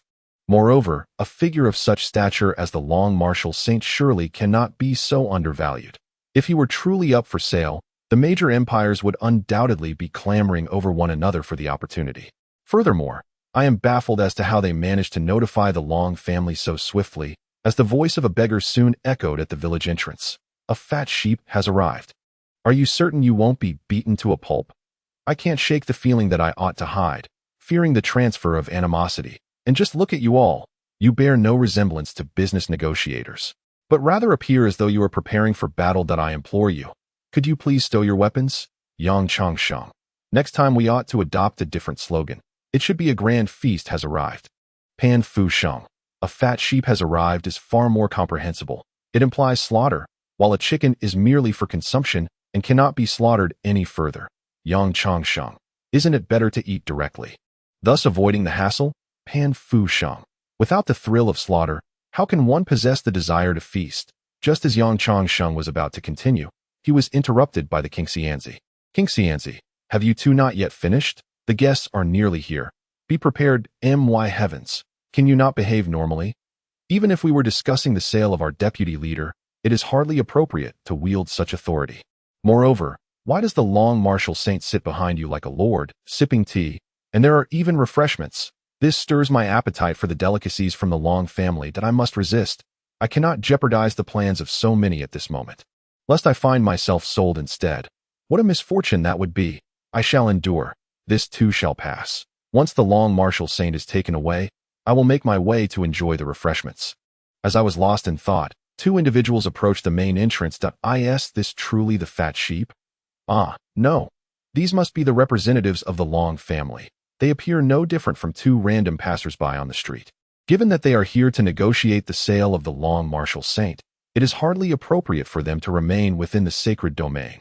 The abode at the foot of the mountain is a common dwelling, constructed from stone and in close proximity to the village entrance. Thus, the entrance is quite spacious, allowing the two individuals from the Long family to enter simultaneously. That I then witnessed them both bowing in unison, greeting us with, "We pay our respects, esteemed saints. May the saints endure eternally and ascend to greater heights." Surely, the verse is misstated. It should read, "To gaze upon 1,000 miles, one must ascend to greater heights." Oh, no, that was incorrect. The focus was misplaced. Have they humbled themselves too excessively? We are to conduct negotiations, after all. How can we proceed with discussions when they have already lowered their status? Are you truly the fat sheep? Xiao Gu, are you puzzled?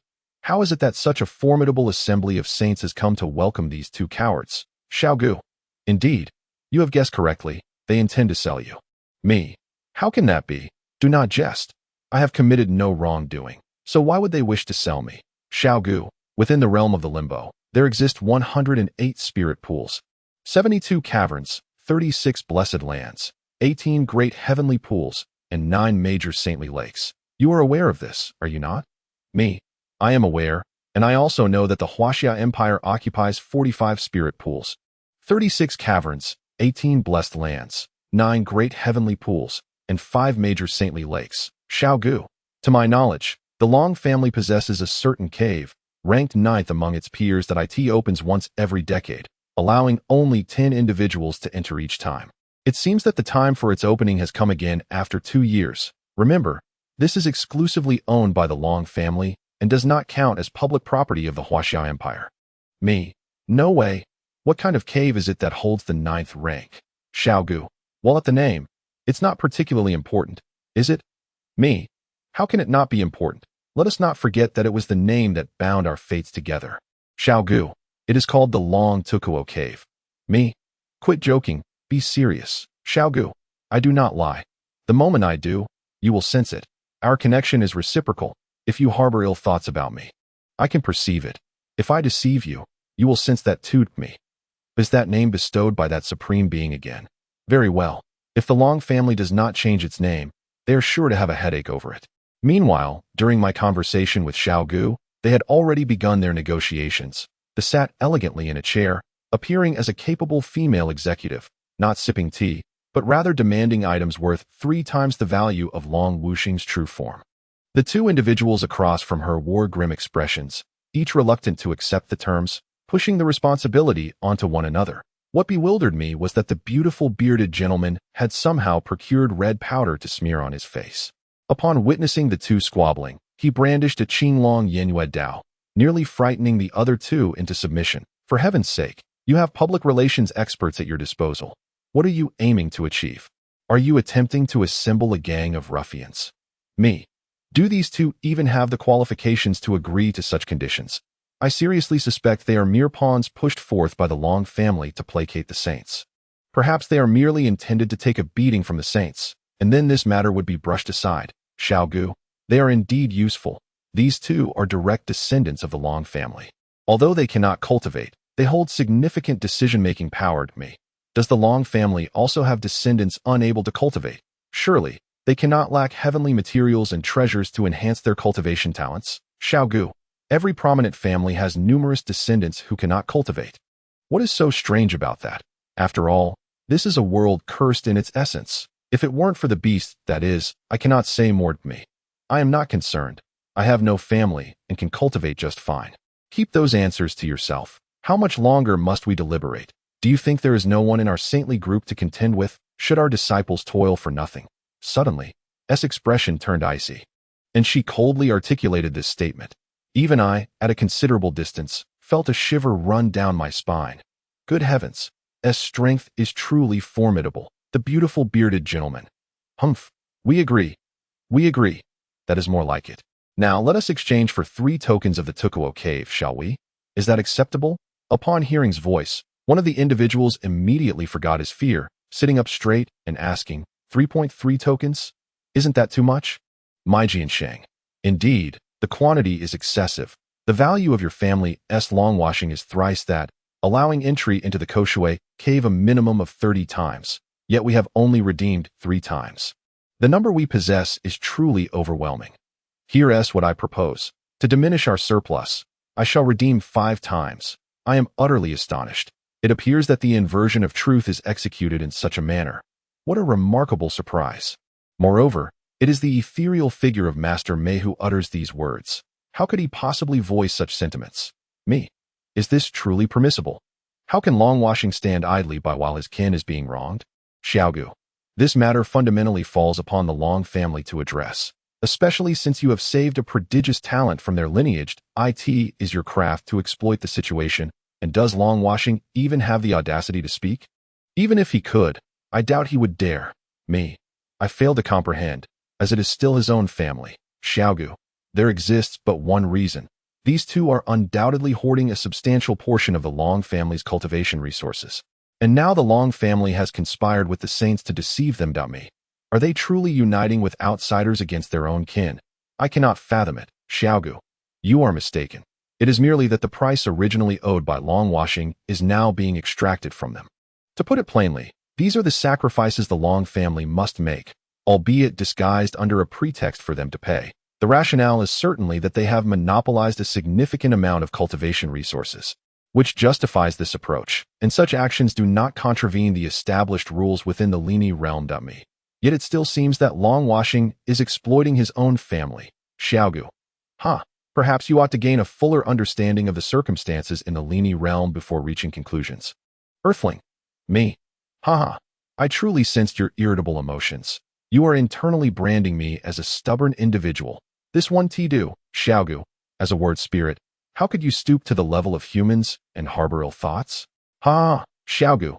Xiaogu expresses a desire to disregard you, and promptly hurls a rotten egg in your direction. Me. Yeshian expresses a wish to continue engaging with you and activates the attack rebound mode. Just as I felt a sense of triumph for having caused Xiaogu a minor setback, King Xianzi had already secured the business deal. Chapter 45, Koshue Cave. King Xianzi. Very well. It is settled. We will first have 3 entries into the Koshue Cave this time, followed by 2 entries in the next round. Additionally, bring 10 Hualong fruits to the saints and surrender the Xianhuang Dragon Pearl, and we shall settle everything in one go. Excellent. We have all the items with us. I trust the saints. Please take care, and we shall be square. Farewell. Although the 2 bore expressions of considerable anguish, they dared not utter further words. After placing down 5 tokens, 10 exquisite jade boxes, and a pearl, they fled as if escaping the jaws of a beast. Me. What is the meaning of this? Shouldn't we take longwashing as well? Pan Fushang. How could we possibly take the deputy leader of the saints? Wouldn't that leave them without a formidable ally? They would not commit such folly. Me. So, they have indeed sold him? King Xianzi. Precisely. It is indeed a sale. Otherwise, how could these items be present here? At this moment, the enchanting King Xianzi wore a radiant smile, completely shedding her previous demeanor as a capable female executive, transforming once more into a fairy-like figure. As she laughed and spoke, she elegantly gestured towards the items on the table with her delicate, jade-like fingers. I inquired. Vice Team Leader Long, do you not feel guilty for deceiving your own kin in such a manner? Long Wuxing replied. Guilty? On the contrary, I wish to deceive them even more. Yet, that would be impractical. Otherwise, I would surely impoverish them. You must understand, they take advantage of their lineage from the Long family, monopolizing an excessive amount of cultivation resources. Even though they can no longer cultivate, they insist on hoarding these resources, exploiting the loopholes in imperial regulations and family rules to do so. Alas, the current generation is so selfish, even towards their own kin.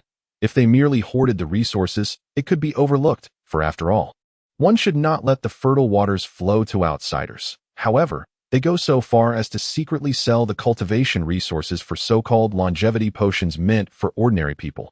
After being deceived, they blame us for not assisting in procuring medicine, and even accuse us of denying them opportunities to cultivate. Humph. This time, I too have exploited the loopholes in family regulations to ensure they return a portion of what they have consumed. Otherwise, would they continue to believe that those of us capable of cultivation are merely their professional bodyguards? Goodness, how deep must your grievances against your own kin run, after such a lengthy tirade?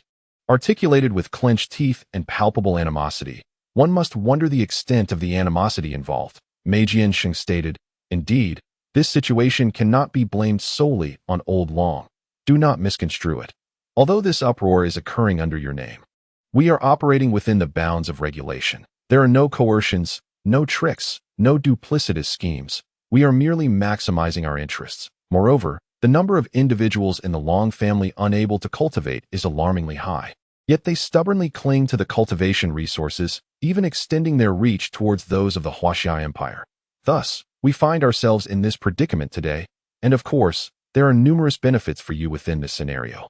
Master Mei approached, patting my shoulder, and patiently elucidated, conveying the gist of the matter, albeit not exhaustively. In essence, it concerns a multitude of descendants who cannot cultivate, who daily squander the Long family's resources, exploiting their kin whenever possible, only to be exploited in return. After falling victim to deceit, they fail to reflect on their own mistakes, instead blaming their family for not providing assistance. Even I am aware that the elixirs promising a lifespan of 10,000 years are a ruse, unless one possesses the ability to cultivate. Otherwise, no amount of potions can halt the aging of the body, as the body's various functions deteriorate. What use are any potions, if they were truly effective? Those capable of cultivation within the Long family would have already procured them, rather than waiting for outsiders to do so. Truly, those with insatiable desires are often the most naive. The stronger your desires, the easier it becomes to fall for even the simplest of deceptions. Only by adopting a mindset of moderation and self-restraint can one maintain clarity. I asked, "What are these items, and what purpose do they serve?" King Xianzi replied, "These 5 tokens serve as credentials for entry into the Koshue Cave of Heaven. Each token permits entry for 1 person. Of the 5, 3 can be utilized this year, while the remaining 2 are for use a decade hence. However, since you are but one individual, we shall only provide you with a single token to avoid wastage." Qin Xianzi displayed no hesitation whatsoever, directly offering me a single token while discreetly pocketing the remaining 4. Naturally, I nodded in agreement, for I understood that one should not presume these items were rightfully mine. In the matter at hand, I stood as the creditor, while the Long family assumed the role of debtors. To put it plainly, given the Long family's influence, they would likely consider the provision of a mere trinket sufficient to absolve their debts. Soy. Then, did they present such an abundance? Is it not due to the formidable prowess of my debt-collecting associates? Thus, this is merely a dividend to the debt collection agency. Would one dare to refuse it? Would they have the audacity to decline? I inquired, "What purpose does this token serve?" Mei Jiansheng replied, "Do you recall that our Huaxia Empire possesses 36 of the 72 heavens?" I responded, "Indeed, I remember that our Huaxia Empire governs one of those 36, the Koshue Cave Heaven, and this token serves as proof of entry. But what of the time? The location? Are there any additional requirements?" Qin Xianzi remarked, "You are indeed a clever little fellow, and your observations are quite astute. As for the timing, you will be informed separately, as it has yet to be finalized. The location can be arranged for you by Kai Quan Sheng, considering you must also attend the Long Group's martial arts academy for further studies. The only stipulation is that entry is permitted solely for individuals under the age of 25 with this token. However, you need not concern yourself with these conditions." Master Kai added, "I will provide you with the address in due course. You may venture there on your own, as if the timing is delayed, You will need to embark on your own journey of experience that I'm used. That sounds good. It would be nice to explore a bit. But what exactly is this Koshue Cave Heaven? Long Wu Sheng replied. The full name of the Koshue Cave Heaven is of no concern to you. Suffice it to know that it ranks 9th among the heavens in the Lini realm. And it is truly a veritable treasure trove. I shall refrain from detailing the other treasures, but if you manage to find Long Yin, the sacred healing herb, then you shall have struck gold. I queried, Long Yin. Isn't that the saliva of a dragon? No wonder it is called Koshue Cave Heaven. The name is rather unique. Mei Jiansheng remarked. You are referring to that supreme being, are you not? I replied, Master Mei, your insight is remarkable. You deduced that with ease. Long Wu Sheng interjected. Qin Xianzi continued. Indeed, originally, that cave heaven bore no name. But when the supreme being encountered it, he took a rest within and subsequently discovered Long Yin. He then employed his ability to name the cave heaven dragon's saliva cave heaven.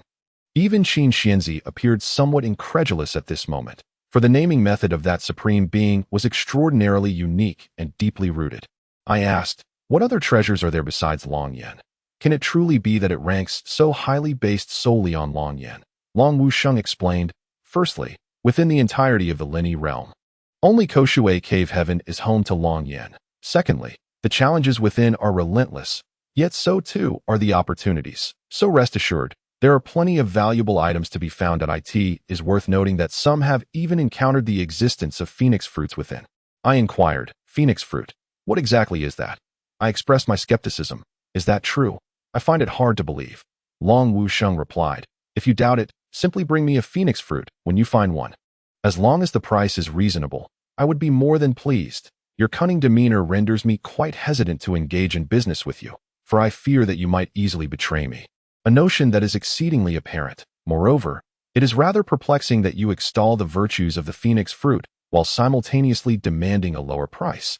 Does this not clearly indicate an intention to exploit? Nonetheless, I do harbor an interest in the phoenix fruit and shall certainly seek out both the dragon's saliva and the phoenix fruit in due course, whether for future monetary gain or for personal preservation.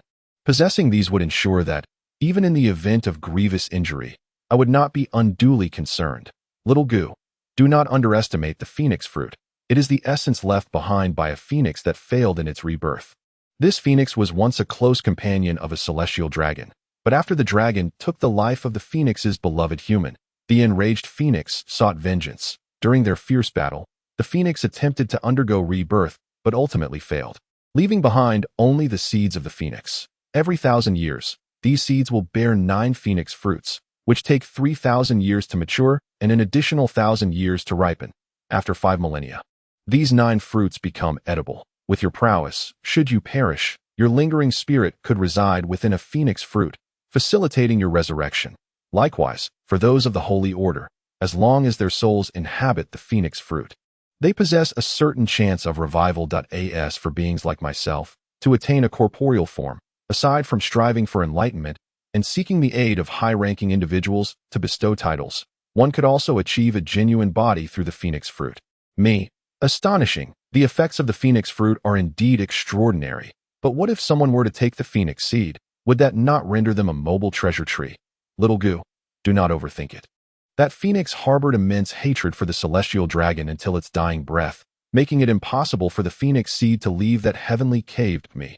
I was merely pondering aloud. My interest in the phoenix fruit is but a fleeting thought, and I would never dare to covet the phoenix seed. After a thorough investigation, I have come to realize that the treasures within the dragon's saliva cave are indeed plentiful, though the dragon's saliva and the phoenix fruit are particularly enticing. This leads me to a query. Observing the celestial Qin player and the others, I could not restrain myself from asking. If the phoenix fruit is the rarest treasure within, why is it still referred to as the saliva cave? Should it not be named the phoenix cave, or perhaps the phoenix fruit cave? Dragon Warrior Saint. Firstly, while the phoenix fruit is indeed rare, with only 9 fruits appearing every 5,000 years, the cave opens every 10 years, making it unlikely for many to acquire them, thus rendering a name associated with the phoenix inappropriate. Secondly, the cave contains only the phoenix fruit in relation to the phoenix. There are no other valuable items tied to it, as all other treasures pertain to the divine dragon, which boasts a plethora of artifacts. In fact, there are over 100 types of treasures associated with the divine dragon.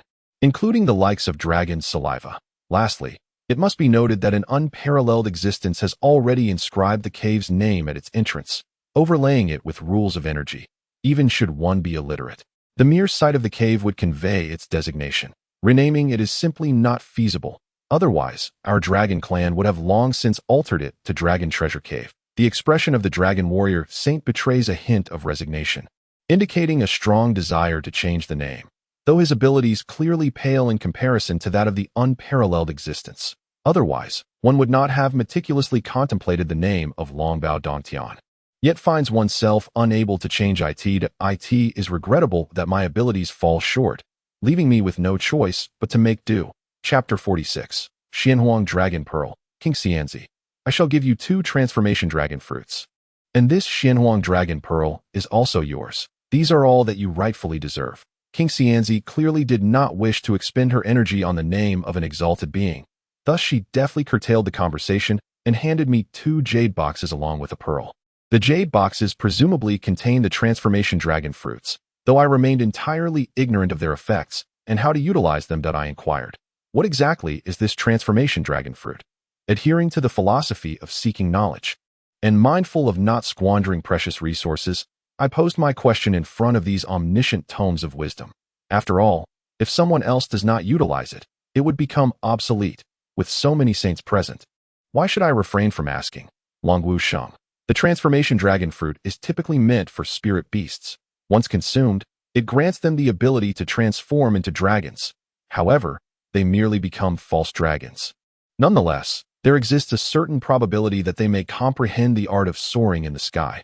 Thus, when using a mount for travel, they can indeed fly through the heavens. Of course, you must remember that a spirit beast can consume only 1 transformation dragon fruit in its lifetime.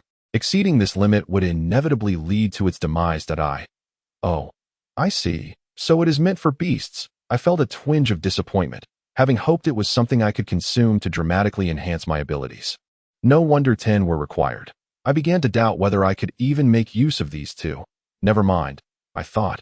I shall simply store them away. With that, I placed the 2 jade boxes into my storage pouch. Then, I picked up the pearl they referred to as the Xianhuang Dragon Pearl, which appeared rather unremarkable. Was it not merely a larger marble? It felt quite pleasant to hold in my hand. Meijian Sheng. This is the Xianhuang Dragon Pearl. Remember, do not store it in your pouch, but carry it with you at all times to unlock its potential. What powers does it possess? Surely it cannot enhance my attack or defense like other treasures.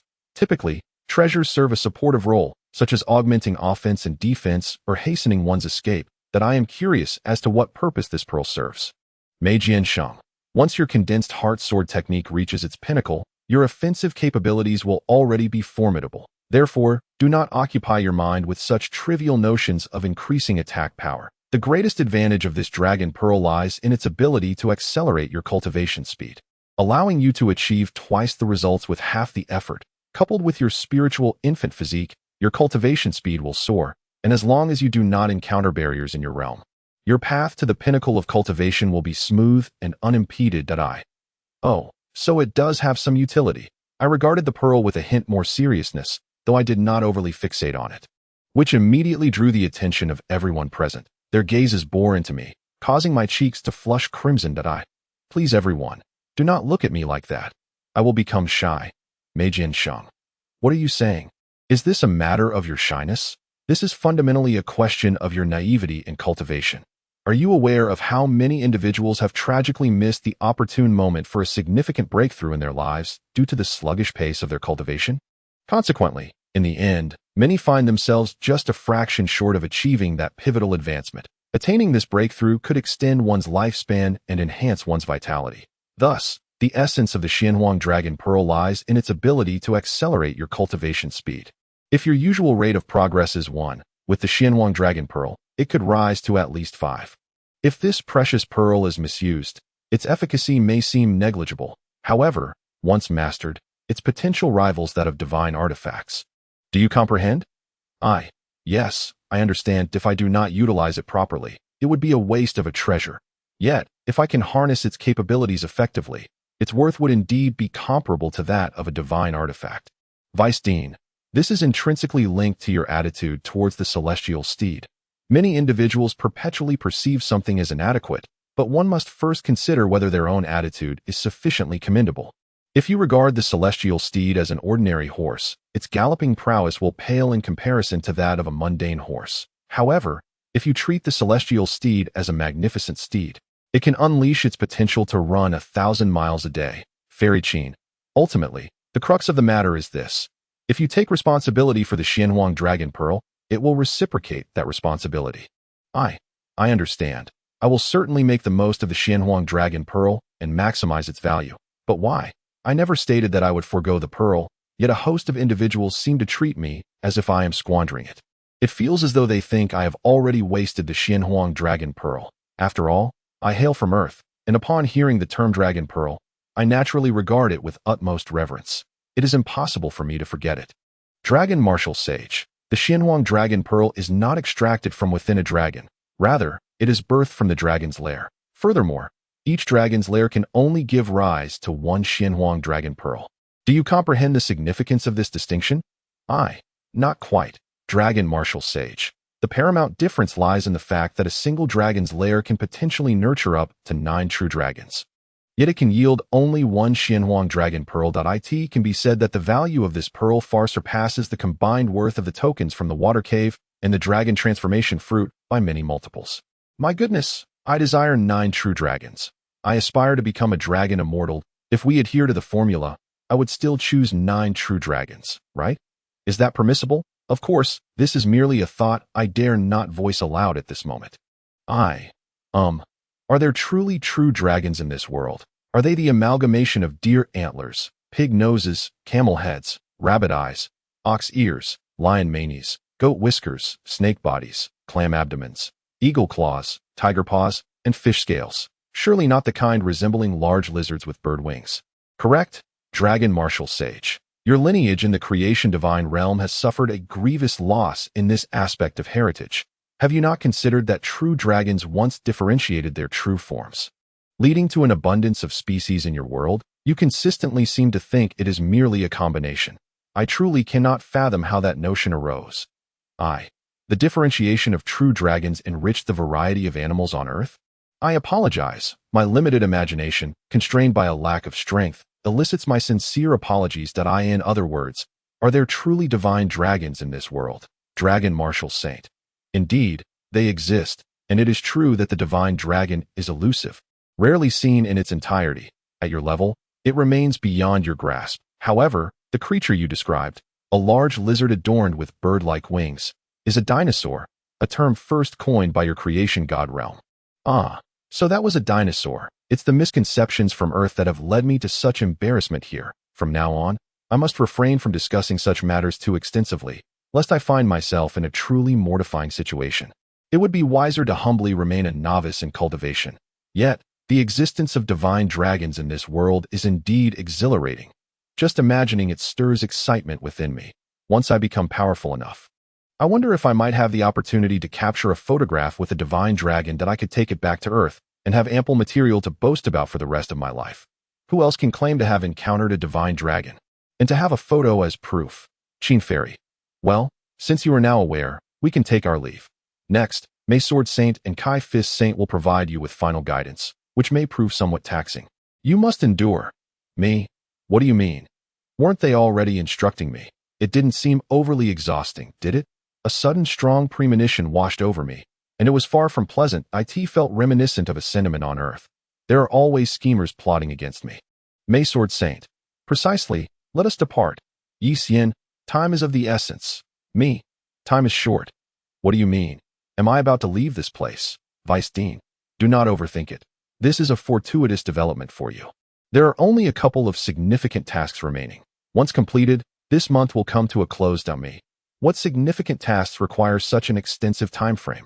In my understanding, aside from practicing sword techniques with Master Mei for a day, I spent about 7 to 8 days in the whispers of the saints delivering lectures. I am not entirely sure of the actual time, considering my consciousness ventured into the Enlightenment Lecture Hall, but it couldn't have exceeded 10 days. There are still 20 days left. Right? May Sword Saint. I can only guide you for 5 more days. Thereafter, it will be up to your Master Kai. You must make the most of these 5 days, as I will need to manage the dragon group. Me. Oh. Understood. Safe travels, Master May. May Sword Saint. Hold on. There are still 5 days left. Are you so eager to bid farewell to your teacher? Me. I am merely concerned that you might depart without notice in 5 days. I wanted to say my goodbyes early to avoid appearing disrespectful as your disciple. May Sword Saint. Very well. Since we are discussing propriety, I shall not be courteous. Respecting one's teacher is a cherished virtue of the Huaxia Empire, and the essence of this respect lies in passing on what the master has imparted. Vice Dean. Indeed. Well said. As the old adage goes, of the 3 forms of unfilial conduct, having no posterity is the gravest. As inheritors of a certain martial art, it is our mission and goal to find suitable disciples for the continuation of our legacy. Therefore, within these few days, you must master the sword techniques of the cold plum heaven sacred sword, or else you shall incur the grave sin of disrespect. Chapter 47. Sword Techniques and Fist Methods. Surely this cannot be. Is this truly permissible? Your judgments make the work of the courts on earth considerably easier. In such a world, who among us is not a sinner? Alas, it is best not to dwell on this, lest I perpetually find myself in error, continually digging my own grave. I inquired, Master Kai, what is your unparalleled skill? What is the name of your martial art? And is it truly formidable? The Vice Dean replied, of course it is formidable. Among martial arts, indestructible divine fist reigns supreme. There is no style that can be compared to it. When the subject of martial arts arises, Master Kai exudes an air of pride, as if he is the unrivaled sovereign of the world. Yet, I find it difficult to perceive this superiority in truth. I often observe Master Kai's hands, smooth, delicate, and glossy, bearing no resemblance to those of a seasoned martial artist. Hands like his scarcely inspire confidence in the might of his fists. However, I remain unaware that he has recently been cultivating his inner self. Previously, the renowned Kai Fist Saint was notorious, appearing on both the wanted lists of the interworld border and the Huaxiao Empire. In the minds of many, he was a benevolent figure, imparting wisdom on conduct, only to send you directly to the next realm with a single punch. During that time, his fists were stained with blood, and there was no chance of survival for those who found themselves on the wanted list. To suppress his own murderous aura, the Kai Fist Saint had refrained from undertaking missions for a considerable time. In desperation, he sought the position of Vice Dean at the Dragon Group's Martial Arts Training Academy, allowing him to indulge in his passion for educating others while simultaneously nurturing his spirit. I remarked, indestructible divine fist? That sounds quite imposing. May I witness the might of this martial art? The Vice Dean assured me, you will indeed witness it, but it is not yet appropriate. After all, your foundational understanding of martial arts is insufficient for you to learn this style.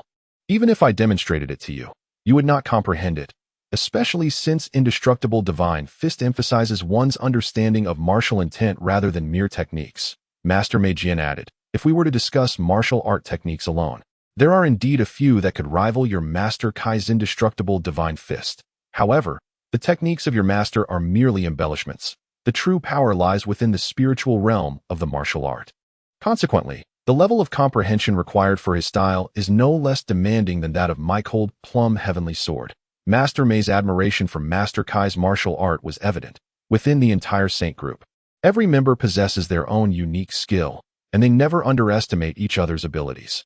Rather, they hold mutual respect for one another. The exceptions are Yang Changsheng and Pan Fu Sheng, who, while never belittling each other's skills, find their rivalry ignited by a young prodigy named Long Yongkong. That in a certain sense, to belittle a rival or team member is to indirectly undermine oneself, as it suggests a lack of confidence in one's own capabilities. Otherwise, why would one choose such individuals as teammates or adversaries? The Vice Dean stated, there are 5 days remaining. You should diligently train with Master Mei. However, I will make time each day to check on your progress. We cannot afford any more unforeseen incidents like the whispers of the saints. Master Mei Jian replied, how could such a thing happen? It was truly an accident. Who could have anticipated that he would enter the path to Enlightenment Lecture Hall? He had no prior experience in lecturing, and I still cannot comprehend how he managed to enter. Vice Dean. It is quite unremarkable for someone who can claim the 9-aperture Linglong Tower as their own to step into the Enlightenment Lecture Hall. Just look at how much time has been squandered this time. May Sword Saint. It is not a waste. The value of the Xianhuang Dragon Pearl makes it worth even spending 10 times longer. Vice Dean. Yet, you cannot guarantee such gains every time. So you ought to save some time. Now, Off you go to your designated places. Just as Master Kai finished speaking, his figure flickered and vanished. Only the contemplative face of Master Mei remained, for some reason. Whenever I see such a Mei master, I can't shake the feeling that he is scheming against me, which stirs an impulse to follow Master C. AI.my instincts were indeed correct from the beginning. I should have practiced the halberd techniques instead. Master Mei, 5 days is rather rushed. Initially, I intended for you to gain some understanding of Confucian scriptures before gradually imparting the sword techniques to you. It appears we must resort to more intense methods to expedite your progress. Without allowing me much chance to respond, Master Mei whisked me into the air and flew to a vast arena.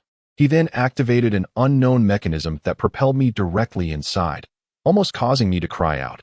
Fortunately, this time he entered alongside me, unlike previous occasions where he had left me in isolated places, closing the door behind him, leaving me to fend for myself. What is this place? Mei Sword Saint, the land of 10,000 swords. It is the most suitable place to teach swordsmanship. Your sole task here is to recite the Confucian scriptures, then practice swordplay alongside me, remembering that the recitation must not cease. From the moment the sword is drawn, the chanting must continue unabated. Understood. Cold Plum Celestial Sword, comprising 10 styles. It is a sword technique derived from Confucian culture, with each move embodying a particular meaning of Confucian thought, the principles of the I Ching, the historical narratives of the Book of Documents, the elegance of the Book of Songs, the rites in the Book of Rites, the harmonies in the Book of Music, the judgments of the spring and autumn annals, the governance and philosophy in the Analects, the profound and vigorous insights of Mencius, the hierarchical order of filial piety, and the explication of characters in the area. First style, Cold Plum Celestial Sword of Change, a deceptive technique, predicting the enemy's moves, deciding victory based on past and future. Second style, Cold Plum Celestial Sword of the Book, an evolving technique, layering sword moves, each more powerful than the last. Third style, Cold Plum Celestial Sword of Poetry, an elegant technique, the sword blooms like plum blossoms, each poem and verse concealing lethal intent. Fourth style, Cold Plum Celestial Sword of Rites, a ceremonial technique, with etiquette preceding combat, a courteous strike that leaves no bloodshed. Fifth style, Cold Plum Celestial Sword of Music, a melodic technique, the sword's sound howls, a joyous melody that beheads foes. Sixth style, Cold Plum Celestial Sword of the Dawn, a domineering technique, the sword commands the world. My strike slays 100 warriors. Seventh style, Cold Plum Celestial Sword of Discourse, an enlightening technique, the sword emerges shrouded in mist, striking down the unawares. Eighth style, Cold Plum Celestial Sword of Mencius, a dualistic technique, the sharp blade shines magnificently, striking with both precision and power. Ninth style, Cold Plum Celestial Sword of Ethics, an orderly technique, honoring teachers and respecting filial piety, vanquishing all who are unfilial. 10th style, Cold Plum Celestial Sword of Insight, a penetrating technique, breaking through the enemy's ultimate skills, a singular sword that dismantles the world's finest arts. Master Mei certainly did not leave without a word. When he departed, I accompanied Master Kai to bid him farewell, but I recall that at the moment of his departure, Master Kai held Master Mei's hand, reluctant to part ways, which led me to wonder about the depth of their bond. It was only later that I discovered Master Kai had been waiting to teach me martial arts, eagerly anticipating Master Mei's departure for a full fortnight. But on the day Master Mei left, he was so exhilarated that he could scarcely articulate his emotions, prompting Master Mei to grasp Master Kai's hands tightly, as if trying to take him along. But my eyes. This tugging appeared as though Master Kai was loath to see Master Mei go, nearly escorting him to the Dragon Group management office. After Master Mei's departure, Master Kai immediately requested that I show him the boxing gloves Master Mei had compensated me with, which filled me with apprehension. I began to fear that Master Mei's words might hold truth, and that Master Kai might indeed wish to claim them for himself. I remarked, "Ahem, Master Kai, these gloves are already in my possession." As I spoke, I clenched my fist, which shimmered with a translucent glow. This glow was the manifestation of the gloves Master Mei had given me, and they were neither lendable nor losable. The gloves were invisible. At that moment, I mistakenly thought Master Mei had merely been showing me his palm. It was only when Master Mei infused them with spiritual energy that the gloves began to materialize. I realized then that it was necessary to channel spiritual energy to reveal the gloves. I was filled with skepticism, pondering whether the emperor in the emperor's new clothes truly wore attire. Only invisible because he lacked the cultivation to perceive or touch it. Perhaps his garments also required spiritual energy, yet for some inexplicable reason, Earth could not cultivate, leading to widespread misunderstanding. That I recall that after completing this process, Master May appeared exceedingly pleased and remarked, "Unless I pass away, no one can borrow these gloves. Furthermore, even in the event of my demise, the gloves would vanish until a fitting new master came along, at which point they would emerge. At the time, I did not fully grasp Master May's meaning. Now, witnessing Master Kai's desire to borrow the gloves, I have begun to understand why Master May appeared so joyous. In truth, given my current abilities, Master Kai cannot even see the gloves. That I am only capable of activating the glow of the gloves, which has manifested into a protective energy membrane around my fist. However, this membrane is not the gloves themselves, but merely the radiance emitted by the energy membrane of the gloves. Weisstein. You, Master May, I shall have my reckoning with you. You old curmudgeon, could you not channel your miserly spirit a bit more effectively? I replied, Master, is such agitation truly necessary? Weisstein. Not be agitated. Do you realize how long I have sought to borrow those gloves?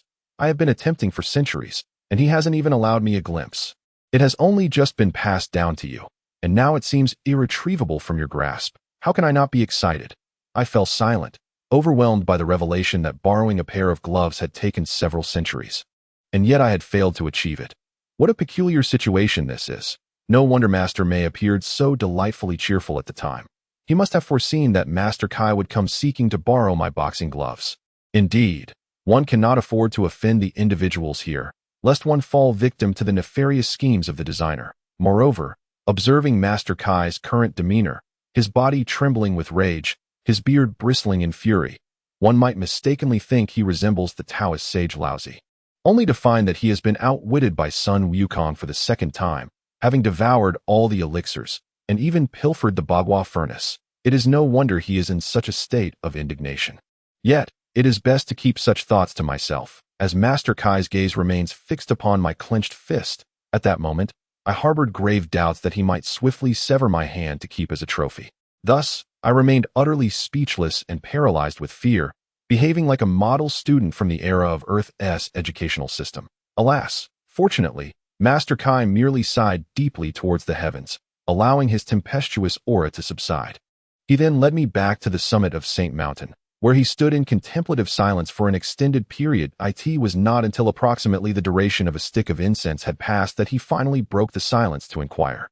Chapter 48. Immortal and Indestructible. Weisstein. Shao Xian. Do you comprehend what a fist signifies? Me. I have a vague understanding, but I find it somewhat elusive. A fist is perhaps a manifestation of the cohesion of fingers and palm. Weisstein. Your assertion holds merit. A fist indeed embodies a form of unity. It reflects a transformation from fragility to strength, emanating from within. It also signifies the willpower of the mind, as well as an unwavering resilience and an indomitable spirit. Thus, those who lack an understanding of the fist are fundamentally incapable of wielding one. The Weisstein paused momentarily, allowing me time to absorb his words before continuing. A fist can reveal many facets of a person, including their style and principles in dealing with others. Similarly, an individual devoid of foresight cannot articulate lofty ideas. That a person lacking knowledge cannot espouse profound wisdom. Point 1. Without a sense of mission cannot speak of responsibility. An individual without ambition cannot articulate ideals. That a person lacking confidence cannot express self-assurance, and one devoid of value cannot convey meaningful thoughts. Disciple, do you grasp these principles? Me. I can comprehend them to a certain extent, though not deeply. Weisstein. A mere superficial understanding suffices for now. Commit these words to memory, and in due course, you shall glean deeper insights. Now, I must ask, what kind of individual can tightly grasp a fist? Me. A healthy person? Weisstein. And what else? Me. Someone with sound limbs. Weisstein. You would do well to reorganize your thought process. Otherwise, you may find yourself in a rather unfortunate predicament. My goodness, how brutally harsh this training method is, rivaling that of Master May. There is no choice but to ponder the answer thoroughly. Wait a moment. Master Kai mentioned the need to organize one's thoughts, implying that the answer resides within my mind. How could he possibly know that the answer is within me unless it is something he has previously imparted? I aspire to be a person who embodies filial piety, gratitude, emotional depth, selflessness, courtesy, sincerity, robust health, and a passion for learning. Point 1. Who possesses lofty insights, a wealth of knowledge, a sense of mission, responsibility, intrinsic value, self-assurance, and an unwavering drive is truly capable of clenching their fists with conviction. The Vice Dean remarked that some answers are not as intricate as they seem. What you ought to seek is not merely answers, but an understanding of your own heart. That I acknowledge this. Yet I must admit that should one inquire about my innermost truths, the response might be subdued by Master C. My original dream was to master the halberd, a vision I have never forsaken. Inspired by the majestic and striking presence of LG when wielding the weapon, the halberd resonates with my aesthetic sensibilities. Thus, if asked about my preferred martial art, it would undoubtedly be my foremost choice. However, the pursuit of Master Kai's boxing technique comes with its own prerequisites. Firstly, one must grasp the essence of immortality. Secondly, one must practice the fundamental moves of the boxing style, particularly the initial 2 strikes of the immortal fist, fist like a meteor, and fist shadows abound.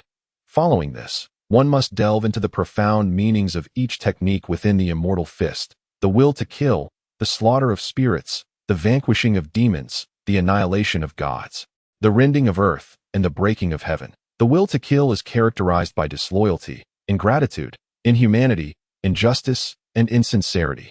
Though one may possess human form, if devoid of human essence, is there justification for slaughter? The slaughtering of spirits involves fierce, malevolent, bloodthirsty, and evil entities. Spirits are formless and intangible. How does one go about exterminating them? The vanquishing of demons pertains to fear, greed, murderous intent, despair, and degradation. Can one extinguish the negative emotions that threaten to plunge the world into crisis? The annihilation of gods encompasses deceit, theft of renown, selfishness, self-interest, and cruelty. To indulge in earthly pleasures while lacking humanity. Does one dare to kill? The comprehension of the immortal fist begins with the mastery of its first 2 moves, followed by the understanding of the 4 intermediate techniques. However, the final 2, the rending of earth and the breaking of heaven, demand a higher spiritual realm. That to grasp these, one must first comprehend what it means to cause the earth and heavens to tremble, and what it entails to destroy them. Thus, the rending and breaking of heaven and earth do not refer to the nurturing expanse that harbors countless beings. The true nature of this realm remains unexplained by Master Kai, who merely emphasized that the last 2 techniques are pivotal for mastering the immortal fist. Master Kai's training regimen for me was remarkably straightforward. He simply demonstrated what a fist truly embodies. He also mentioned that I had expressed a desire to witness the power of his boxing technique, and now my modest wish could be fulfilled. At that moment, I realized that my previous inquiry into the potency of his martial arts had inadvertently set a trap for myself. Nonetheless, the outcome was quite remarkable, as it allowed me to understand why a fist could evoke such profound feelings. Ultimately, it led me to discern the genuine meaning of immortality beneath the weight of his strikes. To his astonishment, within the span of a mere tea ceremony, I grasped the essence of immortality, leaving Master Kai awestruck. Truly remarkable, for I had become the fastest disciple to comprehend this concept among all he had taught. Even the prodigious talent in martial arts, Long Yun Kong, had not achieved such rapid understanding. How was it that I had realized this so swiftly? In the end, Master Kai could only attribute this miracle to the 9-cavity Linglong Tower, unaware that it was currently in a state of self-repair, offering me no guidance at that moment. The profound understanding of the eternal truth of immortality only dawned upon me much later, and I realized that it was not due to the 9 orifices Linglong Tower, but rather the presence of the energy within the Qi Si and Dantian. At that time, neither I nor Master Kai had considered this possibility. Even now, I find myself contemplating that had I recognized this reason back then, perhaps my life's trajectory would have undergone a significant transformation. As for the first 2 forms of the indestructible divine fist, it astonishingly took me a full 3 days to master them completely. The subsequent 4 forms, killing intent, spirit slaughter, demon extermination, and god annihilation, required an additional 5 days for me to grasp the essence and profound meanings of the technique, allowing me to barely manifest the spiritual realm of the fist technique. The Vice Dean remarked, "With only 7 days remaining, it seems improbable that you will truly comprehend the genuine significance of earth-shattering and sky-breaking." I suggest you undertake a task instead. It would broaden your horizons and enlighten you with the age-old wisdom that there are always greater heights beyond the mountains. That I replied. A task? What sort of mission could someone of my humble status possibly execute? The Vice Dean's medical prowess evidently surpassed mine, as he was able to conjure such a lifelike mobile device. Alas, yet another infringement. This particular model of phone, even on Earth, has only recently become fashionable within the last 6 months. That it appears this world is also swayed by earthly trends, similarly influenced by terrestrial fashions. That I cannot, as an earthling, passively watch as various patents from my world are imitated without recompense. It is imperative that I demand patent fees in the name of earthlings.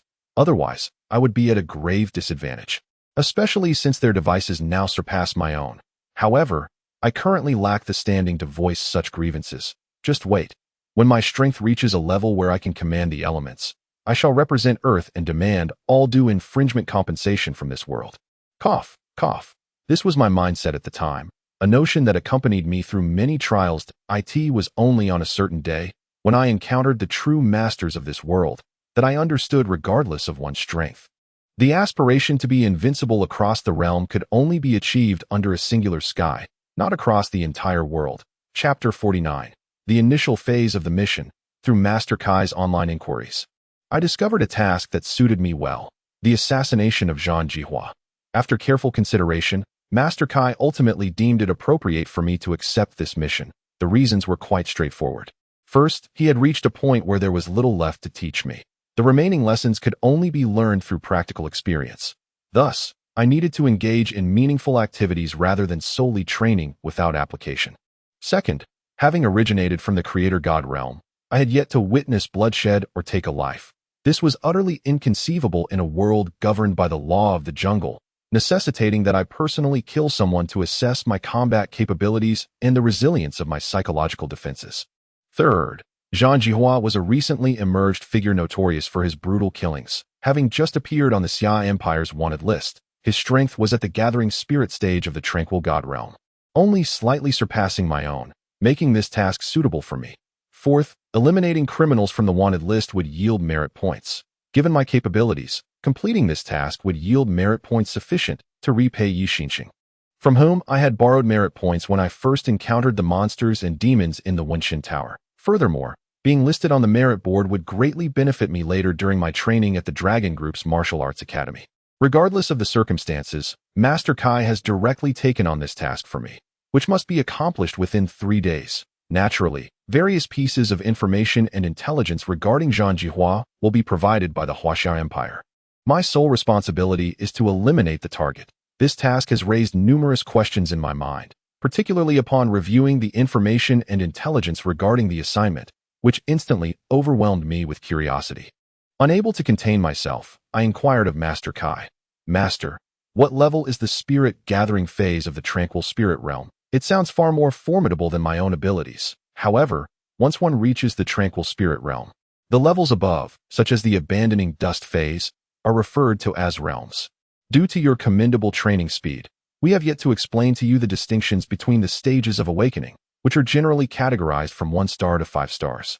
For instance, you currently reside at the 3-star level of the awakening stage, though some may refer to it as the advanced level of awakening. In essence, they are synonymous when it comes to the tranquil spirit realm or the abandoning dust realm. The classification becomes significantly more stringent. Each realm entails different practices, thus necessitating varied levels of distinction. For example, the initial stage of the tranquil spirit realm is a rather informal designation. The accurate terminology encompasses the spirit gathering phase, the illumination phase, the communication phase, and ultimately, the perfection phase. Hence, the tranquil spirit realm comprises 4 major stages, each with distinct practices. Similarly, the abandoning dust realm is divided into 6 stages: the abandoning color phase, the abandoning delusion phase, the abandoning desire phase, the abandoning attachment phase, the abandoning self phase, and the perfection phase. The difference in realms results in variations in training levels as well. Therefore, you need not worry. Zhang Jihua is not significantly stronger than you. However, bear in mind that you possess the fighting will even at the mere awakening stage. Moreover, you wield 2 of the 3 unparalleled sword techniques from the Lin Yilu realm. In addition to the renowned immortal God Fist, Not to mention, you also possess the heart-condensing sword seed and the flowing light gauntlets. These abilities can easily bridge any gap in realm differences, ensuring your victory. Do you understand? I replied, I understand. So it means the opponent is destined to lose, correct? The Vice Dean affirmed, absolutely. You must have confidence in yourself. After hearing the Vice Dean's words, the youthful me was swiftly swayed by Master Kai's flattery. At that moment, I failed to reflect deeply. Awakening is merely a stage title, whereas their level is at least a realm designation. One is still laying a foundation, while the other has completed it. Point one is a minor, while the other has reached adulthood. The disparity is indeed considerable, and it is not something a novice in combat like myself can easily reconcile. Yet, according to Master Kai, defeating the opponent seemed as effortless as a mere flick of the wrist. Certainly, it appears that Master Kai did not exaggerate excessively, for as long as one can adeptly harness their own abilities, they can indeed vanquish their adversary. However, the ease of such a feat is undoubtedly overstated. Given that this is not a duel in a formal arena, but rather a contest lacking in honor. Furthermore, my experience in life and death struggles is essentially non-existent. Yet, soon enough, through Master Kai's arrangements, he managed to procure a coach at the Spirit Tranquility stage, who was at the Gathering Spirit phase. That I still recall the exhilaration on the coach's face upon arriving at the summit of Saint Mountain. It nearly led me to believe that a paramount leader of the Zhonghua nation had come to meet a humble country dweller. So intense was the emotion that I was on the verge of tears. That I inquired, Master, where did you find him? It seems as if he has come for a pilgrimage. I added, wasn't I initially assessed by someone in black attire? I believed I was not mistaken. The Vice Dean replied, indeed. The Academy has only 24 black-clad coaches, and they all came to evaluate you. A wave of dread washed over me, and I shivered uncontrollably. It was utterly terrifying. The elite coaches of an academy banded together to assess a mere novice like me. Wasn't that a tad too cruel? Moreover, prior to that, I had no exposure to cultivation whatsoever. I exclaimed, isn't this a bit too brutal? The Vice Dean reassured me. Not at all. I did not intervene at the time. Otherwise, the evaluation would have been far more formidable. That I retorted, no matter how terrifying it may be.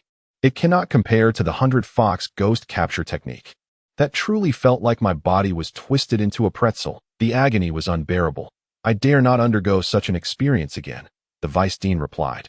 It wasn't so bad. Initially, he only utilized the strength of 1 fox against you. If you had faced 10 foxes, then wait.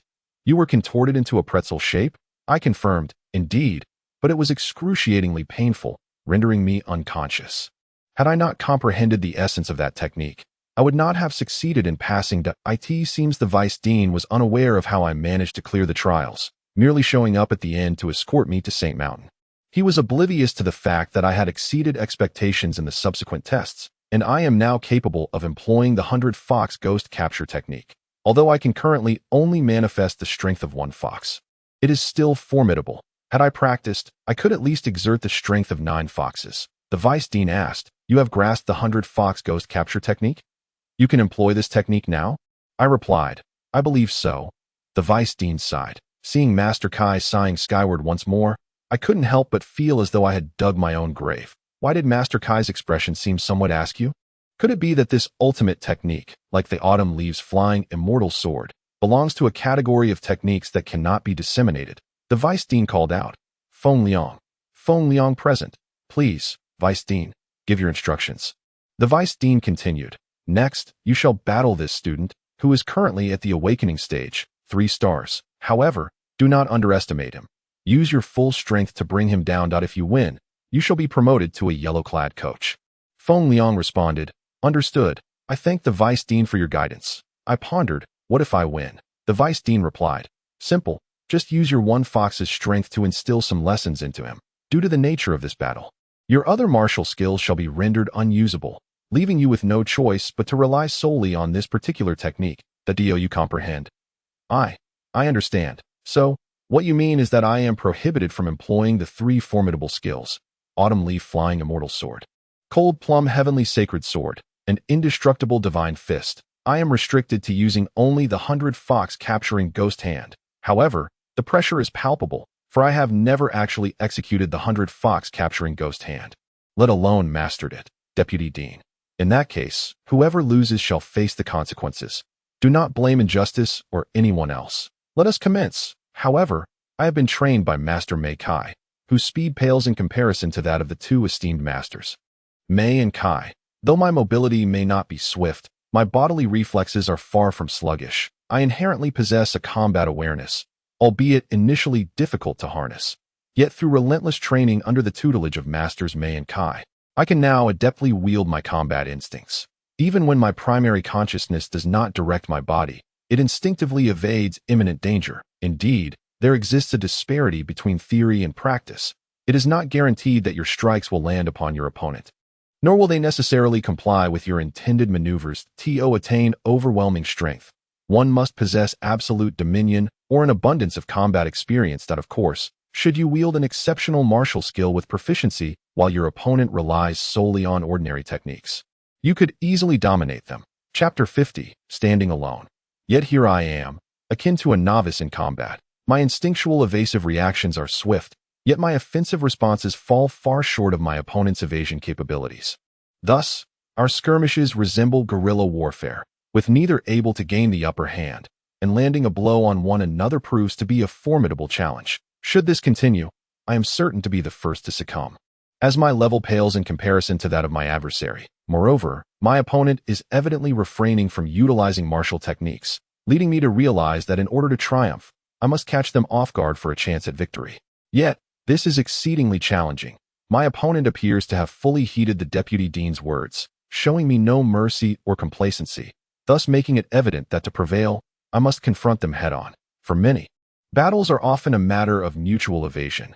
Naturally, I evade more frequently, followed by barehanded exchanges, and now that my opponent has chosen not to employ martial skills, it indicates either their lack of ability in such techniques or their intention to reserve them as a trump card for a decisive moment, aiming to incapacitate me completely. However, will I grant them that opportunity? Will I allow myself to be a target for their assaults? Most certainly not. Thus, my hands suddenly transformed, becoming serpentine in their movements, lunging towards my opponent. The 100 Fox capturing ghost hand is classified among the 10 forbidden techniques of the Ling Yilu realm, necessitating a unique constitution for its cultivation. In truth, all 10 forbidden techniques require either a special physique or unique circumstances for mastery. And within the Ling Yilu realm exists a peculiar phenomenon. Once one has perfected a forbidden technique, the possibility of mastering another is rendered impossible.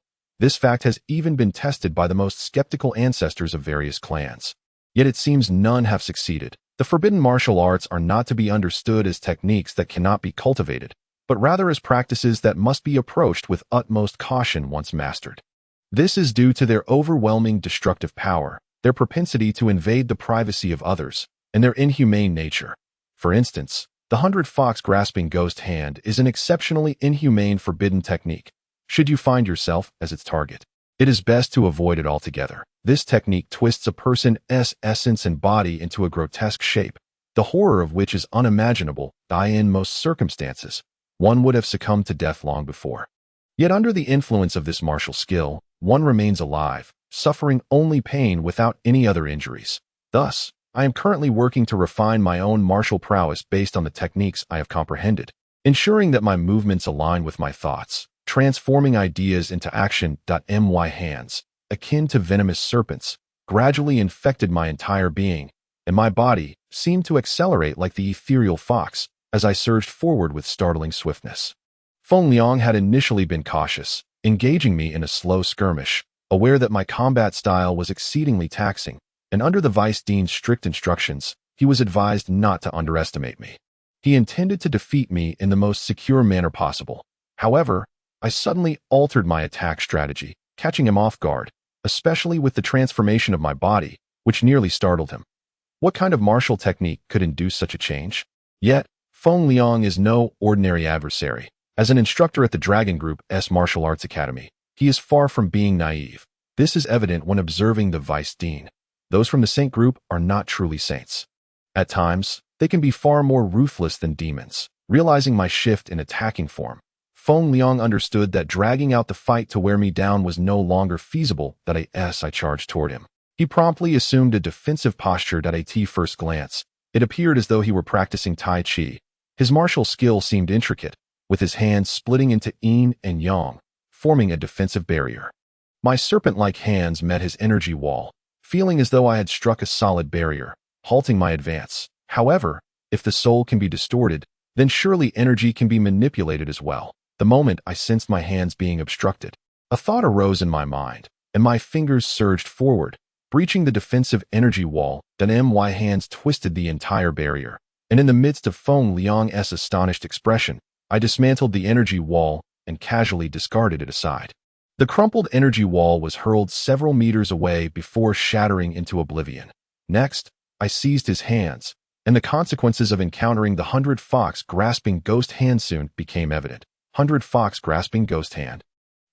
During his moment of shock and disbelief, Feng Liang found himself ensnared, and he experienced the true agony of bodily distortion. The intense pain forced a scream from him, a sound that startled even me. What was happening? How much of the fox's power had I endured? I had only known that although they claimed it to be the power of 100 foxes, it was merely a maximum of 49 foxes at best. Now, I could vaguely sense this. Yet, I had not screamed in such a tormenting manner. After all, I was only employing the power of a single fox. Was it really necessary to react so dramatically? Weisstein, is this how it should be? All right, release him. How embarrassing it would be for the other saints to hear this. It's fortunate that you are a coach in white. Feng Liang, I apologize for disappointing you.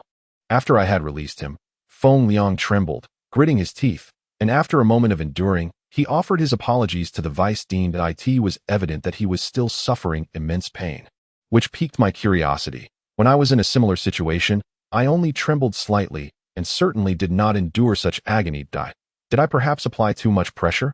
I am truly sorry. This is my first time using it, and I lack experience. Vice-Dean, you should not have lost, especially not so swiftly. However, you were overly cautious. It would have been better to fight freely from the start. Had you done so, you would not have been defeated so quickly. The fact that you did not even unleash your attack techniques before losing, failing to exert even 1/10 of your strength, is quite troubling. You realize your mistake. Master Kai disregarded my words and instead spoke seriously to Feng Liang. For him, restricting my demands so strictly meant that allowing me to win was out of the question. This resulted in him being unable to deliver his prepared lines to reprimand me. Initially, Master Kai intended to wait until Feng Liang won to state that I should not have lost, then identify the reasons for my defeat, ultimately saying one last thing, to give me a chance to defeat Zhang Jihua and prove that I am a disciple of the Saint Group. Yet, the outcome did not align with his expectations. After restricting my 3 ultimate techniques, how could I still be allowed to win? This dilemma prevented him from expressing his originally planned lines, leaving him only to address Feng Liang. Otherwise, it would be quite disheartening for Master Kai to have his carefully prepared words go unspoken. Feng Liang, thank you, Vice-Dean, for your guidance. Please, Vice-Dean, impose your punishment. I do not dare to voice any dissent. Vice-Dean, enough. It is also my fault for having given you such serious instructions prematurely. Moreover, he has indeed mastered the 100-fox capturing ghosts technique, which surprised me. I had thought he was merely boasting. Alas, after speaking to Feng Liang, Master Kai sighed deeply once more, this time genuinely disheartened, as he felt somewhat vexed. My guidance had dwindled significantly, and it seemed my combat experience was accumulating more rapidly than anticipated, especially regarding the 100-fox capturing ghosts technique, which he had truly failed to recognize. I, unexpectedly, became familiar with this forbidden technique amidst battle, which was quite unreasonable. It is important to note that I had not practiced it.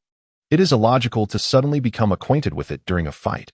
Ultimately, the Vice-Dean could only attribute all credit to the marvel of the 9 apertures exquisite tower. The Vice-Dean resolved to take the time to thoroughly understand this 9 apertures exquisite tower and then consider how to train me further at the Dragon Group's martial arts academy. Otherwise, the Vice-Dean realized that the most challenging tests were akin to child's play for me. How could he leave a profound impression of his own formidable stature upon me? Can I proceed to carry out the mission now? Vice-Dean, Feng Liang, remember, this student has mastered the forbidden technique 100-fox capturing ghosts, and it must never be disclosed.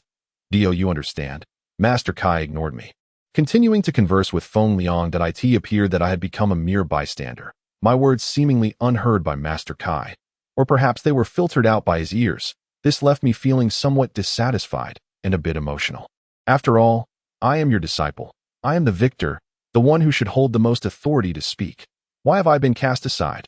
Feng Liang, Indeed, rest assured, Vice Dean, Feng Liang vows upon his life that he will not disclose any details of this mission. Feng Liang, thank you for your promotion. Vice Dean, I am grateful for your favor. Vice Dean, go ahead. Feng Liang. Yes, Feng Liang bowed and departed. Watching Feng Liang's retreating figure, I almost voiced my thoughts. How could he still not leave the stones of Saint Mountain alone before he left? Are the stones here particularly enticing? Do they surpass the allure of the body refining stones? Are body refining stones also useful for those at the mastery of tranquility level? Vice Dean. They are beneficial at all levels. The difference lies only in their degree of usefulness. For me, they are dispensable, but for Feng Liang, they are quite valuable. And what about for me? How should I handle this now? Should I proceed directly with the mission, or continue seeking a sparring partner? Vice Dean, you are quite beautiful. Me? In what way am I beautiful? Vice Dean, your thoughts are rather fanciful. Am I to continue finding you a sparring partner? I shall personally handle this matter from now on. Perhaps I should arrange for prodigies like Long Yunkong or Lu Jingfeng to train with you. I often hear the name Long Yunkong. But who is this Lu Jingfeng? Vice Dean, a fallen genius, a talent that elicits regret. How did he fall? Vice Dean, he failed in the family trial, leaving no trace behind. Family trial. Is it truly that terrifying? Even prodigies can fail? Vice Dean, the reasons are not for outsiders to know. Did I tell you the name Lu Jingfeng only to caution you not to be careless? A prodigy's worth is only realized in life. I understand. A prodigy holds value only while alive. It seems Master Kai believes I have become somewhat complacent, thus deliberately invoking a fallen genius to admonish me. Though it can hardly be called admonition, as these are indeed facts. If I grow too careless, I may be the next prodigy to lose value. Vice Dean, now, proceed with your mission. Due to other obligations, I am unable to go out, especially to meet those on the wanted list. Therefore, you must learn to adapt, to understand how to survive, and to stand on your own. The path ahead is yours to navigate. Yes, please rest assured, Master, I will protect myself while fulfilling the mission. Yes, I guarantee the completion of the task. Chapter 51, Bodhi Town. Having departed from Saint Mountain, leaving Saint Village and the entrance of the Dragon Group, this was the final place where Master Kai bid me farewell. Initially, he intended for the bearded gentleman to see me off. However, I later learned that the bearded gentleman had whispered something in Master Kai's ear, prompting him to come and see me off personally. To know that it was the venerable Lao Mei who personally escorted him in is quite astonishing. Upon hearing this statement, Master Kai immediately altered his decision and personally took me on a flight. In a mere quarter of an hour, we had traversed the territory of the Long Group and arrived at the entrance of the cave. However, what struck me as peculiar was that this was not the entrance I had originally entered. It was only later that I discovered there are a staggering 9,999 entrances to the Long Group's domain throughout the Huaxia Empire, which are typically invisible to ordinary individuals. No wonder the subterranean expanse is so vast. It turns out there are numerous access points. Yet, this is not the crux of the matter. The true issue is my utter lack of direction within the Huaxia Empire. How shall I proceed from here? All problems are merely opportunities. A voice emanated from the mobile device in my hand. What brought tears to my eyes was that before my departure, Master Kai had taken me to completely upgrade my equipment, tailoring new essentials for me in terms of clothing, food, shelter, transportation, medicine, and strength. As for education, that remained unchanged, as my academic credentials are immutable. I have yet to revisit the 9-tiered learning tower of the cultivation realm for further studies. The clothing aspect surprisingly included a combat suit that could effortlessly transform into any attire, with significantly improved material quality. For food, having acquired a storage pouch, Master Kai had taken away my small backpack, but generously gifted me with some Bigadan, a comprehensive upgrade of nutritional pills and health elixirs. One such pill not only addresses 7 days' worth of sustenance, but also enhances the recovery of physical stamina and spiritual energy within the first hour after consumption. The shelter component was a telescopic outdoor tent. Adjustable in size, when expanded, it provided a space for practicing martial arts, while it could condense to the size of an egg when minimized. Such an excellent item. It is truly an essential for travel. The medicine aspect consists of an upgraded multifunctional phone that not only specifies the precise location of my intended target, but also features a navigation function. This multifunctionally promises to ensure the utmost health of both body and soul. Of course, it will also serve as my guiding companion throughout my mission, alerting me should I stray from my path. It contains detailed information on the wanted criminal Zhang Jihua and his current whereabouts. At this moment, I have come to realize that I am actually in the main city of Dangfeng in the southern region of the Huazhan continent, while my foster mother resides in Daohua village located in the Yangzhou of the Eastern Victory Divine Continent. Thus, my clandestine plan to visit her has faltered, and I can only await another opportunity. The Huaxia Empire boasts 24 main cities in the southern region, including 5 capitals and 19 large cities. Remarkably, it occupies 1/4 of the territory of the Lini continent and 1/3 of its population. It can truly be deemed a superpower, one that no nation dares provoke, that I fervently hope that Earth's China will similarly emerge as a superpower that no nation would dare to challenge. It is indeed astonishing that Zhang Jihua is currently located in Dangfeng among the 24 main cities of the southern region. Dangfeng, indeed, is the city of Buddha. How audacious of you, a person possessed, to venture into the sacred realm of the Buddha. Does it not reek of a reckless pursuit of demise? Why not seek refuge in Fengdu instead? That is the city of the underworld, far more suited to your escape route. How could you possibly evade capture here? Dangfeng is predominantly governed by the followers of the Buddhist faith, who possess the renowned 12 Putua sword techniques, a set of unparalleled swordsmanship that effectively counters those who have succumbed to darkness. Furthermore, within Dangfeng lies a mountain named Songshan, sharing its illustrious name with a famed peak on earth. Atop Songshan stands the largest Buddhist temple of the realm, Dalan Temple. The very name of this temple suggests an assertiveness that surpasses the understated demeanor of monks on earth.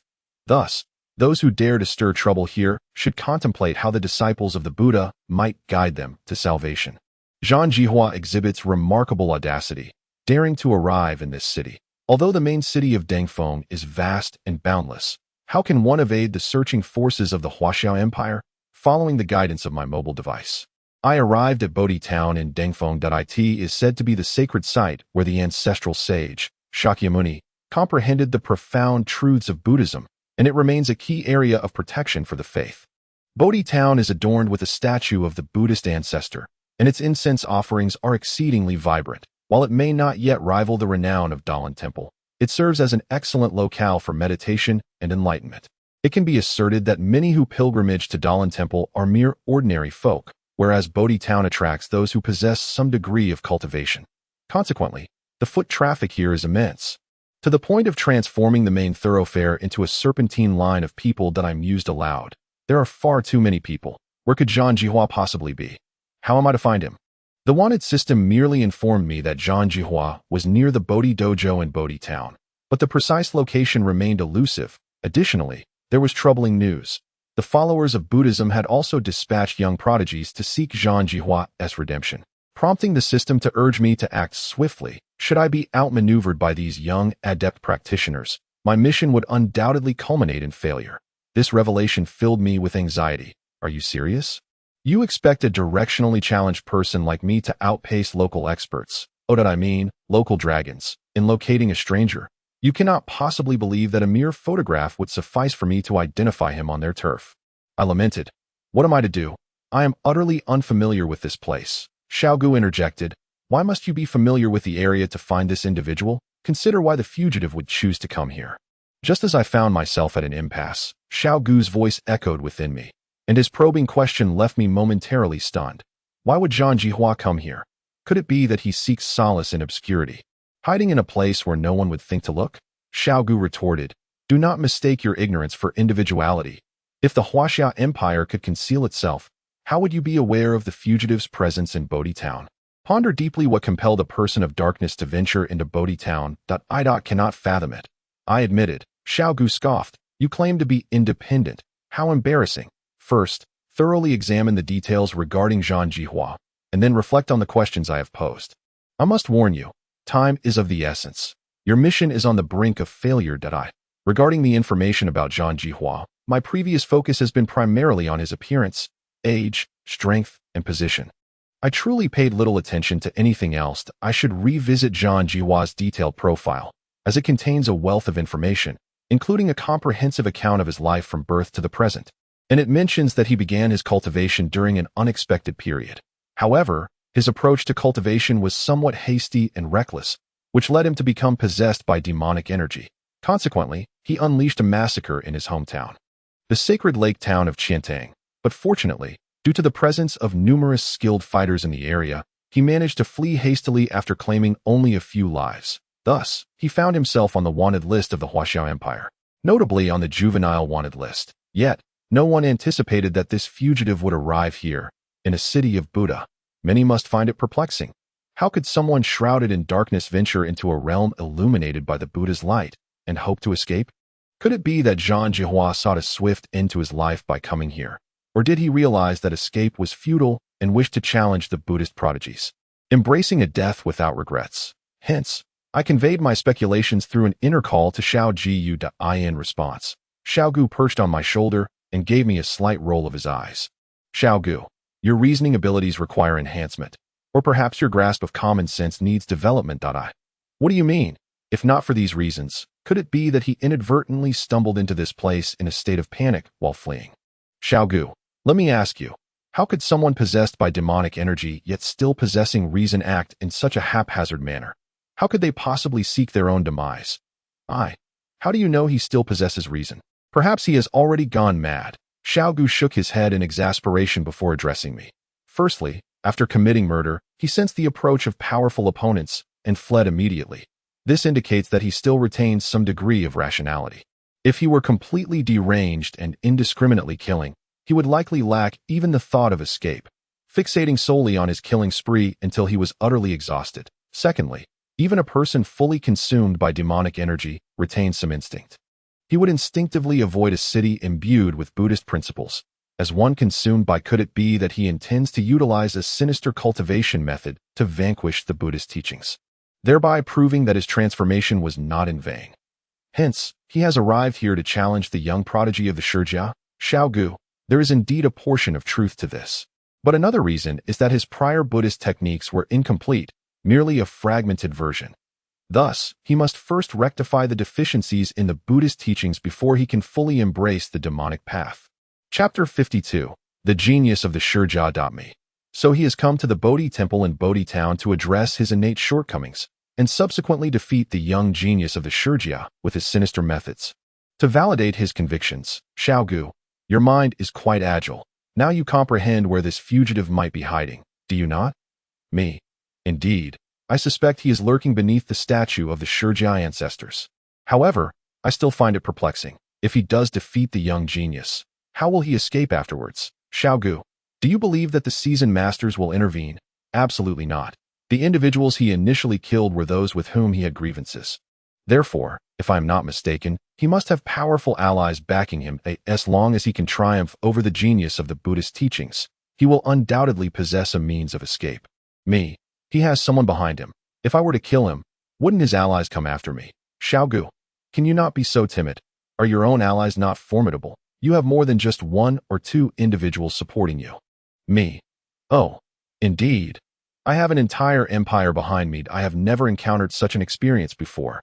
It feels somewhat bewildering, as if this is merely an official duty. Xiao Gu, fear not. Even if you had no support, the older generation would not take action against any of you. This is a rule, and also the reason why young humans like you can grow. Anyone who dares to disrupt this will become a public enemy of the Huaxiao Empire. Me. With that assurance, I feel at ease. Let us proceed to apprehend him. The sooner we secure our target, the sooner I can fulfill my obligations. Xiao Gu, do not rush. First, contemplate how you will defeat him. Do not assume that he is merely a piece of meat at your disposal, to consume as you wished. Me. I am unafraid. I have previously triumphed over masters of the spirit realm. This time, I am unencumbered by any limitations. I shall eliminate him in one fell swoop. Xiao Gu, you truly are overconfident. Do you genuinely believe you won that battle? Strictly speaking, he merely allowed you to win. Otherwise, you would have undoubtedly been the one to lose. Xiao Gu regarded me with disdain, his expression one of scorn. This left me quite indignant. How could this be? Master Kai was watching closely at that time. How could he have possibly let me win? Me. Impossible. Master Kai was right there, and he had instructed that I must be fought with full effort. Xiao Gu. Precisely because he made that instruction, It led to the coach's defeat. Do you not comprehend this? Me. Are you suggesting that the coach conspired with Master Kai to deliberately allow me to win?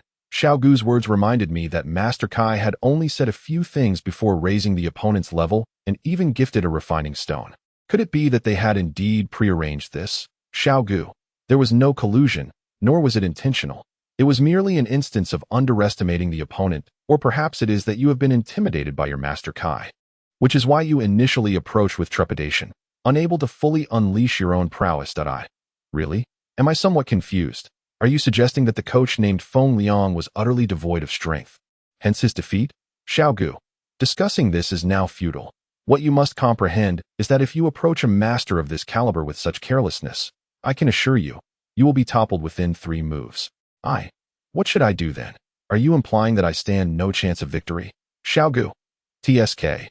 Then simply abandon the task. As for how to triumph over your opponent, it is not entirely impossible.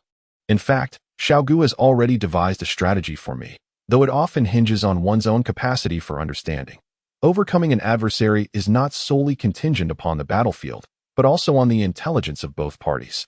Of course, there are myriad factors influencing victory and defeat, the gravest pitfall being the loss of self-confidence, which will render you a failure. The center of the Bodhidharma Hall features a colossal statue of the ancestral figure of Buddhism, who attained enlightenment here amidst the myriad sword shadows of the Buddha. After the passage of millennia, this has evolved into one of the 3 great sword techniques of the realm of Ling Yi, known as the 12 Putois swords. The creation of martial arts is not an endeavor that can be accomplished overnight. At times, it necessitates the passage of countless generations, spanning hundreds or even thousands of years. Zhang Jihua sits upon a meditation cushion beneath the statue, surrounded by several disciples of Buddhism, all of whom remain still, engaged in quiet contemplation. The Bodhidharma Hall imposes no restrictions on entry. As long as one possesses a heart inclined toward pilgrimage, they may come to pay homage to the ancestral figure of Buddhism. Naturally, some arrive in hopes of grasping the profound principles of the hall. Yet many discover that without a respectful attitude toward the ancestral figure, they cannot perceive any profound truths and merely squander their time. Only with gratitude and reverence toward the ancestral figure can one glean the wisdom of Buddhism, which is why the Buddhists do not obstruct others from entering. However, the Buddhists have established 2 conditions. First, no destruction of the flora and fauna within this sacred space is permitted, otherwise, the disciples will subdue you. And ancient protectors of Buddhism are also stationed nearby. Second, ordinary individuals without cultivation cannot enter the Bodhidharma Hall, as they would lose their way outside and be unable to enter. Thus, upon my arrival here, I observed an intriguing phenomenon. The closer one gets to the statue of the ancestral figure, the fewer people there are. It is said that this is because proximity facilitates deeper understanding, leading one to become entranced by the profound truths. If your capacity for understanding and enlightenment is insufficient, you may easily succumb to eternal slumber. In fact, this phenomenon evokes the notion of the whispers of the sages, does it not? One is a transcendent realm of enlightenment, and the other is the enlightenment hall of the ancestral figure of Buddhism. It remains unclear who holds greater power. However, according to the words of the sage group, it seems the transcendent realm is indeed more formidable. At the very least, the profound truths here do not allow one to discern a suitable practice for cultivation. Nevertheless, there are an abundance of cushions here. There are 12 relatively high cushions closest to the statue, each approximately half a meter in height. Currently, none are occupied. Furthermore, at a distance of several meters from the statue, there lie 24 cushions, each approximately 30 centimeters in height. A bit farther away, one can find 36 cushions, followed by 72, and at the outermost perimeter, if my guess is correct, there should be 108 cushions. Here, while listening to the profound sounds of the Tao, one can actually discern layers: 12, 24, 36, 72, 108. These are all places to sit and reflect according to one's own circumstances. One must not aim too high, lest one becomes ensnared in eternal slumber upon these cushions. Zhang Jihua, along with 5 disciples of the Shurjia, were seated upon the 36 cushions, with Zhang Jihua positioned precisely in the center. Directly in front of him sat a disciple of the Shurjia, while the remaining 4 disciples surrounded Zhang Jihua at the 5 points of a pentagram. I thought to myself, how are we supposed to fight now? I can't even reach him. He is completely surrounded. Xiao Gu reassured me. It's all right. Just based on these few Shurjia disciples, you still have a chance to enter the fray, unless a true young genius from the Shurjia steps in. Otherwise, these individuals likely cannot contend with this fugitive. I inquired, how do you know that? And why are you sitting on my shoulder like this, making it hard for others to see? Xiaogu replied, I just know. Just wait and see. And do you really think the people here want to see me? You're underestimating me. You must understand, not every place is as terrifying as Shungren Mountain. Once you venture out, you'll realize that there are very few places in this world more fearsome than Shungren Mountain. I asked, is the Shungren group really that formidable? I don't feel it at all. Xiaogu responded, if you could sense their prowess, that would be quite alarming. You should first try to gauge the abilities of this fugitive before speaking. I retorted, a fugitive? Isn't Zhang Jihua's ability merely that of a Jingshun realm gathering phase? I can't sense anything, Xiaogu insisted. When will you change your habit of perceiving matters solely through realms? Please try to feel with your heart, then proceed to that area with the 24 cushions and find a spot to sit. I hesitated. Are you suggesting I assess based on practical combat ability and spiritual realm? But I'm not that strong yet. If I were, I would be a skilled fighter instead of a novice. That I understood that a person's capabilities are determined by their realm, mindset, and various circumstances. However, without even knowing Zhang Jihua's apparent abilities, how could I analyze his other capabilities in detail? Thus, I was at a loss as to what to do. Nevertheless, I followed Xiaogu's advice and slowly made my way to the area with the 24 cushions, selecting a central cushion to sit upon. Xiaogu remarked, regarding your understanding, I can only tell you that the mind's eye surpasses the physical eye. Observing anyone's abilities or combat power often hinges on your heart's clarity, not merely what the physical eye perceives. When the mind's eye sees clearly, one need not fear who stands as king. But if one relies solely on the physical eye, anxiety will ensue. I asked, the mind's eye, how does one open it? Xiaogu explained, this position can unlock your mind's eye. Take your time to contemplate. Thus, under Xiaogu's guidance, I slowly began to perceive a pair of eyes. Whose eyes were these? And how did they come to appear within my inner vision? Were they my own? No, that didn't feel right. Whose eyes were they, indeed? Xiaogu, do not overthink. What you see now is the Buddha's eye. Do not be astonished, nor dwell too much on it. Instead, immerse yourself in contemplation. Disciple A of the Shurjia. Who is this person? To be able to comprehend the profound truths of the Tao while seated on the 24 cushions. Disciple B of the Shurjia. I do not know, and the position is quite peculiar. Disciple C of the Shurjia. Do not concern yourself with that. If Zhang Jihua has already attained understanding, you should not waste time worrying about others. That if Zhang Jihua departs, we shall have no future. As they spoke, the disciples of the Shurjia were eager to discern what Zhang Jihua was grasping. Yet they could not perceive it at all. Thus, they had no choice but to keep a close watch on Zhang Jihua, awaiting the arrival of the talented disciples of the Shurjia to apprehend him. As a side note, I must confess my lack of interest in the names of these Shurjia disciples. Hence I have opted to use the heavenly stems from the traditional Chinese calendar as substitutes. However, I am well aware of the name of that prodigious disciple from the Shurjia, for he is called Shiyan. Good heavens, is he not the very singer of that song? The one from the piece titled Chiofo. I was captivated by it while on Earth. It was truly enchanting. That singer is none other than Shiyan, right? Chapter 53. The Eye of All Beings. The crux of the matter is that I have now found myself entangled in the process of awakening my heart's eye. Though unbeknownst to me, this was indeed a pitfall laid by Xiao Ji At this moment. I am ill-suited to directly open my spiritual eye, particularly the Buddhist heart's eye, which is decidedly inappropriate for my current state. Even if I were to awaken it, it would be more fitting to open a Taoist eye, for after all, the kind are often taken advantage of. Buddhism emphasizes the significance of fate and the concepts of arising and ceasing. When you are destined to connect with the Buddha, you can forge a bond with him. Here, the Buddha refers to the wise ones who can illuminate their understanding of the heavenly principles. Rather than signifying any specific Buddha, the awakened one, the wise, anyone who attains enlightenment can be called a Buddha. It is not a matter of how formidable your Buddhist practice is, but rather the extent of your compassion for all beings. How deeply do you grasp the essence of the world? How many souls can you liberate from suffering to attain joy and pursue a blissful existence? When you awaken, you establish a connection with the Buddha, enabling you to perceive the world through a compassionate lens, experiencing the essence of existence. When you genuinely view the world's essence through a heart filled with compassion, you will discern the true nature of many matters. Thus, whether one speaks of the Buddha's heart's eye, the devil's heart's eye, or the Tao's heart's eye, they are merely different methods of comprehending the essence of the world, where lies the distinction between righteousness and malevolence. If you insist on viewing the world through the lens of good and evil, you will find it exceedingly difficult to grasp the true nature of reality.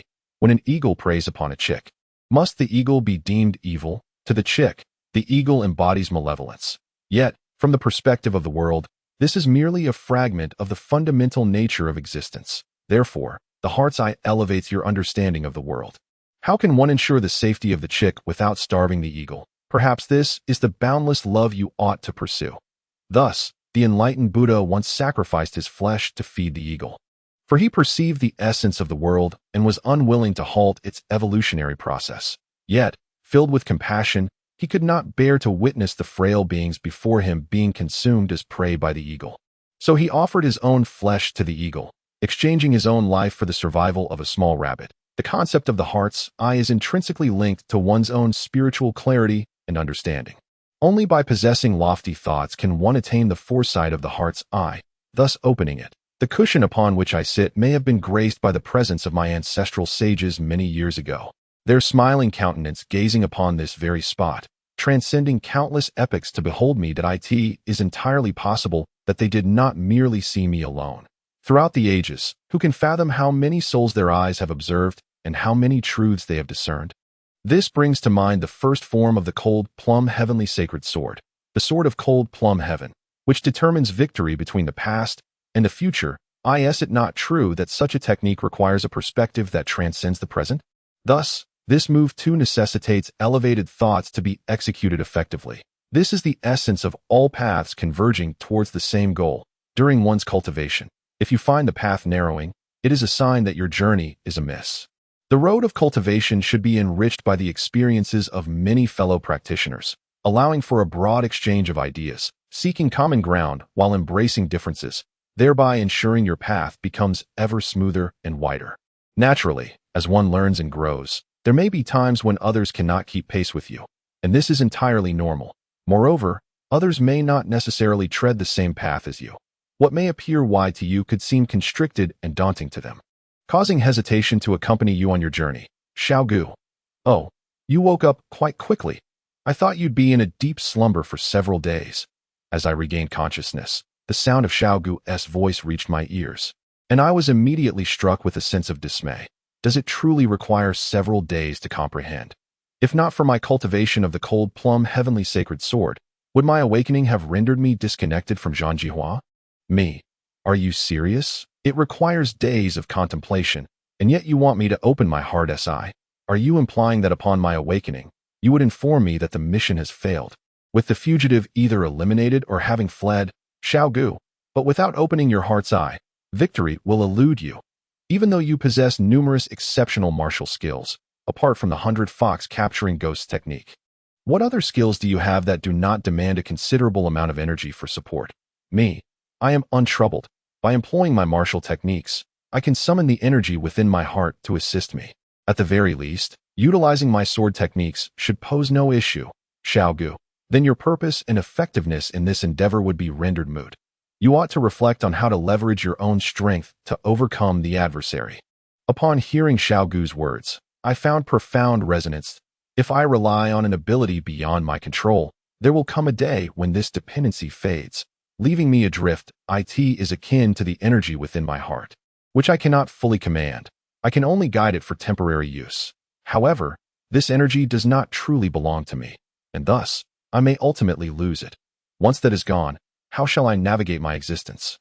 How can I continue to wield my sword techniques, as the might of the unparalleled swordplay will significantly diminish within me? Me. Very well. Henceforth, unless faced with life and death circumstances, I shall refrain from drawing upon any energy other than my own to overcome challenges. Xiao Gu. Therefore, even if your energy is several times more substantial than that of others at the same level, you will undoubtedly be unable to employ those ultimate techniques more than 3 times. Once those 3 ultimate techniques are exhausted, you will still be incapable of defeating this wanted criminal, and your only option will be to retreat. It seems he has not yet fully comprehended it. It appears I am more awakened than he is. Zhang Jihua and the 5 disciples of the Shijia sect beside him remain in their original positions, showing no signs of change. Zhang Jihua, fortunately, is delving into the profound essence of the Tao, while the Shijia disciples beside him sit listlessly on their cushions, giving me the impression that they are occupying the latrine without actually using it. I genuinely doubt whether they are truly disciples of the Shijia sect. How is it possible that they sit before the statue of their ancestor, yet are less perceptive than outsiders, unable to grasp the profound teachings of their own forebear? I would not only say they are incapable of listening. I have even glimpsed the eyes of your ancestor. Though they appeared somewhat illusory, at least I have seen them. Moreover, I even inadvertently opened my Buddha's hard eye to discern certain fundamental truths of the world. Although my level is too low to fully comprehend them, I feel I have a reasonable chance of overcoming Zhang Jihua. Xiaogu, he has awakened. Be cautious. As Xiaogu spoke, I lifted my gaze towards Zhang Jihua, only to meet his gaze in a moment of intense confrontation, revealing the fighting spirit in both our eyes. Zhang Jihua exhaled, then smiled wickedly as he stood up and let out a howl towards the heavens. The Shijia disciples also rose, each wielding a sword, their points directed at Zhang Jihua. The tension suggested that any slight disagreement could lead to a fierce battle, and the Shijia disciples appeared prepared to seize the initiative. Zhang Jihua, I had intended to wait for a heavyweight genius from the Shijia to arrive and escort him to meet the Buddha, but it seems I must await another opportunity. For now, I shall send you worthless ones to meet your ancestor. Just as the word go left his lips, a wave of black energy erupted from Zhang Jihua, starkly contrasting with the sanctity of this Buddhist holy ground. The Shijia disciples were not entirely foolish. Upon witnessing Zhang Jihua's movements, they thrust their swords forward, their tips shimmering with golden light. The golden radiance resembled scattered sunlight, illuminating the darkness as it pierced towards Zhang Jihua, whose protective energy seemed to dissolve like ice and snow upon contact with the golden light. However, Zhang Jihua merely smiled coldly, unfazed, and produced a large bone, resembling the leg bone of some colossal beast. This thigh bone measured nearly 2 meters in length and was as thick as an adult's arm, with its ends being several times larger than an average person's fist. Zhang Jihua, acting decisively, wielded the bone like a short staff, effortlessly knocking aside the swords of the 5 disciples and sending them flying one by one with powerful strikes. Although the description may seem lengthy, the entire sequence from Zhang Jihua standing up to the moment he sent the 5 Shijia disciples sprawling took scarcely a few breaths. After defeating all 5 disciples, Zhang Jihua fixed his gaze upon me. Zhang Jihua, you have come for me as well, have you not? Then let us engage. While I cannot slay a genius disciple of the Buddhist sect, you too share a connection with the Buddha. To eliminate you would similarly unravel the doubts in my heart, propelling me to greater heights. Rise, let us engage in a decisive battle. Zhang Jihua, with an air of arrogance, pointed at me with the blunt end of his large club, causing me to frown at his utter lack of decorum. It seemed I would have to teach you a lesson on behalf of your elders. That I responded, you overestimate yourself, so self-righteous. I have come here for the Bodhi temple, and only upon my arrival did I discover you are a wanted criminal. Thus, I pondered whether to capture you for some merit points. Zhang Jihua retorted, such brazen words. I shall see whether I become your source of merit or you my stepping stone for advancement. You should be more concerned for your own life. Observe the Buddhist staff technique. Watch the club. I replied, your club holds no allure for me, but I am quite interested in severing your head from your shoulders. Your flowery words are merely a form of combat for me. Even if I cannot defeat you, I shall infuriate you with my strategy. Of course, while my mouth engages, my hands are swift as well. For a magnificent and formidable sword reappeared in my grasp. The sight of this sword caused the small, ancient spirit on my shoulder to roll its eyes in exasperation. How could these antiquated beings fail to appreciate such beauty? Clang, such a hard bone. The collision with my heart-consolidating sword produced a metallic resonance. Without further ado, Zhang Jihua and I engaged without courtesy. I wielded the Yi clan's autumn leaf-flying immortal sword, a blade of lethal intent, executing the 9 hells punishing leaf /.1 strike brings death, shrouded in murderous aura, siphoning vitality. The choice between life and death hinges upon the sins harbored in the opponent's heart. The greater the sins, the more potent the murderous intent, and the more vitality is drained. Sin is formless, intangible, and elusive. How to discern it? Only the flying immortal knows, Zhang Jihua remarked.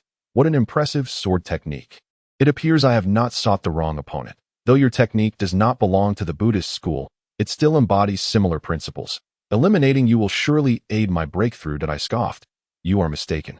Your prattle exceeds the prowess of your club by far. It seems that even if I were to sever your head, it might not yield sufficient merit points, which would be somewhat of a loss.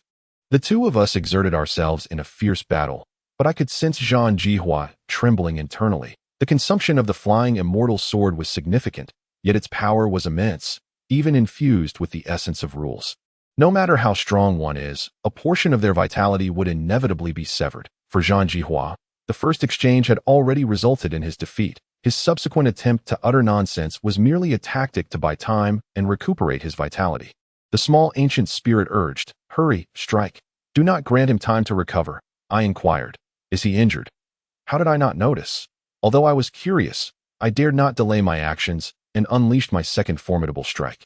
The fire of flying immortals, the willow leaf slash of the alchemical realm, a sword of suffering.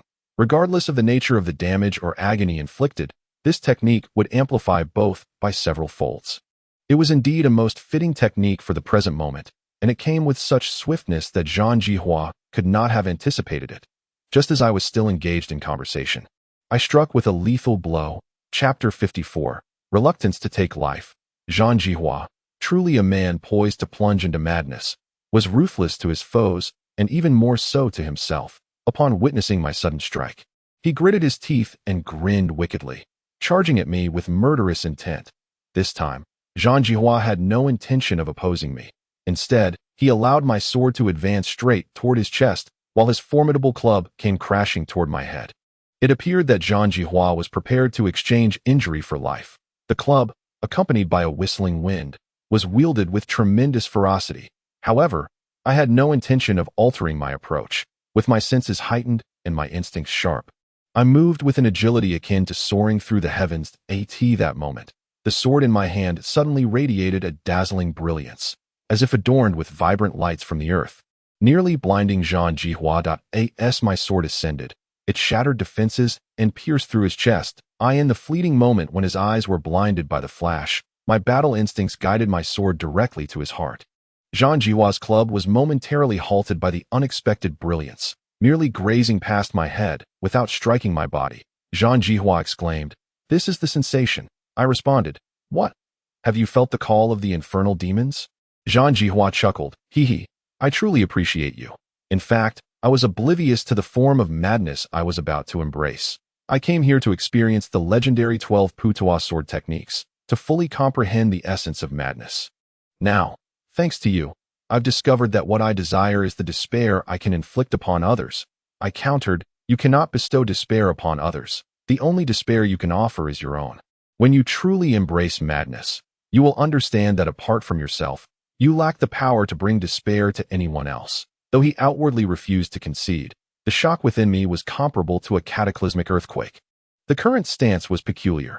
My sword had indeed felt as if it had penetrated his chest, yet upon inspection, it appeared to have merely pierced through his club.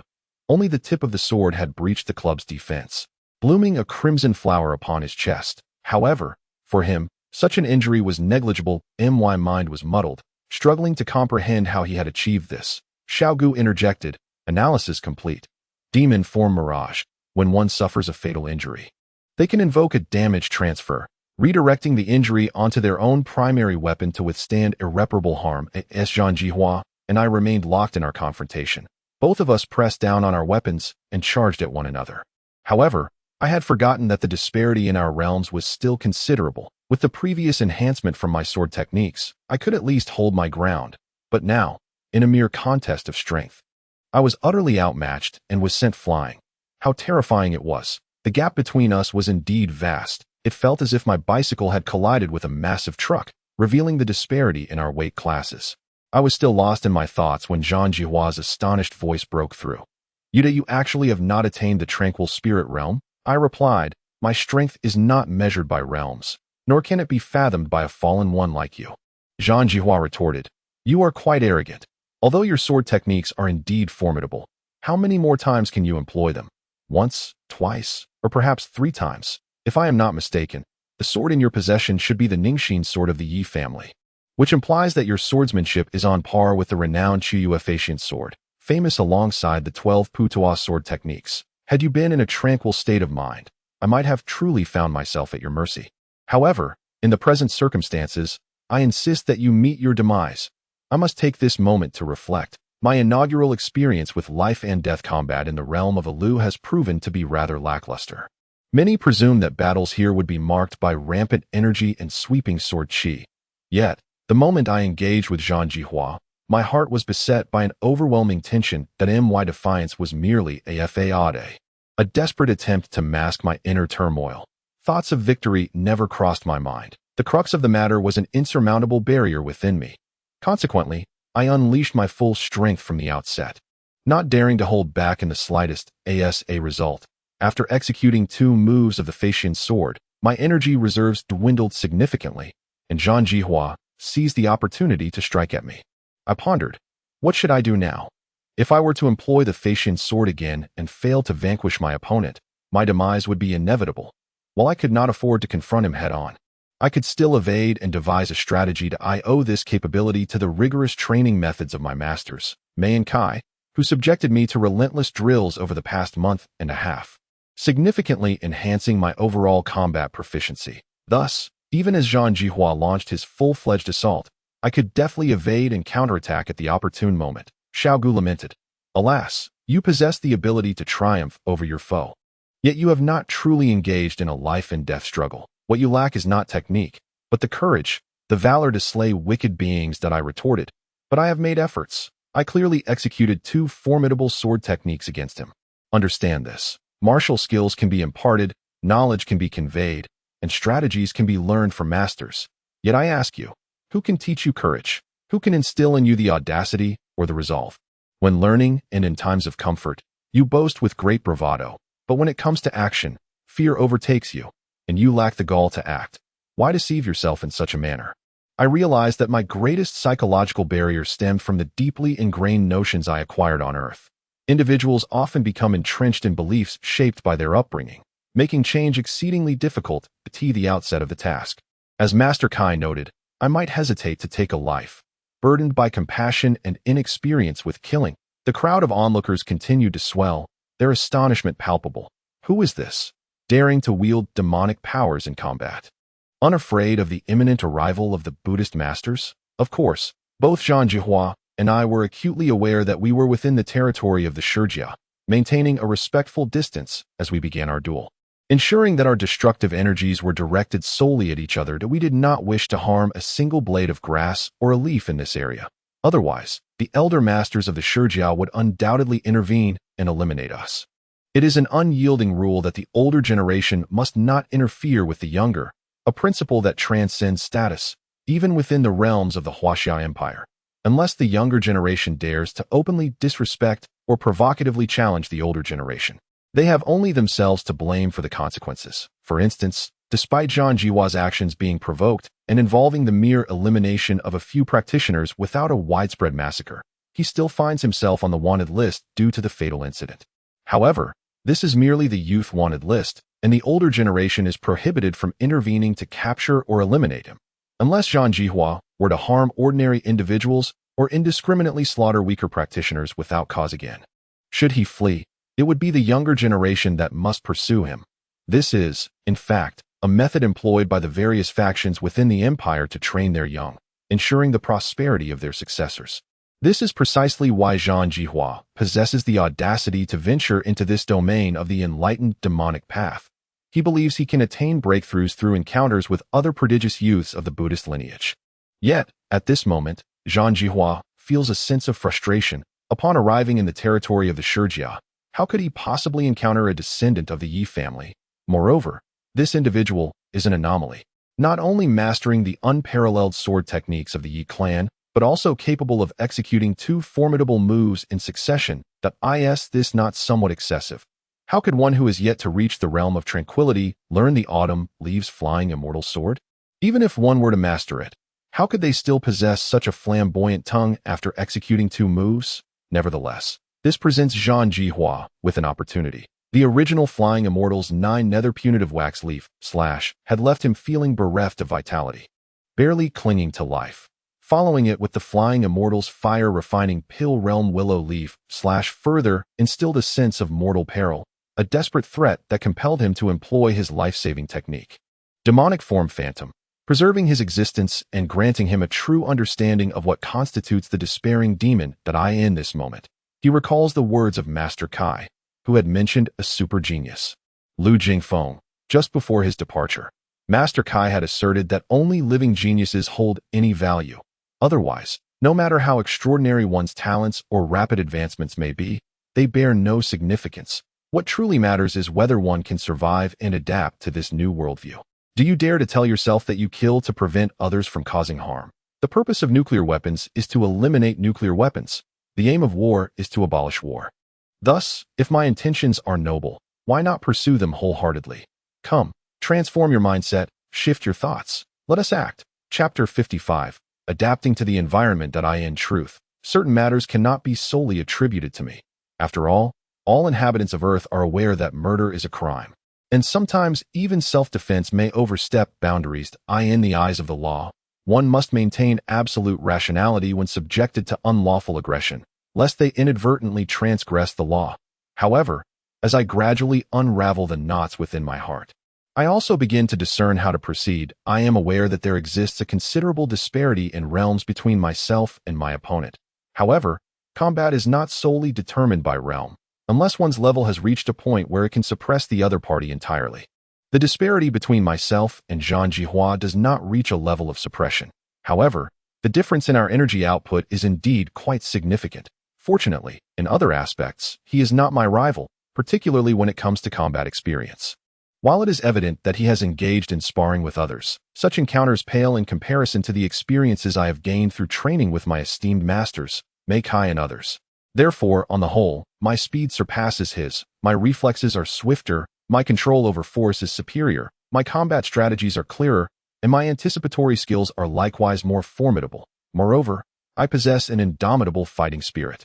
Admittedly, I had been quite conflicted earlier, failing to recognize these truths. It is indeed eye-opening to realize that enduring over half a month of grueling trials was worthwhile, at least when compared to the growth of others. I have progressed at a remarkably swift pace. Of course, at this moment, I am unaware that mere torment does not foster such growth. Achieving this level of development requires multifaceted support. For instance, the food and drink I consume daily are meticulously prepared by Yixinshi. My resting place is furnished with specialized bedding that helps refine my physique. The training mantras I hear daily constantly influence me, among a plethora of human, financial, and material resources that contribute to such accelerated results. Furthermore, my unique spiritual constitution, albeit mutated, allows me to embrace new phenomena with the receptivity of an infant, thus facilitating this remarkable progress. This rapid adaptability has somewhat taken Master Kai by surprise, prompting him to assign me tasks for practical experience at this juncture. My combat is driven by a resolute spirit, yet my will is subject to the fluctuations of my heart. Consequently, when I harbor doubts, my fighting spirit tends to adopt a defensive or evasive posture. However, when I gain clarity, shedding my uncertainties and committing to combat with my whole heart, my fighting spirit propels me towards an offensive approach. Determining how to vanquish my opponent is a focal point of rapid analysis within my mind. Interestingly, I find that distraction can enhance my combat effectiveness. This is a unique characteristic of mine. This trait has aided me immensely in navigating the challenges I faced in the realm of Lin Lu.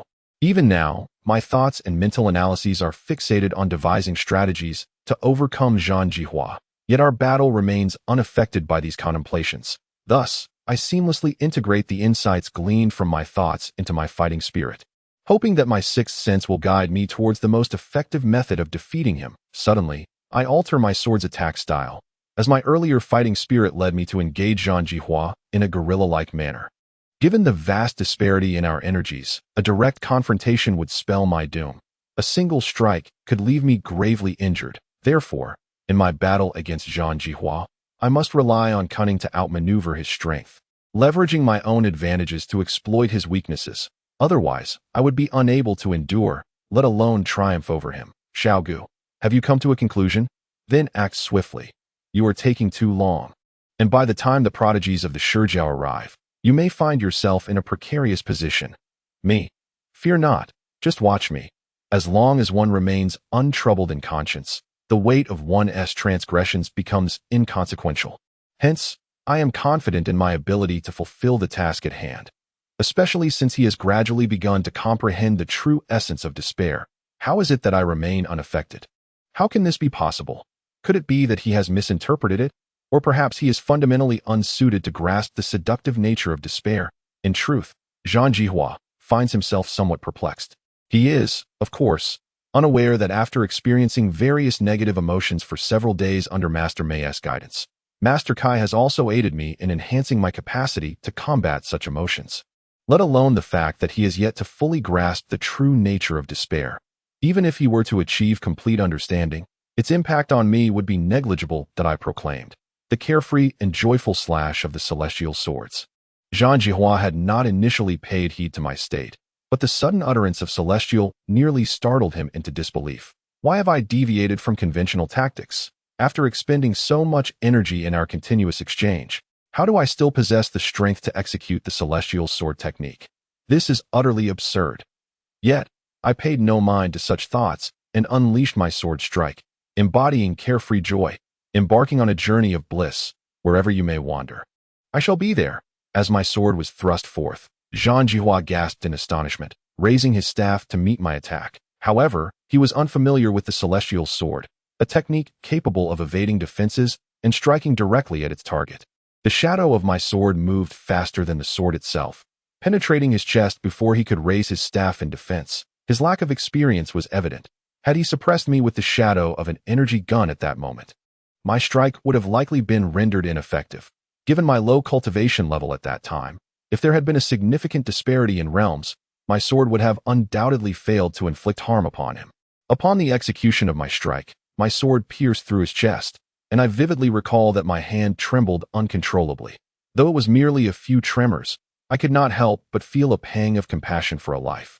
A twinge of guilt welling within my heart, Zhang Jihua remarked. Truly, one of the three unparalleled sword techniques. It is indeed mysterious and powerful, both enigmatic and graceful. But do you think you have triumphed? Hee, I am equally enigmatic, Xiaogu interjected. You ought to review the materials properly.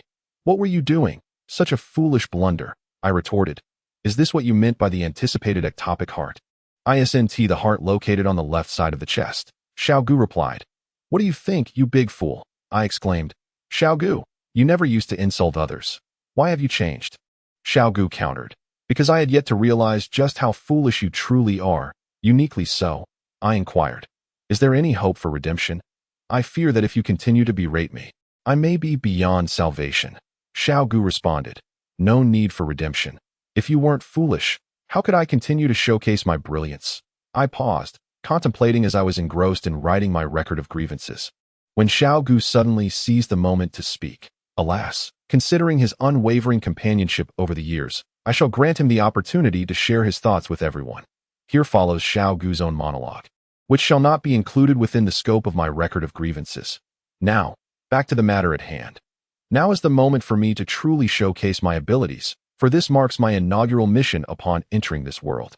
My heart is imbued with a profound sense of significance, and thus, I resolutely refuse to permit myself to falter. Aware that Zhang Jihua possesses a heart unlike any other, I recognize that the pursuit of a heart for my piercing strikes has become increasingly improbable.